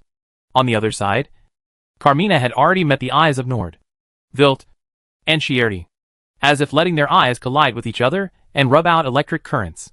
One of them looked cold, and the other grinned, secretly starting a fierce confrontation. The demons, like this, confronted their respective old grudges in the gods, telling others how fierce the struggle between the gods and demons was in the past. Many people were already terrified, fearing that these big guys would go crazy on the spot and fight directly. If these people fight, the collapse of the sky and the cracking of the earth are nothing. Therefore, many people have already cast their eyes for help to those who are qualified to intervene in that situation. Specifically, it is the people of the Mitra kingdom, which is the host. But how dare Anshi and Leah come forward casually? Finally, it was Yule and Iris who spoke up. "Dear goddesses, Lady Anima." Yule and Iris called the goddesses in a small voice. Anima and Najula immediately came out to make peace. "Okay, everyone, now is not the time to quarrel. This is in front of all the forces in the world, so don't let people laugh at you." As goddesses with famous good tempers, the goddess of life and the goddess of nature began to advise. The group of gods and demons who had formed a bad relationship were reluctant, and some had to stop fighting and stopped fighting. On the demon side, there are only 6 of us here today. Sarah spoke at the right time and said, "Can we start now?" Hearing Sarah's words, Anshi stood up quickly, and the brave Shin himself was not present. As soon as these words came out, everyone present looked at Xiao Fun. Seeing this, Xiao Fun smiled sweetly, regardless of how much harm her charming frown brought to the people present, turned her head and looked up at the sky. "Isn't it coming?" The clear sound was heard by everyone. Everyone present was shocked, and they raised their heads involuntarily and looked up at the sky. There was only a sun hanging high in the sky. However, gradually, many people found it. Under the sun, there seemed to be 3 figures, appearing silently. No extraordinary momentum, no shocking movement. They appeared here silently, and also silently imprinted in everyone's eyes. And, gradually, they were seen clearly. Roxy, Anshi and Leah couldn't help but shout at the graceful figure floating on the left. causing Litas to look up quickly. Evil god. Lilith. Artemis showed a sharp look at the petite figure floating on the right, and called out the other's name. But more people focused their attention on the figure floating in the middle. Oh! We are the finale?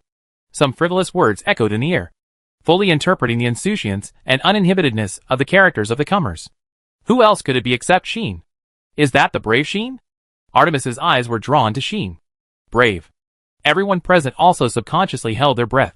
Some of them had seen Sheen before, while others had only seen Sheen for the first time today. Seeing the legendary hero, Sheen was bathed in the gaze of everyone, overlooking the entire venue. And after a while, he suddenly drew the holy sword from his waist. Clang! The dazzling sacred light suddenly shone from the holy sword. All the people present, whether they were human, god or demon, all changed their expressions. Sheen raised the holy sword high, turning the light of the holy sword into a 1,000-foot light, illuminating the entire glory hall, and even the entire Lake Heart Island. At this moment, the people in the royal capital saw this scene one after another. That light. The holy sword. It was the sacred light emitted by the holy sword. Ah! The people shouted in unison, looking at the holy light shining over the Lake Heart Island. All of them showed excitement and moved expressions. Just because that was the light that brought hope to the gods and humans. The light of salvation that defeated the devil and saved the world. After 1,000 years, this light appeared in this world again, in front of people's eyes. At this moment, the brave man announced his return to this world. Clang! The dazzling holy sword was thrown down from midair by Sheen, and stabbed straight into the high platform of the inner meeting seat.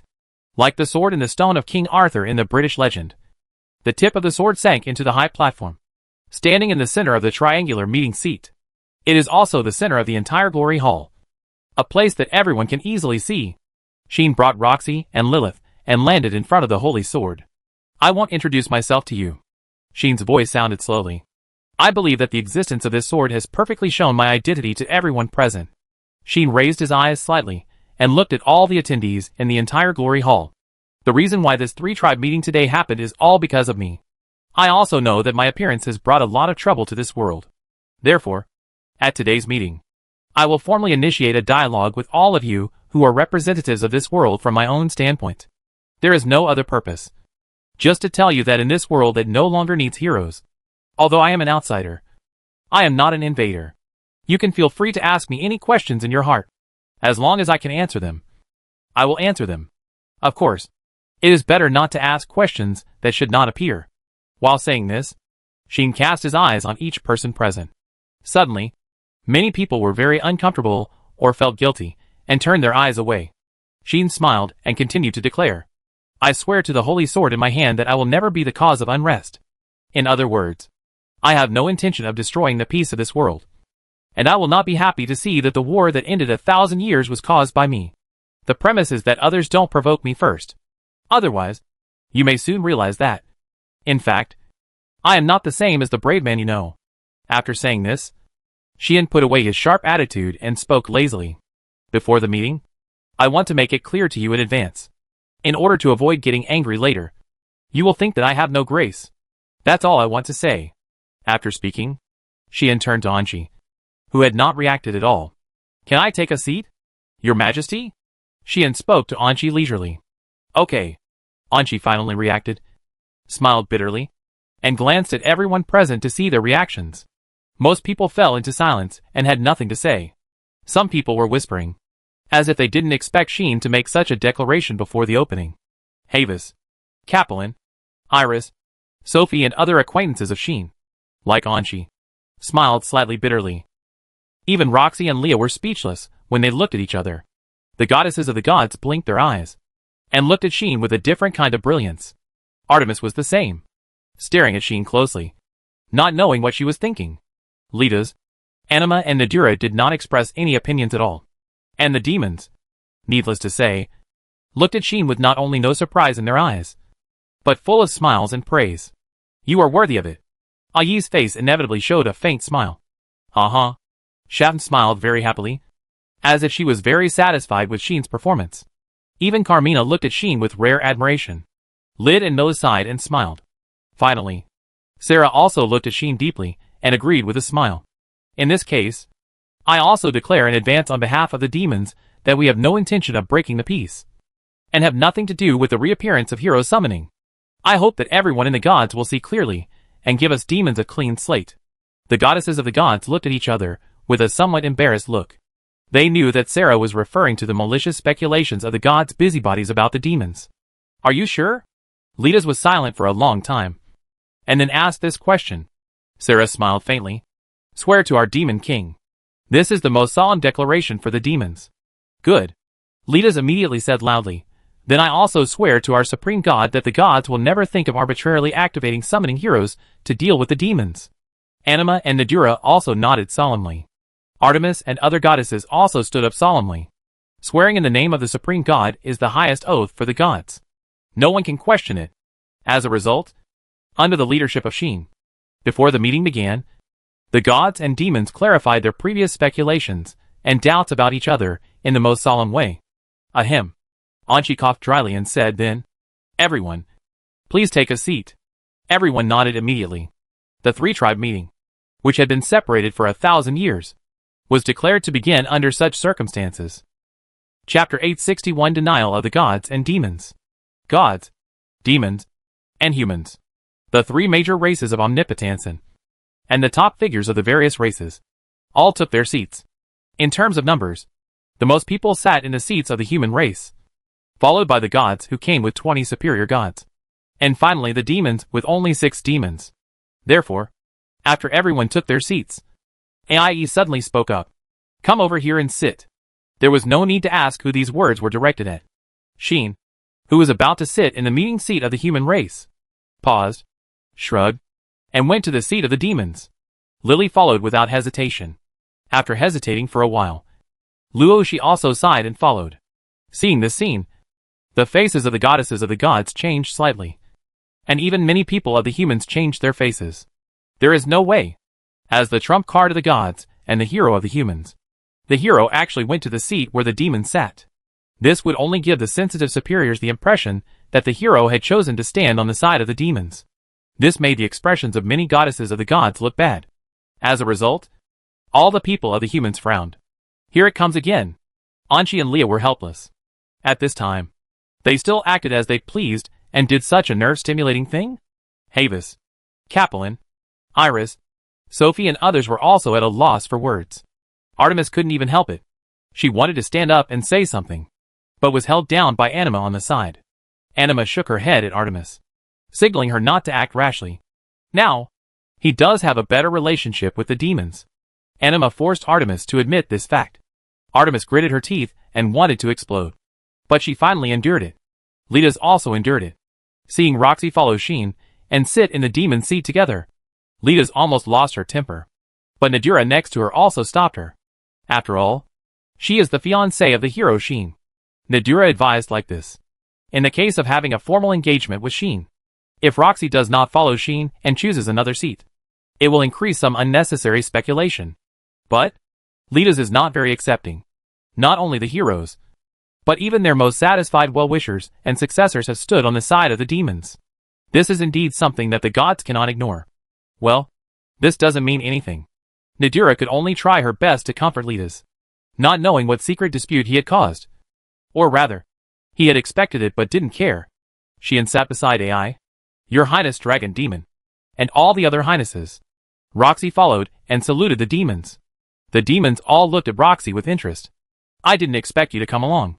Your Highness Roxy Lusty. Sarah smiled and spoke to Roxy. Aren't you afraid that the people of the gods and the kingdom will be dissatisfied with you? Shaft also said such words to fan the flames. Is she the treasure of the kingdom? Carmina was still looking at Roxy. As for Lid and Milu, they nodded to Roxy. The two sides had already met once in the land of elves, so they were not strangers. In this case, Roxy pursed her lips and said something in a neither humble nor arrogant manner. Today, my position only represents the hero himself, and I am attending this meeting as the hero's fiancé. Roxy's implication is very clear. That is, wherever Sheen is, she will be there. And I also want to say hello to His Highness AIE. Luoshi seemed to have a hint. AIE would not ignore Luoshi as she did before. Indeed, I should say hello to you as well, AIE said lightly. Both of them are the fiancés of the brave Xian, and they will enter the same door in the future. In this case, it is reasonable to say Lo, especially since the two did not know each other before. However, at that time, Ie had not confirmed the relationship with Xian, and Luo Shi's relationship with Xian was developing by leaps and bounds. Neither of them thought that one day they would become the wife of the same person. If it were the others, it would not be strange to quarrel with each other at this time. But now, the time and place are not right, so it is naturally impossible to quarrel. Besides, Xian would not watch them quarrel. They are all family members. What's wrong with sitting together? Xian smiled nonchalantly, as if he had not noticed the slightest smell of gunpowder. Only Luo Shi and Sham could perhaps notice that there was a hint of threat in Xian's eyes. It was as if he was saying, if you dare to kill each other, don't blame me for enforcing the family law. So, Ai and Luo Shi chose to shut up very wisely. Sarah laughed even more. Then sit down. There are a lot of empty seats here anyway. Saying that, Sarah gave Xian a look. Xian immediately took Lilith and Luo Shi's hands and sat on the seat of the demons. Of course, he knew that by doing this, he would give many people the opportunity to think wildly. But as Najula said, compared with the gods, Xian's relationship with the demons is undoubtedly better. Not to mention the factors of Ai and Xiaofuni. The fact that these 6 demons were willing to sacrifice their own magic power to help themselves increase their strength in the Demon King's mansion was enough for Xian to stand on their side. Although the relationship between Xian and the gods and humans cannot be said to be bad. On the one hand, there are not only people in the human race who are kind to him, but also many people who want to use him and target him. So Xian will not completely stand on the side of the human race. On the other hand, he is not sure about the attitude of the gods, or the attitude of the other goddesses except the 3 goddesses. In comparison, he already knows the demons thoroughly, and there is a relationship between Ai and Xiaofuni. At this time, standing on the side of the demons may irritate some people, but it can also express his position. That is, he is indeed different from the heroes of the past, and will not be restricted by secular conventions. Therefore, if you want to morally kidnap him, or use the identity of a hero to make a point, it is best to weigh it first. Xian just wanted to express this intention, so that many people who were whimsical at the scene could wake up. Facts have proved that Xian's step was very risky, but also very clever. At least, many people looked at Xian with eyes no longer full of scrutiny and eagerness, but looked at Lilith, Luo Shi and a group of demons around him, and began to be afraid. The brave man might not buy their tricks. This information really caught many people off guard. At this time, they had to feel worried. Worried whether the brave man would really run to the demon clan. If it really became like that, would the demon clan who got the brave man be willing to live in a demon world and not have ambitions for the gods and the human world? This is the worry of the superiors. Seeing that the atmosphere on the scene became depressed again, Anqi quickly stood up. Since everyone has taken their seats, the 3-tribe meeting was officially announced to begin. Anqi waved his hand, and the door of the Hall of Glory gradually closed with a solemn rumble. The entire venue was immediately isolated from the outside world. As the host and moderator of the talks, Anqi continued to speak in front of everyone. The main topic of this talk was the rebirth of summoning heroes. Anqi glanced in the direction of Xin, letting his voice gradually spread with magic power. After 1,000 years, when the Demon King was defeated and Omnipotensen was divided into 3 parts, the heroes who were summoned to this world to save the world and defeat the Demon King have completed their long-awaited mission. Mitra, the ancestor of the Mitra Kingdom, and the strongest hero of all generations, has become the last hero of Omnipotensen. However, the great mystery of the gods used to summon heroes, the cross-world large-scale magic ritual summoning of the hero created by the supreme god Omnis herself, has been sealed and is no longer activated. Therefore, for 1,000 years, Omnipotensen has not welcomed any brave warriors, and it is reasonable to say that there will be no more brave warriors in the future. However, now, 1,000 years later, Omnipotensen unexpectedly welcomes brave warriors again. Xian Bostad, the brave warrior who has established more or less relationships with the 3 tribes, now appears in front of you with the holy sword. Anqi's voice began to become serious.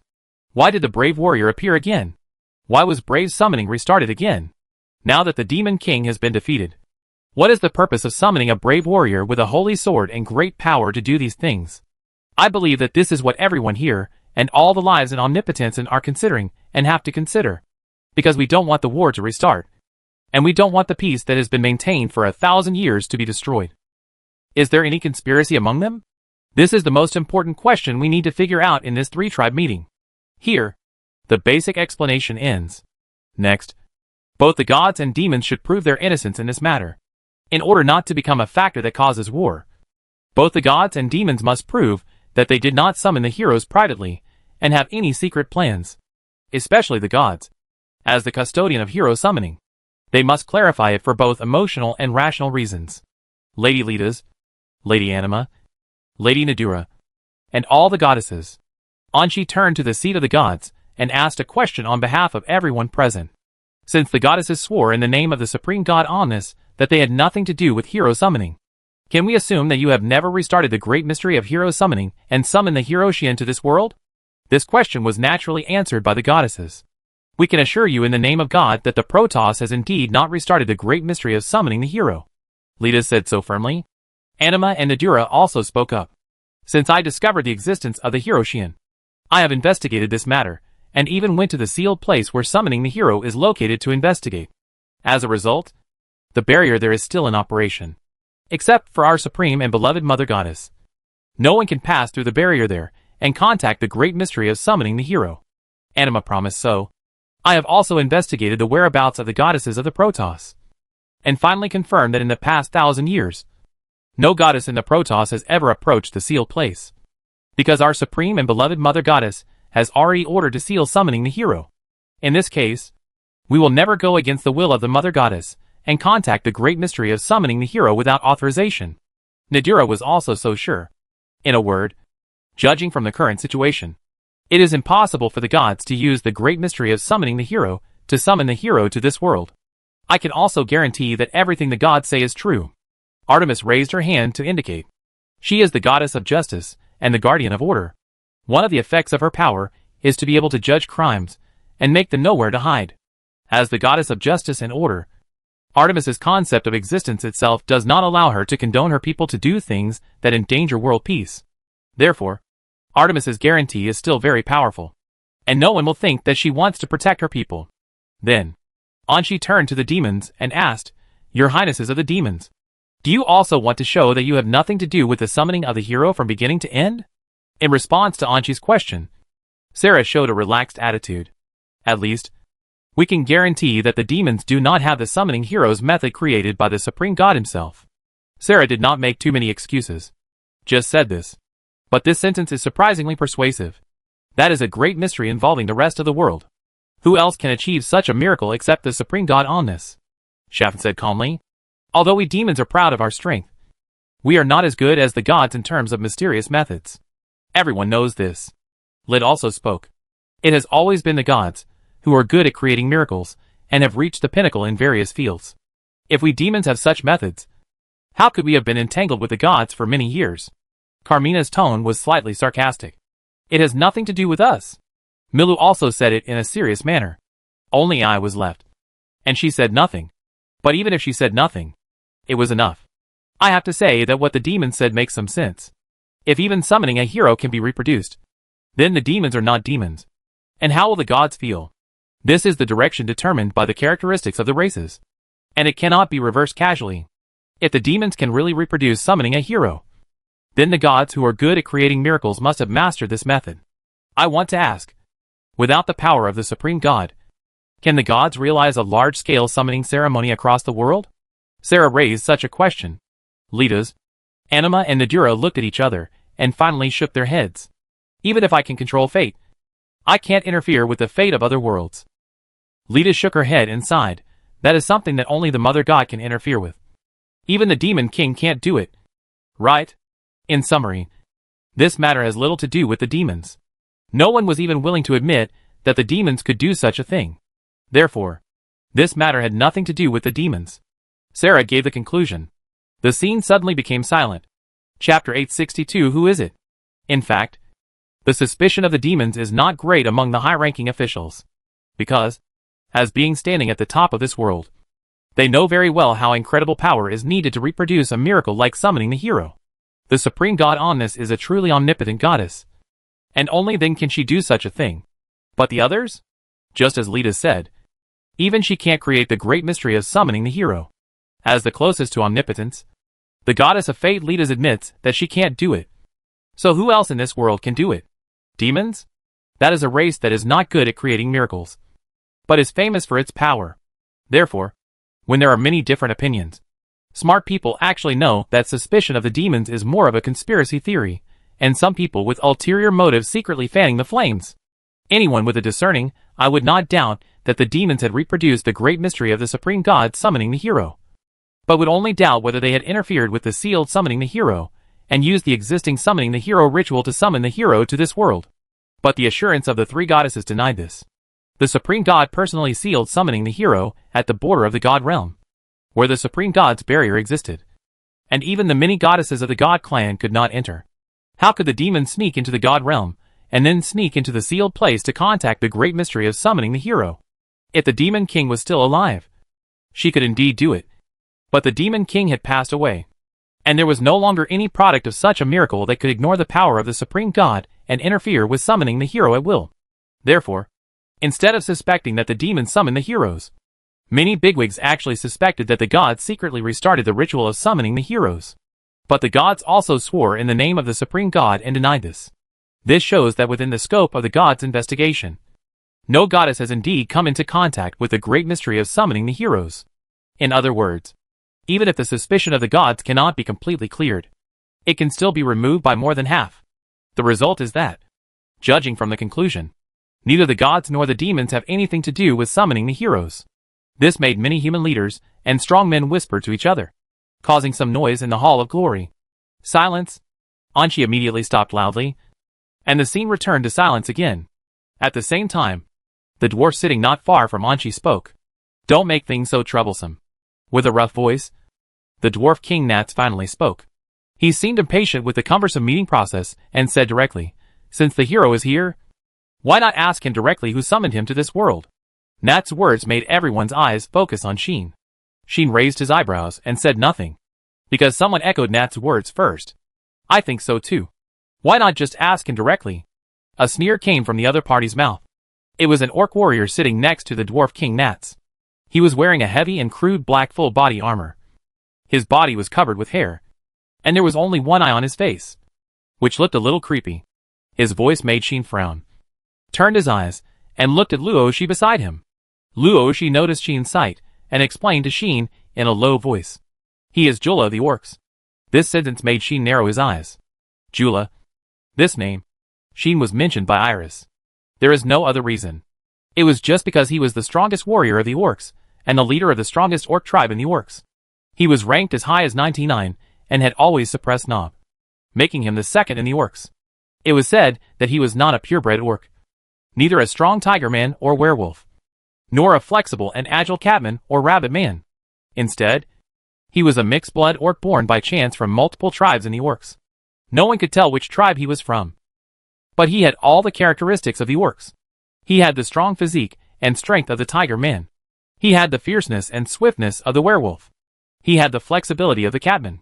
He even had the sense of smell of the dogman and the tenacious vitality of the pigman.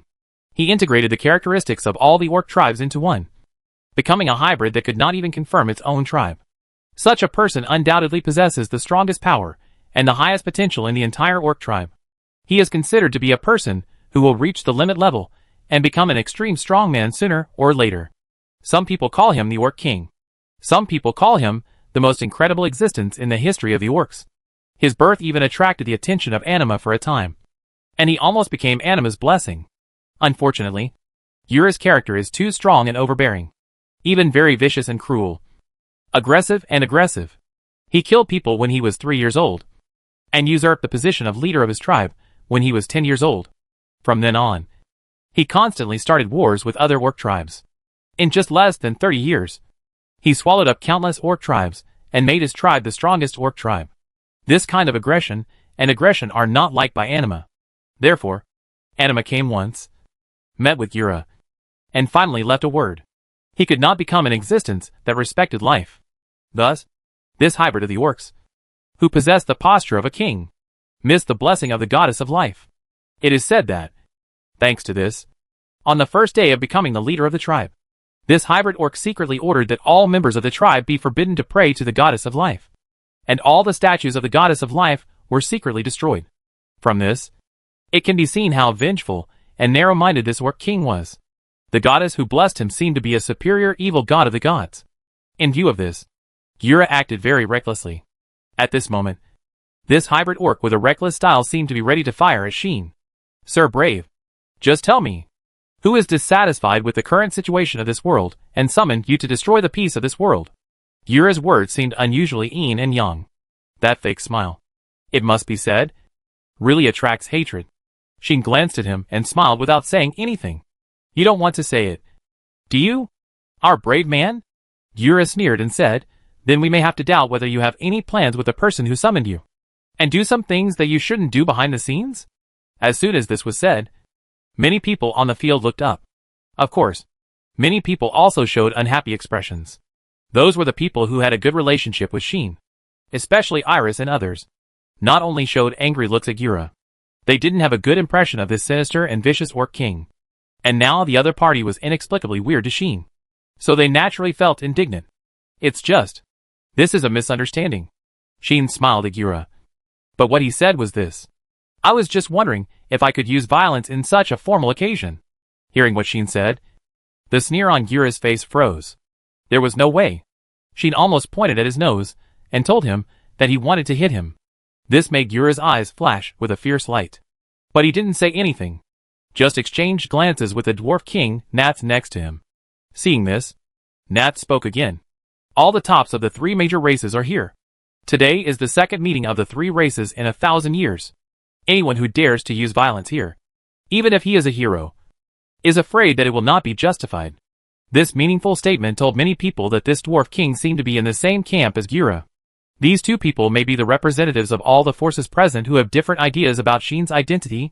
Anyway, no one can see their respect for the heroes from them. What's worse, they don't even seem to respect the goddess. This made many goddesses frown. Especially Anima and Nadura. Both of them frowned deeply. As the highest belief of the orcs and dwarves, and the goddesses responsible for guiding the 2 tribes. Anima and Nadura seemed not very satisfied with the kings of these 2 tribes. But the goddesses are only responsible for guiding and protecting, and will not interfere too much with their own will. Therefore, although they frowned, they did not say anything. Only Xian looked at the 2 of them meaningfully. Immediately, he retracted his gaze. Indeed, in this situation, even I don't want to make trouble and make everyone lose face. Xian said lightly. Well, I came here today, and I also wanted to end it all. To solve the disputes caused by me once and for all. And let the world of omnipotence return to its original state. I am not a good person, but I have never thought of taking the initiative to stir up disputes. There are many people here that I care about. So, just this once, I will cooperate with you. Having said this, Sheen stood up. I know that you have always had doubts about my summoning. Some are just worrying about nothing. Some are worried about whether there is a conspiracy behind this. But today, I want to tell you, the reason why I was summoned is not to start a war. Nor is it caused by someone's conspiracy, but because there are enemies in this world that I need to deal with. Sheen looked around at everyone present and smiled suddenly. You might as well guess. Who is the enemy that needs to be dealt with by the brave? Hearing this, everyone was stunned at first. Then, everyone's face changed. Chapter 863 I received a blessing. Who is the enemy that the hero needs to deal with? I believe that even an ordinary civilian, or even a child under 10 years old, can answer this question. The Demon King. The enemy that the hero needs to deal with is the Demon King. Not the Demon Clan, nor the Demon Man, but the Demon King himself. Because, even if the entire Demon Clan and the Demon Man are added together, they are not as threatening as the Demon King. The God Clan is helpless against her. The Supreme God can do nothing to her. The strongest person in the world from ancient times to the present and forever in the future. In order to deal with her, the Supreme God created the great mystery of summoning the hero, which is known to everyone. Of course, the world does not know that the birth of the hero is also due to the miracle of the Supreme God. In order to complete the concept of the hero, and to cultivate the natural enemy of the devil and the existence that can defeat the devil, the Supreme God created countless other worlds, using other worlds as soil to cultivate the life called the hero. Therefore, everything about the hero, whether it is birth, existence or summoning, is for one purpose. That is, to defeat the devil. Now, Sheen actually said such a thing. What would everyone think? Do you want to say that you were summoned just to defeat the devil? Nat spoke in a deep voice. It's ridiculous. Yura sneered and said, the devil has been defeated. Yes, the devil has been defeated. But Sheen said that he was summoned to defeat the devil? This is not ridiculous. What is it? Not to mention people like Nats and Yura, who chose to attack Sheen for various purposes. Even Sheen's supporters such as Roxy, Leah, Havis, Capelin, Iris, Sophie, etc. were all shocked by Sheen's statement. As expected, the goddesses of the gods also changed their faces. Instead, the 6 demons of Sarah looked at each other and chose to remain silent. This performance, in the eyes of some people with ulterior motives, made them raise their hearts. Could it be that the Demon King hasn't, yet? No! Impossible. Many people were shocked by their bold ideas and quickly denied themselves. It's not that they can't think of it, but that they dare not think of it. Artemis couldn't help but speak out. What exactly do you want to express? Please explain it clearly. Artemis's tone was already a little anxious. Just because. Sheen's statement is really too worrying. Sheen didn't keep it a secret. Next is what the existence that summoned me to this world told me. With this sentence as the opening statement, Sheen began to explain the 2nd Demon King creation plan and 7th Demon creation plan of the original demon. Not many people present knew about these things. After all, no matter which plan it was, it had never been exposed by the original demon, even the demon refining ceremony. In addition to the demons, very few people in the human race and the gods knew about it. Looking back, the demon refining ceremony that took place in the Adla Canyon was exposed because of the relationship between Sheen and AI. Before that, the magic ceremony called Demon Refining Ceremony only happened in the demon world and Tagore Forest. Therefore, at that time, even the kingdom was once in a state of insufficient information because of the first encounter with the Demon Refining Ceremony, and could not judge what caused the situation that time. It was not until AI explained it to Sheen that Sheen learned about the existence of the demon ritual and even the original demon. Then came the 2nd Demon King creation plan and the 7th Demon creation plan. Except for the demons who had been fighting the original demon, the other 2 tribes were unaware of these 2 plans. The elves may know some information because of the mini-demon ritual that took place in Tagore Forest. As a goddess of nature who can peek into a world, Nadura also knows some things about this aspect. But the demons have never revealed the specific situation. This time, taking advantage of this meeting, Sheen threw out all the information. There are 2 reasons. One is that the actions of the original demon have become more and more conspicuous, and their activities have become more and more frequent. Their demon creation plan may have reached the end. Next, they will definitely take very large-scale actions, which will endanger the entire world. Therefore, in order to prevent the human race and the god race from being caught off guard by the original demon due to insufficient intelligence, after Xiao Funi's message, she had obtained the permission of the demons to reveal this information. Another reason is that this is indeed a good excuse. Nian's existence cannot be exposed for the time being. At least, I have stated many times that I do not want my existence to be known to others. In view of this, when mentioning the matter of being summoned on this occasion, Xian must not be able to explain the details of this. Not to mention, the reason why Nian summoned me is particularly ambiguous. Even if Xian said it, probably no one would believe it. In summary, Xian chose to use the statement that Nian had used before about the reason for his summoning. It is to deal with the old demon faction, and to deal with the original demon, an underground force that intends to create a new demon king. The result is obvious.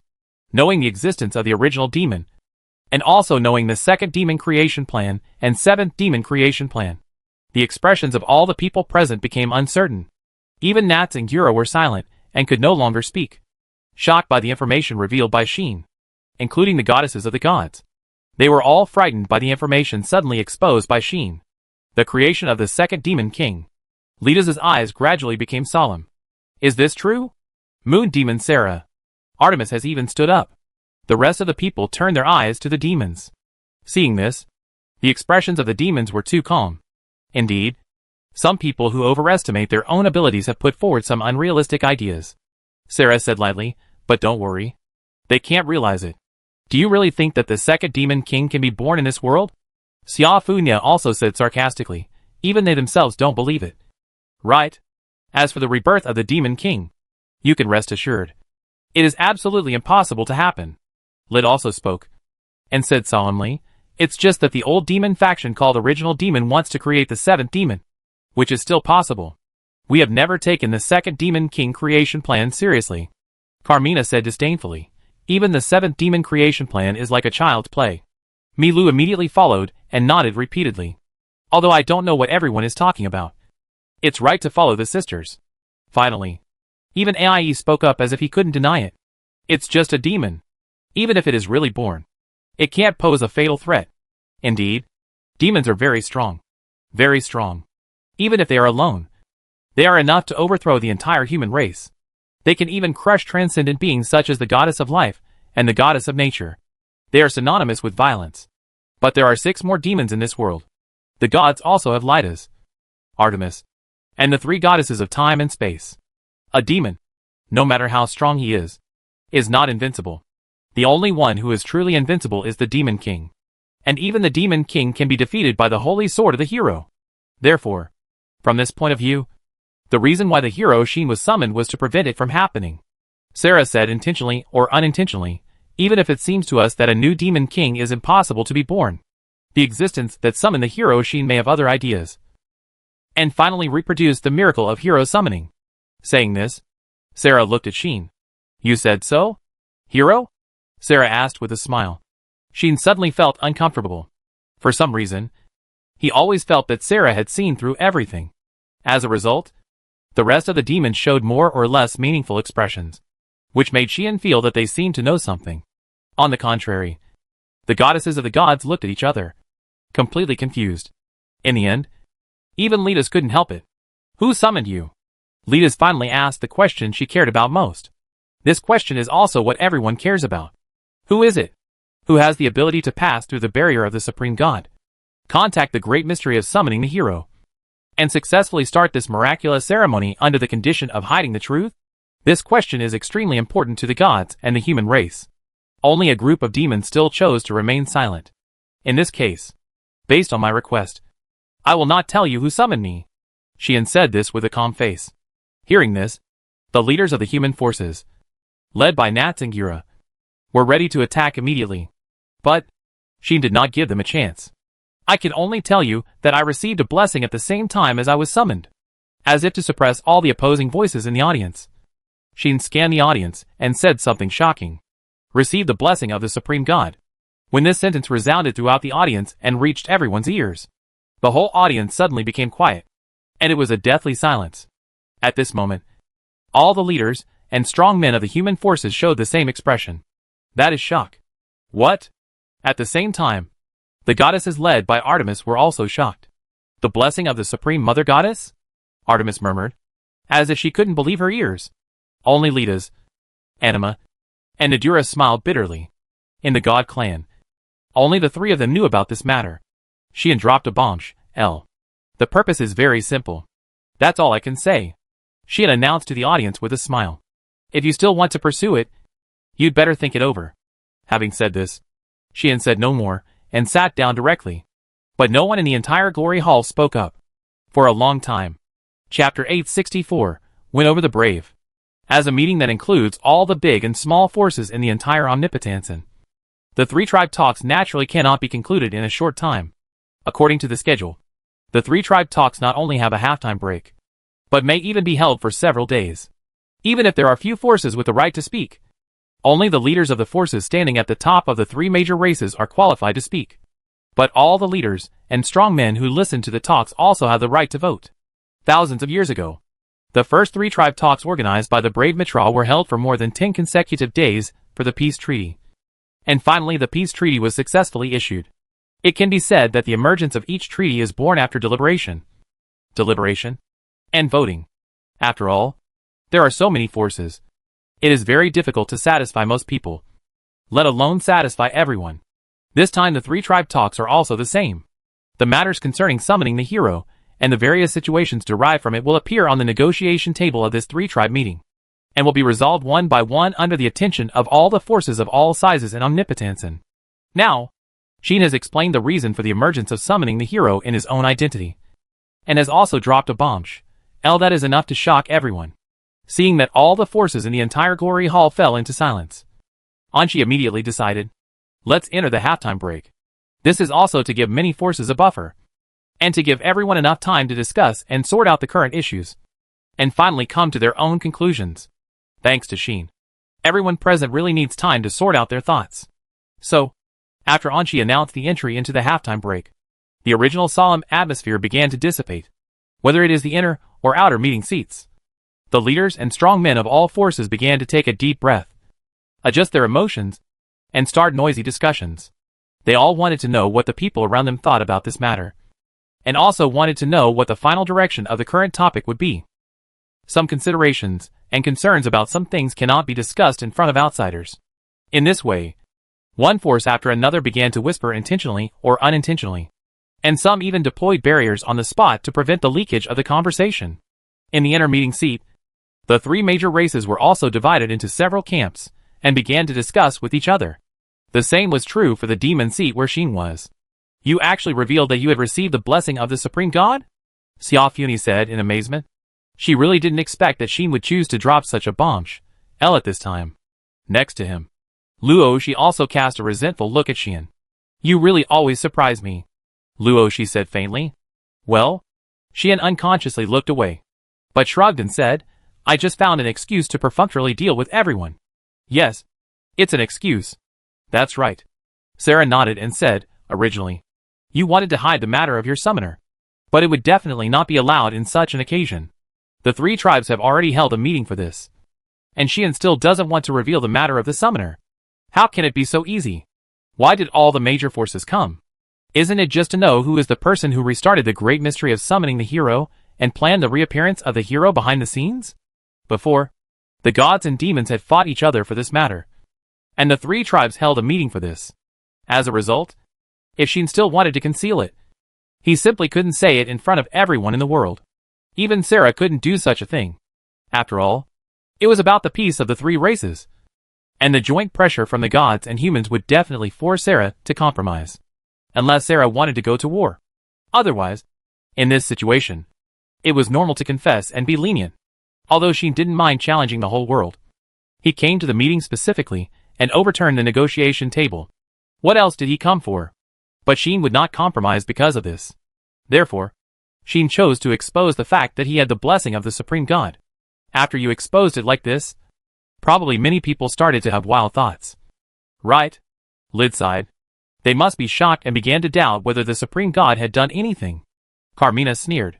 Now, there should be many people who doubt whether the Supreme God has woken up. Right? Ai agreed calmly. As for Milu, she was already hanging out with Lilith, laughing quietly, and no one knew what they were playing.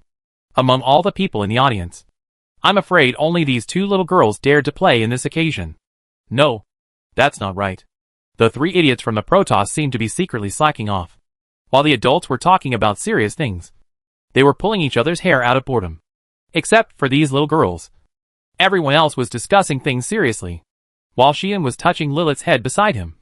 He smiled at the demons.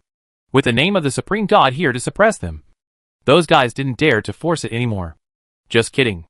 Now that the Demon King has passed away, the Supreme God, who has lost his natural enemy, is truly invincible in the world. Although Lidas is known as the strongest person of the current era, she may be invincible when fighting alone. But when facing the combined forces of Sarah and Shaf, she will have to fight with all her strength. If the 6 demons join forces, even a powerful being like the Goddess of Fate, the closest to omnipotence, will be dead. Therefore, there are ways to contain Lidas in this world, and she cannot get away with it. But the Supreme God is different.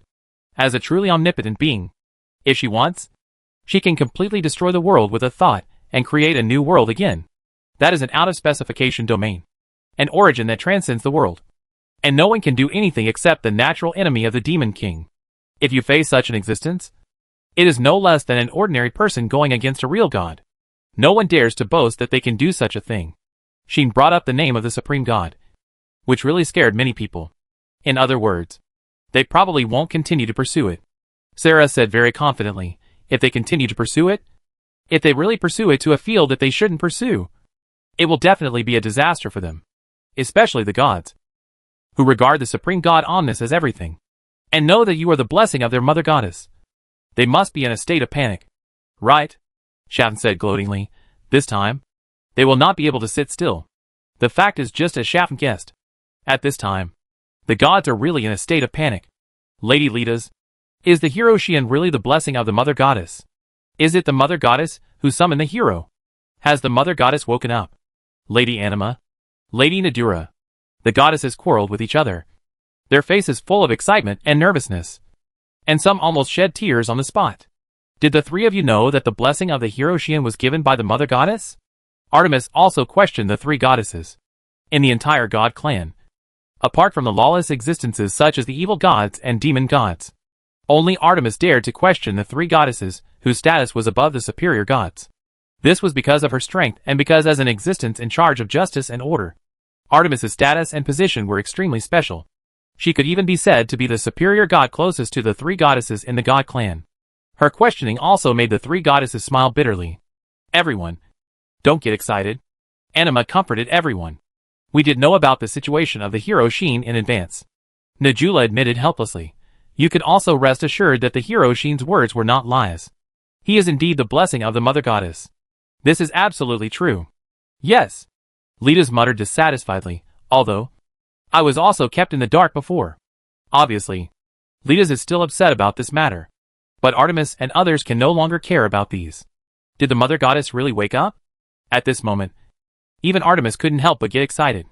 Just like the demons have an extraordinary dependence on the demon king as their mother, the goddesses of the gods also have absolute faith and love for their creator, their mother goddess. If people regard the goddesses of the gods as their lifelong faith and the highest spiritual pillar, then the goddesses of the gods regard the supreme god Omnis as their faith and the highest spiritual pillar. The sleep of the mother goddess made many goddesses secretly sad for an unknown period of time. They often stared in a daze at the direction of the sanctuary and hoped to see the mother goddess wake up one day. Now, 1,000 years have passed in a flash. In a blink of an eye, the supreme god Omnis has been sleeping for 1,000 years. And the goddesses of the gods have also waited for her for 1,000 years. In this way, how can they not be excited to hear such news? However, how can we know whether the mother goddess has woken up? Anima smiled bitterly. At least, we didn't see the mother goddess come out of the sanctuary. Nadura also looked a little sad, which was rare. Like you, I am waiting for the mother goddess to come out of the sanctuary. But unfortunately, at present, there is no sign of the mother goddess leaving the sanctuary. Letas was silent for a while, and then sighed. The excitement on the faces of the goddesses slowly disappeared, and turned into sadness. But soon, Artemis was the first to get out of this state. In this case, the three adults, we must win over the hero Xian first no matter what. Artemis said this in a resolute tone. Letas, Anima, and Nadura were stunned at first. And then, they understood what Artemis meant. The other goddesses also reacted. That's right. The most urgent task should be to win over the hero Xian first, since he is the one blessed by the mother goddess. Then, no matter if he is a hero or not, he is the one that we, the gods, should support and protect. If the mother goddess has really woken up, then she must have been paying attention to her blessers. Moreover, if that hero is the one summoned by the mother goddess, then he must have an extremely important mission. My lords, please do everything you can to win over the hero Xian. We can't let the demons abduct the one blessed by the mother goddess. The goddesses expressed their opinions loudly. This, Letas, Anima, and Nadura looked at each other immediately. In their eyes, there was an indescribable heartbeat. Chapter 865 Continue to do what we should do. Win over Xian. In fact, Anima and Nadura have been doing this all the time. Whether it was when Anima discovered Xian's identity in Cosmos, or when Nadura chose to show up in the land of Elves, the two goddesses chose the same attitude. That is, to show enough goodwill to Xian. This is what the goddesses of the gods must do. They were created by the supreme god Omnis to cultivate the heroes and let them grow up. It can be said that being the companion of the heroes is the meaning of their existence. After discovering Xian's identity, Anima and Nadura did not hesitate to show enough goodwill to Xian, and spared no effort to express their support for him, just to make Xian feel that the gods are definitely companions and friends to him. If it were under normal circumstances, once the heroes were summoned, they would only appear in the habitat of the gods. After the hero comes to this world, The first person he sees is the three goddesses, who are responsible for the hero summoning ceremony. After that, the three goddesses will explain the situation of this world, and the purpose of summoning him to the summoned hero, and then ask for his help. After the hero accepts all this, they will begin to cultivate a relationship of mutual trust with the hero. And only after the relationship between the hero and the gods becomes unbreakable will they let the hero go to the battlefield, improve himself, and grow. Therefore, the trust of the heroes of all generations in the gods is unbreakable. And there has never been an example of a hero and the gods' relationship being unreliable. But this time is different. This time, the gods never knew about the hero's summoning from beginning to end. When the gods discovered everything, the hero had already established an unusual relationship with the dragon demon AI. In addition, she already has a place to belong in this world, knows a lot of people, does not need to go to the battlefield, fight any enemies, and has a certain degree of strength. The gods are not as important to Sheen as the heroes in the past. In view of this, even if the gods show a certain degree of goodwill to Sheen, the relationship is still much inferior to that of the demons who are entangled with him. Anima and Nadura have also felt helpless about this. But they will never go to the heroes at all costs to get close to them. In the final analysis, they only have the mission of guiding the heroes, not the mission of winning over the heroes. Even if the heroes have a bad relationship with them, the gods should not interfere. Therefore, Anima and Nadura are very open-minded, just silently paying attention to Sheen and watching Sheen's growth. If it continues like this, Anima and Nadura will definitely keep watching Sheen until he dies. Right? But the situation is different now. Not only did Sheen reveal that he held the blessing of the Supreme God Omnis, but he also had an overly close relationship with the demons. This was undoubtedly very disturbing in the eyes of the gods. Why should the heroes of their own family be given to others? What is the purpose of the demons to win over the heroes? Are they going to sit back and watch the Mother Goddess's blessing be taken away by her former enemy? Such thoughts will definitely appear in the hearts of some gods, causing them to feel uneasy, especially since Sheen has now revealed the secret of being the blessing of the Supreme God. The gods can no longer sit back and watch him continue to stay so far away from them. You know, the higher the level of the blessing, the deeper the relationship between him and the goddess who blesses him. And the higher the goddess, the more she will value and cherish her blessing, and even treat the blessing as her own children. People like Lidas, Anima, and Nadura are all like this, treating their blessing recipients like daughters. On the contrary, Artemis is only a superior god, and it is much easier for her to obtain blessing recipients than the three goddesses. Even though she has a special status and strong strength, she will bless like the other goddesses when it is time to bless. She will definitely not be like the three goddesses, who either choose heroes to bless or have to go through hundreds or thousands of years to find the most suitable blessing recipient. Therefore, Artemis will not pay as much attention to her blessing recipients as the three goddesses do. She only pays a certain degree of attention to her blessing recipients.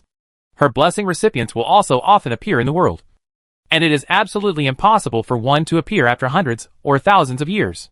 The evidence is that since the start of the three-tribe meeting, Artemis only looked at Capeline once and then focused all her attention on the meeting. On the other hand, the three goddesses, Lita saw Roxy walk to the seat of the demons and almost ran away. After Anima saw Iris, she also smiled. Nadura was even more considerate and asked Melika to leave this serious occasion that would make her extremely nervous and go back to Bostut's house first.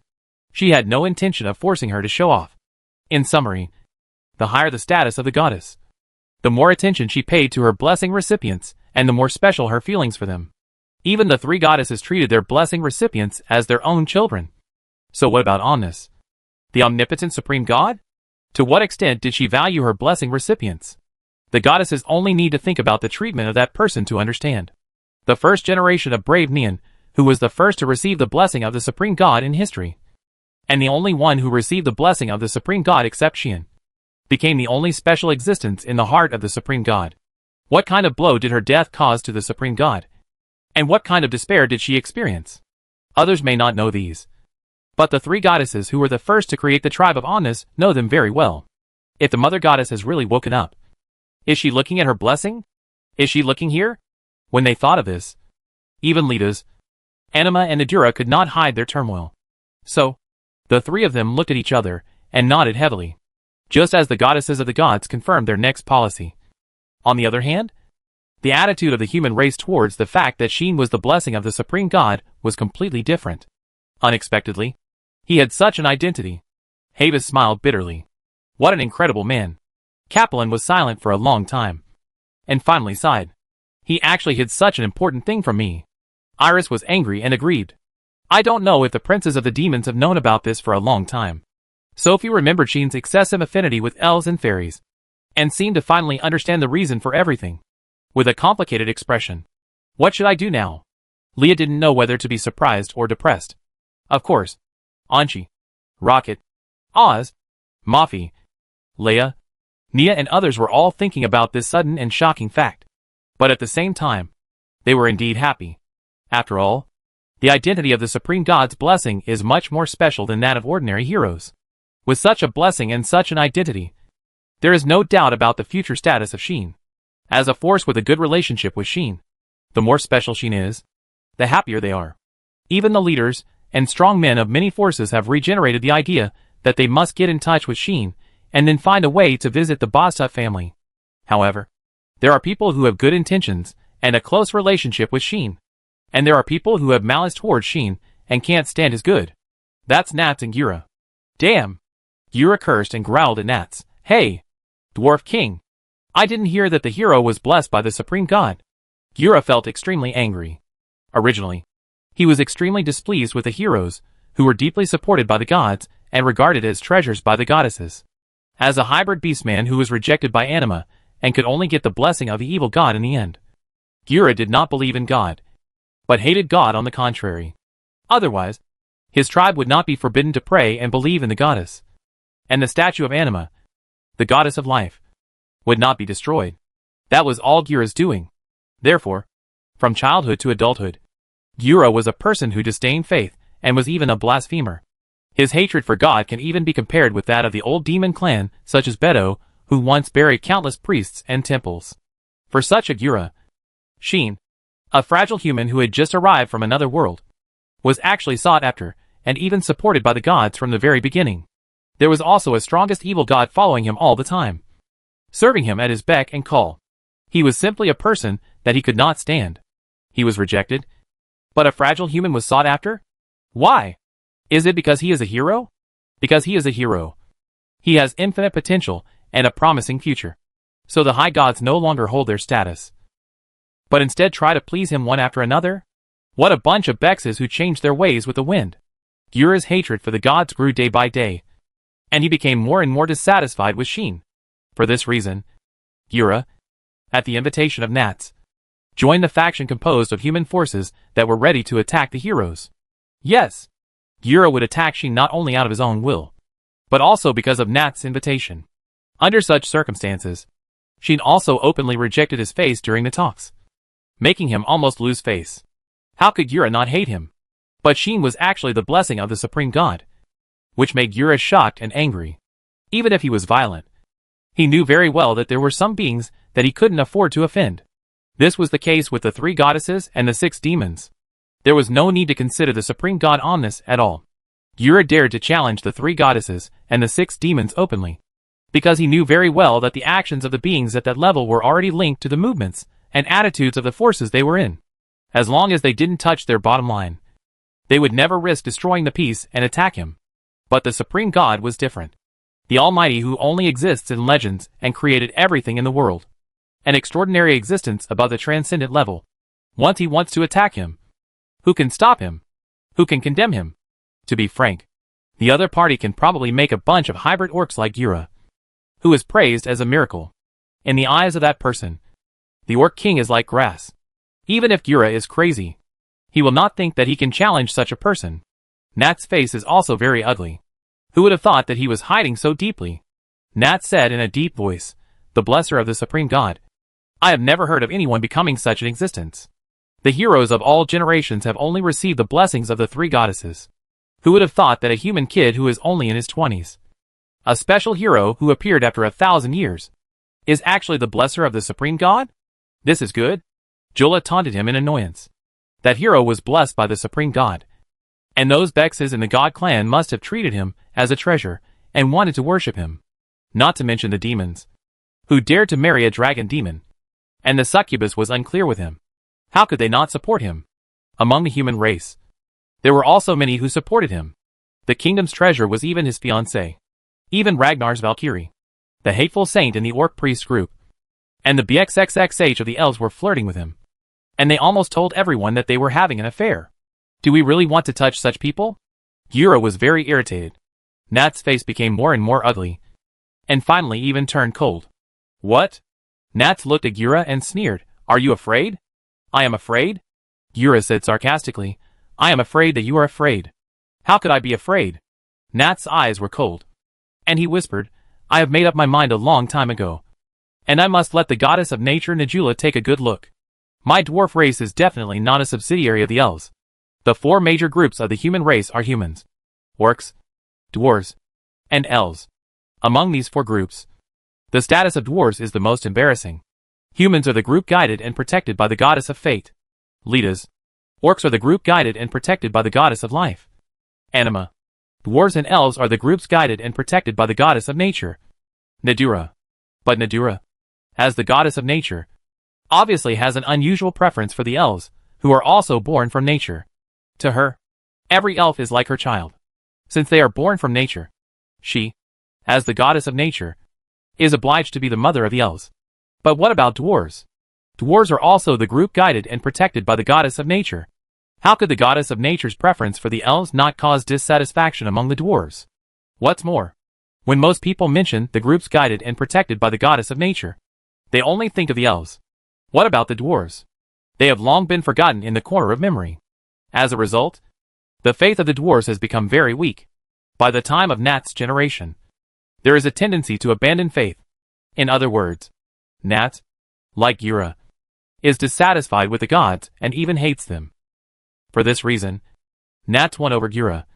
And during this period of time, he kept running around, winning over one force after another who were dissatisfied with the heroes, the gods, and even the human race and the current situation, and formed a faction. The purpose of this faction is very simple. Resist all injustice. Use all available resources. Break the current deadlock in the world. In order to achieve their goals, achieve their intentions, and obtain enough benefits. They will voice their opposition to everyone on this stage. Nats is the leader of this faction. Don't worry, Nat said in a deep voice. We have their support. And it's not that we don't have a chance of winning. Hearing this, Gura's expression softened a lot. Then what about us? A fierce light flashed in Gura's eyes again. Nat spoke coldly. Continue to do what we should do. Chapter 866. This wave is really cool. Not long after, the meeting was announced to start again at Anshi's call. But this time, the whole style of the meeting seemed to have changed. Although the people present were very concerned about Sheen's summoning, no one dared to pursue it when Sheen brought up the name of the supreme god. At least, the people present would no longer pursue it blatantly. It can only be said that those who can become the leaders of various forces of all sizes are not fools. They can certainly force Sheen to advocate on this stage where all the forces in the world have gathered. But the consequences after forcing the abdication are definitely not something they can afford. Therefore, whether they have a good relationship with Sheen or a bad relationship with Sheen, including Shav's admirers, who were taught a lesson by Sheen before, they will no longer pursue the relevant matters of brave summoning. That is no longer something that can be investigated openly. So it can only be investigated in secret. After the relevant issues of summoning the hero were resolved, the talks immediately moved on to the next topic. That is, if the suspicions of the gods and demons are cleared, then what attitude should be taken towards the summoning of the hero? In simple terms, since Sheen has been summoned, and it was because of the conspiracy planned by original demon for 1,000 years, what should the major forces do? In fact, there is no need to consider this point. The old demon faction is the cancer of the demon clan, and we will take responsibility and eradicate them. Sarah said so expressionlessly. But the major forces did not blame the demon clan for this matter. Whether it is original demon or other old demon factions, the harm to the current era is obvious. In order to thwart their conspiracy and prevent the birth of the seventh demon or even the second demon king, we, the gods, should do our part. Moreover, since thwarting the conspiracy of the old demon clan is the reason for the summoning of modern heroes, then we, the gods, should naturally do our part. Ledas, Anima and Nadura each expressed their opinions, and they were still very resolute and firm. This made many forces of the human race stunned. and also made the demons of the demon clan raise their eyebrows. Soon, many people realized something. Is the gods planning to win back the heroes? If they sit back and do nothing about the affairs of the old demon clan, then the heroes who have the mission to deal with the old demon clan will probably have to completely turn to the side of the demon clan. Right? The gods cannot sit back and watch the heroes being wooed by the demon clan. Nor can they sit back and watch the blessed by the supreme god face the threat of the old demon clan alone. Good fellow. Many leaders of the human race could not help but secretly criticize. There is no way. This wave is the big guys of the gods and demons openly snatching people. At least, the demons of the demons did not accept the proposal of the gods. The shame of our race should naturally be washed by our own race. And it has nothing to do with the gods. Right? Xiao Funi hinted with a smile. The old demon faction is indeed a threat. But it should be enough for us to assist the heroes. Even Lid, who has always been calm, said such words. It is impossible for the second demon king to be born. And if it is just the seventh demon, with our 6 sisters, can't we deal with it? Carmina was completely unappreciative. As a result, AIE spoke calmly. We can solve our family's affairs ourselves. So there is no need to trouble you. Once this was said, how could the leaders of many forces of the human race not shout good guy? This has become our family's business. They directly turn the hero into their own people. Such an operation is worthy of being a demon.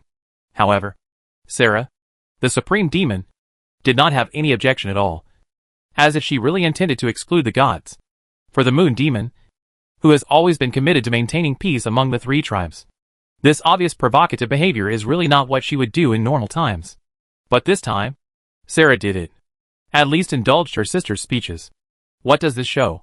It shows that she also has her eyes on the hero. And she is still staring at him tightly.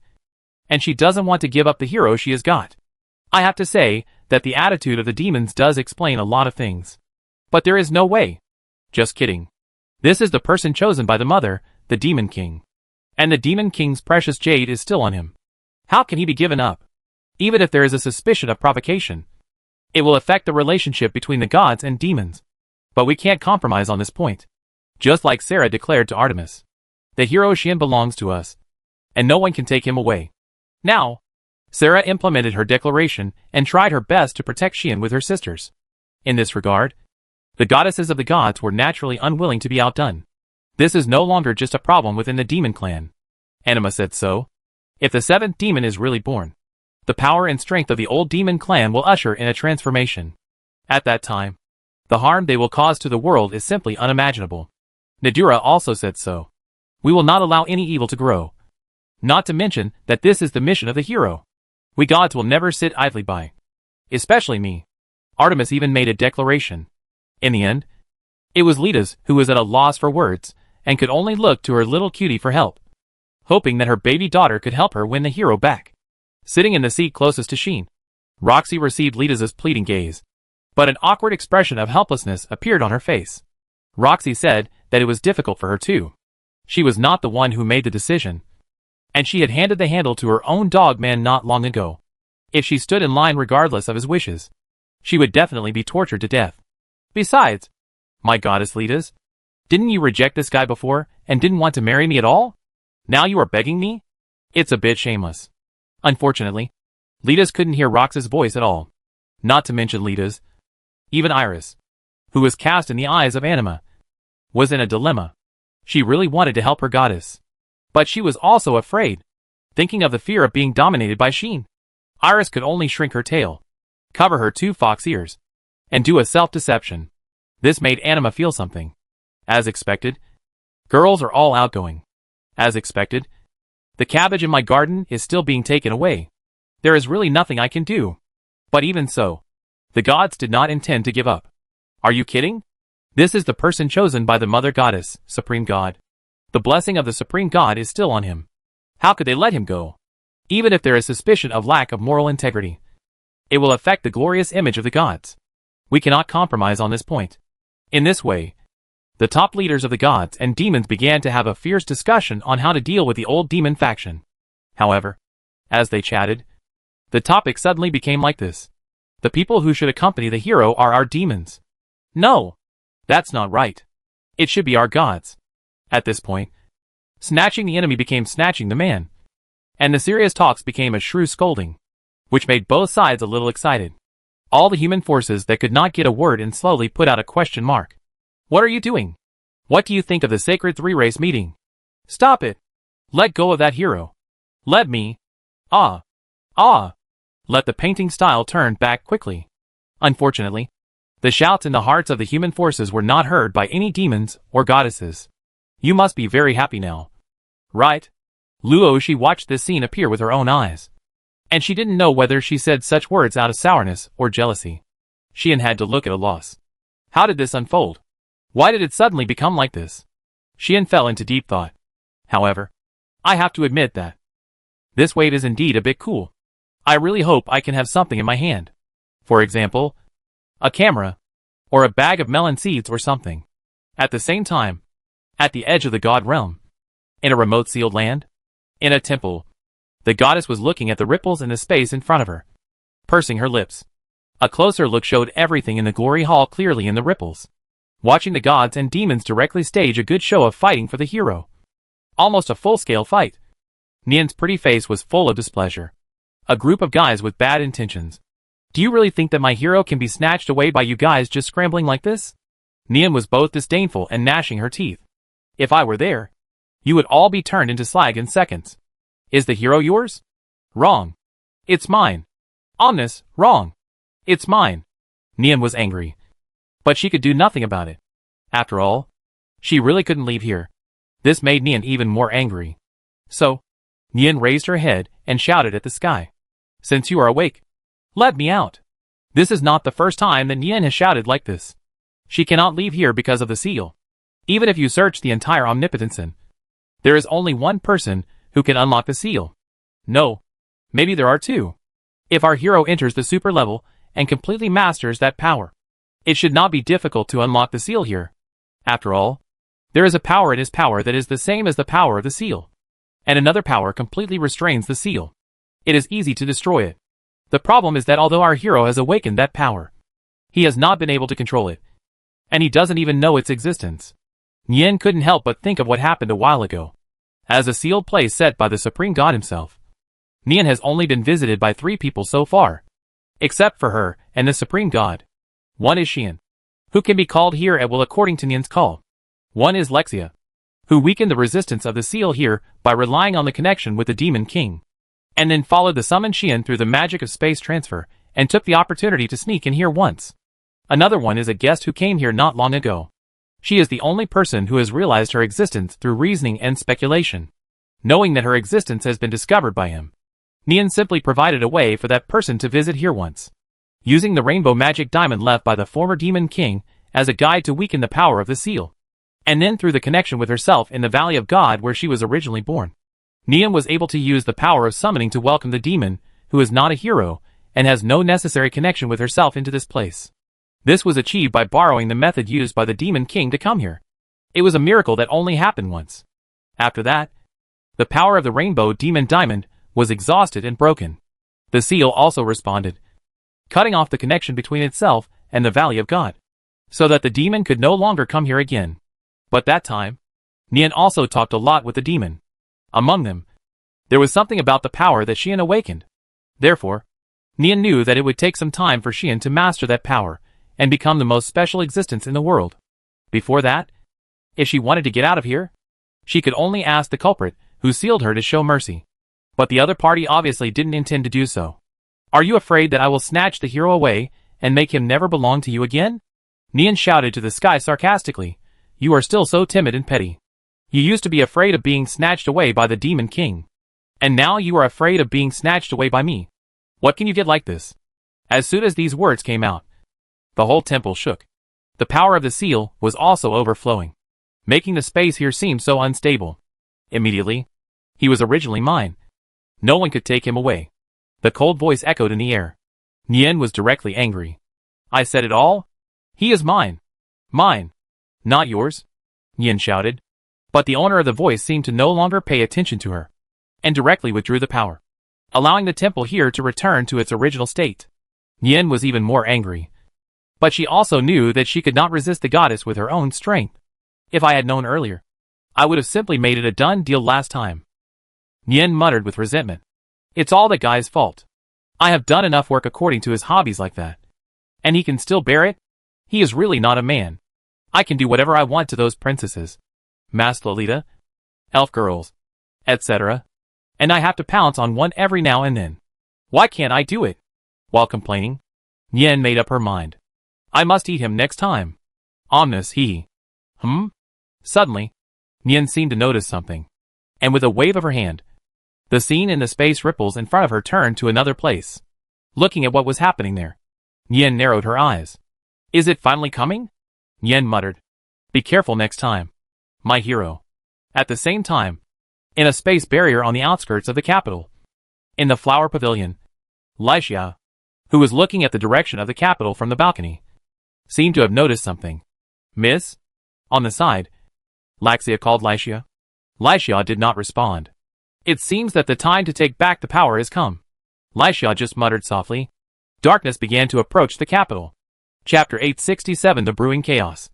At this time, the capital was still as lively as usual. Even more lively than usual. Although the three tribe talks were in full swing, there were still only a few people who were qualified to enter the Hall of Glory. Only the leaders and chief strongmen of each force had such qualifications. At the very least, the direct relatives of these people, such as the heirs and their descendants, could enter the Hall of Glory and participate in the three tribe talks. As for the guards, knights and subordinates, who followed the leaders of their own forces, they naturally could not get permission to enter the Hall of Glory. They could not even pass through the Lake Heart Island Bridge and enter the Lake Heart Island.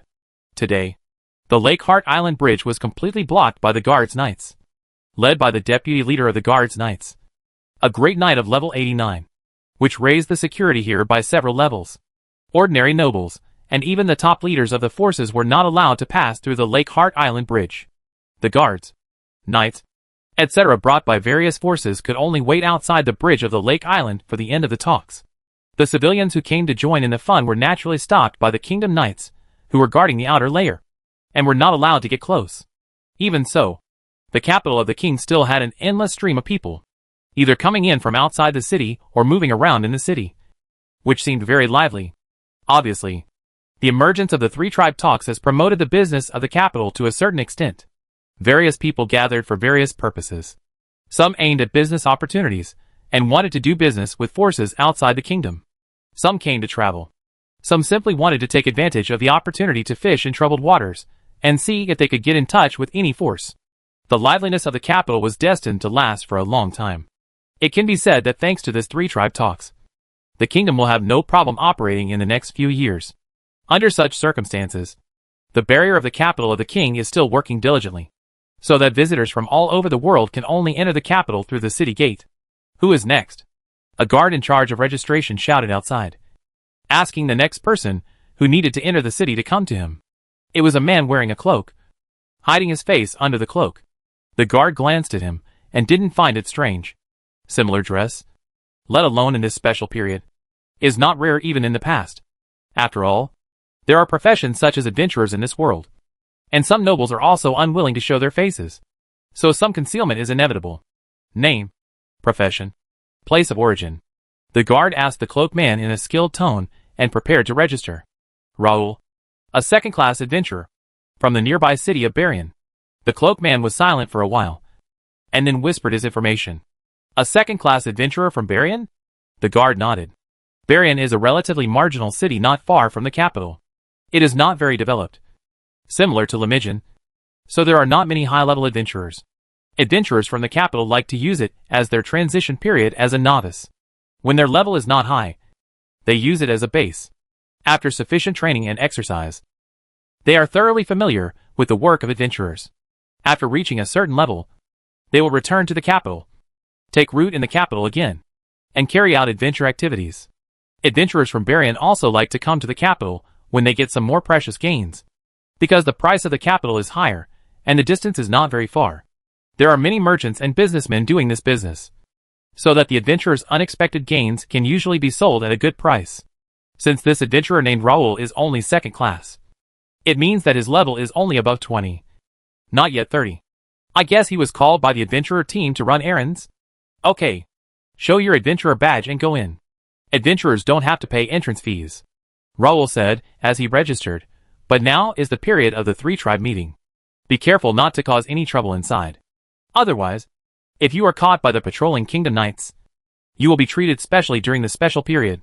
After warning like this, the guard let Raoul in after showing his adventurer badge. The adventurer named Raoul walked into the capital silently, wandered on the busy streets for a while, and then quietly walked into an alley. Stopping, Raoul took off his cloak hood in the dark. His face under the hood was not only pale and bloodless, but his eyes were also dull. The next second, "Pa!"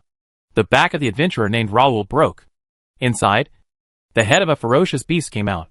The same scene appeared in every corner of the capital. The cloaked men who had just entered the city all went into the alleys like broken puppets, and finally broke their bodies, letting parts of the ferocious beast's limbs stick out of their bodies. Roar. Ah! Some suppressed roars gradually appeared in the alleys. In the capital, a chaos was brewing. Lake Island, Glory Hall. At this time, the goddesses and the demons were still arguing, and the quarrels were so fierce that many leaders and strong men of the human race were numb. They watched the three goddesses and the 6 demons like a debate, constantly refuting each other's arguments, trying their best to pull the heroes into their camp, and watched Xian, who was sitting in the demon seat, drinking tea at some point, with a leisurely look on his face. While his face was numb, a murderous intent gradually rose in his heart. Is it interesting? Is it interesting? Is it the purpose of your proposal for the three-tribe meeting to trick the dog in and kill it? Where is my knife? Bring me my knife. JPG. Not to mention the extras watching. Even Roxy, Capelin, Iris and others gradually felt unhappy, just because the top leaders of the 2 tribes said more and more excessive things. We are the best choice for the hero. We are the only ones who can accompany the hero. The tone of the goddesses and demons seemed more and more like they were fighting for a man. Such a scene, I am afraid, has never appeared in the history of Omnipotensen. The goddess of the gods and the demon of the demon tribe actually quarreled so fiercely for a man. The heroes of all generations would get up from their coffins and shout to Xian that we are different. However, Xian seemed to be indifferent, or he felt very happy watching the goddesses of the gods and the demons fighting each other. This made Luoshi want to strangle him. And what about Anqi? After trying to speak a few times and getting no results, he felt bored. Why not just leave it like this? Anqi wanted to give up. The current meeting was like this, entering a rather strange situation. The gods and demons no longer cared who summoned Xian. They just wanted to pull Xian to their side and prevent him from being captured by their old enemies. Anyway, as long as they got Xian, it would be a good thing. In this case, why bother about so much? The goddesses of the gods thought that since Xian could get the blessing of the mother goddess, he could be trusted. There was no need to worry about the conspiracy of the summoner behind him. They should grab him first. The demons of the demon tribe were more thorough. They already knew Xian's details, and knew that their mother had an extraordinary relationship with Xian. They said that they would never let the gods take Xian away. One side was for the mother goddess. One side was for the mother. Good guy. The hero Xian was desperately fought over by the 2 major races, because of the 2 most foul transcendent beings in the history of Omnipotensen. This made the human race become outsiders. They could only watch all this in a dull manner, and they didn't know what expression to use to face all this. Only Naz and Gira, looking at Anima and Najula, who were fighting with the demons for the ownership of Xian, gradually had a cold light in their eyes. Of course, they looked at Xian with more and more unkind eyes. Sensing a sense of malice and hostility, Xian immediately turned his head and met the gaze of Natsu and Gira. Seeing the unfriendly eyes and unhappy expressions of the 2, Xian's eyebrows jumped, and then he showed a sunny smile. Nats and Gira almost broke their mentality, and their whole bodies were torn apart. Laugh? What are you laughing at? Just when the emotions in Nats and Gira's hearts exploded directly. Suddenly, Anqi's face changed, and he took out a pocket watch from his arms. The pocket watch was flashing, and the pointer on it was turning very fast, which seemed unusually uneasy. Father. A voice came from Leah next to him, making Anqi turn his head and look at her. As a result, Leah's expression was also very solemn, because she knew very well what this pocket watch was used for. That was the phenomenon caused by the arrangement outside taking effect, which triggered the alarm. Arya. Anqi called his guardian knight. I understand. Arya nodded expressionlessly and turned away. Many people noticed this scene and looked at Anqi one by one. These people were basically the leaders of the human forces who had some connection with Anchi and made arrangements with Anchi. Havis, Capelin, Iris, Sophie and others all looked at Anchi thoughtfully. Anchi nodded to them and looked at the seat of the demons. There, Luoshi was also looking at him. After Anchi nodded to Luoshi, Luoshi understood. What happened? Xian finally noticed the scene. Nothing. Luoshi said lightly. It's just that the information you asked me to bring to my father and them before seems to have come in handy. Hearing this, Xian's eyes lit up and the corners of his mouth curled up. Appeared? Xian asked. Yes, it appeared. Luoshi confirmed what Xian said. Very good. Xian smiled suddenly. In his eyes, a deep brilliance was flashing. Chapter 868 Beast Nest. As time passed, evening soon arrived. The capital was still very lively. But there were some changes in this liveliness. I don't know when. A group of fully armed knights poured into the streets and began to block some areas. Specifically, some remote and uninhabited areas. The Kingdom Knights are carrying out their mission here. No outsiders are allowed to approach. Please stay away from this area as much as possible. One by one, the Kingdom Knights expressed their opinions to the people near the blocked areas, either forcefully or tactfully, making the people puzzled and confused. What happened? Why did the road suddenly start to be blocked? Did something happen during the three-tribe meeting? Who knows? The civilians could only discuss in confusion, and finally left the blocked remote areas honestly. This led to scenes of the knights blocking off an area in every corner of the capital, which puzzled the people. These people didn't know that there was something even more confusing. That is, after the people of the Kingdom Knights blocked off remote and uninhabited areas, armed forces began to enter them and searched frantically. Among these armed forces, there were the Kingdom's Guard Knights, the Empire Knights, the Orc Priests, and the Elf Division of the Elf, all of which were top forces from various human forces. Obviously, this action involved not only people from the kingdom, but also other human forces. They also obviously united together instead of targeting each other. Under such circumstances, things that happened in the remote areas and shadow alleys of the capital were discovered very smoothly very quickly. Found it. Here too. Look here. It appeared. In each corner, the combat units of the human forces finally discovered the darkness that appeared here. Roar. Ah. With their skin and flesh torn apart. It was as if a ferocious beast lived inside them. Or their bodies had turned into beast bodies. Or ferocious beast limbs broke through their flesh and blood and drilled out of their bodies. They roared completely out of their minds and rushed towards the knights, priests, and elf magicians who had discovered their existence. Go! Surround them. Don't let them leave here. The knights, priests, and elf magicians who encountered such a terrifying existence were not frightened. Instead, they seemed to be mentally prepared and went up to fight these monsters calmly. Bang! In the corner of an alley, several monsters were hit by flames and instantly ignited. They struggled and burned in the flames and turned into ashes. What kind of monsters are these? Jenna, who had used the fire magic just now, shuddered as he joined forces with several elven magicians. Are these the monsters that the queen asked us to cooperate with the kingdom's knights to deal with? Jia Lur, who was in charge of the team, also held a staff and frowned. Not far from the magicians of the elven division, a group of orc priests were also dealing with these monsters. Naturally, the knights of the kingdom and the empire were not to be outdone. Hey! Tilly held the sharp knight's sword and killed a monster that pounced on her while taking a few breaths. Puff! A big sword also cut through the air, cutting a ferocious beast that broke free from a human body in half, causing a lot of blood to splatter all over the place. Aridia held the big sword tightly, looking at the monster she had killed, frowning. Is this the beast's nest that His Highness mentioned? Aridia murmured in a low voice. Beast nest. It refers to a place where a demon is living inside the body. The body is occupied by the demon, and the demon is integrated with the demon, becoming the parasite of the demon. It is like a mobile demon nest. Just a few days ago, Luoshi suddenly found Enshi and mentioned this existence to Enshi and even Leah in front of Aridia. This is the information obtained from the old demon faction called Shiodi. With such a sentence as an opening remark, Luoshi explained the details of the whole thing. Specifically, on the day of the three-tribe meeting, a part of the old demon faction will attack the capital. This is the attack plan that came into being when the three-tribe meeting was proposed. The proposer is none other than the old demon faction beast nest where Shiodi is. According to him, the leader of this old demon faction is a legendary strongman named Burke, who is as high as level 97. Burke has a unique skill, which is called Beast's Nest, the name of the old demon clan he created. This unique skill can use wild beasts, fierce beasts, and even monsters as materials, and force them into the human body, turning the person into a mobile beast nest that feeds the beasts in the body.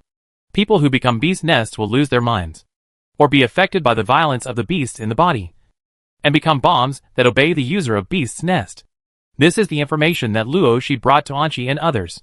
And this information just explains why the people of the old demon clan have been capturing monsters recently. The reason is actually very simple. That is, they need to use these monsters. They want to hand these monsters over to Burke. Let Burke use the ability of Beast's Nest to make bombs called Beast Nests, and then send these bombs to the royal capital to detonate them. Their plan was simple. They would first use the Beast Nest to cause chaos in the capital, and then send people who were good at stealth, assassination, and intelligence skills to sneak into the capital and break the barrier of the capital. Then, several old demon clans led by Beast Nest would be able to attack the capital in a big way, create slaughter in the capital, and disrupt the three clans' talks. They even had several backup plans, such as moving the Beast Nest carrying poisonous monsters to the water source, poisoning the water in the capital, and even letting the Beast Nest bring real explosive magic props to the vicinity of the Glory Hall to blow up the Glory Hall and all the participants in the talks. Luo Shi's words shocked and angered Anqi, Leah, and others. So, after discussing, Anqi and Leah decided on the spot to unite with other human forces to resist Beast Nest and the rest of the old demon clans. Perhaps, the people in the capital don't know it all.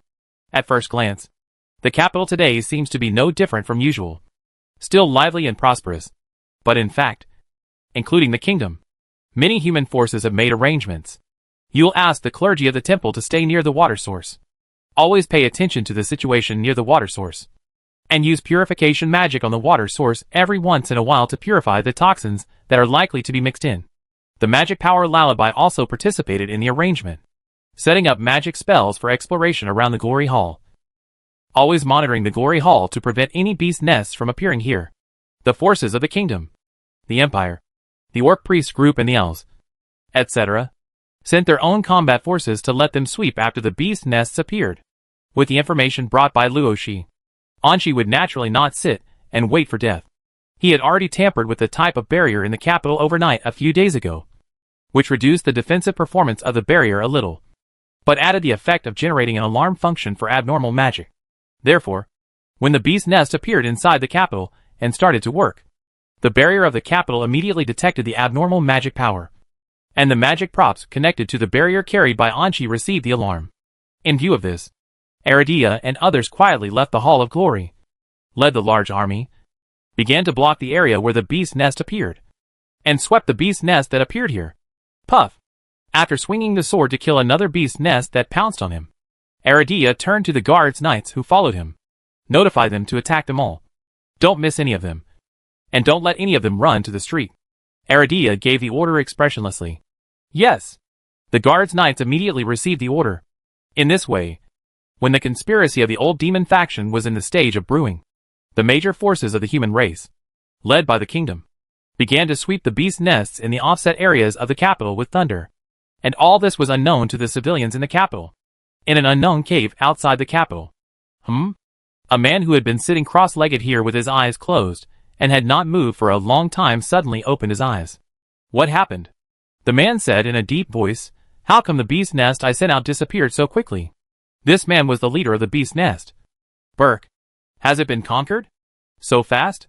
Burke frowned more and more, and vaguely sensed something was wrong. The beast nest will be conquered. That is inevitable. Even if they rushed to the streets of the capital, where they were wanton and committed countless murders, and perfectly fulfilled their role, they would be conquered sooner or later when the nearby knights reacted and rushed over. In other words, Burke had already prepared for the beast nests to be conquered one by one. However, it stands to reason that the beast nest sent to the capital should have just started to attack, and it should not have had time to attack. How could it be destroyed so quickly? Someone come! Burke was silent for a while, and then called for someone. Leader, leader. Suddenly, the cloaked men in black appeared one by one and knelt in front of Burke. Burke immediately gave orders. Inform the other leaders of the old demon clan. Tell them that the plan may change, and take action now. You too. Send someone to sneak into the capital. And make sure to unlock the barrier of the capital. Also, release the higher-level beast nest. Burke gave several orders in a row. Yes. The men in black took the order. All left the cave. And went down to execute it. I have a bad feeling. Burke murmured. Waves of animal roars were heard from his body. And a mad look gradually appeared in his eyes. Chapter 869. Some sacrifices must be made. Burke's instructions were immediately heard by the other leaders of the old demon clan. Why are they ready to sneak in so soon? Aren't they going to wait for the beast's nest to create chaos? It's evening now. Isn't it? Sneaking in before nightfall is much more difficult than after nightfall. Some of the leaders of the old demon clan were puzzled. Some were puzzled. Some were surprised. And some frowned. But in the end, they all chose to follow Burke's instructions. After all, Burke was the strongest among them. The plan to attack the capital and create chaos would be much more difficult without Burke's beast's nest. In order to achieve their goals, disrupt the three tribe talks, and even disrupt peace, and let the world return to the chaos 1,000 years ago, when the demon king had not yet passed away. The leaders of the old demon clan did not care too much and sent out the infiltration troops that had been prepared long ago. However, leader, all the infiltrators were stopped outside the gate of the capital. Leader, magical items that can detect stealth skills are set up at the gate of the capital. Leader, all the infiltrators were caught by the knights of the kingdom. Leader, leader, leader. In less than 10 minutes, bad news came one after another to the ears of the leaders of the old demon clan, making these leaders horrified. How is it possible? Didn't they collect intelligence in advance to confirm that the gate would not be equipped with magic items that can detect stealth skills because of the convening of the three-clan meeting? The kingdom is not afraid of being accused of violating their privacy by spying on the leaders of other forces. Damn it! The leaders of the old demon clan were shocked and angry. While they were in shock and anger, bad news came one after another from Burke. All my beast nests were annihilated. All the infiltrators were caught. A large force was sent out from the capital to search the nearby area. Even the elf division of the elf clan was assisting the knights of the kingdom. And the magicians of Lullaby were preparing to use large-scale exploration magic to find suspicious people. Burke couldn't sit still and stood up directly. His expression was very ugly. At this point, Burke could see it. My plan was leaked. So the kingdom had already taken precautions? Damn it! The magic power on Burke's body vibrated, shaking the entire cave. A group of old demons from Beast Lair looked at Burke with a hideous face and felt the astonishing pressure rising from his body. They dared not even breathe and could only lower their heads in front of Burke, looking trembling with fear. Not long after, the other leaders of the old demon clan also couldn't sit still. They came to the cave one by one and met Burke. What is going on? Why did the actions fail one after another? Judging from the situation, the kingdom was well prepared and set a trap for us to jump into. Right? What should we do now? The leaders of the old demon clan questioned Burke anxiously. Burke was furious, but his face was cold. He wanted to ask these guys if they had leaked information. That's right. Burke suspected that it was these people from the old demon clan who leaked information, which led to this situation. It's not that he didn't suspect his subordinates, but before they set out, the old demons under his command had been parasitized by him using the beast lair and were now under his control. It was impossible for them to hide it from him and leak information to the outside world. Before setting off, he also strictly controlled the old demons under his command. Except for the group of Shudi who he had sent to the capital and failed to invade Boztut's house not long ago. No one left his sight.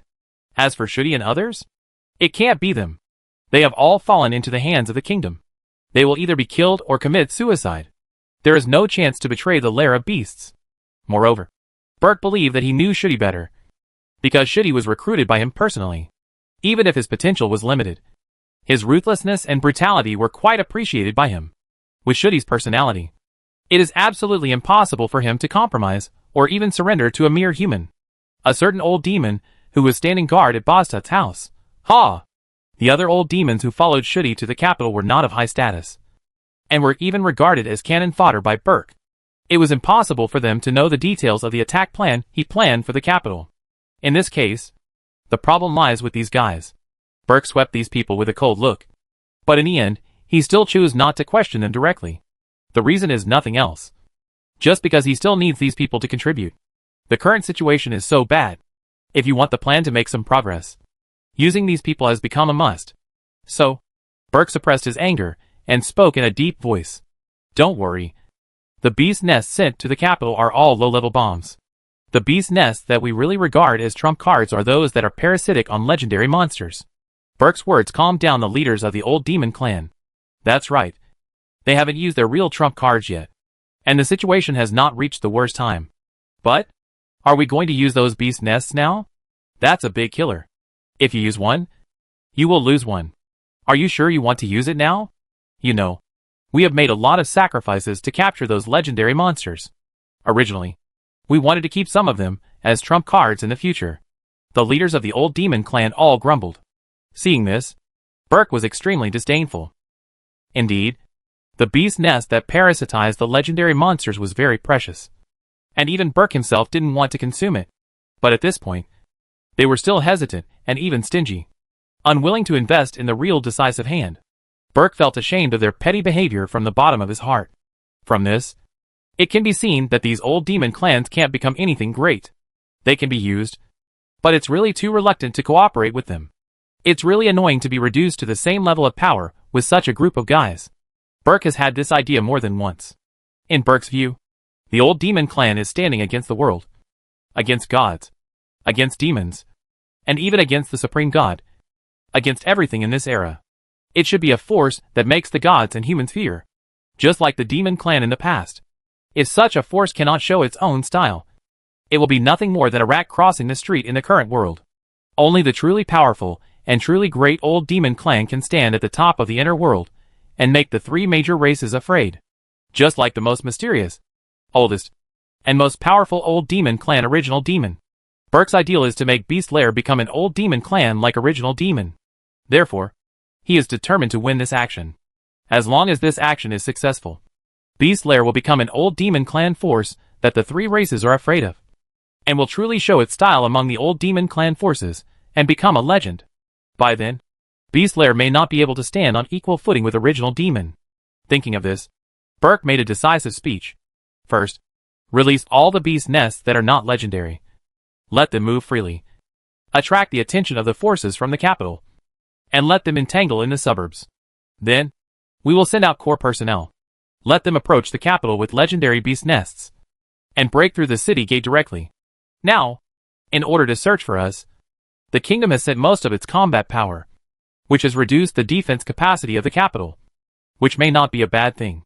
Burke persuaded the leaders of the old demon clan with such reasons. The leaders of the old demon clan were moved, but a little hesitant. Will this work?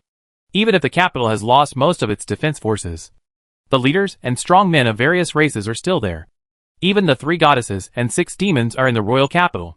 If we send core personnel and the legendary beast nest over there, wouldn't that be courting death? These leaders still have some concerns. Burke immediately snorted coldly and said, don't forget. We are all mentally prepared for this before coming here. That's right. Who doesn't know that the capital is full of powerful people now? Who doesn't know that the 3 goddesses and the 6 demons are now in the capital? If you enter the capital to cause trouble, even the most powerful legendary strongmen will die. Right? But the old demon factions still have to do this. In order to disrupt the 3 race talks. In order to prevent the 3 races from returning to peace again and causing the world to stagnate. Some sacrifices must be made. Burke warned coldly. We will carry out this action because we have made such a decision. Once the bow is drawn, there is no turning back. If you withdraw at this time, don't think that the moon demon Sarah and the goddess of fate Letas will forgive you afterwards. After Burke said this, the leaders of these old demon factions also realized that at this point, there is no way to regret it. In that case, let's do it. Even if it means losing core personnel and legendary beast nests. It doesn't matter. As long as we can disrupt the 3 tribes' talks. We have achieved our goal. Let's wait here to reap the fruits of victory. The leaders of the old demon tribe finally compromised. However, they didn't notice that the sneer on Burke's face was very strange. The fruits of victory? That's mine. It has nothing to do with you. Burke had already made up his mind that once the plan succeeded, he would use these old demon tribe leaders as sacrifices to appease the anger of the gods and demons and push them out. And what about him? Of course he ran away. After all, Burke didn't think he could withstand the anger of the 3 goddesses and the 6 demons. So, some sacrifices must be made. Burke sneered in his heart. They didn't even notice that countless stars were shining in the sky. There, a meteor shower appeared. Chapter 870 The real threat emerges. In the cave, Burke, who had already come up with a countermeasure with the leaders of the old demon clan, suddenly felt an indescribable palpitation. Moreover, this palpitation gradually evolved into a sense of crisis, which made Burke's heartbeat begin to accelerate. Roar. Roar. Indistinctly, Burke seemed to sense the panicked roars of the pets in his body. Not good. Burke's face finally changed. Without thinking, he turned into a stream of light and rushed out of the cave. What? The leaders of the old demon clan were all stunned by Burke's sudden move. Seeing Burke leave, these leaders looked at each other, not knowing how to react, until waves of wailing came into the ears of these people. That was not the wailing of a person, but the wailing of the atmosphere. The rumbling sound of the atmosphere gradually resounded like a wail, and it became louder and louder, causing the leaders of the old demon clan to open their eyes wide. Not long after, the terrifying magic fluctuations also seemed to be released from the sky, and they were felt. They opened their mouths and wanted to express something with horror on their faces. Unfortunately, it was too late. Boom! When the deafening roar sounded, the cave collapsed. The meteor that fell from the sky fell on the top of the cave, and the huge meteorite carried great destructive power, smashed the earth in an instant, and sank the entire cave. Boom! The deafening roar began to sound one after another. Meteors continued to fall from the sky, and huge meteorites crashed to the ground, ravaging the land in this area inhumanely. As a result, sand and dust continued to explode, turning into waves of dust, sweeping around. As a result, the earth was shattered one after another and collapsed continuously. Debris, rubble, sand and dust, blasts, and the wailing of the atmosphere all appeared in this world. The horrifying movement even affected the capital. What happened? Is there an earthquake? Look at the sky quickly. Meteor shower. Oh my god! This meteor shower again! The people of the capital screamed in fear. There was no way. This was not the first time they had encountered similar scenes and similar situations. At the beginning, when half of the Kingdom Knights were destroyed by the Galioli family in the Battle of Atrus Canyon, this meteor shower appeared. This meteor shower also appeared when the Bostut family clashed with the Duke of Lizica's family. Whenever this meteor shower appears, there will always be horrifying scenes of destruction and terrible disaster-like casualties in the capital or near the capital. Now, the meteor shower appeared again, naturally making the people of the capital who still remembered it terrified. Of course, all the leaders and strong men in the Hall of Glory also noticed something was wrong. The gods and demons had stopped arguing and looked at the meteor shower under the setting sun in the evening, as if they understood something and remained silent. Many leaders and strong men of the human race also whispered to each other, and finally looked at the seats where the demons were. There, the 6 demon sisters were still sitting. However, at some point, a brave man, a princess, and a little goddess, who were invited by the 6 demon sisters to sit down, disappeared without a trace.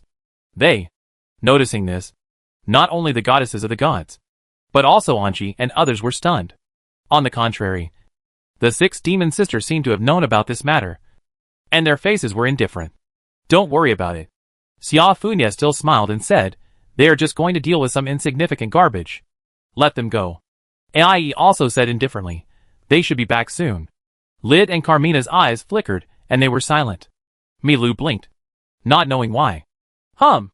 Litas, Anima, Nadura, Artemis and others seemed to realize something, and seemed to be fed up with the demon's caring appearance of knowing the people who had temporarily left, and snorted unhappily. Let's stop here today. Syra said so and turned to Anchi. Anchi thought about it, and did not object. Although preparations have been made in advance, the capital has indeed been attacked now, and it is unknown what will happen next. In this case, it is a good thing to end today's talks. In this way, I can deal with the next things myself. Thinking of this, Anchi looked at Havis, Iris, Sophie and others. I have no objection. Havis naturally understood Anchi's thoughts, and nodded with a smile. I have no objection either. Iris quickly echoed.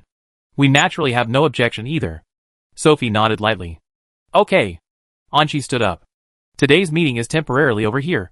Please arrive at the Hall of Glory on time at the same time tomorrow. I wish you all a peaceful night. With Anchi's closing words, the meeting was declared over. However, tomorrow, the same topic will definitely be brought up again. The top leaders, Leaders and strong men of all forces decided that after returning, they must think carefully about what to do next. Whether it is the matter of the original demon, or the second demon creation plan and seventh demon creation plan. None of them are small matters to them. They really need some time to think about what position they should put themselves in, and whether they should join this game. Anyway, the gods and demons will definitely participate, and the heroes will also be involved.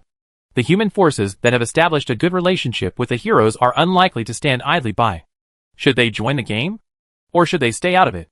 Also, what attitude should they take towards this special hero? All these require the leaders and strongmen present to think carefully. With such thoughts in mind, the leaders and strong men of the forces prepared to leave. However, no one noticed that Nats and Gura looked at each other, and both showed a somewhat cold smile. Is it almost done? The two thought so in their hearts, and raised their heads to look at the ceiling in the open air. At the same time, Litas, who was about to stand in anger, paused, as if she had noticed something, and suddenly raised her head.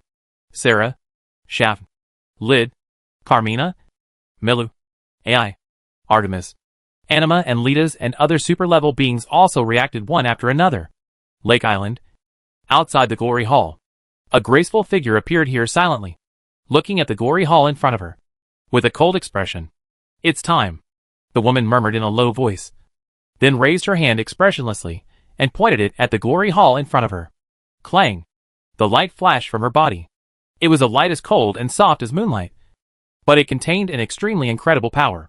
The light spread out like this, instantly covering the entire glory hall. Not long after, the woman also merged into the moonlight-like radiance and disappeared. On the outskirts of the capital, on the top of a high mountain, the demon man with several black-robed magic fighters looked at the capital, and seemed to see the glory palace shrouded in the cold moonlight. It seems to be successful. Donna smiled slightly, as if he was very happy. A girl's voice immediately reached his ears. I have to say that your father is very courageous. He dared to attack those beings alone with a great apostle. If you hadn't explained it to me, I would have thought that your father was crazy. The girl said this with emotion. He is indeed crazy. Donna's did not hide his thoughts at all, and said directly, for thousands of years, he has been in this state of neither up nor down, and has always wanted to become a complete demon. He has been crazy about it. Otherwise, how could he let Parion attack the succubus? And how could he create such a monster? For true transcendence? The girl was silent for a while, then smiled and said, now I can understand him. Don't do that. Please? Donna's advised calmly. His madness will not only hurt others, but also himself. It is not unscrupulous, but blind pursuit. He wants to try any method. If you learn from him, you will destroy yourself one day. What a harsh evaluation. The girl said without comment, his plan is not impossible to succeed. Right? That's why I will cooperate with this farce. Donna smiled slightly and said, moreover, this is also an opportunity for me. The latter sentence is your true words. Right? The girl laughed and said, what are you going to do? It's very simple. Follow his instructions, and create as much trouble as possible for the brave man to delay his steps.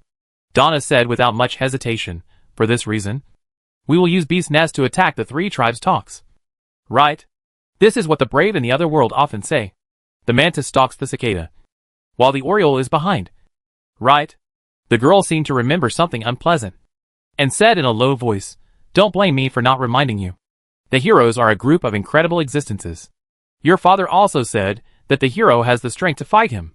With your current strength, you can't do anything to him. I didn't want to do anything to him. I just wanted to delay him. Donna shrugged and said, besides, don't I still have you? Oh! The girl raised her eyebrows and said, don't you plan to continue hiding my existence? Of course not. Donna said lightly, my father probably planned to let me give the hero a head. In this case, how can I not give him a big surprise? It's up to you. Anyway, I have a debt to settle with the hero. The girl said in an inexplicable tone, but you have to remember that you don't have much time. I know. Donna's nodded obediently, and said to himself, after all, our great apostle Moon is only passively using the power of the Demon King with his unique skills. Even if he can trap the top and strong people of various forces including the three goddesses and the 6 demons, this period of time will not be too long. But this time is enough to do a lot of things. Both Donna's and Donna's father thought so. Look! The real master has already made a move. Donna's raised his head and looked at the sky of the royal capital. There, a figure like a god and demon descended from the sky, rolling up terrifying magic power, and appearing with swirling clouds. On the land behind him, countless monsters came towards the royal capital like a running herd of beasts. And in the clouds, behind that figure, a huge black shadow bound by chains was looming.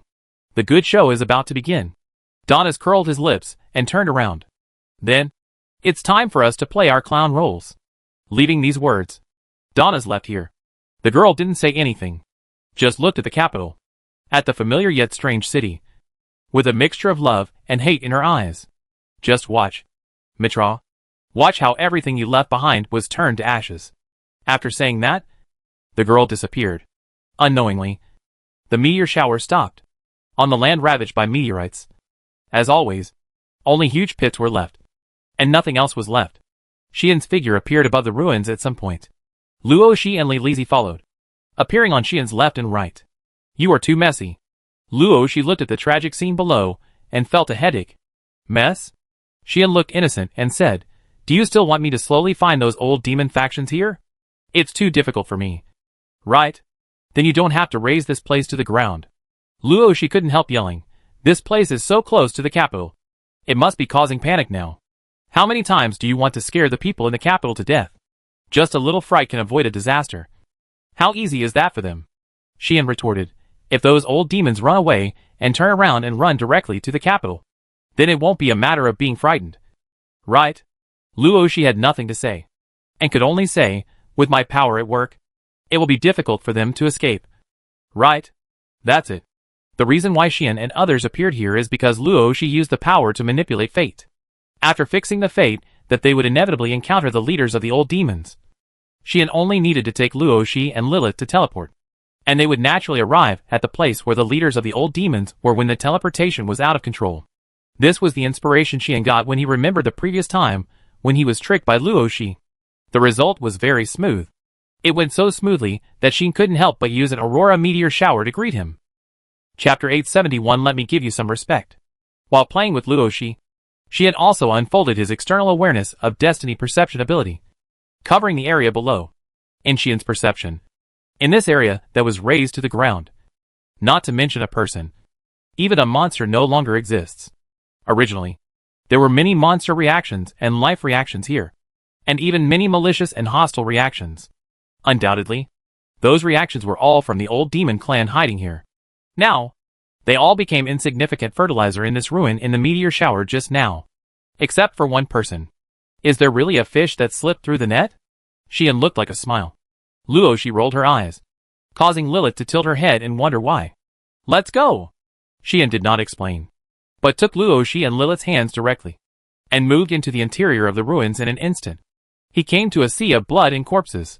It was indeed a sea of blood and corpses. However, it was not a sea of blood and corpses of humans, but a sea of blood and corpses of monsters. Countless monsters seemed to be crushed. Some turned into meat paste, and some only had broken body parts, scattered all over the ground, making the whole ground full of blood. Ahem. In such a sea of blood and corpses, a demon man pushed away the corpse of a monster that was pressing on him, and lay on the ground, coughing continuously. He did not notice Xian's arrival. Xian looked at the demon man with interest, and suddenly spoke. So that's it. Using the large monster in your body as a shield, and hiding under the monster to escape. With this method, it seems that you should be the leader of Beast Lair, the legendary strongman named Burke. Right? Xian's sudden greeting made the demon man stiffen all over, and he suddenly raised his head and looked over. A closer look showed that although the other party had escaped, he was in a very bad state. Not only was his body covered with dust and mud, his face was also covered with dirt, and there was blood on the corner of his mouth, proving that the meteor shower just now did not cause him any harm. But his injury was obviously not serious. The moment he saw Xian, he still had the energy to vibrate his magic power, and blew away the remains of the monsters around him. Who are you? Burke asked sharply. In fact, he wanted to ask whether the meteor shower just now was caused by Xian. As for Xian's identity, Burke actually had some guesses. The reason is very simple. Even though Xian has been able to completely control the sacred power of the Holy Sword and make the fluctuations of the sacred power on the Holy Sword no longer so obvious, the appearance of the Holy Sword is still very conspicuous when it is not sealed. Anyone who knows the value of the sword will inevitably guess about the golden sword hanging on Sheen's waist. Furthermore, Roxy and Lilith standing next to Sheen were also very conspicuous. One was as beautiful as a goddess. The other was as cute as a doll. Add to that the holy sword that Roxy also hung on her waist, and the faint aura that could be seen on Lilith. How could Burke not guess their identities? At least, Burke could definitely guess Roxy's identity. The kingdom's treasure. The most beautiful woman of the human race. The descendant of Mitra. The real princess. Roxy loves Mitra. Compared to Sheen, who had only appeared in Omnipotensen for more than half a year, Roxy was undoubtedly more recognizable. As far as Burke knew, there was only one young noble who could make the kingdom's treasure follow him obediently, holding her hand unscrupulously, and with a young goddess by his side. Therefore, when Burke asked loudly, the magic power rushing out of his body did not even stop for a moment, causing a real beast roar to sound from his body. Roar! Roar! The next second, several huge monsters suddenly emerged from Burke's chest, as if they had emerged from an invisible alien gate, and rushed toward Sheen frantically. Burke, taking the lead, released the monsters raised in his body without hesitation. As the actual user of Beast Lair, Burke's body naturally also has powerful monsters. Moreover, unlike other people who have lost their minds due to the parasitism of monsters, and become puppets controlled by others, Burke can easily control the monsters parasitic in his body with the help of Beast Lair, unless the level of the monster is higher than his. In other words, as long as the monster is lower than Burke's level, Burke can stuff them into his body at will, raise them, make them a part of himself, and be controlled by himself. Even Burke can extract the power of the monsters parasitic in his body to enhance his own power. But the price is that the monster whose power has been extracted will die suddenly afterwards, and can no longer survive. Just now, Burke released some of the monsters in his body, making them his meat shields and helping him withstand the ravages of the meteor shower. Now, Burke released some of the monsters in his body again, letting the monsters rush to Sheen one after another.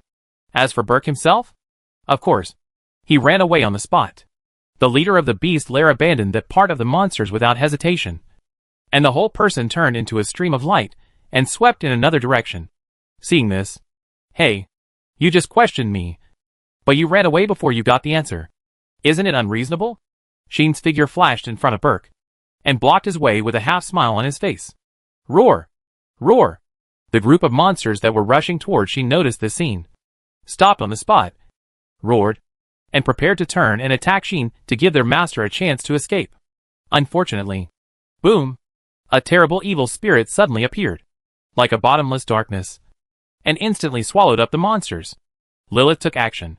She stretched out a small palm and summoned the extremely rich evil spirit, letting the evil spirit rush out one after another, instantly swallowing up the monsters that rushed over. Those monsters roared in pain in the evil spirit, and finally their eyes turned red, and they completely turned into violent evil creatures. This scene was seen by Burke, who was fleeing. Sure enough, she is. Burke was shocked, and completely confirmed that he had encountered the most dangerous existence in history. The strongest evil god, Lilith. An existence that is opposite and equal to the goddess of justice Artemis. A super powerful person comparable to the demon. Such an existence is simply not something he can contend with. He can only escape. Must escape. If you can't escape, you'll die. Get out of my way. At that moment, Burke roared, and an extremely terrifying power burst out from his body. Boom! The amazing magic power burst out from his body, turning into a storm, sweeping the whole place. That was a power beyond his level. That was a strength that a mere legendary level could never show. Burke's body, waves of beasts wailing sounded, telling others how painful those monsters living in his body were now. At this moment, Burke used the ability of Beast's Lair to squeeze the power of the monsters living in his body, allowing himself to burst out with amazing strength.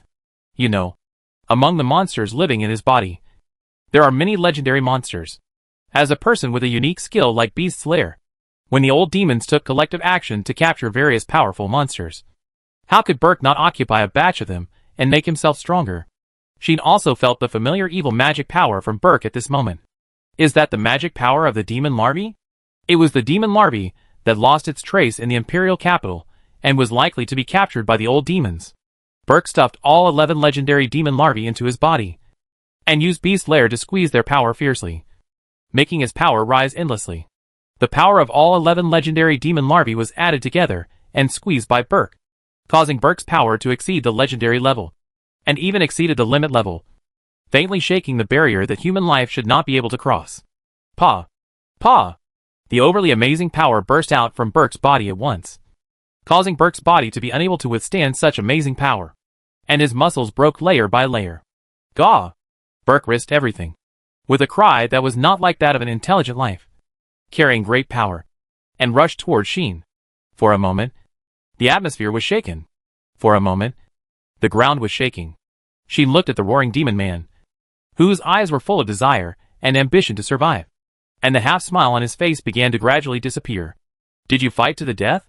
Sheen murmured, saying, "In this case, I will not laugh at you, and give you a decent look."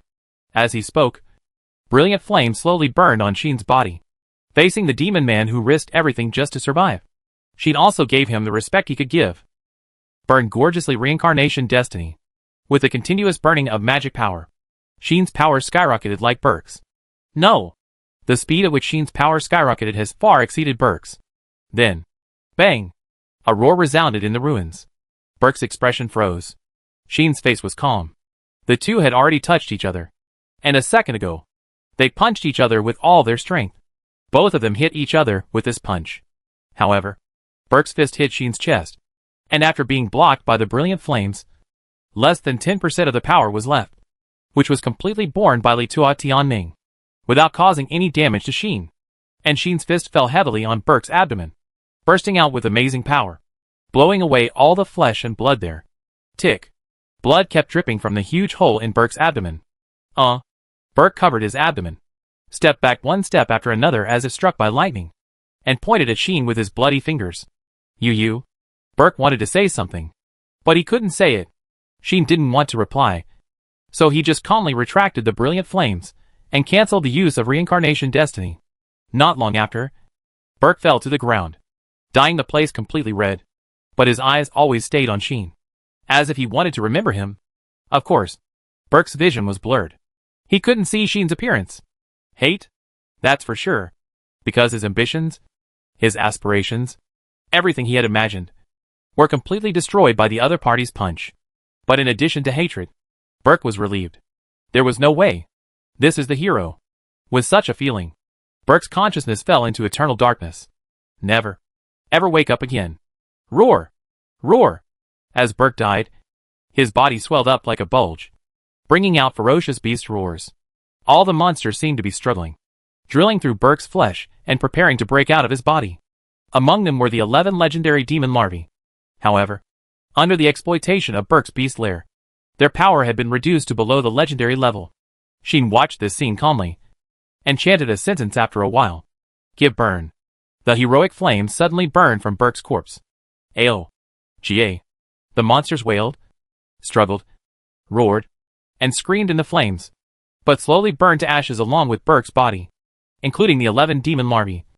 After more than a month, they died in the hands of Sheen. Sheen stood in front of the fire, watching all this, neither happy nor sad. Luoshi and Lilith returned to his side together. In this way, all the old demon factions, including the beast lair, were conquered. Luoshi looked a little sad. What is the situation in the capital? Sheen nodded, without getting entangled in this topic, and asked directly, with the arrangement of his father and others. Those beast nests with low levels can't make any waves. Not to mention those old demon faction assassins, who didn't even get into the door of the capital. I'm afraid they have all been arrested. Luoshi said this, but her tone was not relaxed. What? Sheen asked doubtfully. Isn't this good? That's what he said. But Sheen's tone was not very good. The reason is very simple. I don't know why, but I always have a bad feeling. Luoshi looked worried. Sheen didn't say anything, because, like Luoshi, he gradually felt a sense of heaviness in his heart. This feeling, this omen, made Sheen unable to ignore it. Let's go! Sheen made a quick decision. Let's go back. As soon as these words came out, a laugh immediately responded to Sheen's speech. This won't do, my brave lord. Chapter 872 A True First Meeting. The sudden voice made the eyes of Sheen, Luoshi and Lilith freeze. Who? Luoshi turned her head sharply and looked in one direction. Lilith remained silent. with only the evil spirit surging in her body. As for Xian, he almost immediately unfolded the perception ability of external awareness of destiny. Immediately, he turned in one direction and stretched out a hand. Grand explosion. After a short magic chant, a huge rock in front suddenly exploded violently, blowing the huge rock and the surrounding things into pieces. However, in the violent explosion, several black shadows were mixed with rich black light, protecting a person, and flashed out from the center of the explosion safely. Xian and the other two saw the true faces of those black shadows almost instantly. They were all black-robed people wearing long robes and hoods, and it was completely unknown what they looked like.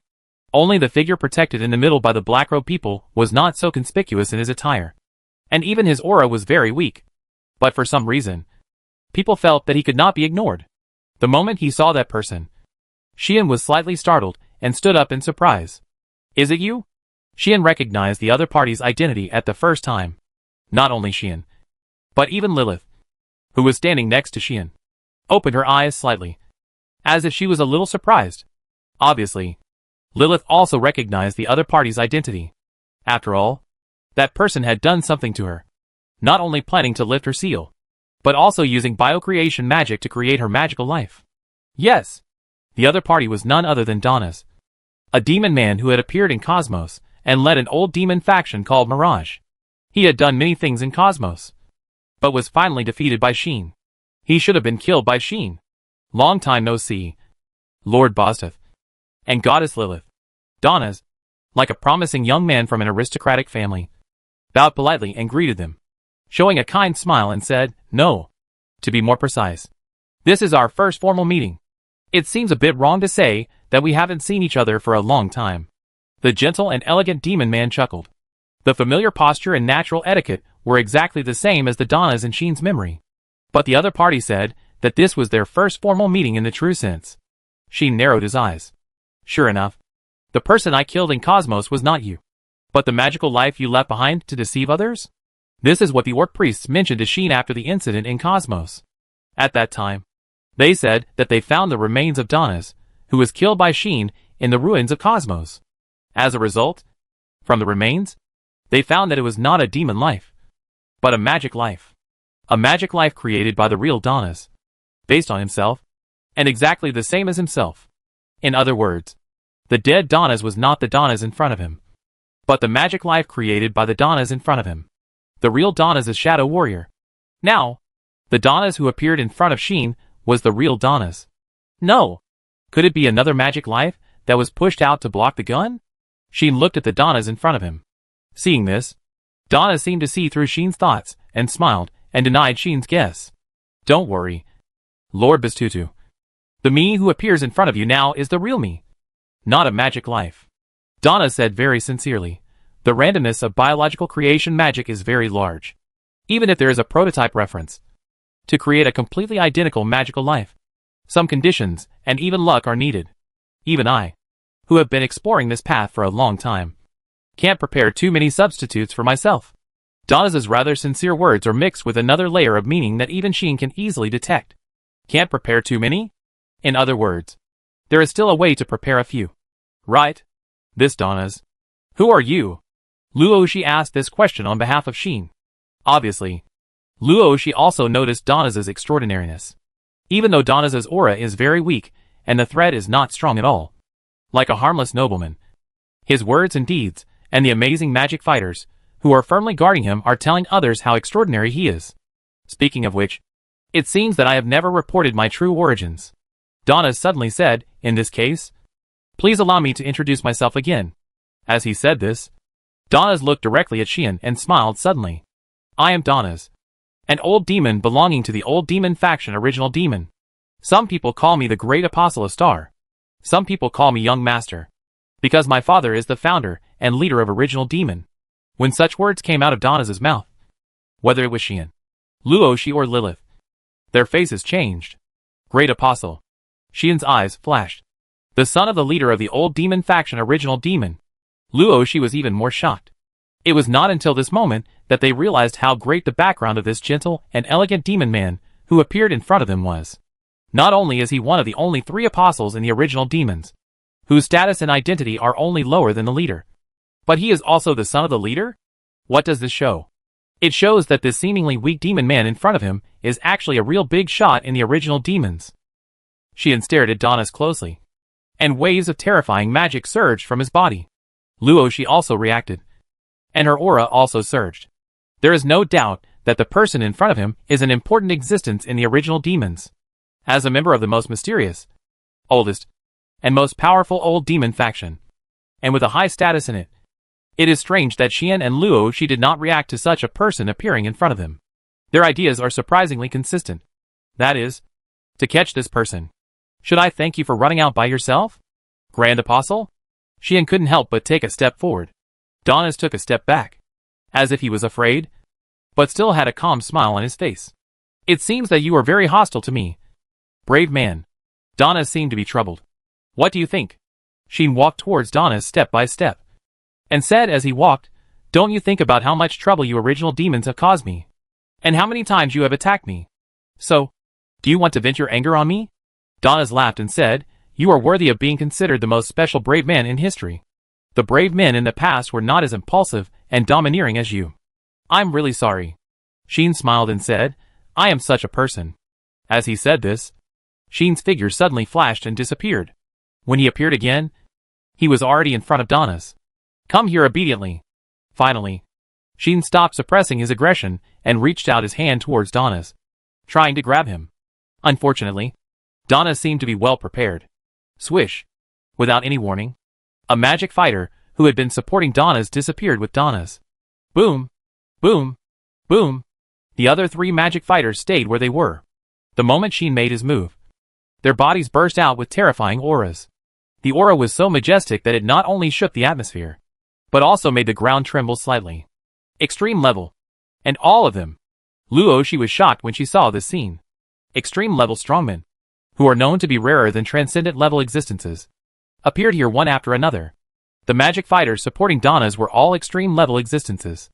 In a flash, all the magic fighters turned towards Xian and released violent lightning. The lightning magic, in the hands of these three extreme magic fighters, showed extremely amazing power. Boom! A corner of the ruins razed to the ground by the meteor shower. A roar suddenly spread.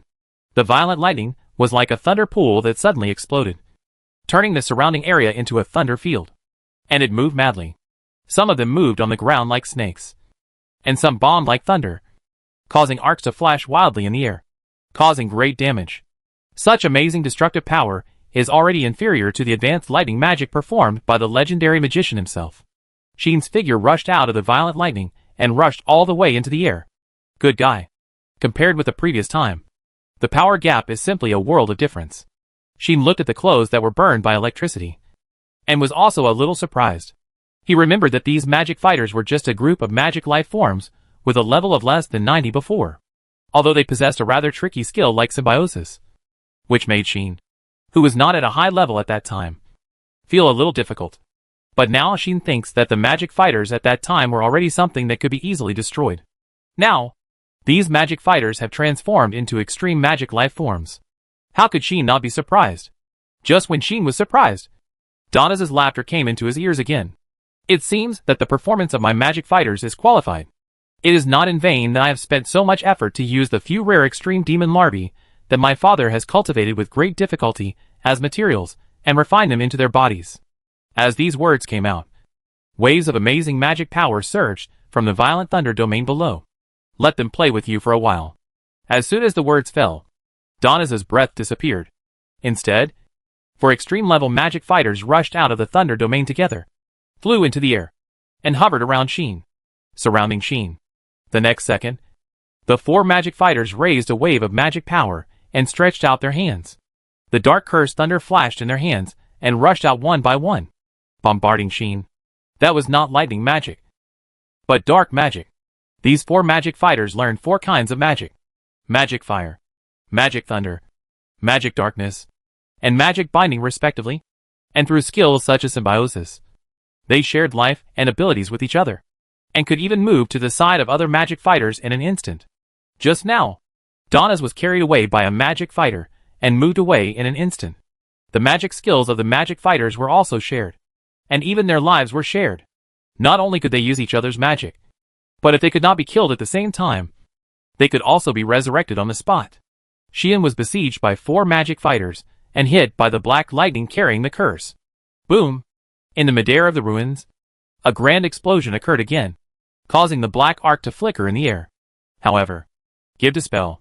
In the center of the black arc, a chanting sounded. Buzz! The wave of magic power vibrated out, wiping out the black arcs one by one, turning them into magic residue and dissipating. She had appeared in the center of the explosion and scathed. Do you think I am still the same me as before? Xian raised his eyelids. His eyes were like torches. Give binding.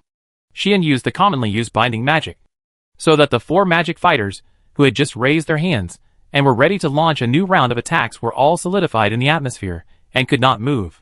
Then, with the vast magic power, attract the stars from the sky. Xian chanted the magic spell. The stars are dotted with radiance, and the flames are numerous. He obeyed the command of the one who controls the night sky, and showed the mystery and trajectory of the gods at this moment. That is light. That is the powerful power of heaven. So, shine. Stars. So, descend. Light. Xian used the most advanced celestial magic without hesitation, turning the vast magic power around him into bursts of starlight. Diffusion star arrays. In the shining starlight, celestial bodies took shape one by one. They circled each other, bringing up the beautiful galaxy, which kept expanding around Xian. The galaxy turned into a light belt, and the light belt turned into a vortex, like a rapidly rotating star ring, cutting through the air and vibrating. The 4 ultimate level magic fighters, who were trapped in place by the bound magic and completely unable to move, were hit by the rapidly rotating starlight vortex. Puff! Puff! Puff! The next moment, as if being torn apart by an amazing force, the 4 magic fighters were shredded, torn, and cut into countless pieces with a sound of flesh and blood tearing. Blood suddenly appeared in the air like fireworks, which looked so bloody and pleasing to the eye. The 4 ultimate level magic fighters, under normal circumstances, could step half a foot into the hands of the super level Xian and be torn into pieces like fragile puppets. No one was spared. Chapter 873 Princess. Bang! Bang! The sound of the remains of the magic fighter falling to the ground was so clear and audible at this time. Buzz! The starlight vortex in the air gradually disappeared in the vibration of the atmosphere, turning into small celestial bodies and returning to Xian's side. Xian carried small celestial bodies and descended from the air, standing on the bloody ground. He didn't look like a hero at all, but like a demon. The aura surging on Xian's body at this time was also as powerful as a demon. The 4 extreme magic fighters were defeated by Xian so easily. It can be seen that Xian's current strength, even under normal circumstances, is rarely matched. Of course, Xian also saw the problem of these magic fighters. No unique skills? That's right. These magic fighters don't have unique skills. It's a very bad thing that such an extreme level warrior doesn't have unique skills, as a power that is praised as beyond the norm. The role of unique skills on a person no longer needs to be emphasized. If an extreme level warrior doesn't have unique skills, then, let alone a fellow extreme level warrior, even a top legendary warrior will have a way to defeat him. These extreme level magic fighters only have extreme level power, but no extreme level foundation. They are inferior to normal extreme level warriors, not to mention those extreme level warriors with extremely powerful unique skills. Therefore, these extreme level magic fighters seem to be very threatening, but in the eyes of the same level warriors, they are not that threatening. This is also the reason why Xian can easily defeat these magic fighters. Although, strictly speaking, I am now an extreme level warrior without unique skills. In the past, the Tian and numerology that Xian possessed were unique skills that assisted growth, not combat. Now, Xian's Tian and numerology have been retired, and somehow became a unique skill that Xian still doesn't understand. Under such circumstances, Xian actually has a fatal disadvantage compared to those who have powerful unique skills. That is, he does not have a unique skill that can increase combat power. Fortunately, this situation did not cause much trouble to Xian. When the level is low, because of Tian, his growth in all aspects can reach the maximum when he upgrades. That is, he can improve his strength more than others with each level increase. In addition, Xian can easily learn skills, and even upgrade all skills to the maximum level, which to a certain extent makes up for Xian's disadvantages in level and strength. Not to mention that Xian also has the Holy Sword. as a crystal of power that is evaluated as important as a unique skill. The Holy Sword can still exert a small part of its power even when it is sealed, increasing Xian's strength. In view of this, Xian is not inferior to those with powerful unique skills, and can even be comparable to legendary powerhouses at a low level. After Xian entered the inner hall and comprehended the unique skill numerology, after tampering and fusion, all his skills were transformed into 7 destiny skills, which greatly increased his strength, especially the special skill Reincarnation Destiny, which can increase Xian's power by 10 times. In terms of effect, it is not inferior to the unique skill Dragonization of AI, who is a demon. In other words, for Xian, the importance of the special skill called Reincarnation Destiny is comparable to the unique skill. With the increase of other destiny skills, and the maximum growth of all the levels that have been upgraded so far, Xian can have the strength of half a step beyond the level even without using the Holy Sword and the ability of Reincarnation Destiny when the unique skills cannot be used. This strength is real, and there is no water. In other words, even if a person of the same level with powerful unique skills fights against Xian in normal state, Xian can win the battle without being able to use his unique skills, unless it is someone like Het Yadai and Yulin, whose unique skills are so strong that even the existence of the transcendent level has to be solemn. In their case, Xian really has no confidence in winning under normal circumstances. But Xian only knows Het Yadai and Yulin. Therefore, even without unique skills, Xian will never lose to ordinary extreme-level strongmen, and can even win the battle. Facing him, for extreme-level magic fighters, who don't even have weaker unique skills are really nothing. But, if other extreme-level strongmen come, except for the existence of Yulin and Het Yade, it should be difficult for the others to deal with these magic fighters. Right? That's what Xian thought. There is no way. Although the magic fighters don't have unique skills, they have skills like symbiosis, which even he finds difficult. In addition, the magic fighters have the advantage of numbers.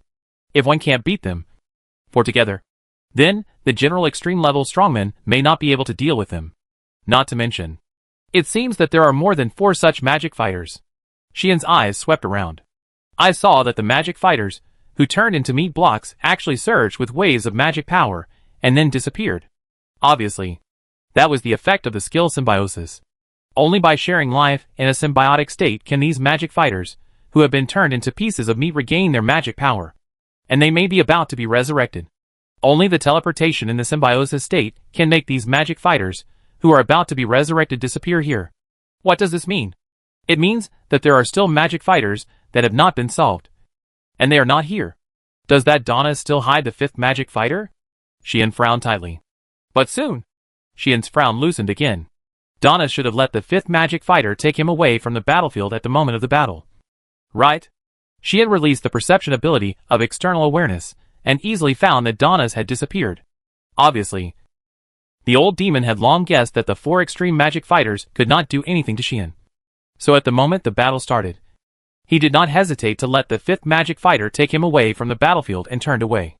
As long as the 5th magic fighter exists, even if the other 4 magic fighters are dead, they can be resurrected through the power of symbiosis. What a cunning old demon. Unfortunately, he was not only facing himself. Xian glanced in the direction of Roxy and Lilith. There, his fiancée and the clingy goddess were no longer there. Swish. In the forest far away from the battlefield, Donna's appeared here carried by a demon fighter. Swish. Swish. Swish. After a while, the flesh of the demon fighters was teleported here, and gradually squirmed under the magic transmission of the demon fighter carrying Donna's. Donna's looked at this scene. Calm. Sure enough, it was difficult for 4 extreme demon fighters without unique skills to do anything to the hero. Donna's had expected it. However, even with psychological preparation, Donna's still felt very sad. Obviously, a few months ago, when he was in Cosmos, he was not so strong. At that time, Xian's level was too low after all, and his strength was at best only legendary level, and he might not be able to reach the top level. With the current power of the magic fighters, a legendary level combat force that is not at the top level can be easily dealt with by sending only one. But now, a few months have passed, and Xian has transformed himself into an extreme level strongman, and there is a tendency to enter that level, coupled with the power of the Holy Sword, and its currently unknown effect. But it is very likely to be a unique skill of power amplification. It is understandable that he can fight with that incomplete demon. Donna's murmured. among the original demon and even all the forces. Except for a group of demons. The one who knows Sheen best is Donna's, who has been secretly watching him. In Donna's opinion, Sheen's current level is definitely the extreme level, and his combat power exceeds this level. With the power of the Holy Sword and the inexplicable unique skill of power amplification that can inspire brilliant flames, Sheen's actual combat power is likely to be no weaker than that of the demon. No. Considering his blessing, even the goddess of fate may find it difficult to take him down. Yes. Donna's already knows the true face of Sheen's blessing through the reports of some of his own spies. Moreover, Donna's does not know the changes in Sheen's unique skills, and only regards reincarnation destiny as Sheen's unique skill. Having said that, Donna's estimation of Sheen's strength is already very accurate. Sheen has now touched the threshold of transcendence under normal circumstances, reaching half a step of transcendence. If he uses the Holy Sword, he will definitely have transcendence combat power, comparable to the goddess of life and nature. If he also uses reincarnation destiny, within the time limit of reincarnation destiny, Sheen will indeed not be weaker than the demon. In addition, blessing of the Supreme God is immune to the power of the gods. Just as Donna's estimated, Sheen no longer needs to fear the goddess of fate. At least he has the ability to deal with her. It's really terrible. All the heroes of the past generations have not grown as fast as him. Perhaps only the mysterious first-generation hero can compare with him. Right? Donna shook his head and laughed. Fortunately, it's enough to delay him for a while. Well, it should be almost done. Donna's was ready to retire. Of course, he still had to pass the hurdle in front of him. The two beautiful ladies are not going to let me go easily. Right? Donna smiled and spoke to the front of him. There, two figures, one big and one small, appeared silently. Do you think that after knowing your identity, I will let you leave? Luo, she said coldly. Lilith didn't speak, but stared at Donna's closely. Lilith had not forgotten what the other party had done to her. Without Sheen here, it was naturally difficult for Lilith to control her behavior. So, the evil spirit in Lilith surged without any warning, turning into a dark torrent and bombarding Donna's. Lilith showed no mercy in this attack. At least, if it was not a transcendent existence, it would definitely not be able to take this attack. Even if Sheen, who was half a step beyond, did not draw the Holy Sword and use reincarnation destiny, he would not be able to block this attack. Therefore, the earth and the forest were crushed by the terrible force, as if they were blown away, constantly shattering and collapsing. Faced with such a force, even if all the magic fighters took action, they would not be able to take it. However, Donna's was unusually calm. There is no way, Donna said helplessly. Please, princess. As soon as these words came out, a childish voice slowly sounded between heaven and earth. The strongest evil god? As soon as the words fell, a petite figure suddenly appeared in front of Donna's. Boom! Astonishing power exploded from her body. It was the same dark and evil power as the evil energy that was rushing in. But that was not evil energy. That was death energy. It was transformed from the vitality that represented life force. And it was not owned by the living, but could only be controlled by the dead. Grandest art. The girl stretched out her slender hands, and the dense and terrifying death energy turned into a painful and wailing vengeful spirit, like an endless army of vengeful spirits rushing out of the ghost realm, facing the oncoming evil energy. Boom! The collision between the evil energy and the death energy instantly set off a deafening roar, turning the sound waves into a hurricane, blowing away everything around. The attack of the strongest evil god, which could never be taken by those below the super level, was blocked. The girl who manipulated the dead energy. What? Rox's pupil shrank after witnessing all this. Lilith was even more stunned. The young girl with dark skin and exotic charm just floated in front of Donna's. Endless dead energy was surging around her. Thank you, princess. Donna's bowed to the girl. You really found a troublesome opponent for me, young master. The girl glanced at Donna's and seemed very casual, looking at this girl with an amazing aura and dead energy surging around her. Both Roxy and Lilith understood it at the first time. This girl is definitely a super-level existence. And it also gave the two a very familiar feeling. Lilith felt as if she had seen her somewhere before, so she felt familiar. Luo, she felt that she had an inexplicable connection with the other party. Inexplicable. Blood connection. Who are you? Luo, she's tone changed. She became a little different from usual. The girl raised her eyes and looked at Luo. Her eyes were cold, soft, and very contradictory. It looked like she was looking at her granddaughter. And at her enemy. Then, "You asked who I was?" the girl said lightly. "If you want to know, go back and look through the royal family's genealogy.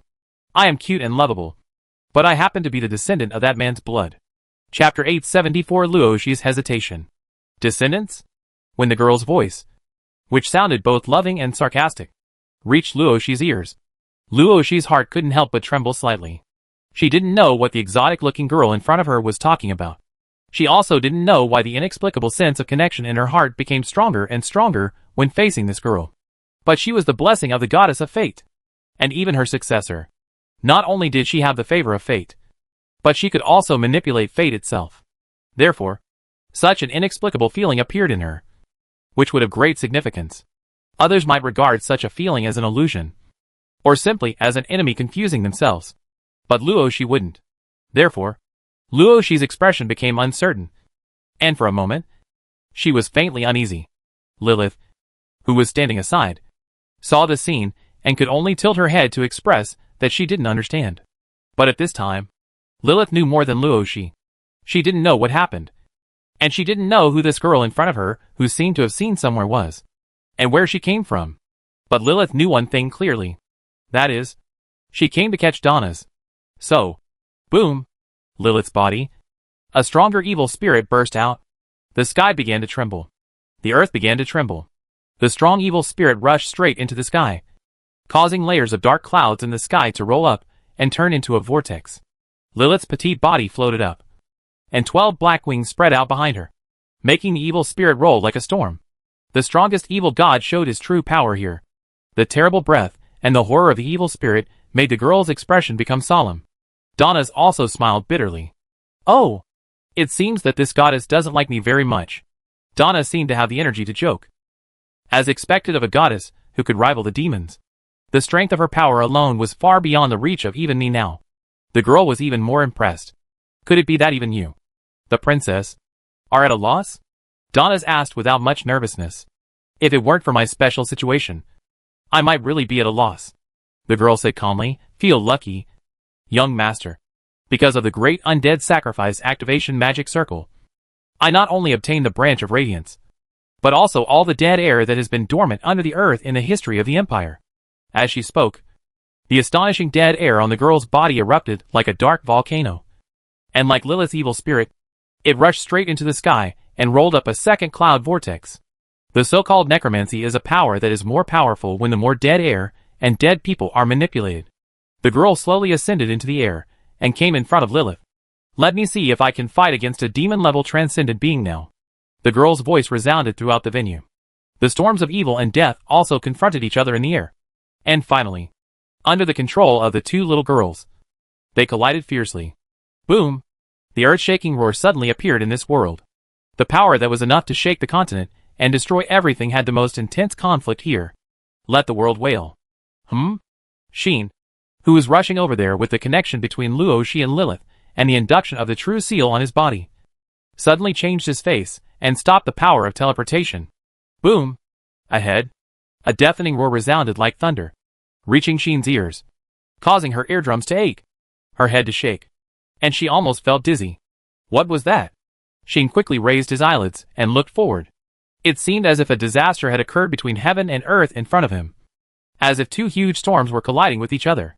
The two huge storms were both pitch black, one evil and chaotic, and the other gloomy and terrifying, as if they connected the heaven and earth together. During the rolling, thick dark clouds appeared in the sky. The dark clouds rolled with the two terrible forces, turning into two equally huge whirlpools, spinning in midair. That scene was simply something unimaginable that would only appear in a nightmare. That was a natural disaster. That was the advent of the end of the world. Sheen could clearly identify the origins of the two forces without using external awareness of destiny. There is no doubt that the evil spirit was created by Lilith. Looking at the world, there is no one who can manipulate such evil spirits except Lilith. And Sheen is also familiar with another force, death. At this moment, the figure of Moro emerged in Sheen's mind. So far, Sheen has met two people who can manipulate death. One is the High Priest. The other is Moro. Both of them can use forbidden necromancy, manipulate death and the dead, distort the concept of death, and their actions are unacceptable. But a necromancer of the high priest's level can never manipulate such a powerful death, and definitely does not have such a huge reserve of death.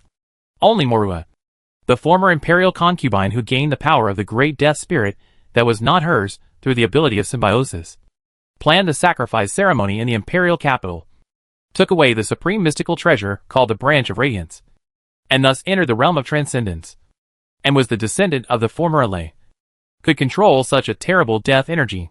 But Moro is dead. Moreover, it was Sheen who killed him personally. So, as far as Sheen knows, there is only one existence that can manipulate such a degree of death energy. Is it the mysterious existence that hides behind the scenes, has a real great spirit, and shares power with Moro through symbiosis? Sheen's face darkened.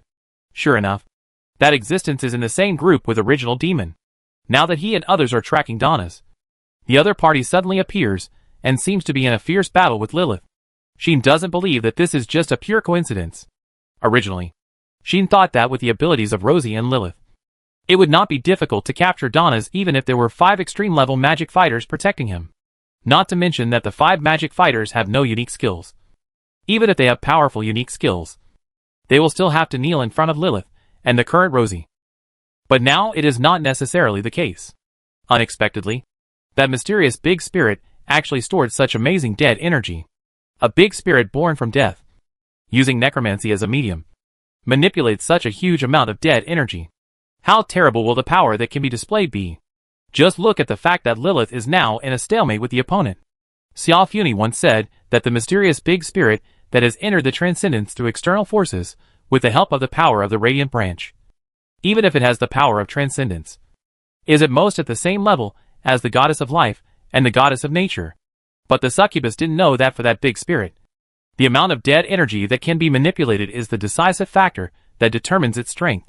If the opponent does not have enough dead energy to manipulate, let alone comparing with the goddess of life and the goddess of nature, even comparing with the extreme level strong, whether it can win steadily is a problem. But if the other party has strong enough death energy to control, TSK. Xian was slightly shocked, and without hesitation, he activated the teleportation again, rushing to the center of the doomsday scene. Boom! In the center of the doomsday scene, the storm of evil and the storm of death were still colliding with each other, as if to completely destroy this world.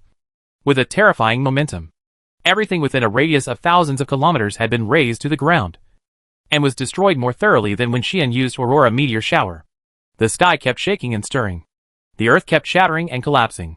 Unknowingly, magma erupted from the ground, dyeing the land red. In such a devastating scene, even Luo she did not dare to stay where she was. So, Luo she retreated again, and had already retreated a very far distance. But even so, Luo she was still affected by the storm brought about by evil and death energy. Her skirt fluttered, her hair flew, and countless pieces of rubble flew around her, which was no different from encountering a sandstorm. Fortunately, Roxy had manipulated her fate so that all the rubble and even the dust would not touch her. So far, she had not been hit by any flying rubble. This made Roxy stand in the sandstorm, still so bright and beautiful as a fairy. However, unlike her breathtakingly beautiful figure, Roxy's face was still full of uncertainty. Seeing that the girl who suddenly appeared could compete with Lilith, Roxy bit her lip. She might have guessed who the other party was. After all, although the information about the glowing branch incident caused by the former imperial concubine Moro was jointly controlled by the gods and demons, Rox's relationship with Sheen and Lita's naturally allowed her to know the inside story. Therefore, Roxy knew that Moro was a special existence called Great Spirit of Death, and everything he did in the Empire was to obtain the secret treasure of the Supreme God and enter the realm of transcendence. Luo she also knew that Moro was just a puppet pushed to the front to deceive people, and there was someone else who really planned all this. She was a necromancer who could manipulate death and the dead, and she successfully used the Branch of Radiance to enter the realm of transcendence. Although Moro was dead now, all her gains had been accepted by the owner of the real Great Spirit hidden behind. Now, a person who manipulated death and was undoubtedly a transcendental being appeared. How could Luo she not guess the other party's identity? Of course, all this was not important. At least, it was not very important for Luo she now. She was more concerned about the other party's origin. Descendants. Luo she couldn't ignore this sentence at all. After thinking about it carefully, Luo she had already remembered it.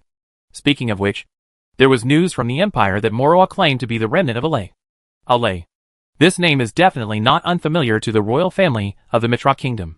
Thousands of years ago, in order to stop the conspiracy of the demons, the brave Mitra, the ancestor of the royal family, and his companions indirectly caused the destruction of Alay. This is not a secret in the Mitra royal family, even for many people who are well versed in history and have a high status. This is not a secret. They don't think this is a very sinful thing. During the war, all kinds of tragic things are possible. In order to achieve the final victory, a little sacrifice is completely normal in the eyes of those superiors. Luo she has never compassionately thought that her ancestors did something wrong, because that period of history is too far away from her. She has no real feeling, and is not qualified to evaluate it all. But this does not mean that Luo she can ignore the name of Alay. The reason is simple. For the Mithraic royal family, the country of Alay is not only a sin committed unintentionally by the ancestors, nor is it just a helpless sacrifice, but also an existence related to the origin of the royal family.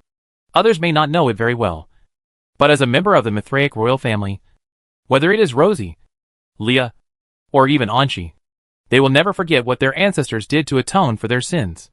Remember, after the demise of Alay, the ancestor Mitra took away the surviving princess of Alay and kept her by his side as a maid.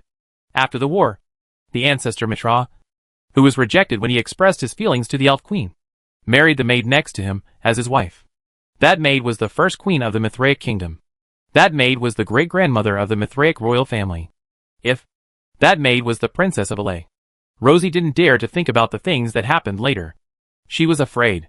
She was afraid that if she continued to think like this, she would come to an unacceptable truth. Her ancestor had actually become a great spirit of death.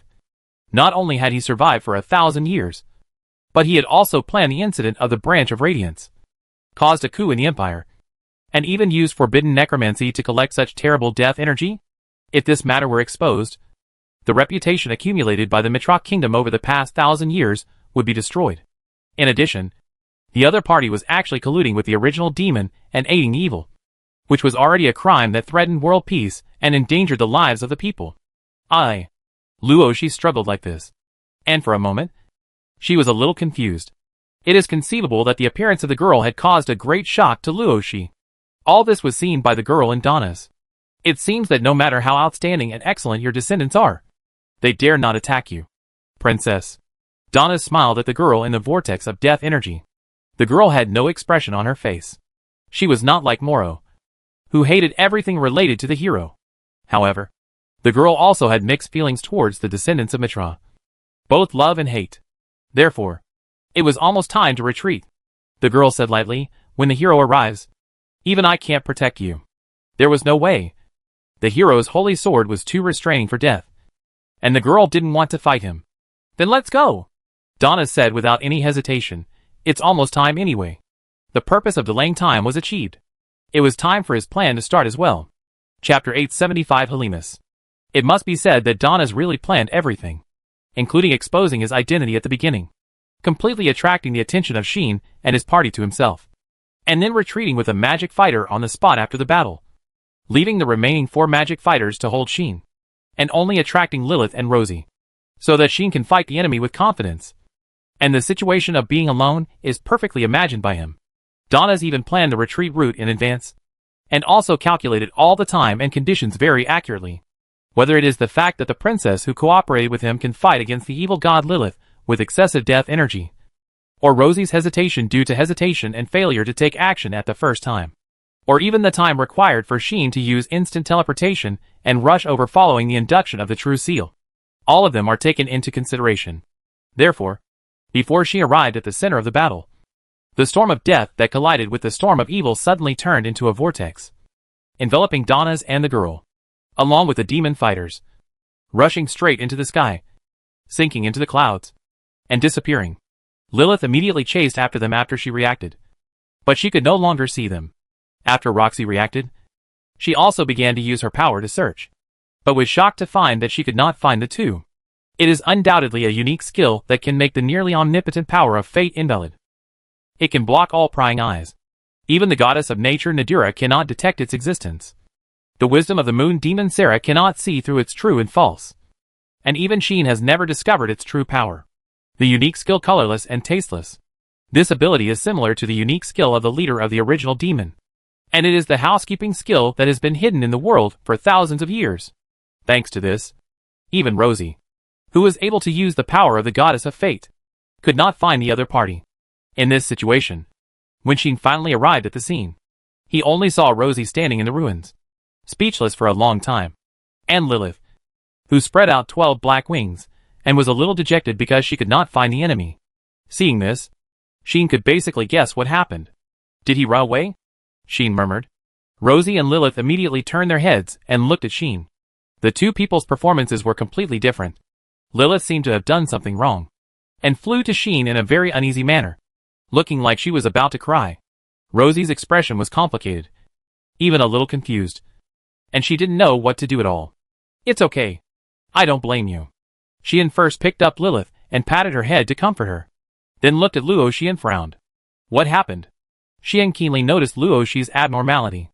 Luoxi opened her mouth and wanted to say something, but after a struggle, she gave up. Let's discuss this matter later. Luoxi took a deep breath and whispered, I'm sorry. I failed to catch the son of the leader of the original demon. This time it's my fault. Luoxi has begun to reflect. After all, if she had taken action just now, she could have suppressed the mysterious girl with Lilith. But her thoughts just now were too confused, causing the other party to escape successfully. This made Luoxi feel a little ashamed and a little guilty. Although I don't know what happened, I at least know that it's definitely not all your fault. Sheen didn't blame Luoxi, since the mysterious great spirit who got the radiant branch and entered the transcendent state appeared. Sheen was naturally prepared for the other party to escape successfully. After all, they are all transcendental, even if they have limitations, are incomplete, and are not opponents of demon-level beings. But if the opponent is determined to escape, then even the goddess of fate, Litas, may not be able to keep the opponent. Right? Even if you can't beat him, you can escape. This is why Sheen, when his strength was already quite mature, thought that he didn't need Taishu even when facing a transcendental being. It can be said that if the opponent just wants to escape, it is very difficult for a being of the same level to completely keep the opponent. At the beginning, the goddess of life and the goddess of nature were suppressed by AI. But even if they were suppressed, didn't they keep dragging AI until the demon king was defeated? Winning and killing are two different things. She naturally doesn't think that it will be all Luoxi's responsibility. What's more, he doesn't know what happened yet. Looking at the sadness in Luoxi's eyes, his intuition told Sheen that she must have encountered something incredible. So, Sheen reached out his hand and embraced Luoxi. Tell me about it later. Sheen rarely spoke softly to the princess in his arms. Feeling Sheen's warm embrace and sensing his worry and tenderness, Luoxi felt much calmer and nodded heavily. Seeing this, Lilith also hurriedly moved in between the two of them, as if to show her presence. Luoxi smiled easily, and Sheen also touched Lilith's little head and changed her mood. Since we didn't catch anyone, let's go back to the capital quickly, Sheen said in a deep voice. Even the eldest son of the original demon has appeared. This time, it may not be as simple as a group of old demons who are not presentable trying to disrupt the three-tribe talks. Sheen's words reminded Luoxi of the ominous premonition at the beginning. At that moment, Luoxi's face tightened. Let's go. I'll use my power to help you hurry up. If you use power to fix your fate of returning to the capital, then once Sheen uses teleportation, the three of them can be transferred back to the capital in an instant. Otherwise, even if you have teleportation, it will take a certain amount of time to get back to the capital. After all, teleportation has a distance limit, and it is impossible to teleport too far at once. Only with the assistance of power can you return to the capital in an out-of-control state. Let's go! Sheen also made a quick decision, holding the two girls, one big and one small, and teleported away from here. At the same time, Luoxi's eyes turned into bright gold, blooming with a strange brilliance. Over the capital, accompanied by a wave of space, Sheen and his three companions returned. However, the scene that came into their eyes made the three people's faces change suddenly. Roar! Ah! Ga! I saw waves of ferocious roars resounding one after another, echoing around. Those were the sounds of monsters with horrible appearances, like multiple monsters spliced together, like 4 different animals, with disordered structures, twisted limbs, uneven body shapes, which could make people feel sick from the bottom of their hearts, and even cause physical discomfort. Demon refining? Yes, that was demon refining. The monsters formed by multiple monsters killing and devouring each other, which were spawned by the demon refining ritual. They are food for young demons. They are sacrifices for cultivating demons. But now, such beings appeared in groups, rushing from the other end of the horizon, forming a dense army, surrounding the capital from all directions. Some of them were smaller in size, and rushed into the capital like moths to a flame. Some of them were huge and had terrifying auras. They crashed into the walls of the capital one after another, destroying them and then pouring into the capital. Countless demons rushed into the capital like monsters attacking a city, killing people on the streets. Stop them! Stop them! They can't be allowed to move forward even half a step. The knights roared hysterically, and one after another, fearlessly faced the army of demons, desperately trying to stop them. Unfortunately, there were too many demons. Some of them were successfully stopped, but the impact made the knights' front line shaky. Some of them could not be taken care of at all, and had already rushed into the streets. The people ran away, screamed, and panicked, as if they were prey being chased, performing a desperate and miserable tragedy on the streets. Seeing this situation, Xian, Luoshi and even Lilith all looked shocked. How could this happen? Luoshi lost her voice. Where is the barrier? Where are Sarah and the others? Xian's pupils also shrank sharply. They couldn't believe that the capital of the kingdom of Mitra, the meeting place of the three tribes that gathered all the forces and strong men of the entire Omnipotensen, had actually fallen. I don't know if the barrier of the capital had encountered a terrible attack and had already been broken. The strong men in the Hall of Glory were also completely missing. The knights, magicians, orcs, etc. brought by the leaders of many forces gathered in the capital were fighting in various places. But the situation was very bad, because those truly top strong men had already entered the Hall of Glory with the leaders of various forces, and those who stayed outside were basically below the legendary level. The best were ordinary legendary strong men, and there were not many legendary strong men who reached the top level. On the other hand, those large demons all exuded a legendary vicious aura. What's more, Xian also saw a group of demon larvae fighting with a group of strong men, roaring. As for the ordinary people, they were either fleeing in panic or being slaughtered by the demons. No power to fight back. Stop! Luoshi looked at all this and her emotions burst out directly. This is her hometown. This is her place of shelter. She has lived here for 17 years and has been worshipped, admired and admired by the people for 17 years. Everything here is extremely important to Luoshi. But now, they have been ravaged under Luoshi's eyes. How can Luoshi not explode? Boom! Luoshi's whole body burst out with amazing aura, shaking Xian, who was hugging him away. Her eyes turned into cold gold, and the magic power on her body was full of sacred atmosphere. The holy sword on her waist was also pulled out by her, and even the seal was instantly unlocked, showing the original brilliance. Then, Luoshi rushed into the royal capital, like a golden light falling from the sky, and landed in the royal capital. Luoshi!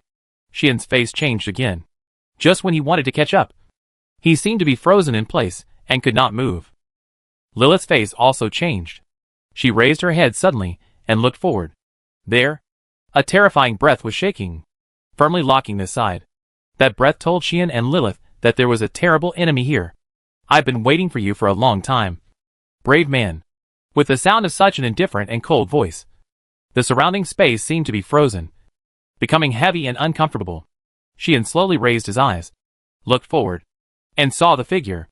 It was a figure floating right above the royal capital, as if it had stepped on the entire royal capital, overlooking it, looking down on it, treating it as a fragile building block, ready to trample and crush it at any time.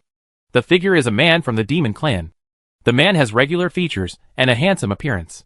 He is wearing a white battle robe with gold edges. He exudes a domineering and strong aura, which makes him look not like a nobleman with a dignified appearance, but an ambitious emperor with a full sense of oppression. A closer look shows that there is a trace of gloom flowing between the eyebrows on the other party's regular face. The other party's eyes are also quite cold, and people can tell at a glance that this is a hero. The moment he saw this person, Xian couldn't take his eyes off him. It's not that he didn't want to look away, but he knew that once he looked away, the demon man in front of him would launch a fatal attack on him. The other party's gaze on him also told Xian what he was thinking. He wanted to kill Xian. That's all. Who are you?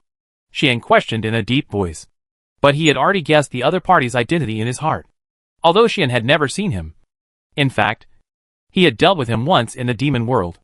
That time, Xian was on the ground, and he was in the sky. That time, he intended to crush Xian, and Xian drew his sword and slashed at him. The two had only fought once, and only fought one move. But the result was a draw. In the end, the other party retreated directly under the intimidation of Xiaofuni.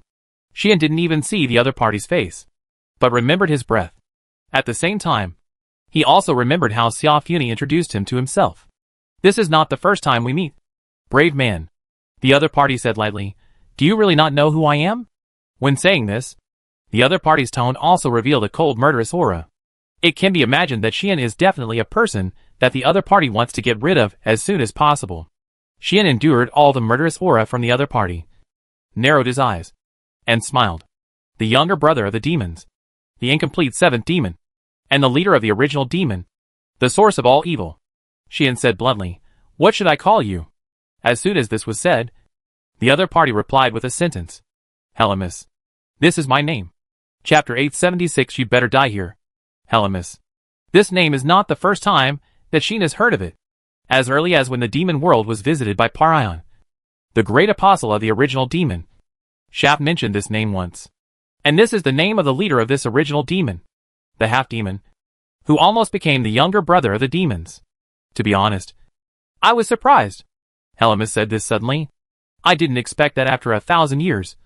Even the great mystery of summoning heroes was sealed. There would be new heroes appearing. This is something that all the people of the old demon clan, including Helimus, have never thought of. I thought that after the demon king was defeated, there would be no more heroes in this world. Helimus looked at Xian and sneered. As a result, the hero appeared again in this era when my plan was at the end. It seems that even the supreme god Omnis can't bear to see me become a complete body. Obviously, Helimus felt that the supreme god was behind Xian's summoning. Apart from the supreme god, he couldn't think of anyone who could restart the sealed great mystery. The reason you were summoned should be to hinder me. Right? Helimus's voice became colder and colder. Could it be that an illusory second demon king creation plan really scared the hateful supreme god? From Helimus' words, it can be heard that he himself did not take the so-called second demon king creation plan seriously. The main reason why that plan appeared was to confuse those ordinary demons and win them over to his own command, so as to strengthen his power. There is no way, except for people like Parion, who are not satisfied with their status in the demon clan and want to go further.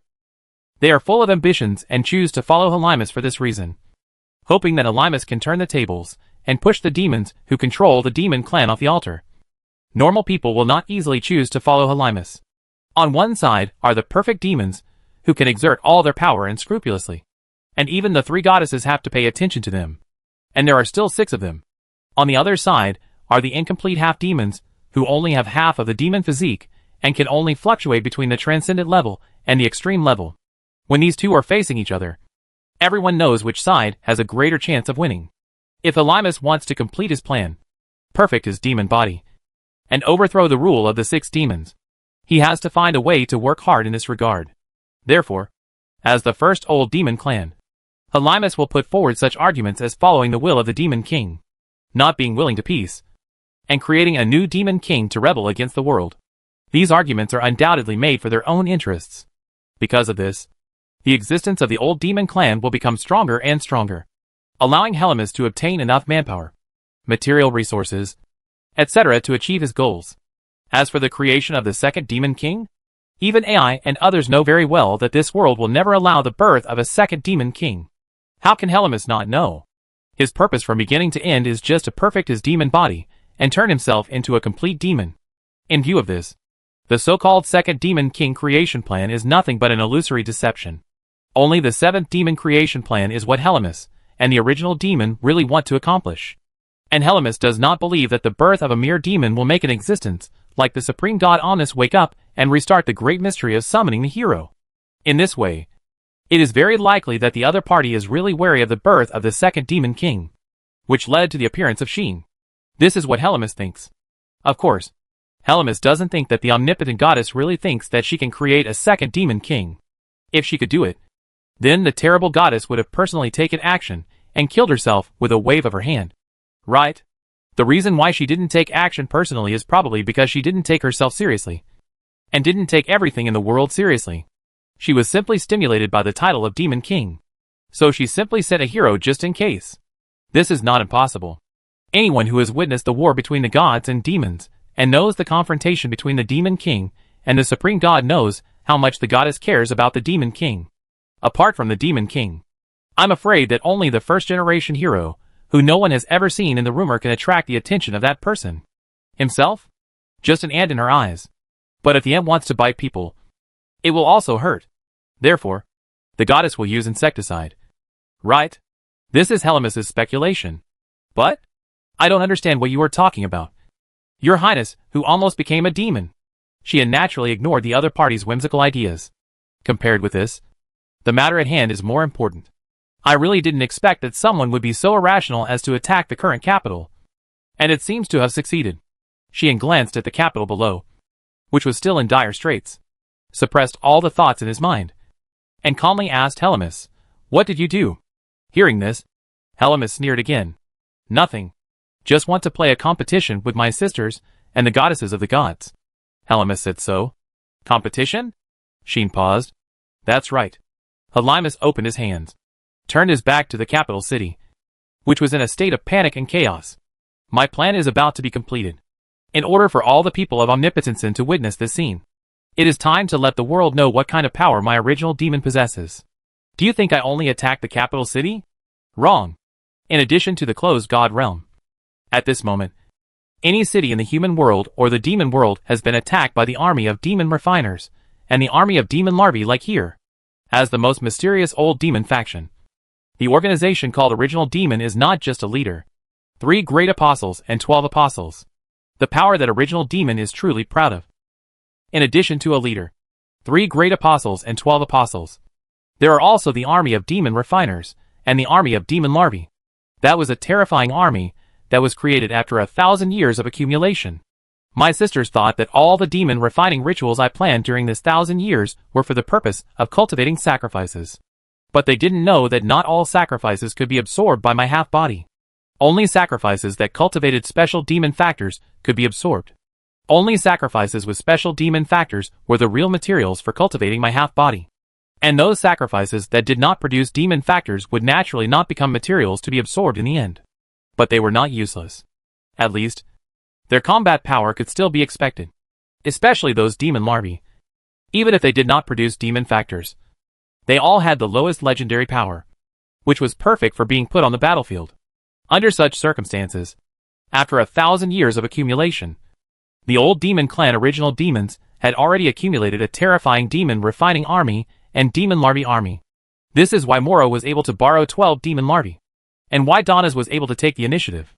If such a force is in operation, after 1,000 years, it would be strange if it did not create a terrible army.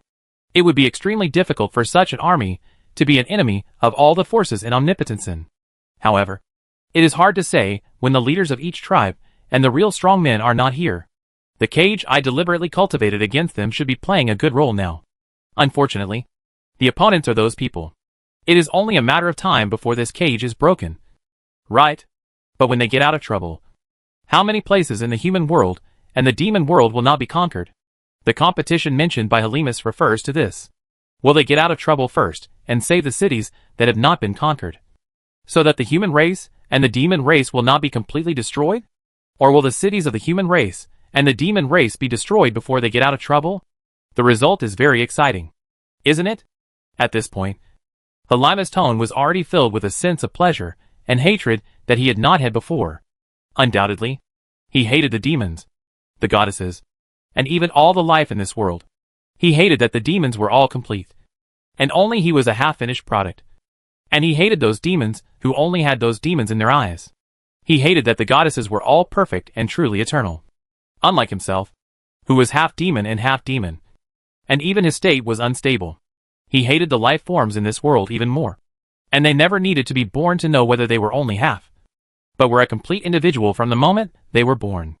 Of course, he also hated the brave, because the brave is unique, and is the only one in this world who can achieve transcendence without obstacles. Become transcendent. and have no side effects. This hatred is definitely not something that can be brewed in just 1,000 years. That was something that existed from the moment the half-demon in front of him was born. Its origin can be traced back to 10,000 years ago. Under this hatred that has been brewing for 10,000 years, the half-demon named Helemus finally broke out today and attacked all the lives in the world. I wanted to lock you in there. But forget it. The power of the Holy Sword has a restraining relationship with that cage. If you and the princess are locked in, I am afraid that my revenge will be hindered. Helemus looked at Sheen, and the murderous intent in his heart finally showed on the surface. You'd better die here.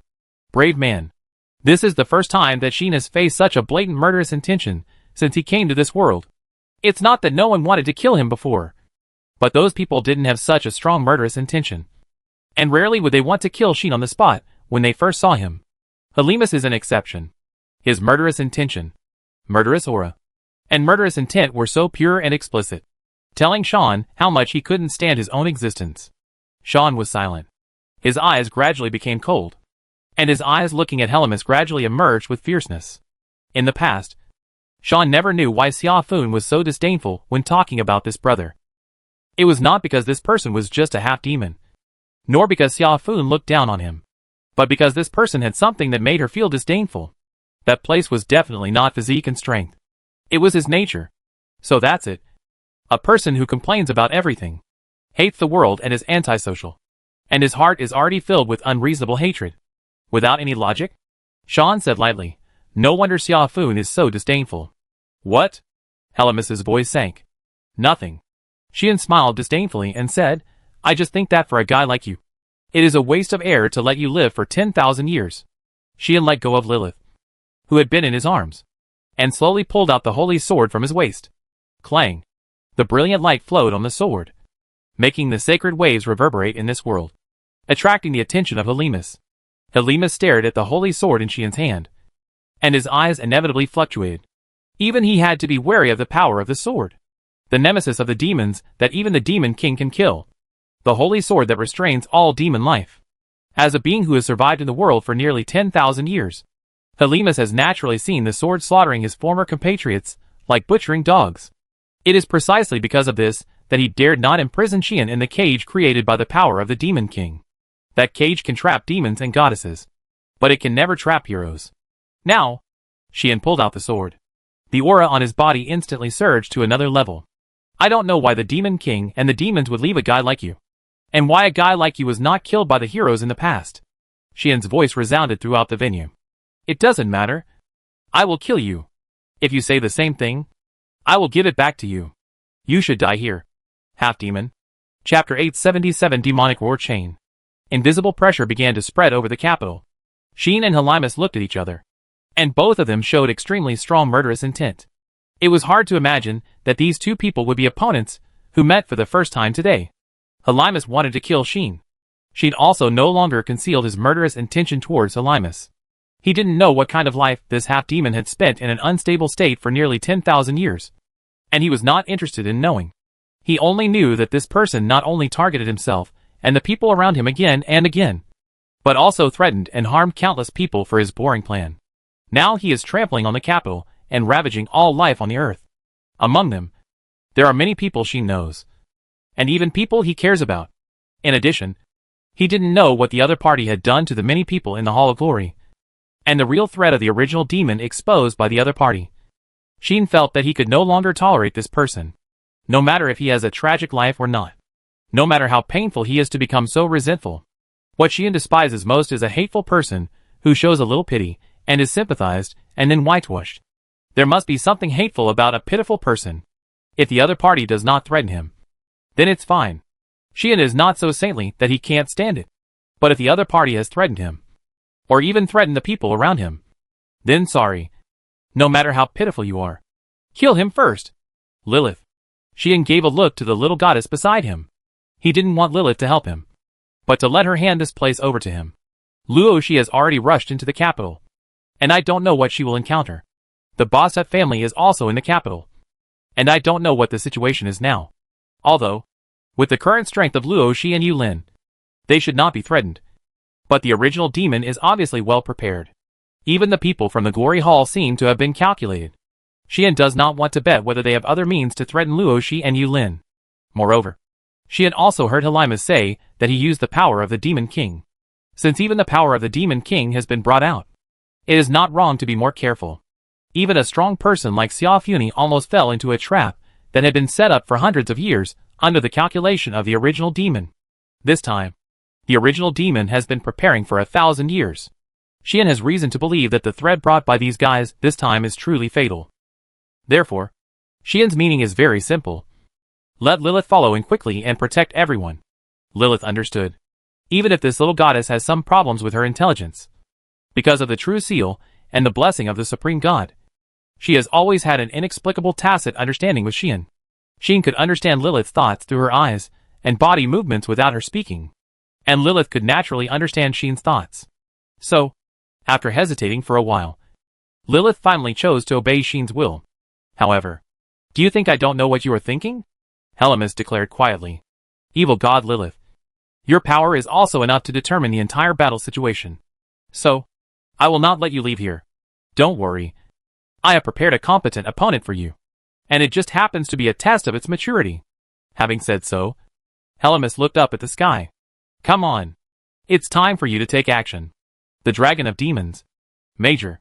When this sentence sounded from Helimus' mouth, in the sky, in the thick dark clouds, a terrible pressure poured down like gravity, instantly covering the entire earth. Xian suddenly raised his head and looked at the sky.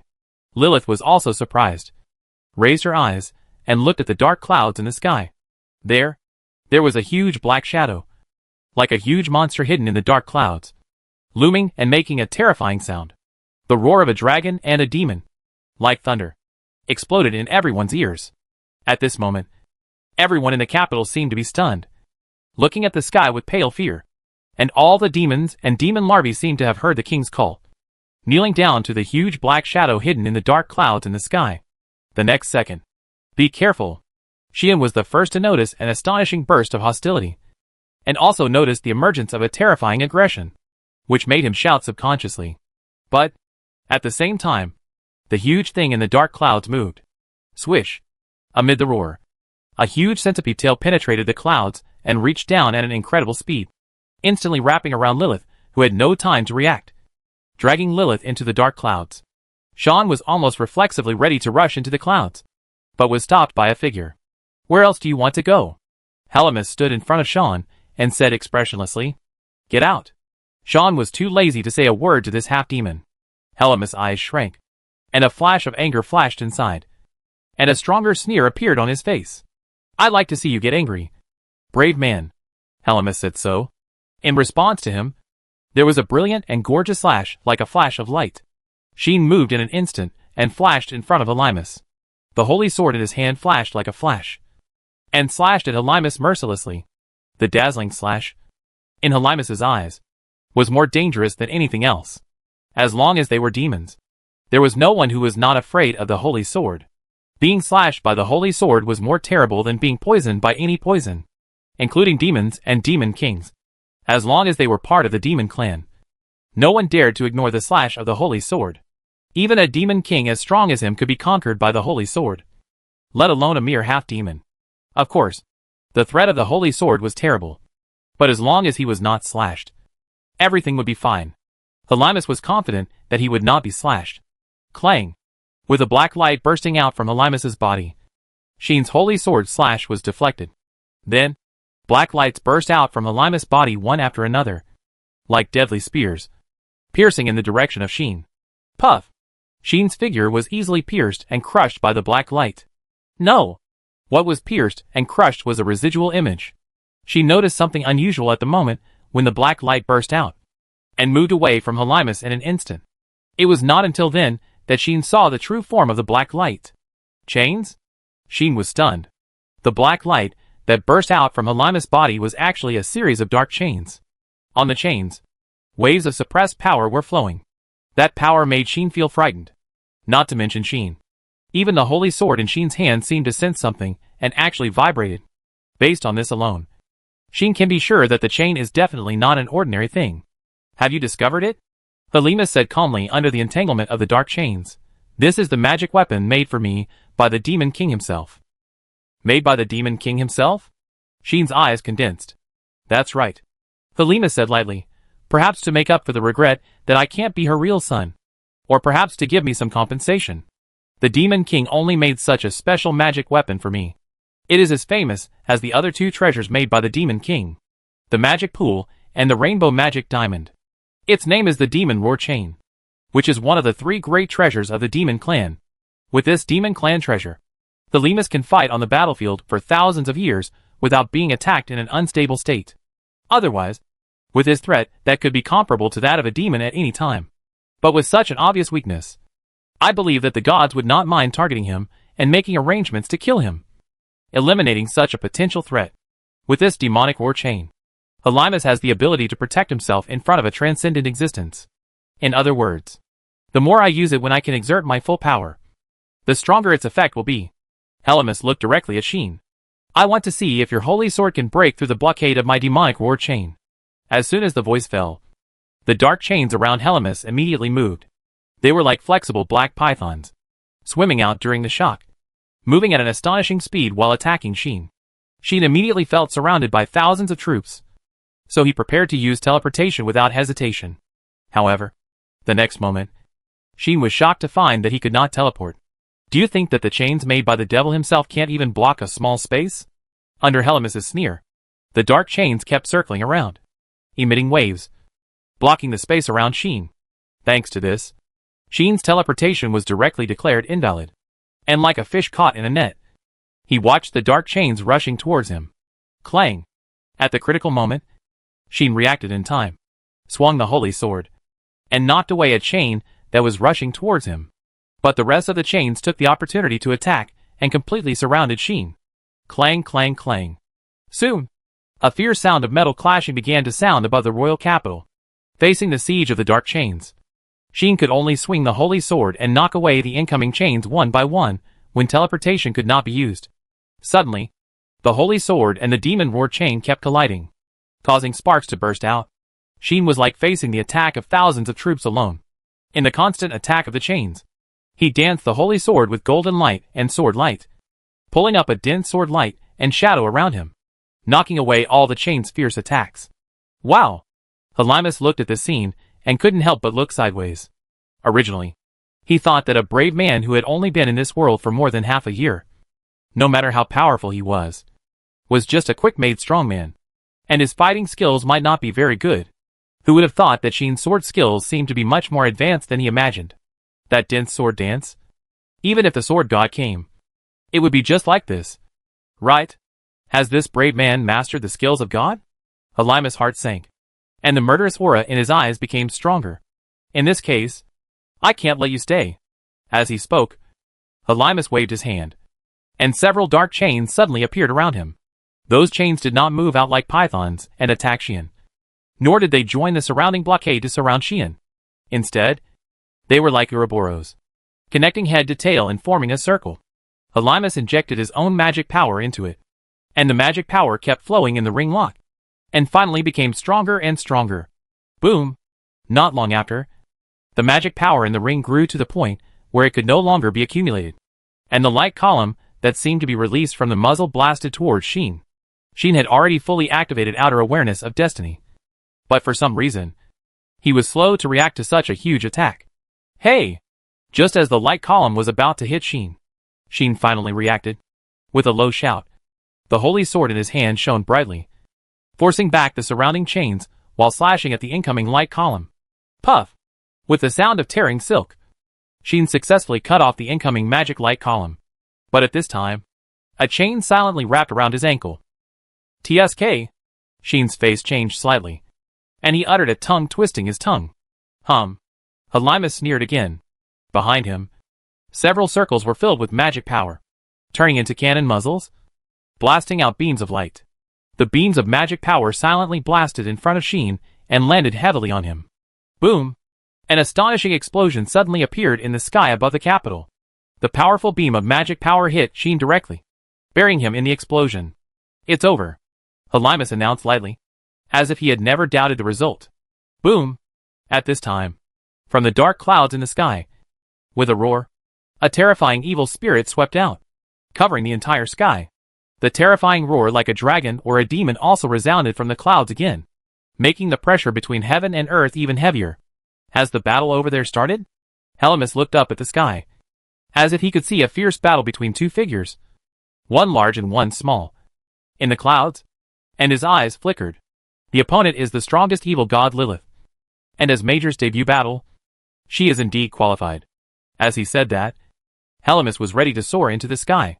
He had to wait and see the battle to judge the integrity and maturity of his half-body. But I almost forgot that Shafn said that your unique skill is very insidious. Not only can you completely conceal your own breath and whereabouts, but you can also conceal others. Even the goddess of nature Nadura can't find it. No wonder original Demon S action was so loud this time. But it was never leaked out, and was detected in advance by major forces. Even your attack was sometimes undetectable to me. Presumably, Lilith was caught off guard by the guy in the clouds. Thanks to your unique skill. Right? What a sinister unique skill. Such a sound came from the explosion that had not yet dissipated. Helymus paused, turned his head, and looked at the source of the sound. Whoosh! A gust of wind blew, sweeping away the heat and smoke from the explosion. Sheen walked out slowly. Of course, he was unscathed. Chapter 878. What? Are you unhappy? So what? Did you bite me? Unharmed? Helymus's face changed slightly. You know, the demon war chain is not only used for binding, but also a treasure that amplifies magic power and turns magic power into pure destructive power. Because Helymus's own state is unstable. Once he consumes too much magic power or is injured, he may fall into a state. The Demon King will deliberately create the demon war chain to protect Helymus and reduce Helymus's consumption, in order to delay his unstable state as much as possible. Therefore, the binding force of the demon war chain is not small. But the real highlight is the defense performance and amplification performance. After the amplification of the demon war chain, Helymus only needs to consume very little magic power to launch a powerful attack, so that he can stabilize his state as much as possible and deal with powerful enemies. At the beginning, when he was in the demon realm, Helymus used the demon war chain to attack Sheen and Shafn. At that time, Helymus was aiming for a sure kill, but he didn't consume much magic power, which was about the same as the magic power consumed by the attack just launched. Even so, Sheen had to try his best at that time to launch an evenly matched attack. This is enough to show how powerful Helymus's attack was after being amplified by the demonic war chain. But Sheen was hit by such an attack. But he was not hurt at all? No wonder Helymus couldn't help but change color. However, Helymus didn't know that Sheen himself was also feeling strange.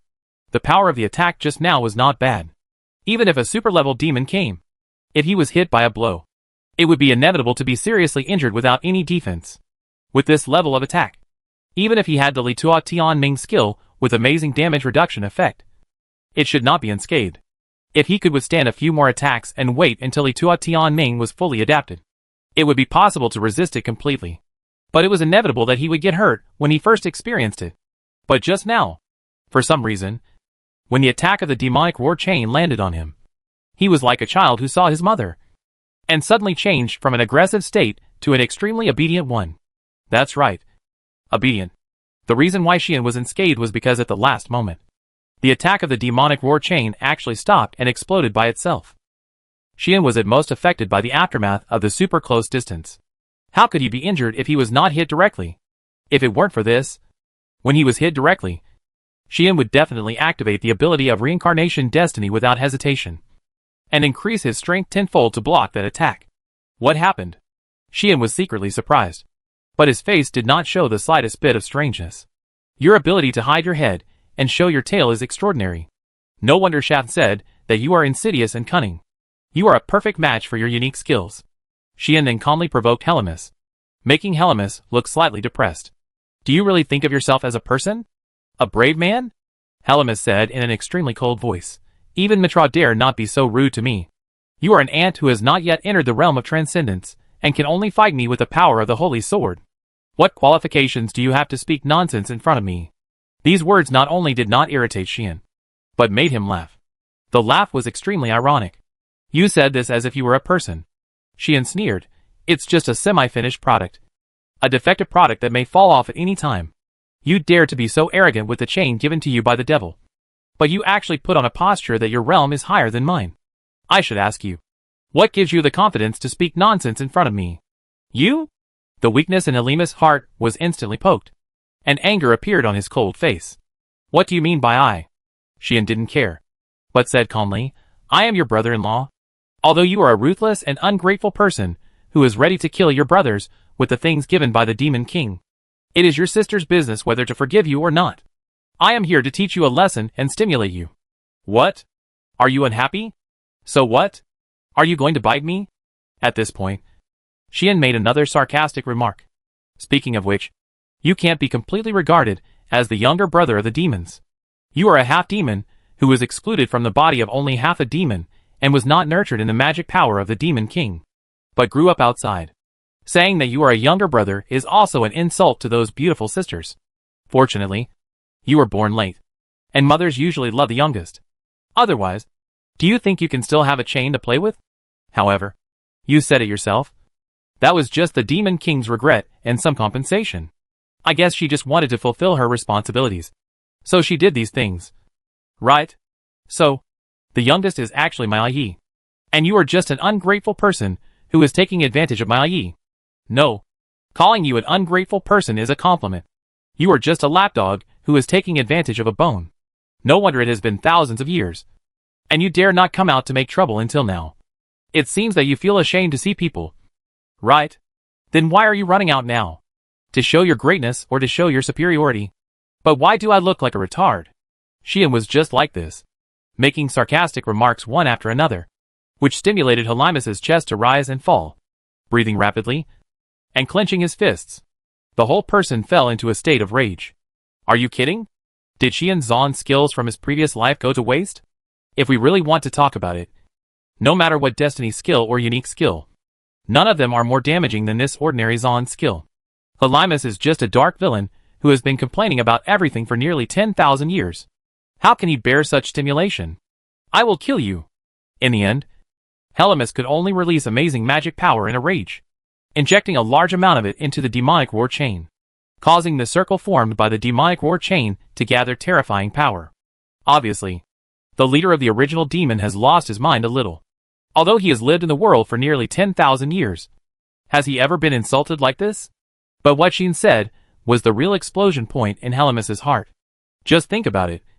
If he didn't care about these things, why would Helemus rebel against the Demon Clan, form the concept of the old Demon Clan, and create an old Demon Clan faction of original demon in order to complete his demon body? So, it's not that Helemus's psychological endurance is too poor, but that he has never experienced such insults. And Xian has indeed poked the wound in his heart. So, Helemus exploded without suspense. Die! Under Helemus's low roar, a powerful magic beam of light blasted out from the ring of the magic roar chain. It was a huge beam of light that seemed to be able to cut the sky in half.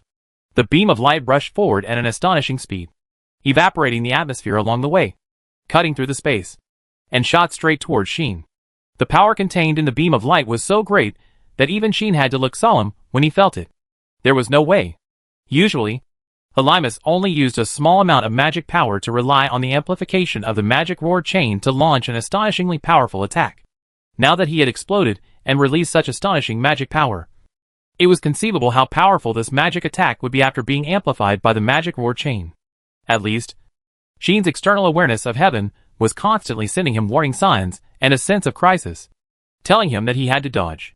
In other words, it was not possible to take it head-on. If he took it head-on, even Xian, without going all out, would probably capsize like a boat in a storm and get drowned. However, knowing this, Xian did not dodge at all and just stood there. The next second, the powerful magic beam completely swallowed him up. Boom! With the earth-shaking roar, a huge explosion occurred again over the capital. Moreover, the power of this explosion was many times stronger than the previous one, causing the blast to sweep across the magic and touch the ground. In an instant, the entire capital seemed to be hit by a typhoon of more than 10 levels. Buildings cracked one after another. Bricks and tiles on the street were blown away. The demons, and even the young demons in the slaughter, were caught off guard and swept into the air. Naturally, the people who were fleeing in panic, and the knights who were fighting hard were not spared and were all affected. Damn it! In a corner of the capital, Aradia was fighting with several young demons in the fierce wind. The big sword in her hand pierced into the ground, and she barely managed to avoid being blown away. What happened? Tilly looked wounded, as if she had just noticed the fierce battle above the capital. She was shocked before she was swept away by the blast. Teacher Jailur. Genome. The elf division fighting on the front line had been blown to pieces by the blast. Genome was even blown into the air, screaming, and Jailur quickly grabbed her. They didn't know that at this moment Xian and the enemy leader were fighting fiercely. It's not that they didn't notice it, but everything happened too fast. 1 second ago, they were still cleaning up the remnants of the beast nest under the instructions of the superiors. The next second, the barrier of the royal capital was shattered by an amazing magic power, causing the royal capital to fall completely and be invaded by countless monsters. They could only fight in shock and anger, and try to rescue the citizens of the royal capital who were in crisis. How could they have the energy to pay attention to the confrontation in the sky? If it weren't for the previous big explosion and the dragon-like howling, they didn't even know that there were people in the sky. Now, suddenly encountering such a big anomaly, they were naturally caught off guard one by one. What happened? Aradia stood in the blast with a sword, looked at the sky, and then looked at the direction of the Hall of Glory. Deep worry appeared on her always indifferent face. There are many people like Aradia. They don't know yet that now, not only the royal capital, but the entire human world and even the demon world have encountered great changes. This is a disaster. And it's not over yet. Chapter 879 Boztut. The Horn of Counterattack. At this time, the chaos in the capital was getting worse and worse. Not only the army of demons and the army of demon larvae were wreaking havoc in the capital, but also many demons in black robes were taking advantage of the situation in the fierce battles with the warriors brought by various forces. There is no doubt that these demons are all old demons and members of the original demon. Not only the messengers, but also the apostles participated in the siege of the capital and were fighting against the top masters of various forces. Arida encountered an apostle, whose own strength was quite good, and he also brought several demon larvae to besiege him, making him a little embarrassed. The orc priest group was also running on the battlefield, dealing with the demons one by one, but was also targeted by an apostle. The elf division relied on their innately powerful magic to once dominate the battlefield and fight on the front line. But the terrible vision from the sky broke up their formation. Finally, all the important places in the capital were also attacked by powerful apostles. Today, the capital and even the entire Mitrok kingdom will become history. An old demon apostle holding a giant sword stood in front of the palace, leading a group of original demon messengers, a large army of demon refiners, and several demon larvae, and walked towards the gate of the palace together. Let's go! Kill all those hateful clergymen, and find a way to connect to the god realm. In front of the temple next to the palace, another ferocious apostle was roaring at the messengers, demon refiners, and demon larvae behind him, making the clergy guarding the temple angry and angry. At the same time, several famous noble families were also attacked by strong men. For example, the Lazahat family, who are the right-hand man of the kingdom and manage the entire adventurer guild. For example, the Albion family, who are the top of the kingdom's knights, are the partners of the former hero Mitra, and are descendants of the same heroes as the royal family. These noble families have all been attacked by the old demons at the apostle level and are in crisis. Naturally, as the Marquis of Boztut's family where the current hero is, Sheen has received special attention. 3 apostles brought 10 demon larvae, plus many messengers and demon refiners, and attacked here together. That is an extremely terrifying force. You know, the old demons who can become apostles are all top legendary powerhouses. Their lowest level is 96. And there are also those who have reached level 99, which is not far from the position of the great apostle that can only be touched by the existence of the extreme level. Adding in 10 legendary demon larvae, there were 13 legendary warriors attacking the Boztut family, which was very scary. However, in front of the gate of the Boztut family, the battle situation presented a different situation. Bang! Accompanied by the descent of a scorching dragon's breath, a deafening roar resounded throughout the venue. A pitch-black dragon descended over the Boztut family and spit out scorching dragon breath towards the square below. Gah! Several young demons also spit out dragon breath, facing the dragon breath descending in the air, trying to push the dragon breath back. Unfortunately, the collision had just occurred, and the dragon breaths of both camps did not last long, and one side was completely defeated.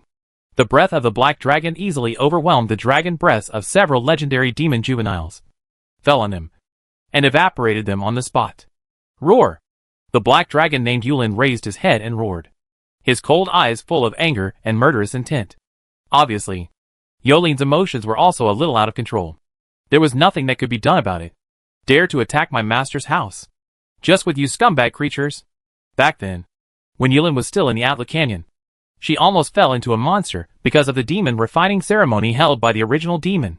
Now, seeing those monsters that were neither human nor ghost again, how could Yulin hold back and not lose control of her emotions? Not to mention, they were planning to attack her home, the mansion that her master had entrusted her to guard. With new and old hatreds added together, Yulin exploded, and with a few breaths of dragon breath, she killed several demon larvae and countless demon refiners. Those demon larvae and demon refiners were simply not the opponents of Yulin today. Legendary level? Top legendary level? So what? In front of Yulin, who had already reached the limit level and had undergone dragonization, with her power increased by 7 times. This level of opponent was not enough. Not only were they not good enough for Yulin, but in the eyes of other people in the Bastet family, these opponents were not invincible either. Kill! Kill! Kill! In the Bastet family, beings with extremely powerful auras suddenly rushed out. One by one, they were more ferocious than the old demons present. During the roar, I don't know how many messengers and demon refiners were torn to pieces by them. Not to mention messengers and demon refiners. Even 2 demon larvae died in the hands of these people. 7 legendary strongmen rushed out of the Bastet family, confronted these 2 demon larvae at the beginning, and launched an inhumane siege, and finally successfully tore all these demon larvae to pieces. Damn it! An apostle looked at all this with an extremely ugly face. His name is Raoul, an apostle of the old demon clan original demon, directly under the apostle of the great apostle of Star, with a level of 99. And he is the strongest among the 12 apostles of original demon. The attack on the Bastet family was led by him. The other 2 apostles were also apostles under the command of the great apostle of Star. That is, Donna's subordinates. And they were responsible for taking down the Bastet family together with Raoul. The survival of the Bastet family was crucial, because it was the family of the hero. Even the leader paid special attention to it, and personally ordered that it must be taken down, including the dragon. The entire Bastet family was destroyed. Helimus gave such a cold instruction before the action. In this regard, as their boss, Donnas did not object or agree, but just said to them in a rather indifferent tone, "Well, the leader said so. You should do your best." After Donnas casually said this, he ignored Raoul and the other 2 and went directly to another place to carry out the task of delaying the hero's steps. Although Raoul was a little concerned about Donnas' attitude, he could not violate the leader's order. Although they are all directly under the Grand Apostle, usually obey the Grand Apostle, or even recruited into the original demon by the Grand Apostle, except for some of the confidants trained by the Grand Apostle himself. The rest of the apostles are appointed by the leader, and naturally obey the leader's orders more than the Grand Apostle. Raoul and his 3 companions are like this. No, it should be said that the 4 apostles under Donnas were not actually recruited into the original demon by him, including the demon spirit that has been defeated by the hero. They all entered the old demon clan original demon for various reasons, and then were appointed as apostles, and then led Donnas and followed the instructions of Donnas, the Grand Apostle of Star. The same situation is also the 4 apostles under the Grand Apostle of Moon. The Grand Apostle of Moon is also not very concerned about the affairs of the apostles. The 4 apostles under his command are all arranged by the leader, and he has not cultivated any confidence. Unlike the Grand Apostle of Sun, the elder of original demon, the demon who originally followed the leader, all the 4 apostles under his command were trained by him personally or recruited as his confidants. Therefore, in original demon, except for the Grand Apostle of Sun, who has very high power, the other 2 Grand Apostles of Moon and Star do not have as strong control over original demon as Parion. The reason is also very simple. Although Donnas is the son of the leader, his own strength is extremely low. If it were not for a few demon fighters, he might not even be as good as the apostles. The leader himself does not pay much attention to him, and even does not regard him as a son at all, and is very indifferent. As a result, the other party's status is naturally not as high as imagined. The strength of the Grand Apostle of Moon was very terrifying. Even Parion, the Grand Apostle of Sun, seemed to be somewhat daunted and even terrified. But for some reason, the leader only used her as a tool, As if this grand apostle, who was undoubtedly a strong man among the extreme level, and possibly the strongest, also had a very delicate position among the original demons. Only Parion, the grand apostle of Sun, was a close confidant of Hellemus, responsible for executing many important strategies formulated by Hellemus himself, and was deeply trusted by the leader. Unfortunately, the grand apostle of Sun was also conquered by the brave, causing the leader to be furious and unable to help but take action himself. Under such circumstances, although Raoul and the other two were apostles directly under Donna's, they were actually truly loyal to the leader Hellemus. Only the deceased demon spirit, I don't know if it was because he saw something, seemed to admire the grand apostle Donna's. But that demon spirit has now become a dead soul under the brave sword. Raoul and the other two still have to do what they should do. But now, the situation seems to be very bad for them. Another apostle was being forced to retreat step by a girl holding a double blade and a demon horn growing on her forehead. She was very weak at the beginning, but she became braver and stronger as the battle went on. She was covered with wounds and howled in pain countless times. Get out of my way. The remaining apostle anxiously wanted to change the situation several times, and planned to rush directly to Bostut's house, but was stopped several times by a girl who was not even level 70 and holding a huge shield. He was completely unable to break through the opponent's defense and attack Bostut's house, and roared for this. The rest of the messengers were also slaughtered by the knights of Bostut's house, and the thugs, who looked more like the old demons than the old demons, and fell in a pool of blood one by one. And Raoul himself. I am here, and you will never invade this house. An elf girl holding a treasure-like staff and a priest-like robe beside her stood in front of Raoul, saying this with a serious face. On his body, there was a magical power that was not inferior to Raoul, and even slightly exceeded it. Looking at this beautiful elf girl, Raoul was filled with hatred and despair, because half of his body was burnt black. One hand was broken, and his whole body was covered with wounds, as if he had suffered a disaster. All this was thanks to the elf girl, who looked so weak. Raoul was really desperate. Why? Why is there still an extreme magician here? What responded to his words was a rain of fire. He was completely drowned. Chapter 880, a one-man battle against a legion. At the same time, killing was also going on around the location of the Glory Hall. There were originally legions of the guard knights and other knights, priests, magicians, etc. stationed here. Now that the Glory Hall has problems, the people here naturally dare not leave here. If it weren't for the strong attack of the army of demons and the legions of demon larvae, forcing them to fight, they would have definitely started to find ways to rescue the important figures in the Glory Hall. Now, there are only various sounds of fighting here, and magic are constantly echoing and flying in the air, turning this place into one of the most intense battlefields in the capital. People can only look at the Glory Hall anxiously while having to fight against the attacking monsters, making the scene a mess, until a figure fell from the sky and appeared here. That is, Luo. She was suspended in the air, looking at the Glory Hall, and her eyes suddenly condensed. I saw that there was a layer of soft moonlight floating around the Glory Hall like silver yarn, wrapping the entire Glory Hall inside. Under the cover of the silver yarn like moonlight, the entire Glory Hall seemed to be imprisoned, and there was no movement from the inside. This made Luo Shi understand instantly. Is everyone imprisoned by this power? Luo Shi realized the truth and couldn't help but breathe a sigh of relief. The capital fell, but the leaders and strong men of various forces did not appear, which made Luo Shi have to think of the worst. Fortunately, the leaders and strong men of various forces did not seem to be in trouble, but were imprisoned by the mysterious power. This is certainly a problem, but it is not as bad as Luo Shi imagined. It's better than the leaders and strong men of various forces being in trouble. Right? So, this result is still quite reassuring for Luo Shi. But, what kind of power can imprison so many strong men? Luo Shi was still very surprised about this. You know, in the Glory Hall, there are not only the leaders of various human forces, but also the strong men from the three races. These strong men are at least legendary level, and there are even extreme level existences. With such a group of strong men gathered together, Luo Shi really can't think of anything that can imprison them except the power of transcending realm. Not to mention, in the Glory Hall, the top strong men are not only extreme level, but also transcendent level. 3 goddesses, 6 demons, in addition to the goddess of justice and the 3 goddesses of time and space. Each of them is a transcendent existence, the pinnacle of the world. Now that the demon king has passed away and the Supreme God has gone into seclusion. There is a way to imprison such a group of transcendent existences. Forgive Luo Shi for being frank. She really can't imagine it. Of course.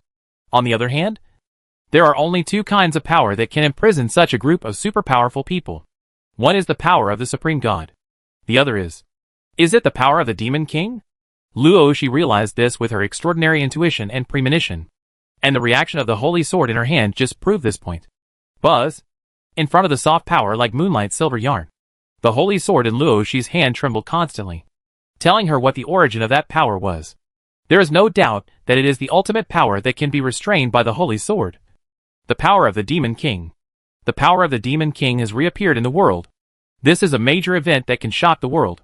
If some people who are too suspicious know about it, I am afraid they will doubt whether the Demon King is still alive. And they will not be able to sleep well at night. Right? Luo Shi was also a little shaken, but tried to suppress it. Today, she has seen something more shocking, and she will not lose her composure again when she sees the power of the Demon King. However, the most urgent task is to rescue everyone first.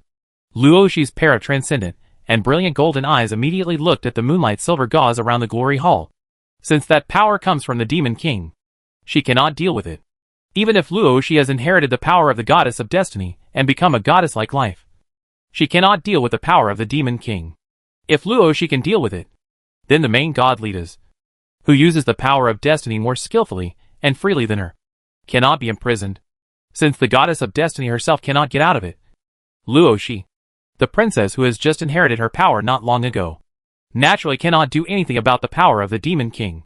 Fortunately, Luo Shi is not only the blessing and successor of the goddess of destiny, but also the descendant of the brave Princess Rosie Lust Mitra, who has gained the recognition of the Holy Sword and obtained the Holy Sword of the brave Mitra, who had defeated the Demon King, has become the most precious treasure of the kingdom. With the Holy Sword in her hand, she may be able to do something about that power. Hi! Thinking of this, Rosie raised the Holy Sword in her hand without any hesitation, and the surging magic power surged all over her body. Buzz! The amazing magic power gathered into a deep red light and flowed to the Holy Sword in Rosie's hand. Not long after, the Holy Sword in Rosie's hand also burst into light, turning the deep red magic power into a dazzling color. It was the ultimate move of the melee system magic sword. Rosie used the Holy Sword to perform the magic sword skill, which formed a dazzling magic blade, which rose from the Holy Sword and turned into a huge light blade that rushed into the sky, raising layers of magic waves. Such a terrifying movement inevitably attracted the attention of the people in the fierce battle below. Is that the Holy Sword? Is it the brave Xian? No! It's Her Highness Roxalusti. Her Highness Roxalusti is coming. The human forces were overjoyed when they saw this scene. On the other hand, the old demons were all shocked. Quick! Stop her! Don't let Roxalusti destroy our Demon King barrier. Go! Several apostles happened to be at the scene. Seeing this scene, they immediately gave orders loudly. Gah! Several demon larvae reacted first, and immediately vibrated the dragon wings behind them one by one and rushed into the sky. Your Highness! Be careful! Many people saw this scene and shouted with their eyes wide open. It was impossible for Luo Shi not to notice the attack on her. Several young demons attacked her with their wings flapping, and their mouths were filled with scorching dragon breath. Behind them were countless demons with their wings spread out, making her feel as if she was surrounded by countless monsters. However, Luo Shi was not frightened by this, and her pair of golden eyes also flashed with coldness. Die! At that moment, Luo Shi did not slash the bright light blade in the direction of the Hall of Glory, but turned her wrist and slashed at all the monsters in all directions. Choke! Accompanied by a huge bright sword light flashing in the air. The huge light blade that rushed into the sky instantly slashed through countless monsters. Boom! A young demon stopped in the air on the spot and suddenly exploded. Boom! Boom! Boom! Boom! Boom! One after another, the young demons and the refined demons exploded, turning into a bloody rain that fell from the sky. In a flash, countless monsters of decent levels were killed by Rosie with one sword. What? Impossible. Is she really Rosie Lust Mitra? The treasure of the kingdom? Impossible. She can't be that strong. The faces of the apostles on the ground changed drastically one after another. To be honest, they didn't take Rosie seriously. Not only them, but also Helimus. Otherwise, he wouldn't choose to stop Sheen and Lilith but turn a blind eye to Rosie.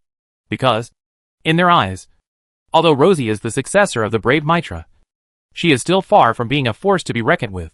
They don't know that Rosie has been reborn. No one except the Mithraic royal family and the high-ranking members of the God clan knew about Rox's unique skill, blessing, and prayer. Such important information, whether it is the God clan or the Mitra royal family, naturally blocked it and would not let it leak out. Otherwise, if the people of the old demon clan knew that Roxy not only inherited the power of the brave Mitra, but also inherited the power of the goddess of fate, then Roxy would be regarded as the biggest threat and suffered countless assassinations and murders. Therefore, in the eyes of the old demon clan, their understanding of Roxy still only remained at the level of the kingdom's treasure. Before the transformation, Rox's level was only 70. Even with the holy sword, it was just a legendary combat power. Such Roxy, the degree of threat is not even as good as her teacher Aridia Elbian. After all, Aridia is the strongest of the human race, and Roxy only has a combat power comparable to the legendary level by relying on the sharpness of the holy sword. In addition to the need to be vigilant about the natural effect of the holy sword itself on the demon clan, the rest of the aspects are not worth mentioning in the eyes of the original demon, even though she held the holy sword in her hand, which might interfere with the demon king barrier. Helimus was more wary of Sheen than Roxy. As for Roxy, anyway, she was only at the legendary level. With the apostles, and so many legendary demon larvae, could she not be dealt with? With this in mind, Helimus focused all his attention on Sheen and Lilith, and ignored Roxy. The apostles of original demon were the same. Although they saw Roxy appear, they did not think they could not stop her. Who would have thought that in just a moment, several legendary demon larvae and countless refined demons were all solved? Your Highness! Your Highness! While the apostles of original demon were shocked, the human forces were overjoyed again. Obviously, they did not expect that the legendary treasure of the kingdom, Roxy Lust Mitra, was so strong. This gave them hope. After being shocked, the apostles of the original demon gritted their teeth and roared. Go! Keep going! We must stop her. That's right. We must stop Rosie Lusty. Otherwise, once the demon king's barrier is broken and the tops are released, it will be the end. Once the three goddesses, the 6 demons, the goddess of justice, and the 3 goddesses of time and space, these super-level beings, attack at the same time, even the original demon, who has accumulated strength for thousands of years, will be defeated. So, no matter what, we must stop Rosie Lusty Mitra. So, countless demon larvae and refined demons flapped their wings again and rushed into the sky, attacking Rosie. A battle between one person and the Legion is about to begin.